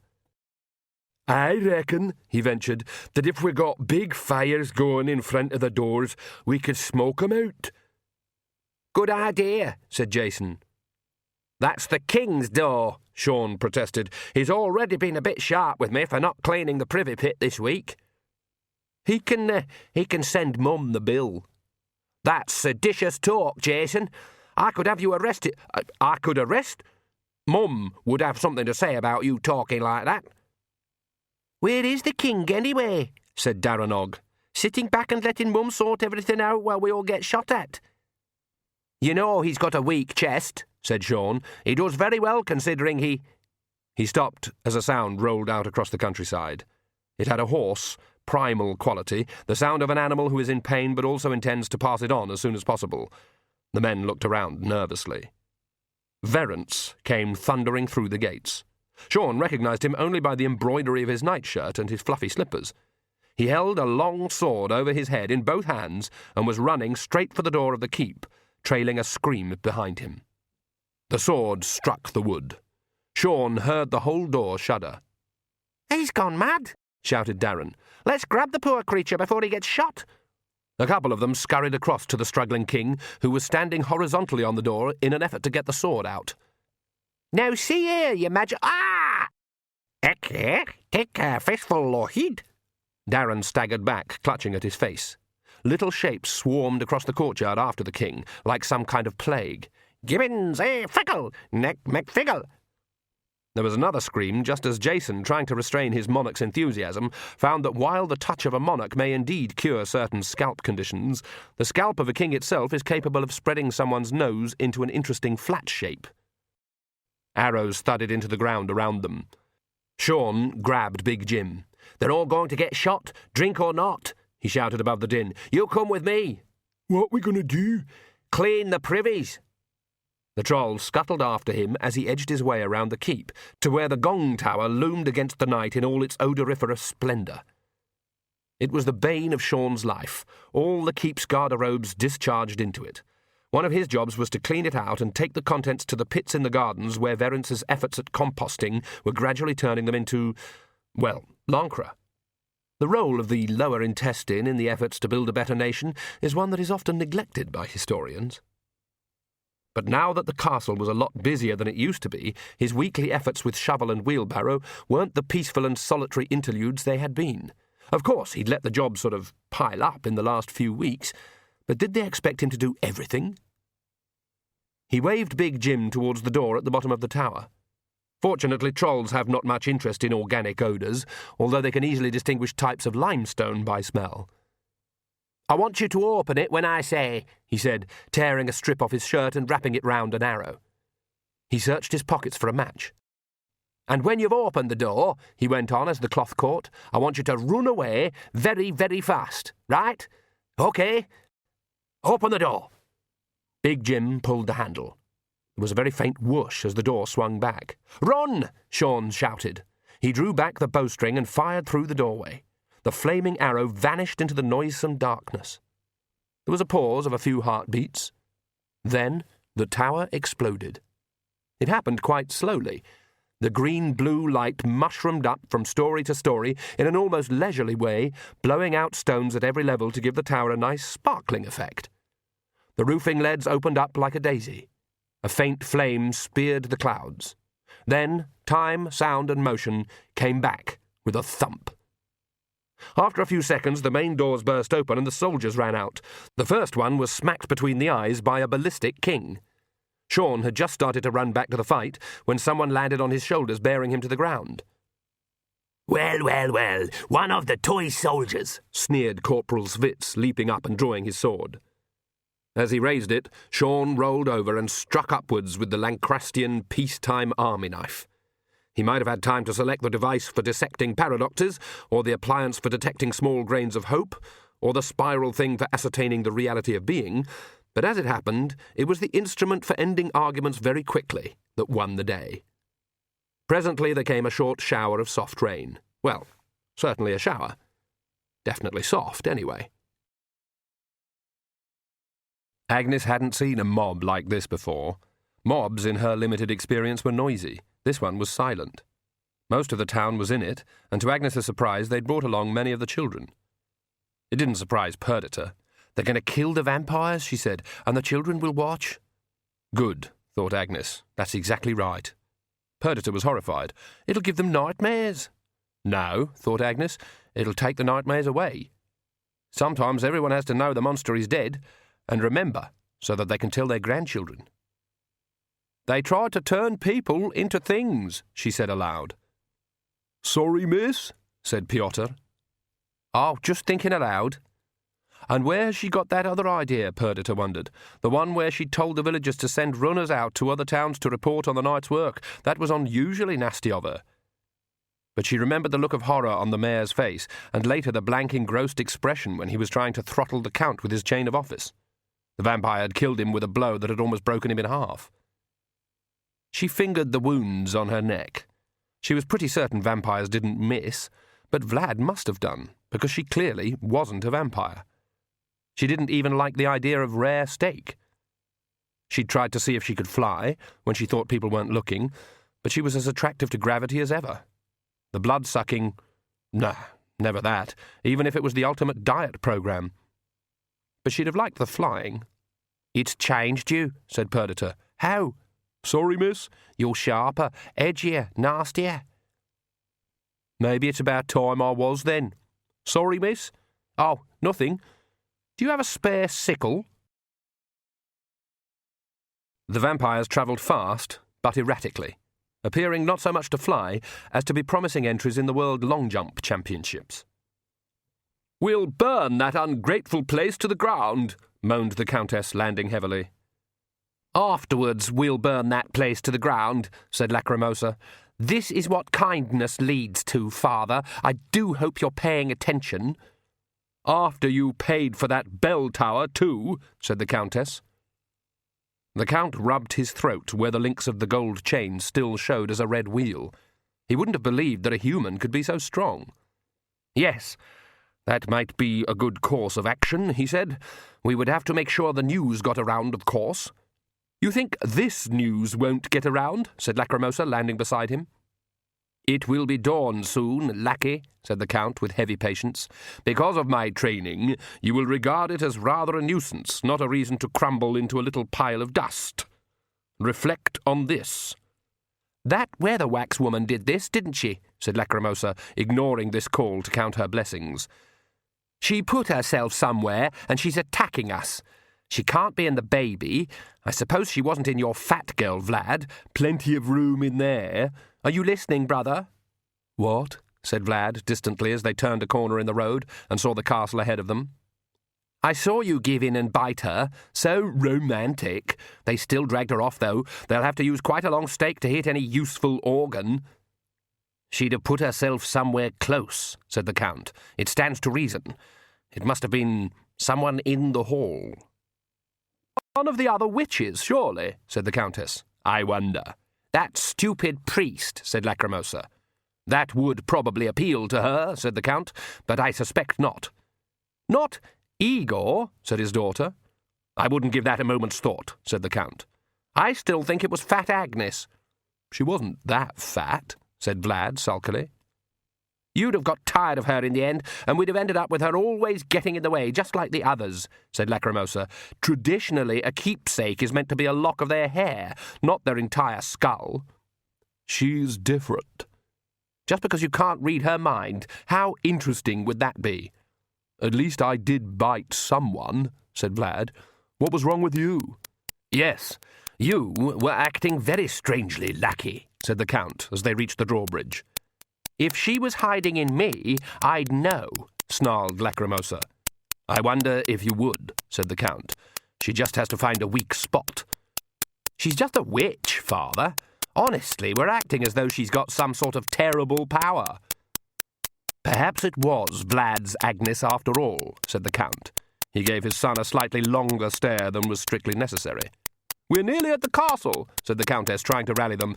"We'll all feel better for an early day." "Our best coffins got taken to Lancre," said Lacrimosa sullenly. "Someone was so sure of themselves." "Don't you adopt that tone with me, young woman," said the Count. "I'm 200 years old," said Lacrimosa. "Pardon me, but I think I can choose any tone I like." "That's no way to speak to your father." "Really, Mother, you might at least act as if you had 2 brain cells of your own." "It's not your father's fault that everything's gone wrong." "It has not all gone wrong, my dear. This is just a temporary setback." "It won't be when the escrow meet tell their friends. Come on, Vlad, stop moping and back me up here." "If they tell them, what can they do?" Oh, there will be a little bit of protesting, but then the survivors will see reason, said the Count. In the meantime, we have those witches waiting for us, with the baby. And we've got to be polite to them, I suppose. Oh, I don't think we need to go that far, said the Count. Let them live, perhaps. Something bounced on the bridge beside them. He reached down to pick it up and dropped it with a yelp. But garlic shouldn't burn, he began. This is water from the holy turtle pond of Squinth, said a voice above them. Blessed by the bishop himself in the year of the trout. There was a glugging noise and the sound of someone swallowing. That was a good year for beatitude, Igor went on, but you don't have to take my word for it. Duck, you suckers! The vampires dived for cover as the bottle, turning over and over, arced down from the battlements. It shattered on the bridge, and most of the contents hit a vampire, who burst into flames as if hit by burning oil. Now really, Christopher, there's no call for that sort of thing, said the Count as the blazing figure screamed and spun around in a circle. It's all in your mind, you know. Positive thinking, that's the ticket. He's turning black, said the Countess. Aren't you going to do something? Oh, very well. Vlad, just kick him off the drawbridge, will you? The luckless Christopher was pushed, squirming, into the chasm. You know that should not have happened, said the Count, looking at his blistered fingers. He obviously was not truly one of us. Far below there was a splash. The rest of the vampires scrambled for the cover of the gate arch as another bottle exploded near the Count. A drop splashed his leg, and he glanced down at the little wisp of smoke. Some error appears to have crept in, he said. I've never been one to put myself forward, said the Countess, but I strongly suggest you find a new plan, dear, one which works, perhaps. I have one already formed, he said, tapping his knuckles against the huge oak gates. If everyone would perhaps stand aside. Up on the battlement, Igor nudged Nanny Og, who lowered a decanter of water from the holy fountain of seven-handed Sek, and followed his pointing thumb. Igor had 2 thumbs on his right hand. If something was useful, he always said, you may as well add another. Clouds were suddenly spiralling with blue light flashing inside them. There's going to be a storm, he said. The top of my head's tingling. Run! They reached the tower just as a single bolt of lightning blew the doors apart and shattered the stones where they had been standing. Well, that was easy, said Nanny, lying full length on the floor. They can control the weather, said Igor. Blast, said Nanny. That's right, everyone knows that who knows anything about vampires. Sorry, but they won't be able to try that on the inside doors. Come on. What's that smell? Said Nanny, sniffing. Igor, your boots are on fire. Damn, and these feet were nearly new 6 months ago, said Igor, as Nanny's holy water sizzled over the smoking leather. It's my wire. It picks up stray currents. What happened? Someone was hit by a falling buffalo, said Nanny as they hurried down the stairs. It was a tree, said Igor reproachfully. Mikhail Thwenith, up at the logging camp, the poor man. Practically nothing left, but his parents said I could have his feet to remember him by. That was strangely kind of them. Well, I gave him a spare arm after the axe accident a few years ago, and when old Mr. Thwenith's liver gave out, I let him have the one Mr. Kochak left to me for giving Mrs. Kochak a new eye. People round here don't so much die as pass on, said Nanny. What goeth around, cometh around, said Igor. And your new plan is, said Lacrimosa, stepping across the rubble. We'll kill everyone. Not an original plan, I admit, but tried and tested, said the Count. This met with general approval, but his daughter looked unsatisfied. What, everyone? All at once? Oh, you can save some for later if you must. The Countess clutched his arm. Oh, this does so remind me of our honeymoon, she said.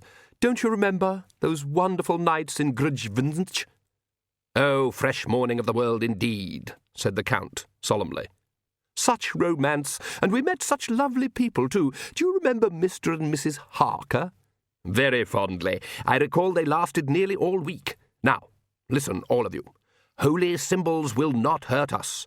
Holy water is just water. Yes, I know, but Christopher just wasn't concentrating.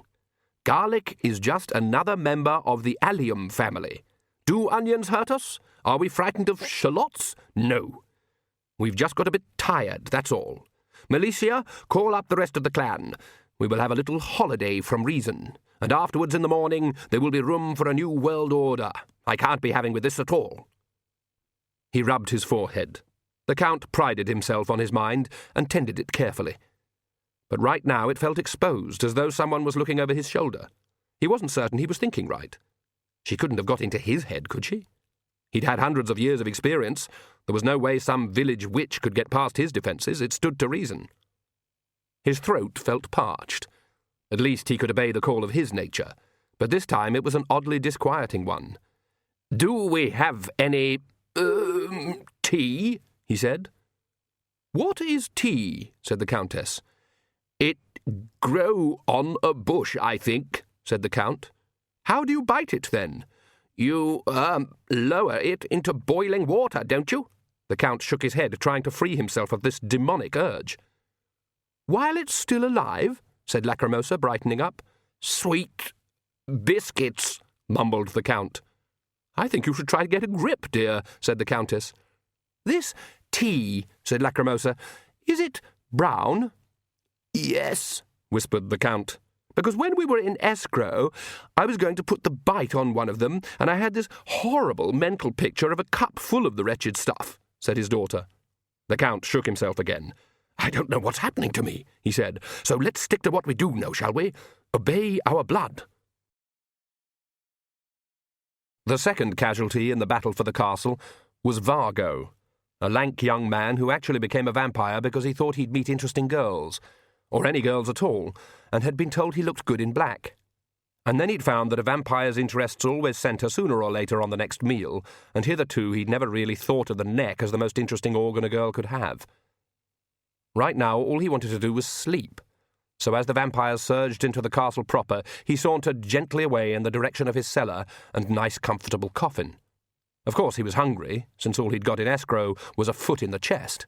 But he had just enough sense of self-preservation to let the others get on with the hunting so that he could turn up later for the feast.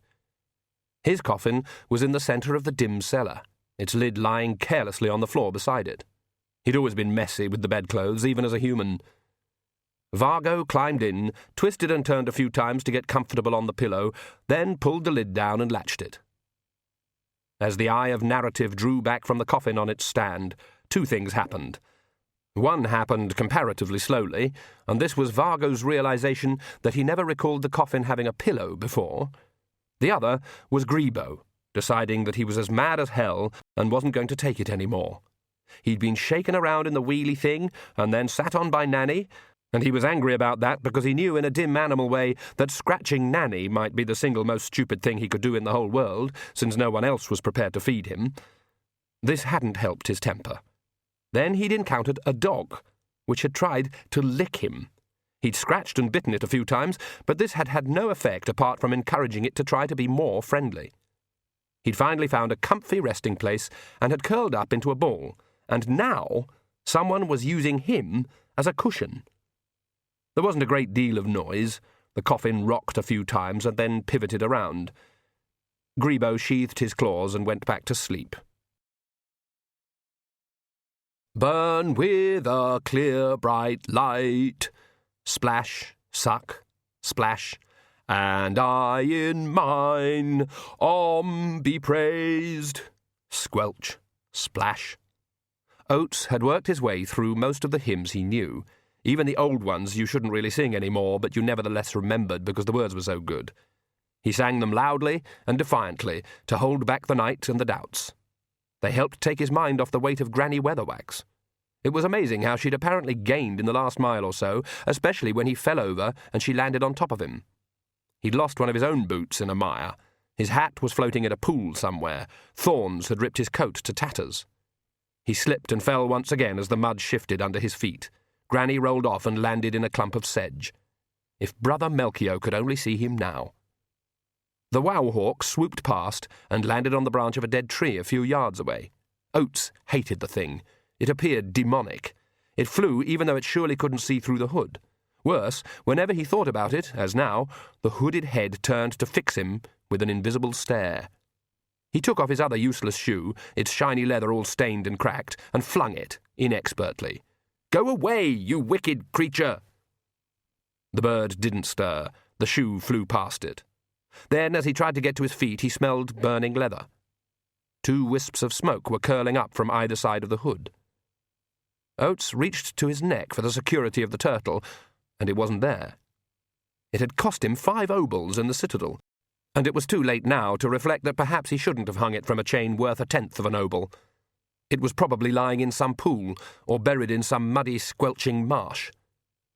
Now the leather burned away, and the yellow glow from the holes was so bright he could barely see the outline of the bird. It turned the dank landscape into lines and shadows, put a golden edge on every tuft of grass and stricken tree, and winked out so quickly that it left Oates's eyes full of purple explosions. When he'd recovered his breath and his balance, the bird was swooping away down the moor. He picked up Granny Weatherwax's unconscious body and ran after it. The track did lead downhill, at least. Mud and bracken slipped under his feet. Rivulets were running from every hole and gully. Half the time it seemed to him that he wasn't walking, merely controlling a slide, bouncing off rocks, slithering through puddles of mud and leaves. And then there was the castle, seen through a gap in the trees, lit by a flash of lightning. Oates staggered through a clump of thorn bushes, managed to keep upright down a slope of loose boulders, and collapsed on the road with Granny Weatherwax on top of him. She stirred. "Holiday from reason. Kill them all, can't be having with this," she murmured. The wind blew a branch full of raindrops on her face, and she opened her eyes. For a moment they seemed to Oates to have red pupils, and then the icy blue gaze focused on him. "Are we here, then?" "Yes." "What happened to your holy hat?" "It got lost," said Oates abruptly. Granny peered closer. "Your magic amulet's gone too," she said. "The one with the turtle and the little man on it." "It's not a magic amulet, Mistress Weatherwax, please. A magic amulet is a symbol of primitive and mechanistic superstition, whereas the Turtle of Om is, well, it's not, do you understand?" "Oh, right. Thank you for explaining," said Granny. "Help me up, will you?" Oates was having some difficulty with his temper. He'd carried the old Biddy, for miles. He was frozen to the bone, and now they were here she acted as if she'd somehow done him a favour. "What's the magic word?" he snarled. "Oh, I don't think a holy man like you should be having with magic words," said Granny. "But the holy words are, do what I tell you or get smitten. They should do the trick." He helped her to her feet, alive with badly digested rage, and supported her as she swayed. There was a scream from the castle, suddenly cut off. "Not female," said Granny. "I reckon the girls have started. Let's give 'em a hand, shall we?" Her arm shook as she raised it. The wowhawk fluttered down and settled on her wrist. "Now, help get me to the gate." "Don't mention it. Glad to be of service," Oates mumbled. He looked at the bird whose hood swiveled to face him. "That's the other phoenix, isn't it?" he said. "Yes," said Granny, watching the door. "A phoenix. You can't have just one of anything." "But it looks like a little hawk." "It was born among hawks, so it looks like a hawk. If it was hatched in a hen roost, it'd be a chicken. Stands to reason. And a hawk it'll remain until it needs to be a phoenix. They're shy birds. You could say a phoenix is what it may become." "Too much eggshell." "Yes, Mr. Oates. And when does the phoenix sometimes lay 2 eggs? When it needs to. Hodges Arg was right. A phoenix is of the nature of birds. Bird first, myth second." The doors were hanging loose, their iron reinforcements twisted out of shape and their timbers smouldering, but some effort had been made to pull them shut. Over what remained of the arch, a bat carved in stone told visitors everything they needed to know about this place. On Granny's wrist, the hood of the hawk was crackling and smoking. As Oates watched, little flames erupted from the leather again. "He knows what they did," said Granny. "He was hatched knowing. Phoenixes share their minds, and they don't tolerate evil." The head turned to look at Oates with its white-hot stare, and instinctively he backed away and tried to cover his eyes. "Use the door knocker," said Granny, nodding to the big iron ring hanging loosely from one splintered door. "What? You want me to knock on the door of a vampire's castle?" "We're not going to sneak in, are we? Anyway, you Omnians are good at knocking on doors. Well, yes, said Oates, but normally just for a shared prayer and to interest people in our pamphlets. He let the knocker fall a few times, the boom echoing around the valley. Not to have my throat ripped out. Think of this as a particularly difficult street, said Granny. Try again. Maybe they're hiding behind the sofa, eh? Huh. You're a good man, Mr. Oates, said Granny conversationally, as the echoes died away. Even without your holy book and holy amulet and holy hat? I try to be, he ventured. Well, this is where you find out, said Granny. To the fire we come at last, Mr. Oates. This is where we both find out.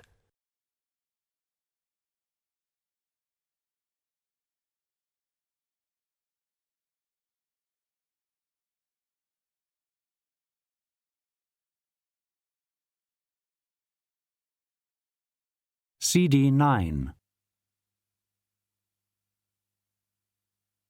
Nanny raced up some stairs, a couple of vampires at her heels. The vampires were hampered because they hadn't got to grips with not being able to fly, but there was something else wrong with them as well. "Tea!" one screamed. "I must have tea!" Nanny pushed open the door to the battlements. They followed her and tripped over Igor's leg as he stepped out of the shadows. He raised two sharpened table legs. "How'd you like your steaks, boys?" he shouted excitedly as he struck. "You should have said you liked my spiders." Nanny leaned against the wall to get her breath back. "Granny's somewhere here," she panted. "Don't ask me how, but those two were craving a cup of tea, and I reckon only Esme could mess up someone's head like that." The sounds of the door knocker boomed around the courtyard below. At the same time, the door at the other end of the battlements opened. Half a dozen vampires advanced. "They're acting very dumb, aren't they?" said Nanny. "Give me a couple more steaks." "Run out of steaks, Nanny." "OK, then pass me a bottle of holy water. Hurry up." "None left, Nanny." "We got nothing?" "Got an orange, Nanny." "What for?" "Run out of lemons." "What good will an orange do if I hit a vampire in the mouth with it?" said Nanny, eyeing the approaching creatures. Igor scratched his head. "Well, I suppose they won't catch cold so easily." The knocking reverberated around the castle again. Several vampires were creeping across the courtyard. Nanny caught a flicker of light around the edge of the door. Instinct took over. As the vampires began to run, she grabbed Igor and pulled him down. The arch exploded, every stone and plank drifting away on an expanding bubble of eyeball-searing flame. It lifted the vampires off their feet, and they screamed as the fire carried them up. When the brightness had faded a little, Nanny peered carefully into the courtyard. A bird, house-sized, with wings of flame wider than the castle, reared in the broken doorway. Mightily Oates pushed himself up onto his hands and knees. Hot flames roared around him, thundering like fiercely burning gas. His skin should have been blackening already, but against all reason, the fire felt no more deadly than a hot desert wind. The air smelled of camphor and spices. He looked up. The flames wrapped Granny Weatherwax, but they looked oddly transparent, not entirely real. Here and there little gold and green sparks glittered on her dress, and all the time the fire whipped and tore around her. She looked down at him. "You're in the wings of a phoenix now, Mr. Oates," she shouted above the noise, "and you ain't burned." The bird, flapping its wings on her wrist, was incandescent. "How can you're the scholar? But male birds are always ones for the big display, aren't they?" "Males? This is a male phoenix?" "Yes." It leapt. What flew, as far as Oates could see, was a great bird shape of pale flame, with the little form of the real bird inside it, like the head of a comet. He added to himself, if that is indeed the real bird. It swooped up into the tower. A yell, cut off quickly, indicated that a vampire hadn't been fast enough. "It doesn't burn itself," Oates said weakly. "Shouldn't think so," said Granny, stepping over the wreckage. "Wouldn't be much point." "Then it must be magical fire." "They say that whether it burns you or not is up to you," said Granny. "I used to watch them as a kid. My granny told me about 'em. Some cold nights you see 'em dancing in the sky over the hub, burning green and gold." "Oh, you mean the Aurora Coriolis," said Oates, trying to make his voice sound matter-of-fact. "But actually that's caused by, magic particles hitting the—" Dunno what it's caused by, said Granny sharply, but what it is the phoenix dancing. She reached out. I ought to hold your arm. In case I fall over, said Oates, still watching the burning bird. That's right. As he took her weight, the phoenix above them flung back its head and screamed at the sky. And to think I thought it was an allegorical creature, said the priest. Well, even allegories have to live, said Granny Weatherwax. Vampires are not naturally cooperative creatures. It's not in their nature. Every other vampire is a rival for the next meal. In fact, the ideal situation for a vampire is a world in which every other vampire has been killed off and no one seriously believes in vampires anymore. They are by nature as cooperative as sharks. Vampires are just the same, the only real difference being that they can't spell properly. The remnant of the clan scurried through the keep and headed for a door that for some reason had been left ajar. The bucket, containing a cocktail of waters blessed by a knight of Offler, a high priest of Io, and a man so generically holy that he hadn't cut his hair or washed for 70 years, landed on the first two to run through. They did not include the Count and his family, who had moved as one into a side tower. There's no point in having underlings if you don't let them be the first to go through suspicious doors. How could you have been so...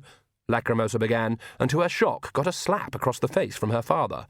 All we need to do is remain calm, said the Count. There's no need to panic. You struck me. And most satisfying it was, too, said the Count. Careful thought is what will save us. That is why we will survive. It's not working, said Lacrimosa. I'm a vampire. I'm supposed to crave blood. And all I can think about is a cup of tea with 3 sugars in it, whatever the hell that is. That old woman's doing something to us, can't you see? Not possible, said the Count. Oh, she's sharp for a human, but I don't reckon there's any way she could get into your head or mine. You're even talking like her, shouted Lacrimosa. Be resolute, my dear, said the Count. Remember, that which does not kill us can only make us stronger. And that which does kill us leaves us dead, snarled Lacrimosa. You saw what happened to the others. You got your fingers burned. A moment's lapse of concentration, said the Count. That old witch is not a threat. She's a vampire, subservient to us. She'll be seeing the world differently. Are you mad? Something killed Cryptopher. He let himself be frightened. The rest of the family looked at the Count. Vlad and Lacrimosa exchanged a glance. I am supremely confident, said the Count. His smile looked like a death mask, waxen and disturbingly tranquil. My mind is like a rock. My nerve is firm. A vampire with his wits about him, or her, of course, can never be defeated. Didn't I teach you this? What's this one? His hand flew from his pocket, holding a square of white cardboard. Oh, Father, this is really no time for... Lacrimosa froze, then jerked her arm in front of her face. Put it away! Put it away! It's the Agatean chlong of destiny! Exactly, which is merely 3 straight lines and 2 curved lines pleasantly arranged, which... I'd never have known about it if you hadn't told me, you old fool, screamed the girl, backing away. The Count turned to his son. And do you... he began. Vlad sprang back, putting his hand over his eyes. It hurts, he shouted. Dear me, the 2 of you haven't been practicing, the Count began, and turned the card around so that he could look at it. He screwed up his eyes and turned his face away. What have you done to us? Lacrimosa screamed. You've taught us how to see hundreds of the damned holy things. They're everywhere. Every religion has a different one. You taught us that, you stupid bastard. Lines and crosses and circles. Oh, my! She caught sight of the stone wall behind her astonished brother and shuddered. Everywhere I look, I see something holy. You've taught us to see patterns. She snarled at her father, teeth exposed. It'll be dawn soon, said the Countess nervously. Will it hurt? It won't. Of course it won't, shouted Count Magpier as the others glanced up at the pale light coming through the high window.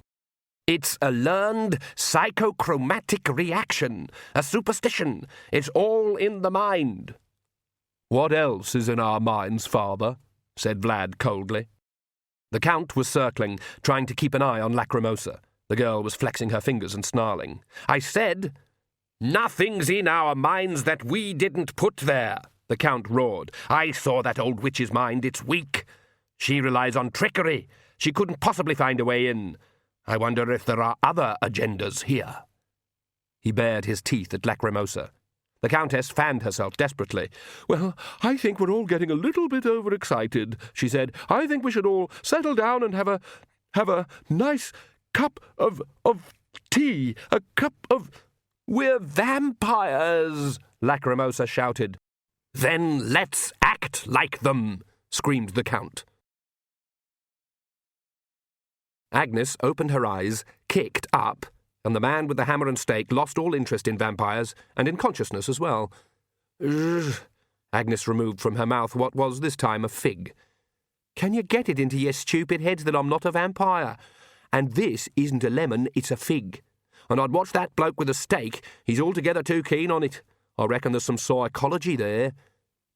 I wouldn't have let him use it, said Piotr, but you did act very odd, and then you just collapsed. So we thought we'd better see what woke up. He stood up.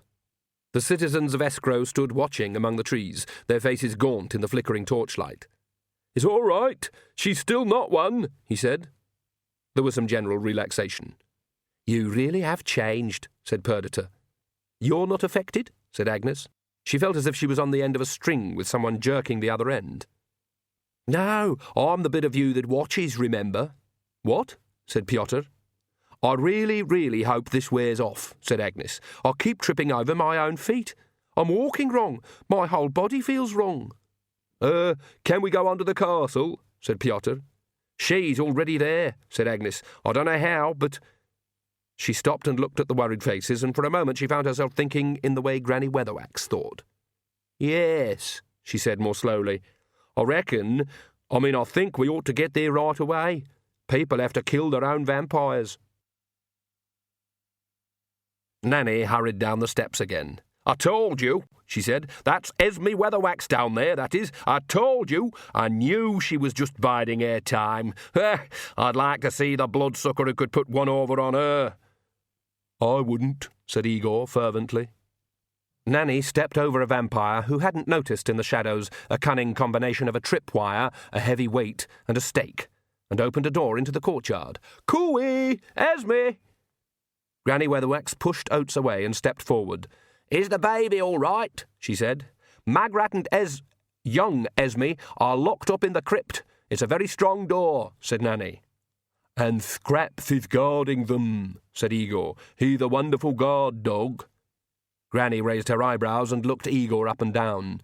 I don't think I know these gentlemen, she said. Oh, this is Igor, said Nanny, a man of many parts. So it seems, said Granny. Nanny glared at mightily Oates. What did you bring him for? She said. Couldn't seem to shake him off, said Granny. I always try hiding behind the sofa myself, said Nanny. Oates looked away. There was a scream from somewhere on the battlements. The Phoenix had spotted another vampire. All over now, bar sweeping up the dust then, said Nanny. They didn't seem very smart. The Count's still here, said Granny flatly. Oh, I thought we'd just set fire to the place and go home, said Nanny. It's not as though he'll be coming back to Lancre in a hurry. There's a crowd coming, said Igor. I can't hear anything, said Nanny. I've got very good ears, said Igor. Ah, well, of course, some of us don't get to choose, said Nanny. There was a clattering of footsteps across the bridge, and people were suddenly swarming over the rubble. Isn't that Agnes? Said Nanny. Normally, there'd be no mistaking the figure advancing across the courtyard, but there was something about the walk, the way every foot thudded down as though the boots were not on speaking terms with the earth, and the arms, too, swung in a way... I can't be having with this, Agnes shouted, marching up to Granny. I can't think straight. It's you, isn't it? Granny reached out and touched the wounds on her neck. Oh, I see, she said. One of them bit you, yes? Yes, and somehow you spoke to me. Not me. That was something in your blood talking, I reckon, said Granny. Who are all these people? Why's that man trying to set fire to the wall? Doesn't he know stone don't burn? Oh, that's Claude. He's a bit single-minded. Just let me know if he picks up a stake, will you? Look, they're from Escrow. It's a town not far away. The Magpies treated them like, well, pets. Farm animals, just like they were trying to do back home. We ain't leaving until we've dealt with the Count, said Granny. Otherwise he'll be snaking back. Excuse me, said Oates, who seemed to have been thinking about something. Excuse me, but did someone, mention that the Queen was locked up in the crypt? Safe as houses, said Nanny. Huge, thick door, and you can bar it from the inside.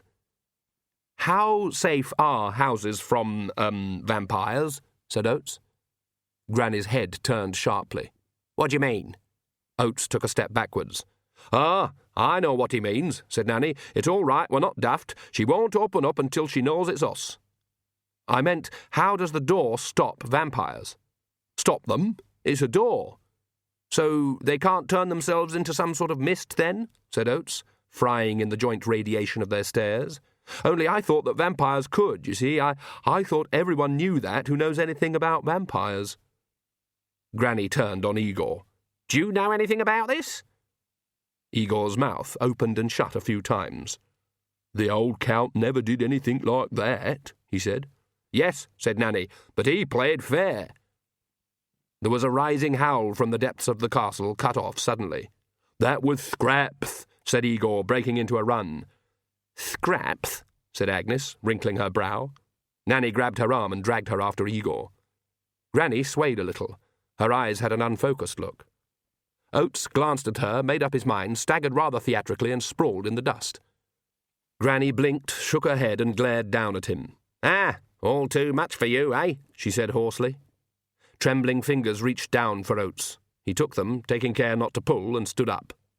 If you could just, give me a hand, he said, as her grateful weight hit his shoulder. Right, said Granny. Now let's find the kitchens. Huh?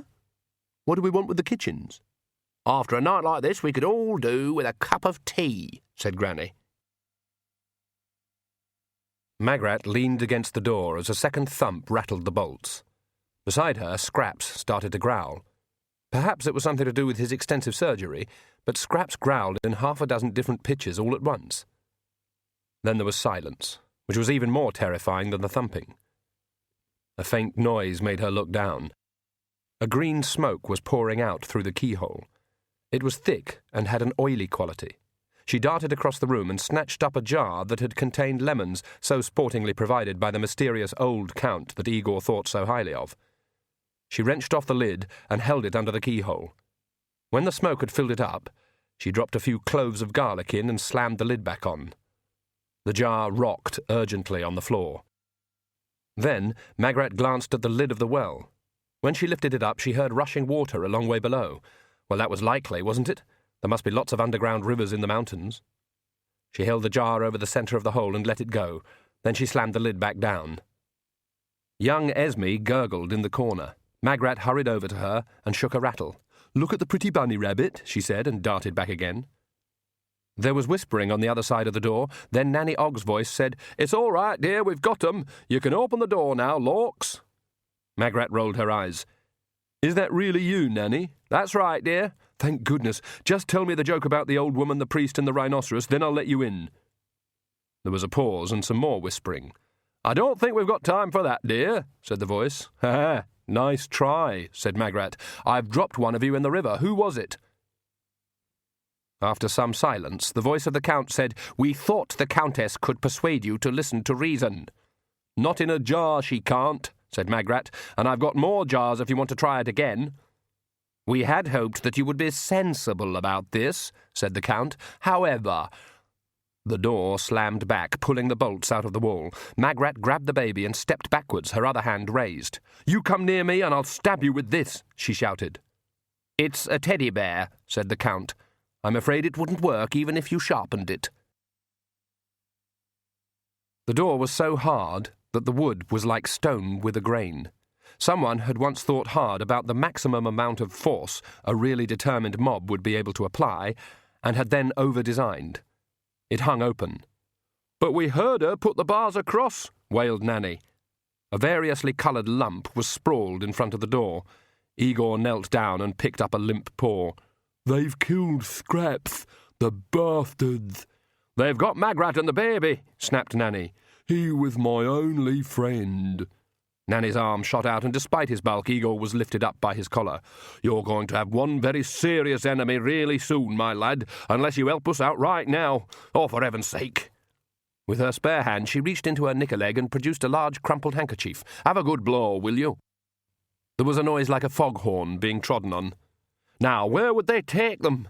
This place is swarming with righteous peasants," said Nanny when he'd finished. "He was always ready with his waggy tails and his cold nose," Igor sobbed. "Where, Igor?" Igor pointed with his finger, or at least one that he currently owned, to the far door. "That goes to the vaults," he said, "and they can get out through the iron gate down in the valley. You'll never catch them." "But it's still bolted," said Agnes. "Then they're still in the castle, which is stupid." He was interrupted by several huge organ chords which made the floor rumble. "Any of the escrow folk big musicians?" said Nanny, lowering Igor. "How do I know?" said Agnes, as another couple of descending chords brought dust down from the ceiling. "They wanted to hammer a stake in me and boil me head. That is not the time to ask them to give a little whistle." The organ piped its summons once more. "Why'd they stay?" said Nanny. "They could be dug in deep somewhere by now." "Oh." "Granny wouldn't run," said Agnes. "No, Granny Weatherwax likes a showdown," said Nanny, grinning artfully. "And they're thinking like her. Somehow she's making them think like her." "She thinks like her too," said Agnes. "Let's hope she's had more practice then," said Nanny. "Come on." Lacrimosa pulled an organ stop marked "ghastly face at window" and was rewarded with a chord, a crash of thunder, and a slightly mechanical scream. "Thank goodness we don't take after your side of the family, Father, that's all I can say," she said, "although I suppose it could be fun if we could arrange some sort of mechanical linkage to the torture chamber. That certainly wasn't a very realistic scream." "This is ridiculous," said Vlad. "We've got the child, we've got the woman. Why don't we just leave? There are plenty of other castles." "That would be running away," said the Count. "And surviving," said Vlad, rubbing his head. "We don't run," said the Count. "And, no, step back, please." This was to the mob, which was hovering uncertainly just inside the doors. Mobs become uncertain very quickly in view of the absence of a central brain, and in this case the hesitation was caused by the sight of Magrat and the baby.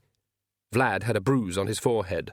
A push-and-go wooden duck on wheels can cause quite a lot of damage if wielded with enough force. "Well done," said the Count, cradling baby Esme on one arm. Magrat writhed to escape the grip of his other hand, but it clamped her wrist like steel. "You see?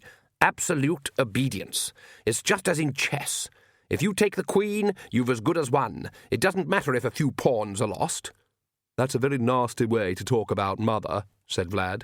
"I'm very attached to your mother," said the Count, "and she'll find a way to return in the fullness of time. A voyage will be good for her health. Some fishermen will find the jar, and next thing you know she'll be back with us fat and healthy. Ah, the inestimable Mrs. Ogg."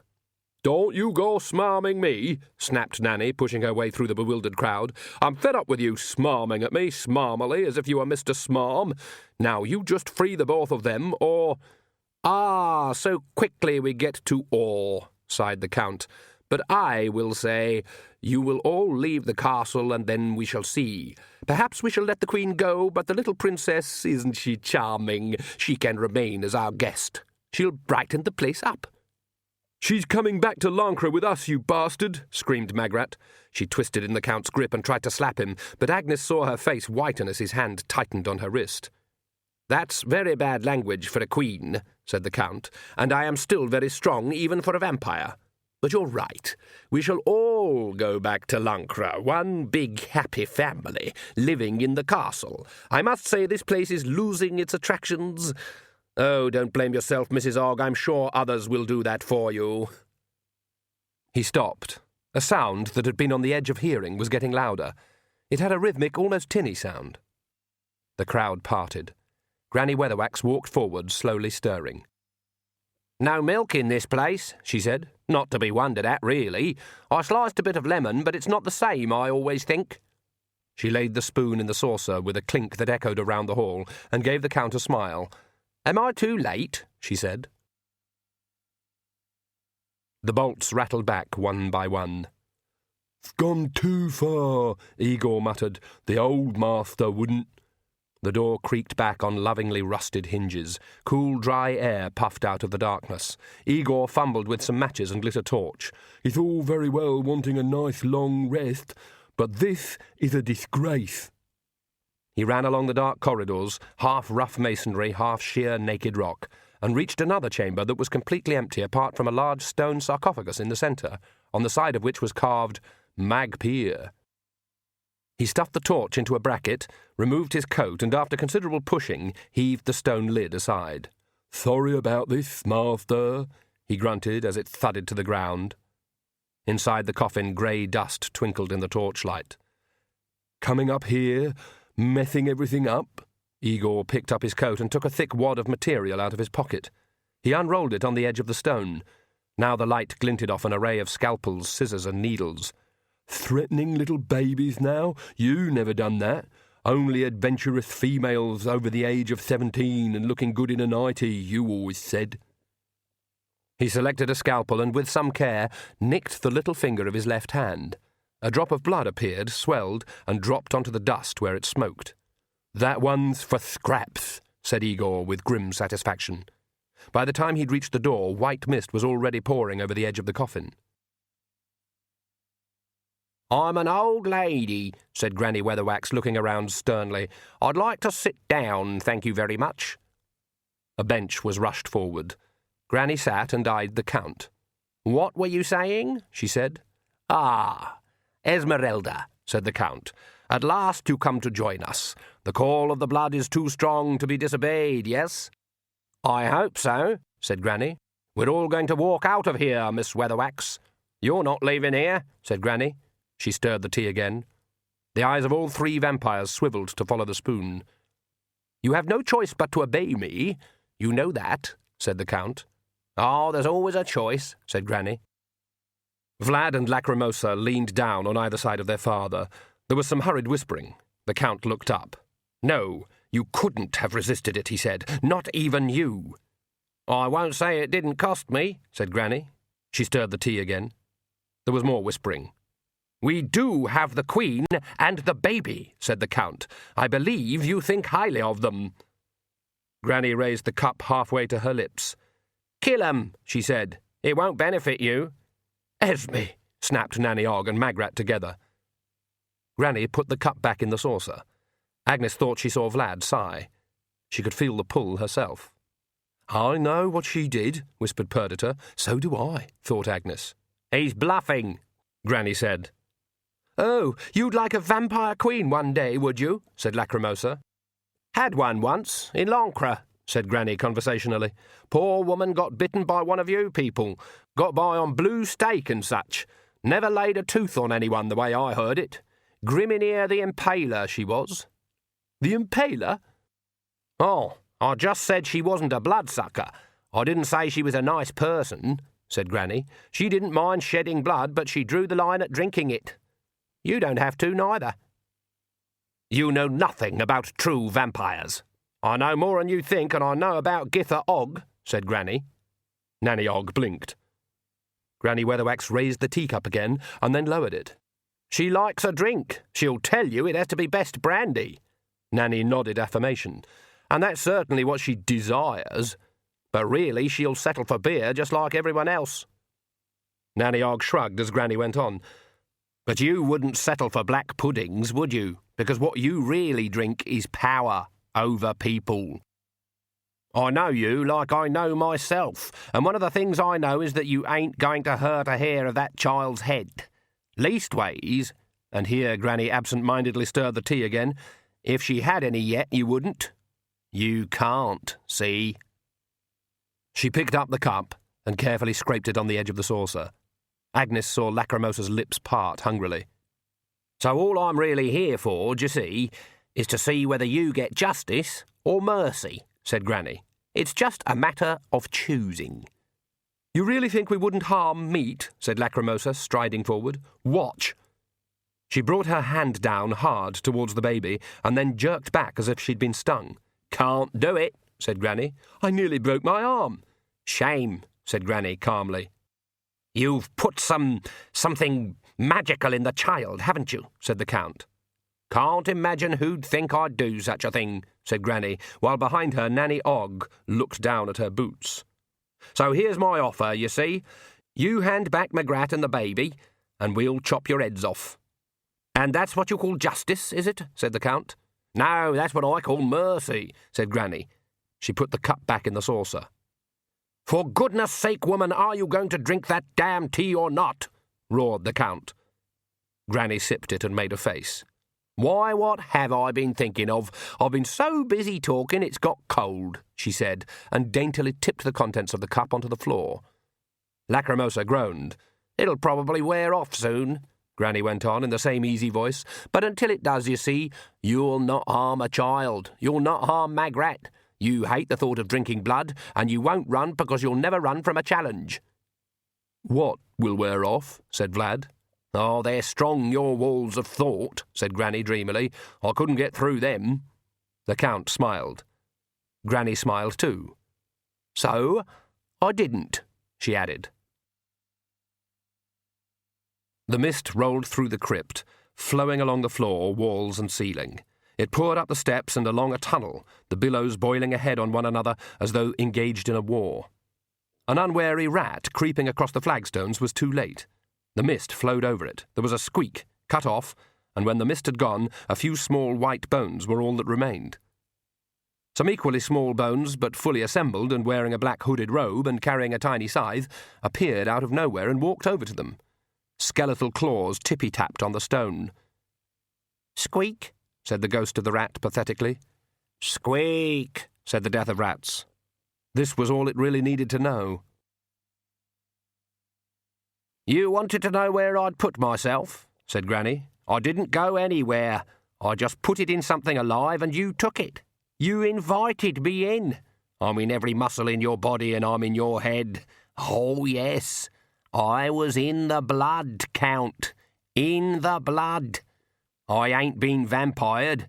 You've been weather-waxed, all of you. And you've always listened to your blood, haven't you?" The Count stared at her, open-mouthed. The spoon dropped out of her saucer and tinkled onto the floor, raising a wave in a thin white mist. It was rolling in from the walls, leaving a shrinking circle of black and white tiles in the middle of which were the vampires. Igor pushed his way through the crowd until he was alongside Nanny. "It's all right," he said. "I couldn't let it go on. It was disgraceful." The mist rose in a boiling tower. There was a moment of discontinuity, a feeling of sliced time, and then a figure stood behind Vlad and Lacrimosa. He was rather taller than most men, and wearing evening dress that might have been in style once upon a time.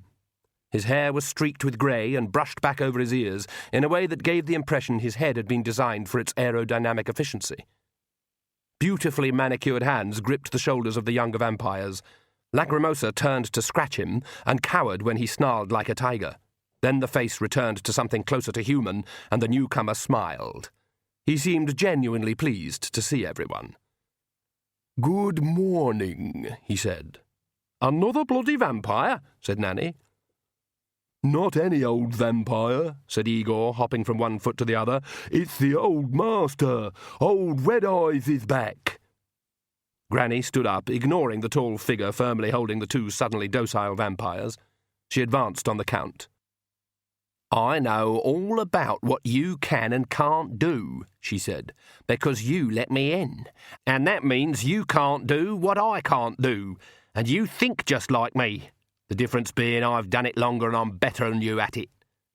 "You're meat," snarled the Count. "Clever meat." "And you invited me in," said Granny. "I'm not the sort to go where I'm not welcome, I'm sure." In the Count's arms the baby started to cry. He stood up. "How sure are you that I won't harm this child?" he said. "I wouldn't, so you can't." The Count's face contorted as he wrestled with his feelings, and also with Magrat, who was kicking him on the shins. "It could have worked," he said, and for the first time the certainty had been drained from his voice. "You mean it could have worked for you?" shouted Agnes. "We are vampires. We cannot help what we are." "Only animals can't help what they are," said Granny. "Will you give me the child now?" "If I—" the Count began and then straightened up. "No, I don't have to bargain. I can fight you, just as you fought me. And if I walk out of here now, I don't think there's anyone who'll dare stop me. Look at you, all of you, and look at me. And now look at him." He nodded at the figure holding Vlad and Lacrimosa as still as statues. "Is that what you want?" "Sorry, who is this we're supposed to be looking at?" said Granny. "Oh, Eagle's old master, the old Count Magpie, I believe." The old Count nodded gracefully. "Your servant, madam," he said. "I doubt it," said Granny. "Oh, no one minded him," said Pyotr from among the escrow citizens. "He only ever came round every few years, and anyway, if you remembered about the garlic, he wasn't a problem. He didn't expect us to like him." The old Count smiled at him. "You look familiar. One of the Ravi family, aren't you?" "Pyotr, sir, son of Hans." "Ah, yes, very similar bone structure. Do remember me to your grandmother." "She passed away 10 years ago, sir." "Oh, really? I am so sorry. Time goes so quickly when you're dead." The old master sighed. "A very fine figure in a nightdress, as I recall." He was all right," said someone else in the crowd. "We got a nip every now and again, but we got over it." "That's a familiar voice," said the vampire. "Are you a Wezen?" "Yes, sir." "Related to Arno Wezen?" "Great-granddaddy, sir." "Good man. Killed me stone dead 75 years ago. Stake right through the heart from 20 paces. You should be proud." The man in the crowd beamed with ancestral pride. "We've still got the stake hung up over the fireplace, Your Honour," he said. "Well done. Good man. I like to see the old ways kept up." Count Magpie screamed. "You can't possibly prefer that! He's a monster!" "But he never made an appointment," shouted Agnes, even louder. "I bet he never thought it was all just an arrangement." Count Magpie was edging towards the door with his hostages. "No," he said, "this is not how it's going to happen. If anyone really believes that I won't harm my charming hostages, perhaps you will try to stop me. Does anyone really believe that old woman?" Nanny Ogg opened her mouth, caught Granny's eye and shut it again. The crowd parted behind the Count as he dragged Magrat towards the door. He walked into the figure of Mightily Oates. Have you ever thought of letting Om into your life?" said the priest. His voice trembled. His face glistened with sweat. "Oh, you again," said the Count. "If I can resist her, little boy, you are not a problem." Oates held his axe before him as if it was made of some rare and delicate metal. "Begone, foul fiend," he began. "Oh, dear me," said the Count, thrusting the axe aside. "And don't you learn anything, you stupid man? Little stupid man who has a little stupid faith in a little stupid god? But it lets me see things as they are," Oates managed. "Really? And you think you can stand in my way? An axe isn't even a holy symbol." "Oh." Oates looked crestfallen. Agnes saw his shoulders sag as he lowered the blade. Then he looked up, smiled brightly, and said, "Let's make it so." Agnes saw the blade leave a gold trail in the air as it swept around. There was a soft, almost silken sound. The axe dropped onto the flagstones. In the sudden silence it clanged like a bell. Then Oates reached out and snatched the child from the vampire's unresisting hands. He held her out to Magrat, who took her in shocked silence. The first sound after that was the rustle of Granny's dress as she stood up and walked over to the axe. She nudged it with her foot. "If I've got a fault," she said, contriving to suggest that this was only a theoretical possibility, "it's not knowing when to turn and run. And I tends to bluff on a weak hand." Her voice echoed in the hall. No one else had even breathed out yet. She nodded at the Count, who'd slowly raised his hands to the red wound that ran all around his neck. "It was a sharp axe," she said. "Who says there's no mercy in the world? Just don't nod, that's all. And someone'll take you down to a nice cold coffin, and I dare say 50 years will just fly past, and maybe you'll wake with enough sense to be stupid." There was a murmur from the mob as they came back to life. Granny shook her head. "They want you deader than that, I see," she said, as the Count gazed ahead of him with frozen, desperate eyes, and the blood welled and seeped between his fingers. "And there's ways. Oh, yes. We could burn you to ashes and scatter them in the sea." This met with a general sigh of approval. "Or throw 'em up in the air in the middle of a gale. This got a smattering of applause. Or just pay some sailor to drop you over the edge. This even got a few whistles. Of course you'd come back alive again, I suppose, one day, but just floating in space for millions of years. Oh, that sounds very boring to me. She raised a hand to silence the crowd. Now, 50 years to think about things, that's about right. People need vampires, she said. They helps them remember what steaks and garlic are for. She snapped her fingers at the crowd. Come on, 2 of you take him down to the vaults. Show some respect for the dead. That's not enough, said Piotr, stepping forward. Not after all he... Then when he comes back, you deal with him yourself, snapped Granny loudly. Teach your children. Don't trust the cannibal just 'cause he's using a knife and fork. And remember that vampires don't go where they're not invited. They backed away. Granny relaxed a little. This time round, it's up to me. My choice. She leaned closer to the Count's horrible grimace. You tried to take my mind away from me, she said in a lower voice, and that's everything to me. Reflect on that. Try to learn. She stood back. Take him away. She turned away to the tall figure. So, you're the old master, are you? She said. Alison Weatherwax, said the old master. I have a good memory for necks. Granny froze for a second. What? No. How do you know the name? Why, she passed through here, 50 years ago? We met briefly and then she cut off my head and stuck a stake in my heart. The Count sighed happily. A very spirited woman. You're a relative, I presume? I lose track of generations, I'm afraid. Granddaughter, said Granny weakly. There's a phoenix outside the castle, Igor tells me. It'll leave, I expect. The Count nodded. I've always rather liked them, he said wistfully. There were so many of them when I was young. They made the nights pretty, so pretty. Everything was so much simpler then. His voice trailed off and then came back louder. But now, apparently, we're in modern times. That's what they say, murmured Granny. Well, madam, I've never taken too much notice of them. 50 years later they never seem so modern as all that. He shook the younger vampires like dolls. I do apologize for my nephew's behavior. Quite out of keeping for a vampire. Would you people from Escrow like to kill these 2? It's the least I could do. Ain't they your relatives? Said Nanny Ogg as the crowd surged forward. Oh, yes, but we've never been much of a species for playing happy families.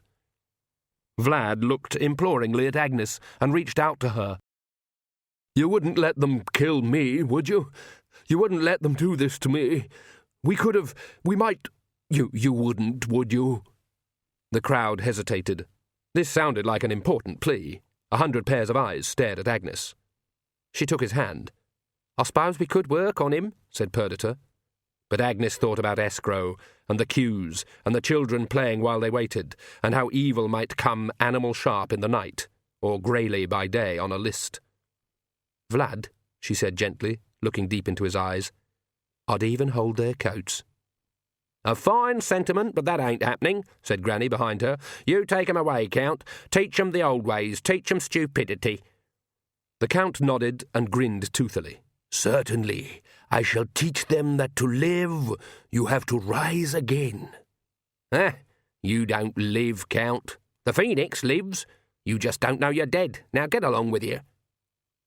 There was another moment sliced out of time, and then a flock of magpies rose up from where the 3 vampires had been, screaming and chattering, and disappeared in the darkness of the roof. There's hundreds of 'em, said Agnes to Nanny.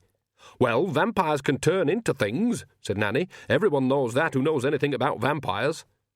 And what do 300 magpies mean?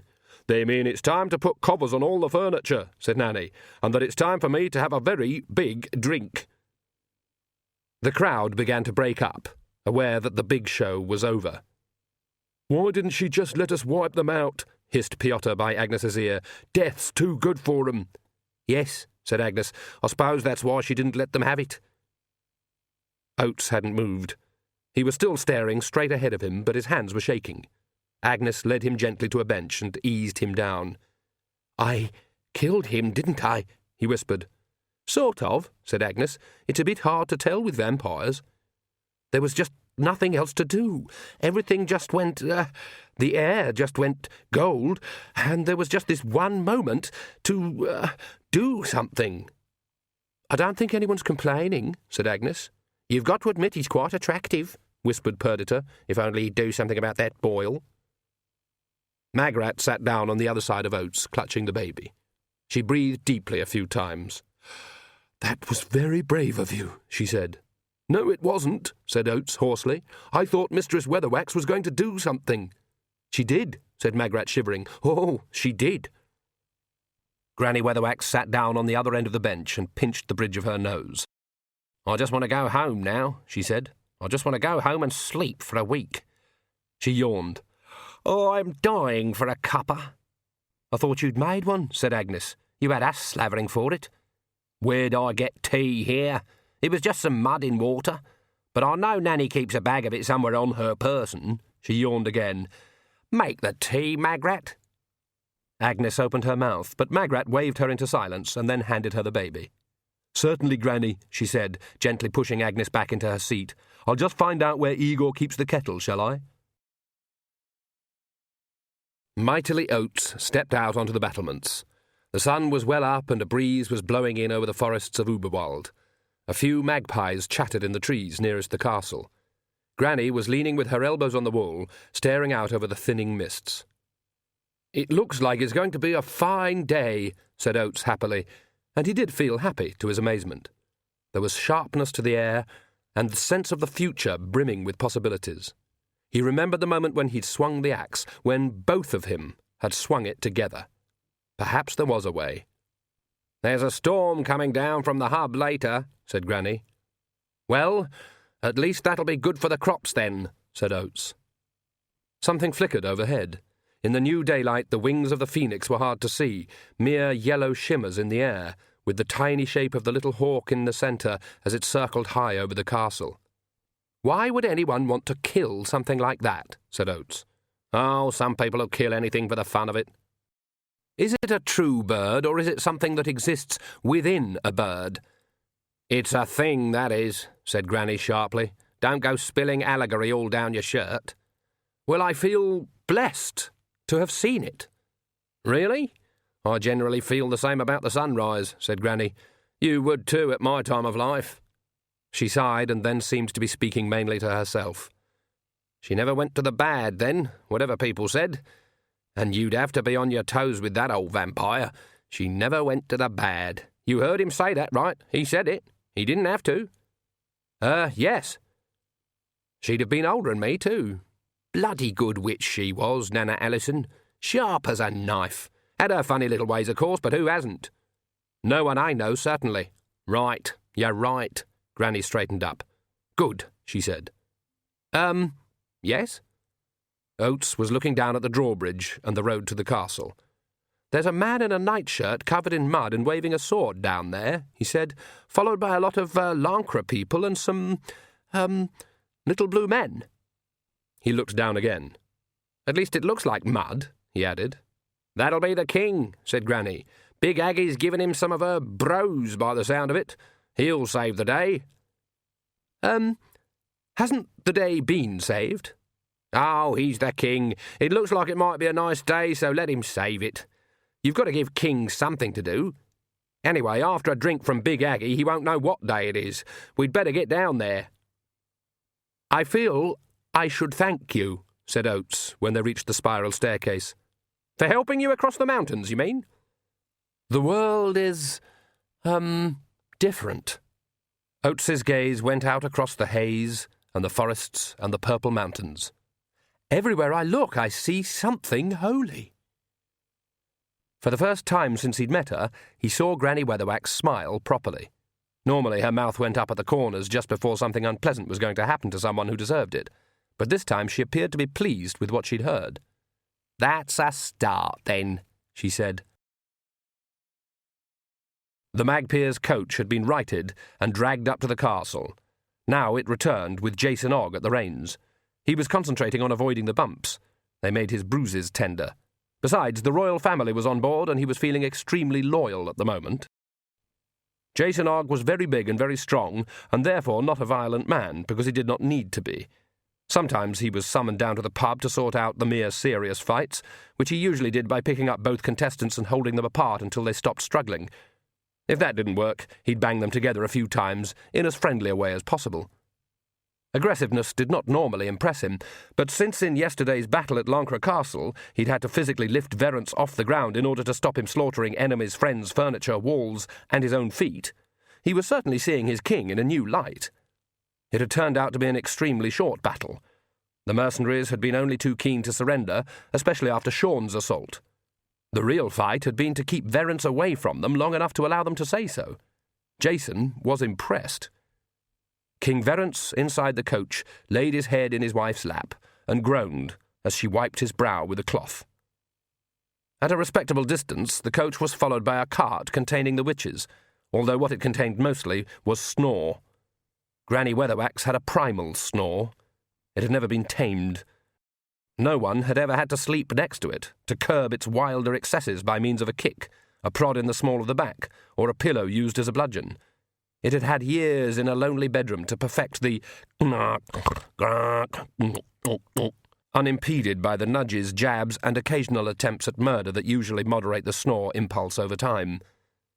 She sprawled in the straw at the bottom of the cart, mouth open, and snored. "You half expect to find the shafts sawed through, don't you?" said Nanny, who was leading the horse. "Still, you can hear it doing her good." "I'm a bit worried about Mr. Oates, though," said Agnes. "He's just sitting there and grinning." Oates was sitting with his legs over the tail of the cart, staring happily at the sky. "Did he hit his head?" said Nanny. "I don't think so." "Let him be, then. At least he ain't setting fire to anything. Oh, here's an old friend." Igor, tongue protruding from the corner of his mouth in the ferocity of his concentration, was putting the finishing touches to a new sign. It read, "Why not visit our gifty shoppy?" He stood up and nodded as the cart drew near. "The old master came up with some new ideas while he was dead," he said, feeling that some explanation was called for. "This afternoon I've got to start building a fun fair, whatever that is." "That's basically swings," said Nanny. Igor brightened up. "Oh, I've plenty of rope, and I've always been a dab hand at nooses," he said. "No, that's not," Agnes began, but Nanny Ogg cut in quickly. "I suppose it all depends on who's going to have the fun," she said. "We'll be seeing you, Igor. Don't do anything I wouldn't do if you ever find anything I wouldn't do." "We're very sorry about Scraps," said Agnes. "Perhaps we can find you a puppy or—" "Thanks all the same, but no. There's only one Scraps." He waved to them until they were round the next bend. As Agnes turned round again, she saw the 3 magpies. They were perched on a branch over the road. "3 for a funeral?" she began. A stone whirred up. There was an indignant squawk and a shower of feathers. "2 for mirth," said Nanny, in a self-satisfied voice. "Nanny, that was cheating." "Witches always cheat," said Nanny Ogg. She glanced back at the sleeping figure behind them. "Everyone knows that who knows anything about witches." They went home to Lancre. It had been raining again. Water had seeped into Oates's tent, and also into the harmonium, which now emitted an occasional squashed frog burp when it was played. The songbooks also smelled rather distressingly of a cat. He gave up on them and turned to the task of disassembling his camp bed, which had skinned 2 knuckles and crushed 1 finger when he put it up, and still looked as though it was designed for a man shaped like a banana. Oates was aware that he was trying to avoid thinking. On the whole, he was happy with this. There was something pleasing about simply getting on with simple tasks and listening to his own breath. Perhaps there was a way. From outside there was the faint sound of something wooden hitting something hollow and whispering on the evening air. He peered through the tent flap. People were filing stealthily into the field. The first few were carrying planks. Several were pushing barrels. He stood with his mouth open as the very rough benches were constructed and began to fill up. A number of the men had bandages across their noses, he noticed. Then he heard the rattle of wheels and saw the royal coach lurch through the gateway. This woke him up, and he scurried back into the tent, pulling damp clothes out of his bag in a frantic search for a clean shirt. His hat had never been found, and his coat was caked with mud. The leather of his shoes was cracked, and the buckles had instantly tarnished in the acid marshes, but surely a clean shirt.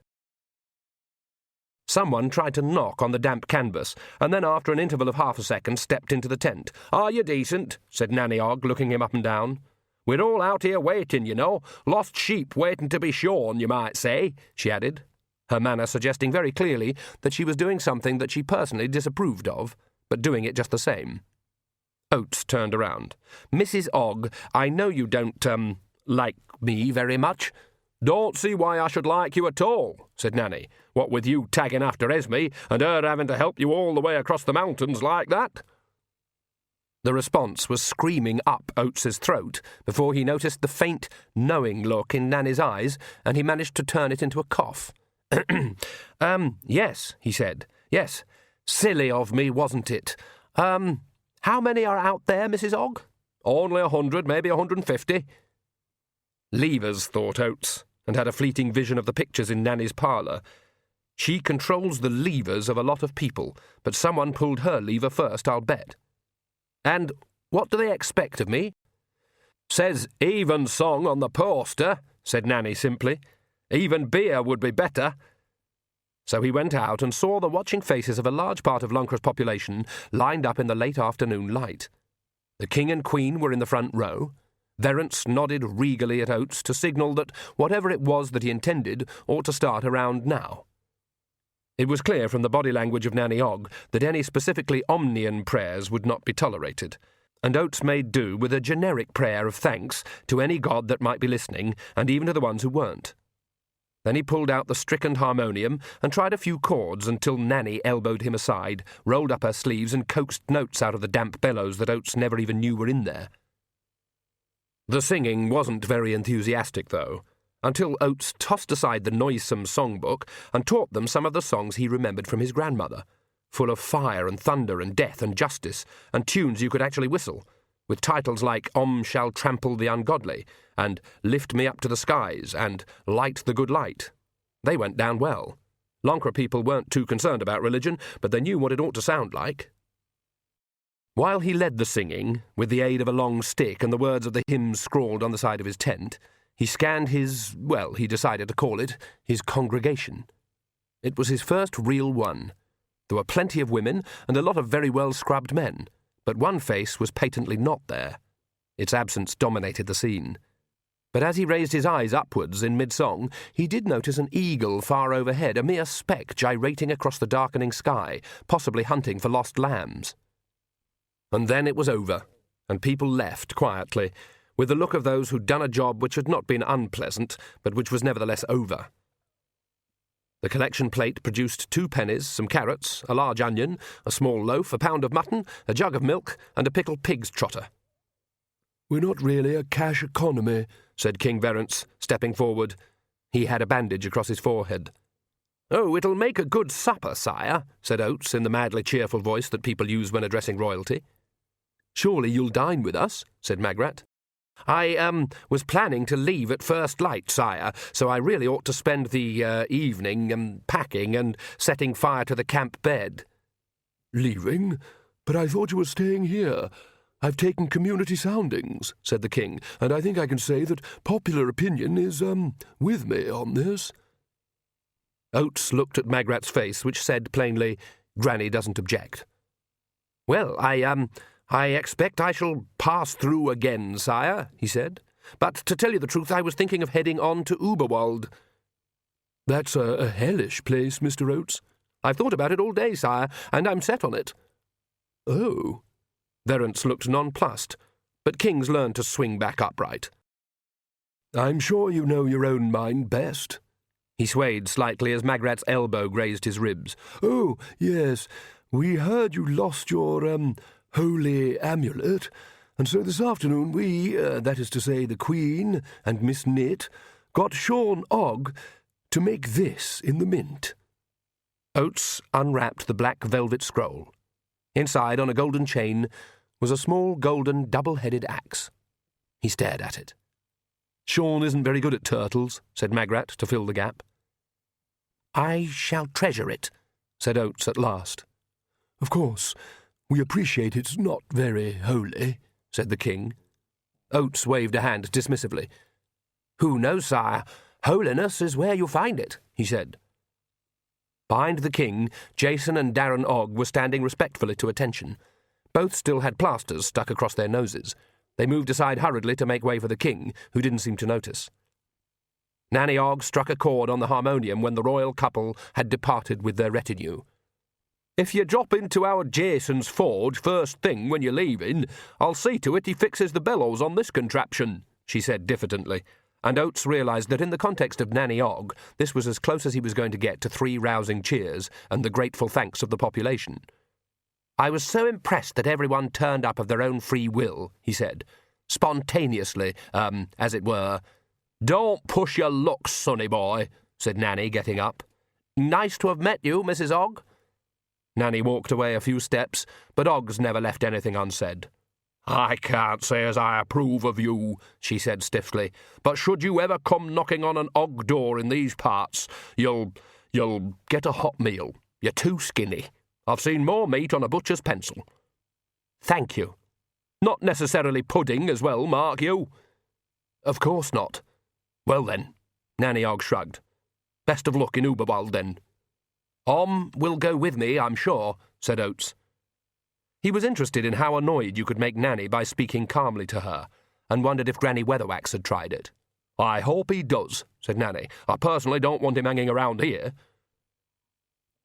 When she'd gone, Oates lit a fire of the horrible bed and stuck the songbooks around it to dry out. Hello.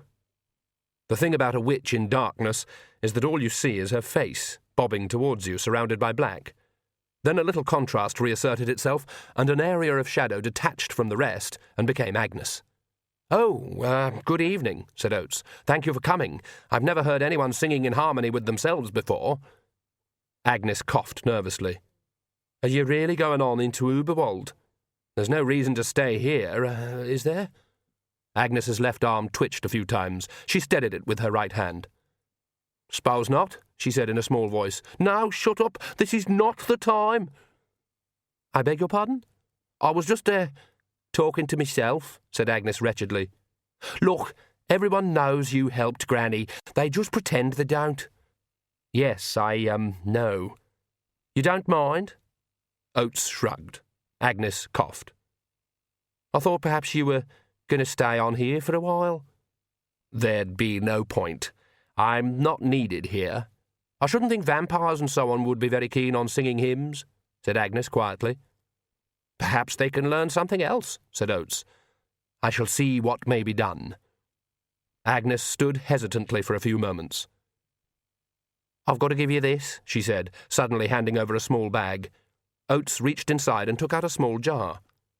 Inside, a phoenix feather burned, lighting up the field with a clear, cool light. It's from... Agnes began. I know who it's from, said Oates. Is Mistress Weatherwax all right? I didn't see her here. She's having a rest today. Well, thank her from me, will you? She said it's to take into dark places. Oates laughed. Yes. Well, I might come and see you off in the morning, said Agnes uncertainly. That would be nice of you. So, until, yes. Agnes seemed to be struggling with some inner resistance. Then she said, and, there's something I've been meaning to... perhaps you could, Yes? Agnes's right hand dived urgently into her pocket and she pulled out a small package wrapped in greased paper. It's a poultice, she blurted out. It's a very good recipe, and the book says it always works, and if you heat it up and leave it on it, it'll do wonders for your boil. Oates took it gently. It's just possible that's the nicest thing anyone's ever given me, he said. Good. It's from, both of us. Goodbye. Oates watched her leave the circle of light, and then something drew his eye upwards again. The circling eagle had risen above the shadow of the mountains and into the light of the setting sun. For a moment it flashed gold, and then dropped into the dark again. From up here, The eagle could see for miles across the mountains. Over Uberwald the threatened storm had broken. Lightning scribbled across the sky. Some of it cracked around the highest tower of Don't Go Near the castle, and on the rain hat that Igor wore to stop his head rusting. It raised little balls of glowing light on the big telescopic iron spike, as, taking care to stand on his portable rubber mat, he patiently wound it upwards. At the foot of the apparatus, which was already humming with high tension, was a bundle wrapped in a blanket. The spike locked itself into position. Igor sighed and waited. All right, look. Fetch. Fetch. There we go. Death watched Scraps bound away. He wasn't used to this. It wasn't that people weren't sometimes glad to see him, because the penultimate moments of life were often crowded and complex, and a cool figure in black came as something of a relief. But he'd never encountered quite this amount of enthusiasm, or if it came to it, this amount of flying mucus. It was disconcerting. It made him feel he wasn't doing his job properly. There's a satisfactory dog. Now, drop. Let go, please. Did you hear me say let go? Let go this minute. Scraps bounced away. This was far too much fun to end. There was a soft chiming from within his robe. Death rubbed his hand on the cloth in an effort to get it dry, and brought out a life-timer, its sand all pooled in the bottom bulb. But the glass itself was misshapen, twisted, covered in welts of raised glass, and as Death watched, it filled up with crackling blue light. Normally, Death was against this sort of thing, but he reasoned as he snapped his fingers, at the moment it looked as though it was the only way he'd get his scythe back. The lightning hit. There was a smell of singed wool. Igor waited a while, and then trudged around to the bundle, trailing molten rubber behind him. Kneeling down, he carefully unwrapped the blanket. Scraps yawned. A large tongue licked Igor's hand. As he smiled with relief, there came from far down below in the castle the sound of a mighty organ playing Toccata for young women in underwired nightdresses. The eagle swooped on into the bowl of Lancre. The long light glowed on the lake, and on the big V-shaped ripple, made up of many small V-shaped ripples that arrowed through the water towards the unsuspecting island. The voices echoed around the mountains. See you, Otter. Taggy Jins McLeady. We freemen, Knack McFeagle.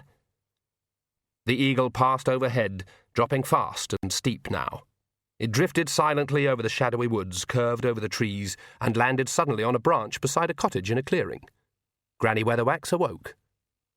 Her body did not move, but her gaze darted this way and that sharply, and in the gloom her nose looked more hooked than normal.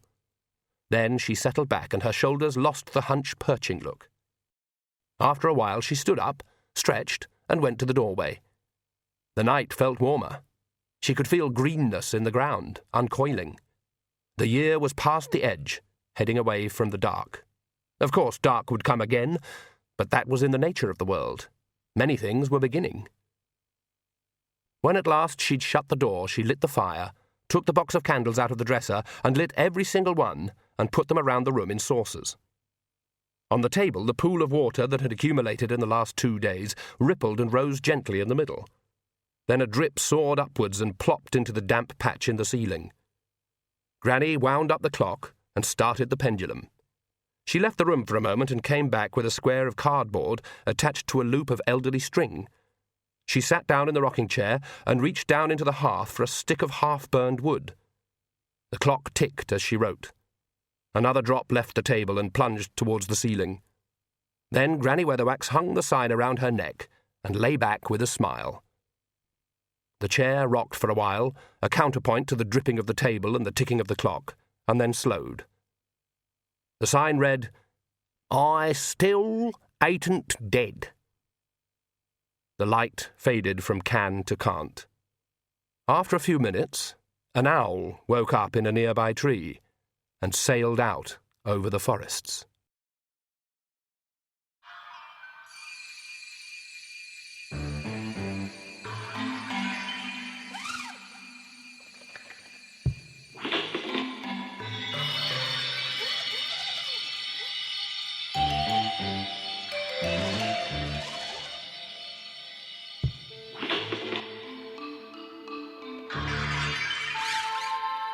That is the end of Carpe Jugulum.